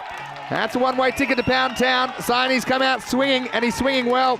Maximal, and Romania move up to 116 with 2 balls remaining. This is a sensational shot, Vinny. This really is a top shot. This is quality. I mean, look at the power he's got into this. Oh, this is just awesome. We've seen a lot of Vasu Saini. We saw him in the ECL in Cluj colours a couple of years ago. Now it's going to be 6 more, full toss, and this is the kick they wanted. And well, they're really happy about this. They move past 120 in style. And Saini, back-to-back sixes. Just what the men in yellow wanted in this crucial encounter. Yeah, the 120's been passed, 122. And the ball to go. What a marvellous comeback this has been. And all to do with what we're saying, that Taranjit Singh had to stay there. He did. He got a bit of support. And now, well, if they can get something big out of this one as well. Oh, this is going to be a lucky one. It's going to be 4. There's a thick outside edge, and Chima had no chance. And what a way to finish the innings. So they go 6-6-4 to finish. And Tarek ends up conceding 39 of his 2 overs. Romania, they finish with an above par. 126 for 5 off their 10 overs. And they've got the runs on the board. Now it's just a matter, can they defend them? They defended well against Portugal yesterday. I think they'll have a stern test against the Austrians. Well, the Austrians are tuning up for the finals.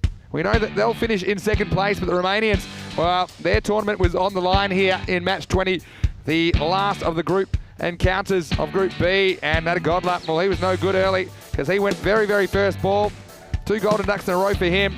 That brought Goham Manan to the crease, and he muscled one out of the ground, but he wouldn't last a lot longer as he sliced that one to point, and it was Mirza Hassan taking the catch.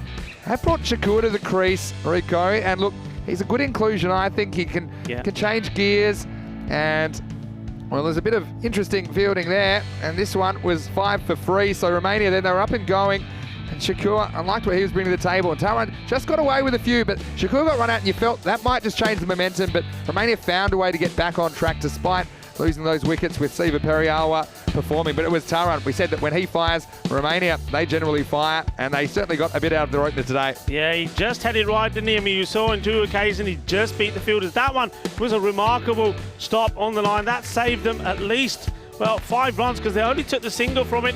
But yeah, I mean, Taranjit Singh, he was hitting it big. And I said even when he got his 50, he's got to stay there. And the other batsmen got to work around him. Look, there was some not so smart cricket with some of the other batsmen with a lot of swinging and missing and dot balls. But, well, I think the incredible bit was when Saini came in there. He scored 24 of just 6 deliveries. And that's what you need there at the end to give you that boost. And he came in at this point, and when he was there with Taranjit, well, that was a good wicket to get at that moment of time, because I think otherwise they probably wouldn't have got to that 120 plus, would they? I think they've got to find a way to get him higher, Vasu. Oh, you've got to get him higher. And we'll see if they do make it through. It's a big if at this stage. Then you just wonder, maybe he's someone you can push up into that top 4. Taranjit Singh was the top scorer, 59, not out of 25, and a good return to form for their draw card.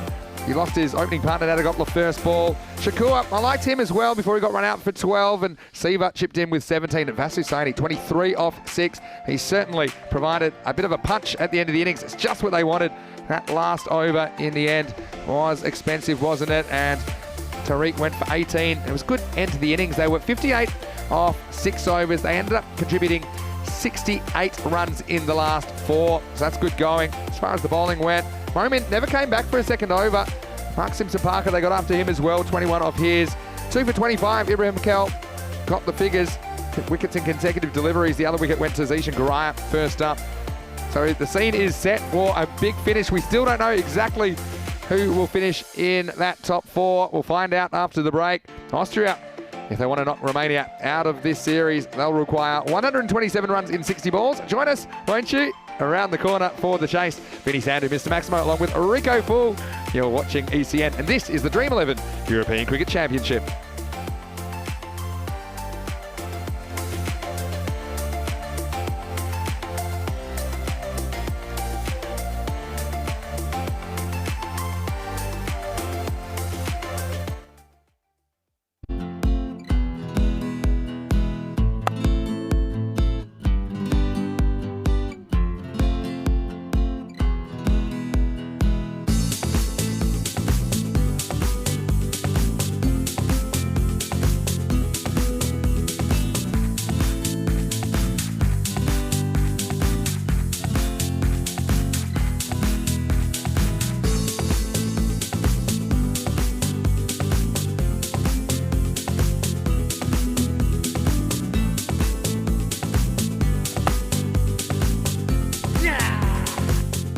This is how we play cricket. On the Costa del Sol.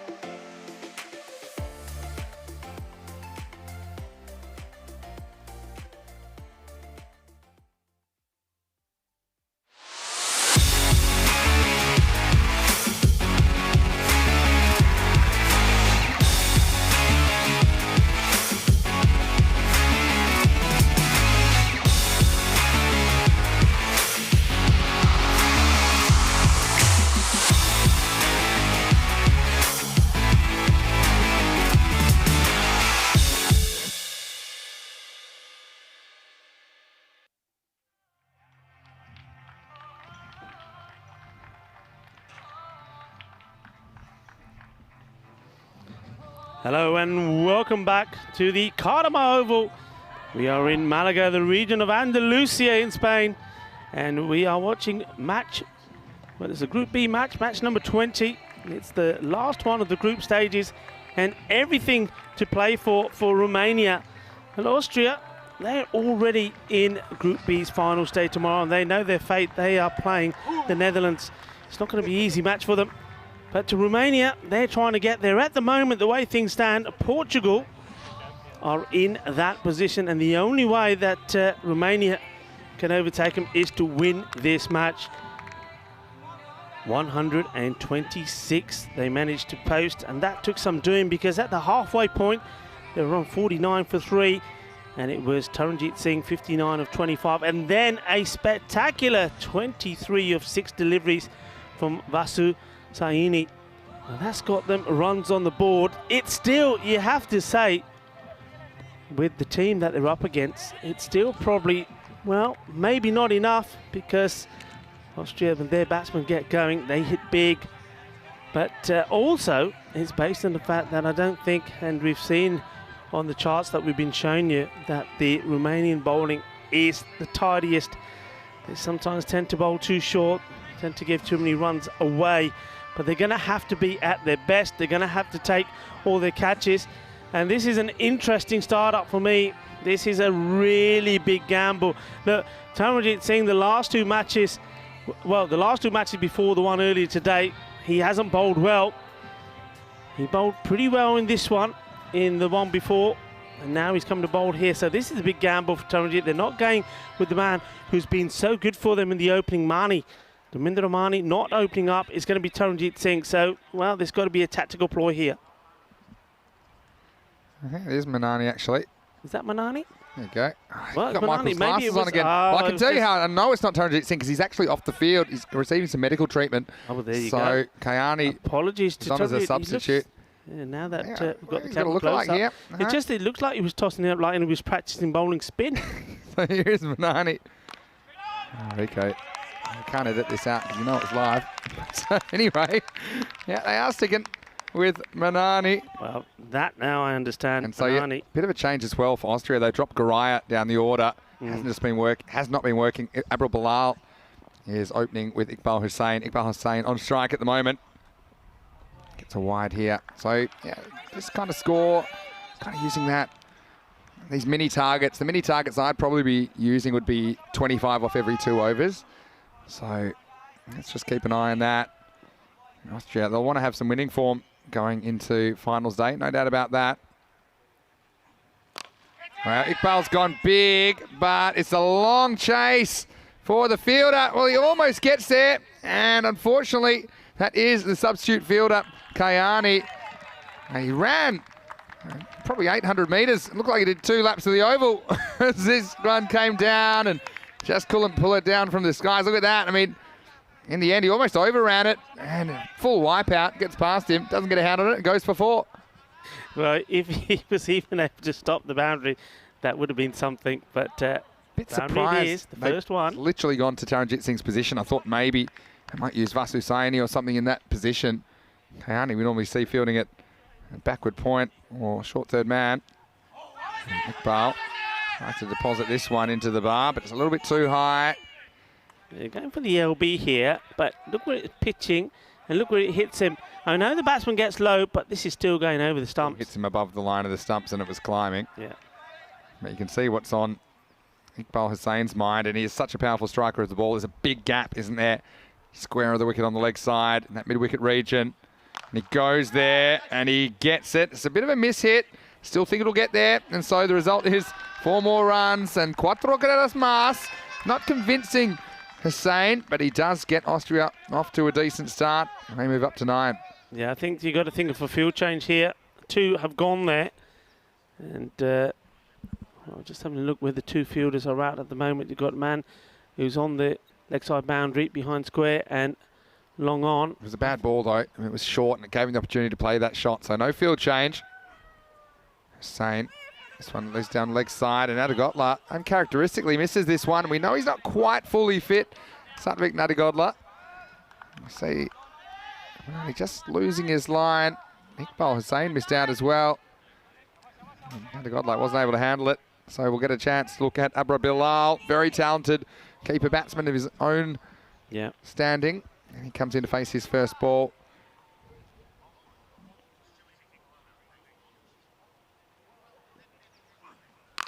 Well, Bilal goes bang, and this is a big strike, and it's put down in the crowd. Well, Abra Bilal made sure that no one on the field was going to catch it, because this one, once again, a little bit short, and he's very quick to rock back onto the back foot and just flat bat this. That is a blast out of here. Yeah, big hit. And, well, he's got a few signatures on those bats. Is that you, Maxi? Have you signed his bat? No comment. Be happy to if he keeps playing shots like that, though. Abra Bilal. Oh, bit of bat on this. I was having a good chat to him about his keeping as we get to the end of the first over. 17 for no loss after one. Yeah, I love always chatting to the keepers about wicket keeping, and we have these really quite nerdy conversations. I was just chatting to him a little bit about positioning, and I was talking a bit about he was having some trouble sometimes losing sight of the ball when the batsmen were taking up unusual stances when he was up to the stumps, and just a little tips about how he could keep balanced and still see the ball. So we talked a little about that, and a little bit about positioning when he's back as well, trying to stay balanced so that he can go for those catches, and even little things like concentration, which is important. I asked him what his routine was as far as, switching on. See, Kayani is going to be replaced by Taranjit Singh after one over. So he was just getting some medical treatment. So he is back on the field, which means he is available with the ball. I don't think he was. I think he was eating some aloo paranthas. Maybe. Don't forget his wife's here. She must have cooked some fresh for him. Said, here, have a paratha or two before you go out. He said, okay, with a bit of butter and a bit of dahi. Now he's ready for action. Good start from Raj Kumar. A few questions about Raz Shigawal not being in the lineup, but he's just having a rest. He's played all 7 matches, and I think they've just decided he can just take the game off. And Austria, they're not in jeopardy, that top 2 position. They still want to win this game, though. No doubt about it.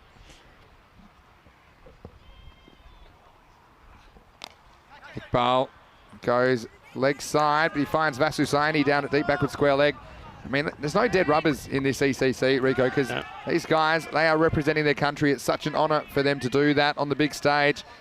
So the Austrians, they won't be giving an inch to the Romanians, no matter what the situation of the fielding team is. They'll be wanting to chase these runs down. This one's well struck, and it's a good bit of placement. He just waited on this one a little bit longer, Bilal. He didn't want to hit it too straight because he knew there was a long on in place. So he just waits and turns on it. It's a really clever piece of batting, and 4 more runs to Austria. Yeah, and finally I think they're going to make that change. I think you see where the boundaries are being hit. You've got to have another man up there. I'm not so sure if it's the man who's behind square, who's on a square leg boundary, that you need to bring up. Short, worked around the corner. Yeah, and that's exactly right, Rico. And this one bisects those 2 men. They had to be in the infield. They've got a deep mid-wicket and a deep long on at the moment.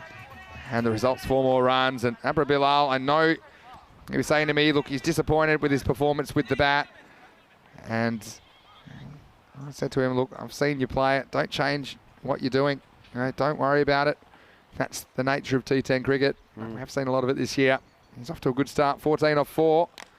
He might be gone here, though. It should be an easy catch for Shakur. And he does get the Austrian acting captain, Bilal. And that sets off the Romanian crowd. Of course it does, because that's going to be Dana. Dana's going to be jumping up and down for joy because it's her husband, Rajesh Kumar, that gets a wicket. Go for it, Dana. Go for it. And Bilal just loses his shape. He gets carried away because they've protected that part of the ground now. He would have been better to go through the line. In the end, Abdul Shakur, another man into the lineup, doesn't have the gloves on today. He takes an important catch. Bilal goes for 14. It's 26 for 1. Yeah, 14 he goes for. But look, you have to say, at the moment, Romania, they've got to change the line. Their bowling's been too short. And they're scoring runs at a pace, Austria. And one thing with Austria is every batsman that goes out there, Vinny, we know how they bat. They'll go out there and they'll play their shots. And we've seen that several occasions from them. They're very similar in that way to Team Hungary, aren't they? Yeah, exactly right. I mean, I think all of these teams, though, have had their good games and their bad games. I mean, the whole tournament was turned on its head when Portugal beat the Netherlands 11 this morning. So it just depends what they bring to a particular contest. There's Chima, his first ball of the series, and he drives it away over cover. They should get 2. That's all they'll get, although they almost make a meal of it. And all's well that ends well. Chima starts his tournament with 2 runs. Yeah, I thought we were going to flick it onto the fielder and he's going to go over the boundary. Well, he did, but Thiessen almost said, you can have it back. He said, well, not me, I'm the other side of the boundary. As we get to the end of the second over, it is 28 for 1. Yeah, 1 wicket, but the score is good. Cyprus getting underway in just a couple of minutes, and there's a lot of people keen to tune into Cyprus tonight. The Mouflons have won the toss. They'll be batting first. You can join Nishay and Ujwal over there. They're in the commentary box and raring to go, I'm sure. 2 matches from Cyprus. And the Black Capes, they've been in pretty good form, 3 and 1. They've had some tight finishes along the way. And pulling deep behind the stumps has been pretty solid for them this series. Well, Vasu Saini's going to bowl the 3rd over. I think this one's okay. I haven't seen him bowling that early, funnily enough, but decided because Manani was so expensive, who conceded 17 in the first over. He only got the 1 over, didn't he, in that last match? I mean, they left him right to the end, which was surprising. Short and punished. Maximo! Iqbal Hussain. Well, he went for a golden duck in the earlier match. Well, he's not in an army of 1 there. There's been a few of them today, but this is just too short. He basically challenges him, saying, go on, see if you can hit it.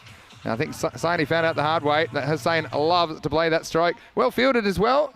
And our volunteers doing a great job as well, promoting cricket in the area. Yeah, that's Iggy out there. Well done, Iggy. Good work. That's how to do it, Iggy. Slow ball. Completely does Hussain. He just seems to lose it. It's a good comeback from the bowler. Yeah, and hello to everybody that's been helping around the ground. Iggy, Andrew, Roger, Jeremy, Ray, Adrian, Samir. Also Jay Wild, Egan, and this ground and the groundsman, David Cooper, have all done a fantastic job. Well done. Take a bow, everyone. Close. Give them a clap. Go on, everybody, give them a clap. They've been sensational. This one claps off the bat of Hussain. The previous ball was a clever overspinning slow ball, back of the hand slow ball from Saini. This one was pace on. You know, we really do appreciate. Well, Pavel looks nervous. And, yeah, he's wondering if his team's going to make it through to finals day or not. Sure, the fingernails are disappearing quickly in the Romanian dressing room. This one's just inside as well. And Chima, it can't be easy for him as well, coming in. He sat on the bench for 7 games. Comes in at a crucial time. This one just sneaks inside. Helped by the pitch. I think it just seamed back a little bit. It cuts back, doesn't it? Good bowling, though, good areas. He's learnt his lesson about bowling the short one, hasn't he? Chima will go for this, I'm sure. You're right. It's a clever change of pace again. So Saini, very good over from him in the end. He concedes 7, including one that disappeared. And at the end of the power play, Austria 35 for 1. Rico, very evenly poised match, I think, at this stage. Yeah, definitely is. And you see the difference, though, there, Vinny, from getting the line right, getting the ball in the right areas. It makes it very difficult for these batsmen, even the attacking batsmen, to get onto the ball. But as soon as you bowl short, well, it's in their zone, isn't it? And they're going to send it back. You can see the power play. Well, those steps are going the wrong way. They're going to be going upwards, not downwards. Austria, something to think about. Mind you, they did get off to a fantastic start with 17 off the first and then 11 off the second. But that one just going for 7. Yeah. Remember those little mini targets? So 25 off 2, I would have wanted. They had 28, and they'd want to be about 50 off 4 after this over, which is going to be bowled by Ijaz Hussain. And this one's up, it's in the air, and there's nobody back here. It's going to pitch just inside the field of play, and the result will be 4 runs. Well, that's one of those ones, if there's a fielder there, it's catchable in front of the giant ice cube. But Hussain, well, he rides his luck and he moves to 20. Yeah, this was going to be a wide ball, but he's down onto it very quickly, gets low, gets one leg down, kneeling down and hitting this hard. Good shot, safe shot. So changing the field. Ijaz Hussain, got the loudest grunt and slowest slow ball you could ever hope for. Here it is. And there it goes. This is absolutely smashed. Well, that one's almost taken out one of the tents. That's a big hit from Hussain. He telegraphed it. We had about a week to see it, did Hussain, and this one disappeared. Well, I tell you what, the grunt from the bowler, Hussain, was loud, but the grunt from the batsman when he hit this was even louder. That's gone a long way, and you can see just the sky at the moment around us. Very dark clouds, there is rain around. We, once again, have been very, very fortunate. Wind's changed around now. It looks to be coming behind the bowler. Hussain defends this one. Ijaz Hussain, he's a real competitor, isn't he? Follows through towards the batsman. We saw him take 4 catches in a match and pull off a direct hit run out in a fielding fifer earlier in the tournament. Well, this one could go right down to the wire. I suppose he's got pretty good batting order, pretty good top 6 in this game, Austria, even without Shigawal. Oh, this is going to be 6 more, and this is all wrist. This is tattooed, and this one's gone even further. Maximo! What a hit. It was Hussain to Hussain, and, well, the batsman wins the battle again. Big shot, 6 runs. Well, he hits a shot, and then he goes for a walk. He's walking. The momentum of that, he's hit this so hard, it's taken him almost to point. What a hit. Just look at him here. He almost swings himself off his feet, and he has to follow through, and he was watching it, and he knew exactly where that ended up. That was huge. That was grande, grande, que grande. Long way away. Well, what's Ijaz Hussain turn to now? High risk strategy from Hussain. You know what he likes to do? Gives a little thumbs up. Says, yep, you got me that time. I got you a couple of times. Gotta love these contests. Game within a game at the moment between the 2 Hussains. What a battle. It just keeps... It's like a roller coaster, doesn't it? One moment, batting team gets on top, and then a good over comes in from Romania. They go on top. You just feel that there could still be some drama in this match. Oh, yeah. And they're at that little mini target I set of 50. Strike 2 as we get to the end of the 4th over. Well, how's the action? You won't see it anywhere else except in the European Cricket Network coverage of this ECC. End of 4 overs. It's 51 for 1. And we'll certainly hope you've enjoyed the tournament so far. We're just not even halfway through at the moment. Almost at the end of Group B. We'll still have the Group C and, of course, the Championship Week coming up. So it's wonderful that you can join us, and that's what it's all about. We're developing the game and showing the game to a wider audience. And Romania, well, there's going to be a lot of nerves in the dressing room. I know that, a lot of nerves amongst the crowd as well. And you know, you never know how you're going to react until you're exposed to this kind of tension. It brings the best out of people. Some other people go completely to water. You just never know. And at the moment, the Romanians, well, they're in the game. As we see the first ball of the over taking place, and no runs run there. Just chops it down into the ground, goes through to the wicket keeper. The dot ball. Back to live action. Dot off the first ball. Samuela the bowler. Swing and a miss. Dot off the second ball. So swings and roundabouts at the moment. And a lot of swinging going on. This is Chima now, who, look, he is brutal when he gets going, but I guess the issue he's got is he's got splinters because he's been on the bench so long. Oh, dear. Slow ball, punch through. Well, this is placed pretty well, and this is going to go to the boundary. This is a shot that shows me that he's in a good place because he doesn't just swing wildly. He waits for the ball, he picked the slower ball, and he actually timed it really sweetly. There was a man out there, but he wasn't able to cut it off for Tameha Chima. Yeah, well, they're just moving him around slightly. Slight rejig of the field. Yeah, I think it's probably a better position. Now, it can go over cover, extra cover if it's pitched up. Instead, he'll just hit this hard. Certainly he's hitting the ball reasonably well when he is hitting it. I think at the moment his job has to be just get off strike. If you can get a boundary, great. Otherwise, just get out of the way. Leave it to Iqbal Hussain, who's going at 2 a ball. The longer Iqbal Hussain stays there, I think the more likely Austria chase these runs down. Not well timed by Hussain this time. Just gets that high in the bat, maybe a bit of glove in that. Just a single. So my next little target, Rico, would be 75 off 6. So let's see whereabouts they're at. Chima back on strike.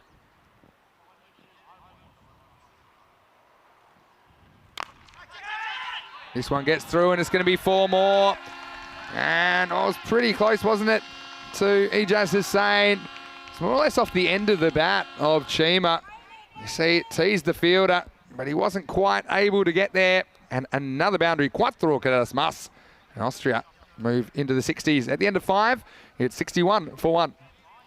61 for 1. It's just that line, isn't it? They just get a couple of good deliveries in, and then once again, they lose the line. They go too short. They give the batsman too much time to play the shot. And Chima, certainly, he's taking on the offside, whereas Hussain, he's going big over mid-wicket. Speaking of big, those clouds are pretty big, but at the moment, luckily, we don't have any precipitation. Interestingly, they've held Vasusaini back here. They're going to go back to Ijaz Hussain, who went for 16 in his last over, including a couple of big hits. And speaking of big hits, this is another one. Well, watch that Kookaburra fly. Maximo! That was big. Even his teammates can't believe how big that one was. Call the cops. That one's out of here. 6 runs to Austria. Así me gusta, así me gusta. Eso es sexy cricket. 6 carreras más. Well, yeah, the alarms are going off because that was big. And he's just got to get the line right. I mean, look, we haven't seen, I do not think we've seen one Yorker length delivery yet at all. Not even one that's been misdirected down the leg side. It just hasn't been there. They've got a bowl fuller. I still wonder about bringing Ijaz back so quickly. So a batsman's gotten hold of him. This one will be a wide. Yeah, so they bowled Saini in the 3rd, and he only went for 7 runs. But I think they're trying to keep him back because he is one of their players which can bowl those last couple of overs and do it under pressure. Oh, the dear, wide. no. They're trying to stay away from getting too straight to Iqbal Hussain because I've seen what he can do. And we're talking about the line, but what you're talking about is the length as well. I think the length is probably more important. You've got to think about what the batsman's done. I mean, he's scored 39 runs. You've got to ask a question. How many has he hit straight? No, it's another. So 3 is a hat-trick of wides. The first ball was pumped for a big 6, and then after that, it's been 3 wide. So basically, what we're talking about here is that 9 runs have come off the 1 ball.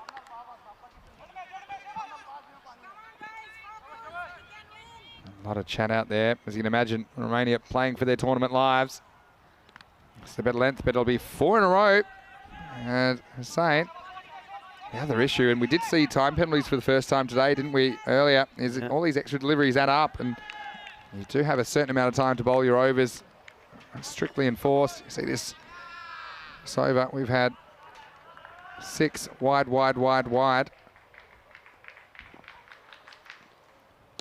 Oh, Hussain goes up, and he goes long, and this one is out of the ground. Maximo!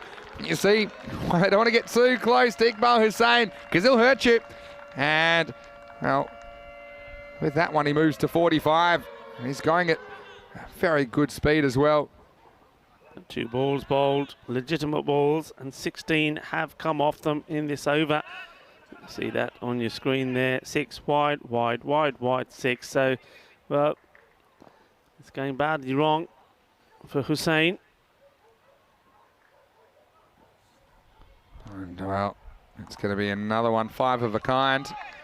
So, I mean, again, you wonder, they haven't tried spin, they haven't tried a slow bowling option, they haven't tried Taranjit Singh. I don't know if he's fit to bowl, though we know he was getting some running repairs. Yeah, the injury could be on the finger. The injury he picked up on the finger yesterday. We had to go off the pitch for a while, if you remember. Oh, this is unbelievable. Well, this one is a blast to Mars. That is maximal time. Hussain reaches 50 with one of the big hits you'll ever want to see on a cricket field. 51 of 20 balls with 6 big 6s and 3 4s. And this is a magical over now for the Austrians. Oh, what a big hit that. And he's sending this one to the moon, isn't he? This is absolutely clobbered. That is huge. Even the non-striker there, Chima, saying, well, that's gone big, isn't it? What a shot. And this over is really hurting Romania here. And they've got to find a way. Well, first they've got to complete it quickly, then got to find a way to come back from it. This ball's come back with a burn mark on it. This one's hit hard as well, but it's along the ground. Iqbal Hussain, well, he made a golden duck earlier. I did say there's no dead rubbers because Austria, you might say, well, you know, they're already comfortably in second position. They can't move, but they're wanting to move, and they're wanting to move forwards, and you do that by winning games and feeling good about yourself on the field. Hussain now, he's gone for 40. This is hit well by Mehat Chima, and the result's going to be another boundary. It was a slower ball. He's lost the grunt. And, well, all the horns are going off now. As Austria shooting the lights out, and now Mehat Chima gets in on the act. Well, spare a thought for the bowler. I mean, sometimes these things happen. You know, he's tried everything. First of all, lost his line. Here comes the ball, his last. And this one would go to the boundary as well. And it's been absolute carnage. Well, he's been taken to the sword here by both these batsmen. Now it's Chima, who hits 2 boundaries off him as well.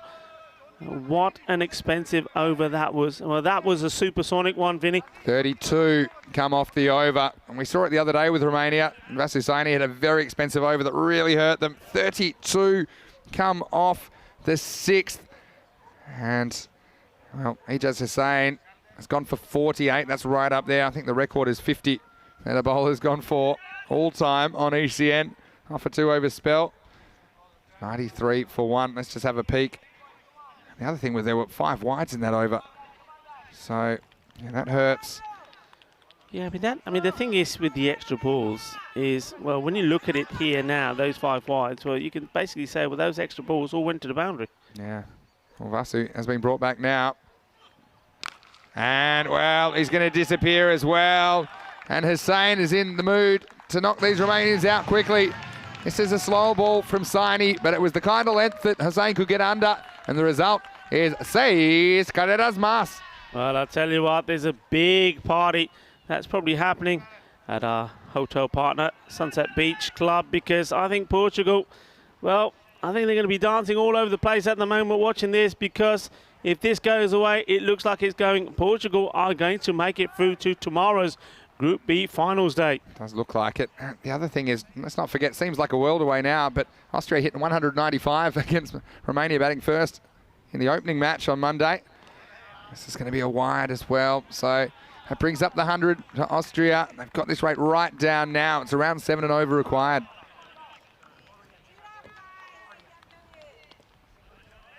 I mean, what does this mean for Portugal? I mean, let's be honest, they didn't think they had a prayer of qualifying, facing the strong Dutch team this morning.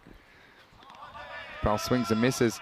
And I'm sure that they will be at the hotel watching every ball of this. And hello to you guys. How are your fingernails? Spare a thought. I'm thinking about the Romanians out there and the Romanian supporters, but the Portugal supporters and the Portugal team and management, they're out there and they're, I'm sure, very, very nervous about the outcome of this match. It does look like now, for all money, it's swinging towards Austria. Yeah, and of course Hungary as well.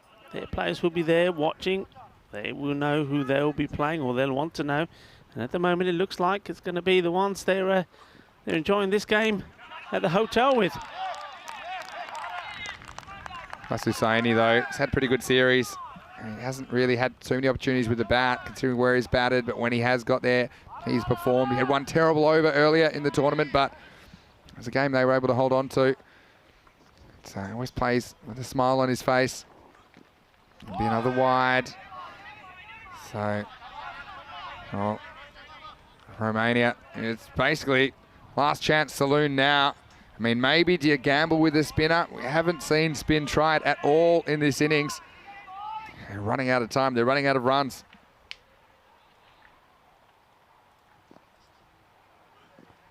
Once again, tempted slower ball, called wide. And yeah, it's one thing to attack that offside wide line, but that's 12 wides in the innings now, and it costs you runs, but you know, if the plan doesn't work, you know, you need a plan B, I think. Just they've lost that battle with the wide line too many times in this innings.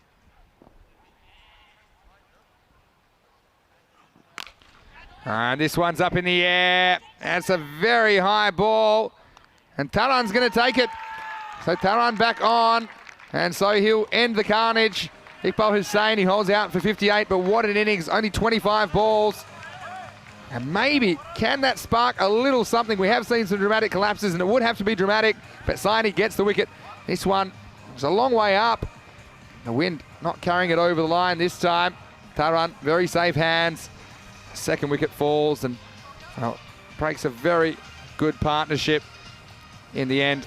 76 is the partnership. Iqbal Hussain departs for 58 and is 102 for 2.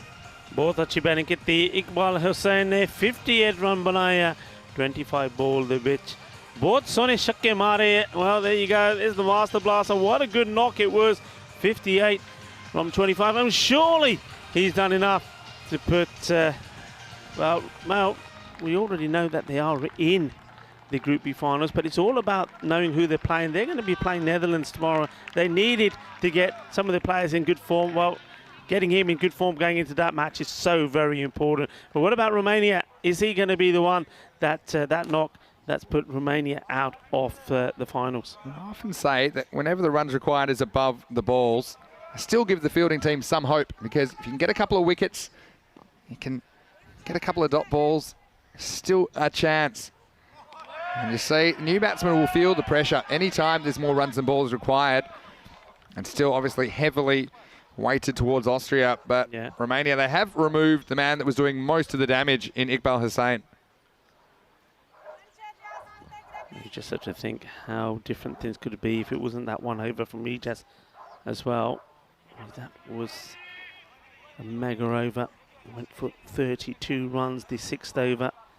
And everything went wrong, just couldn't get the ball right. 5 wides as well. And wouldn't they love to just press the rewind button and start from there again? And they probably would have given the ball to this guy instead.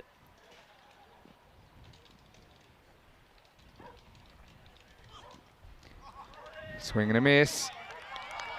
Ooh, so again, maybe not the most intelligent batting. Does take us to the end of the 7th over. So Saini delivers once again with the ball. He finishes with 1 for 16. Got the big wicket of Iqbal Hussain. And at the end of 7, it is 102 for 2. The problem is here now, who do you bowl? I mean, okay, you could go back to Samiullah perhaps, or do you then try the spin? Do you sort of say, okay, Taran, are you fit enough to have a bowl? It looks like they might be going back to the opener, Damindra Manani. And you've got to have something special's got to happen. They need a special over. Well, look, get a good over in with maybe only something like 3 runs come off it. You've got to have the opportunity. Yeah, this is still, we don't know exactly who will be in that 4th spot, do we? Eliminated tomorrow. Romania playing for their lives.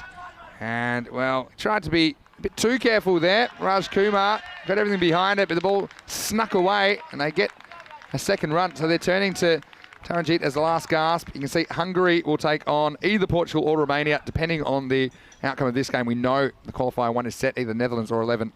That Netherlands 11 or Austria will be qualifying for finals week, depending on who wins that game. It's a long chase, and eventually it is chased down by Ijaz Hussain. Back-to-back deuces, though. And Austria creep towards that target. Taranjit trying to make something happen. Seen a lot of cricket, though. We've seen some twists before, haven't we? And this one's hit into the gap, but a good bit of work. And, well, a quick bit of thinking. And they will keep this to 1. That's a really good bit of work in the end. You see, the first touch wasn't a great one, you see. But that's actually really quick reactions out there. It looks like Siva Periawa to his left. Again, they need to really play perfect cricket from here, Romania, if they're going to have any chance. And they won't have a chance with this one, because this is driven out of the ground. We saw Norkhan struggle a little bit against the seamers in the last over. But this one was to his liking. He goes up and over. Nice hit down the ground. Maximo. Austria move within 14 runs of that target. Yeah, beautiful shot. It was just there, wasn't it? Executed beautifully. And as he hits that one, he holds the pose and says, mini photo wicket today. Smile, please. Click, click. Nice shot. 6 runs. Junaid Khan in the chat. No surprises there. He's watching from Portugal. Had a very good series. Hello, Junaid. How's your fingernails and how's the guys around you? I'm sure they're not in the pool chilling out, put it that way. Nice, a little bit too short, and this one's going to disappear as well. Maximo! Norkan, you can't give anything too short. And occasionally Taranjeet has dragged a few down. This one just turns in, he hits with his spin, he hits big back-to-back sixes, and now they're down to single digits required. Yeah, it's once more the same story, too short. This one's fuller. Fielders will keep it to 1, and then it comes, that's the end of the over. So the 120 has come up. The end of the 8th over. So 12 balls to get the 7 runs required. Yeah, well, I mean, a lot of people around the world and fans of Romanian cricket, and Pavel Florin is a man we saw some of. He's only got the 1 over in the series. It was fairly expensive. Created a couple of half chances. With the bat, we saw him score 10 runs, including a boundary. But just hasn't held on to his spot in the 11, as Romania have pushed for finals qualification. It's a good start, and it gets past Raj Kumar, who comes to bowl the 9th. So 6 runs required now. They can win with 1 swing of the bat. I mean, Romania start to analyse where did it go wrong. Well, their batting didn't click for much of the tournament. It was better today, I think, with the ball. It took a while to get with the program. Chima steps away and absolutely cracks this. Will just be a single though. Yes, I mean, I'm sure a lot of their players, collectively and individually, will be reflecting on this tournament. And they were the 2nd highest ranked team if you go on the T20 international rankings. Of course, they don't mean too much when it comes to T10 cricket.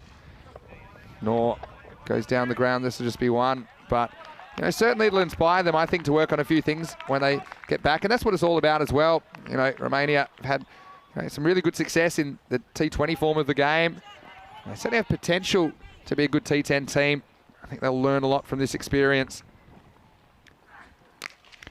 4 required. Chima, he's another one who's looked better the longer he's been there. And you can see why I like him as a player, Rico. And if anyone... Just going back to what you're saying there, Vinny, about the teams getting better.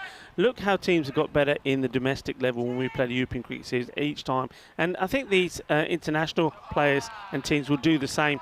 They'll learn from this, Romania. They really will. They'll look back at it. The coaches will analyse it. And they will get better. They will. They've done a lot of things right.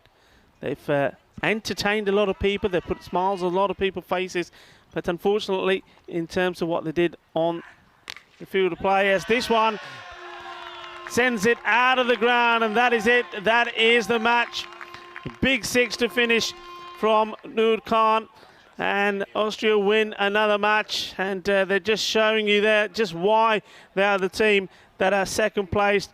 And Romania, well, as I was saying, they will learn from it. It is going to be disappointment for them, of course. They wanted this victory to keep their hopes alive. Of course, Portugal back at our hotel partner, Sunset Beach Club, they're going to be jumping up and down with joy, and maybe those Cerveza Victorias are definitely going to be flowing there tonight. Well done to Portugal. Take nothing away from them. It seemed an impossible task, but they did it. Romania, well, look, a round of applause to them. They've come out here, they've entertained us. We've seen some excellent cricket for them, but they'll come back better, bigger and stronger. Well, grey skies and, well, cloudy feelings for Romania at the end of this one, but they were playing for their tournament life and they were defending a slightly above average score, I think, of 126. And Portugal, they were on the edge of their seats as well. Changed in the batting order slightly, and I didn't mind Bilal up there. Dropped Garaya down into the middle order. We never ended up seeing him. Taran took the first over off. Pavel, he was nervous as well, as Romania were fighting to survive. And Ijaz Hussain, they just got the better of him in this innings. He's had a pretty good tournament, Ijaz Hussain. So don't judge him just on this performance. Taran, he took that catch, didn't he? And that was the end of a really memorable knock. 58 off 25 balls. And look, it's pretty similar to what Taranjeet scored. He scored 59 off 25 balls for Romania. Yeah. But I think the difference was, I think Iqbal had a bit more help as far as the hitting department went. And that was the reason that Austria did get over the line with 6 balls to spare. And now we know this is what the finals day will look like in Group B. It starts with the eliminator, Hungary, who finished 3rd, versus Portugal, who finished in 4th place. Amazing that Portugal are there, to be honest. And That match will start at 7 a.m. GMT, which is 9 o'clock in Central Europe, and 12:30 p.m. in India. One of those teams will stay, one will go, and they'll play the loser of the Netherlands 11 and Austria, who play in the second match of the day. You see, the winners of those two middle matches will progress to Championship Week in Week 4.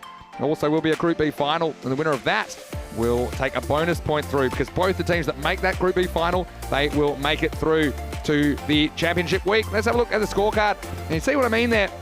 Between Chima and Noor Khan, they made 47 not out of 24 balls, and that was the support that Iqbal Hussain needed. He scored 58 of 25. Also, I think Bilal hit a couple of good shots, and disappointed to get out, I think, in the teens. And with the ball, well, wickets to Raj Kumar and Vasu Saini, the pick of the bowlers for me, 1 for 16, but they did get hold of Hussain. It was a bit of a gamble to bring him back after he conceded 16. But he conceded twice as much in his second over. He went for 32. It was supersonic stuff. And from that moment, really, it was never going to happen for Romania, despite picking up the wicket of Iqbal Hussain late on.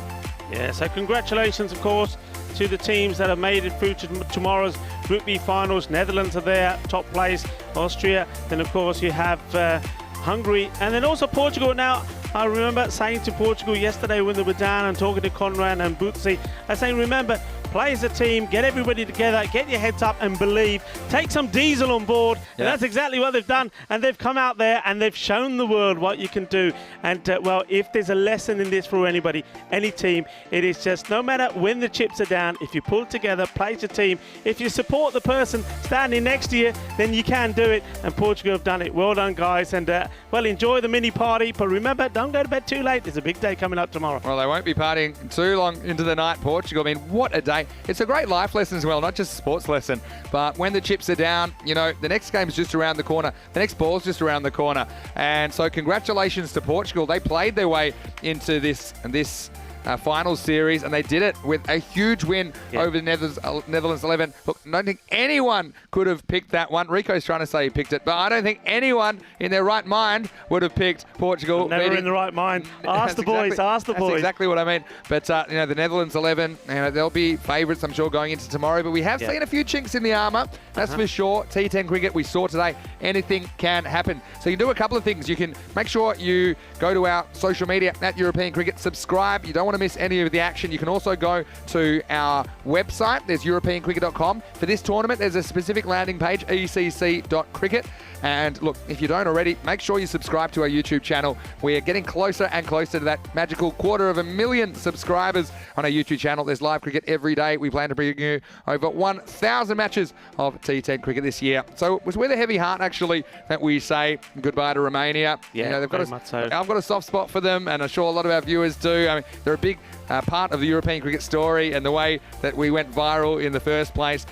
So Romania, commiserations, they're out of the running now, but look, congratulations to all the teams, not only Portugal, but Hungary, who have played some good cricket, the Austrians as well. They deserve their victory tonight. And they've been playing some really good cricket from the first morning where they scored 195, and of course, the Netherlands 11. So we are going to, we're going to go finish, as always, with some daily highlights. So we'll leave you for now. Hopefully we see you tomorrow. You don't want to miss any of the action on Group B Finals Friday. But for now, this is Vinny Sandu, Mr. Maximo, along with Rico Full. And on behalf of Michael McCann, we'll see you tomorrow on ECN. You've been watching the Dream11 European Cricket Championship. Adios. Hasta pronto.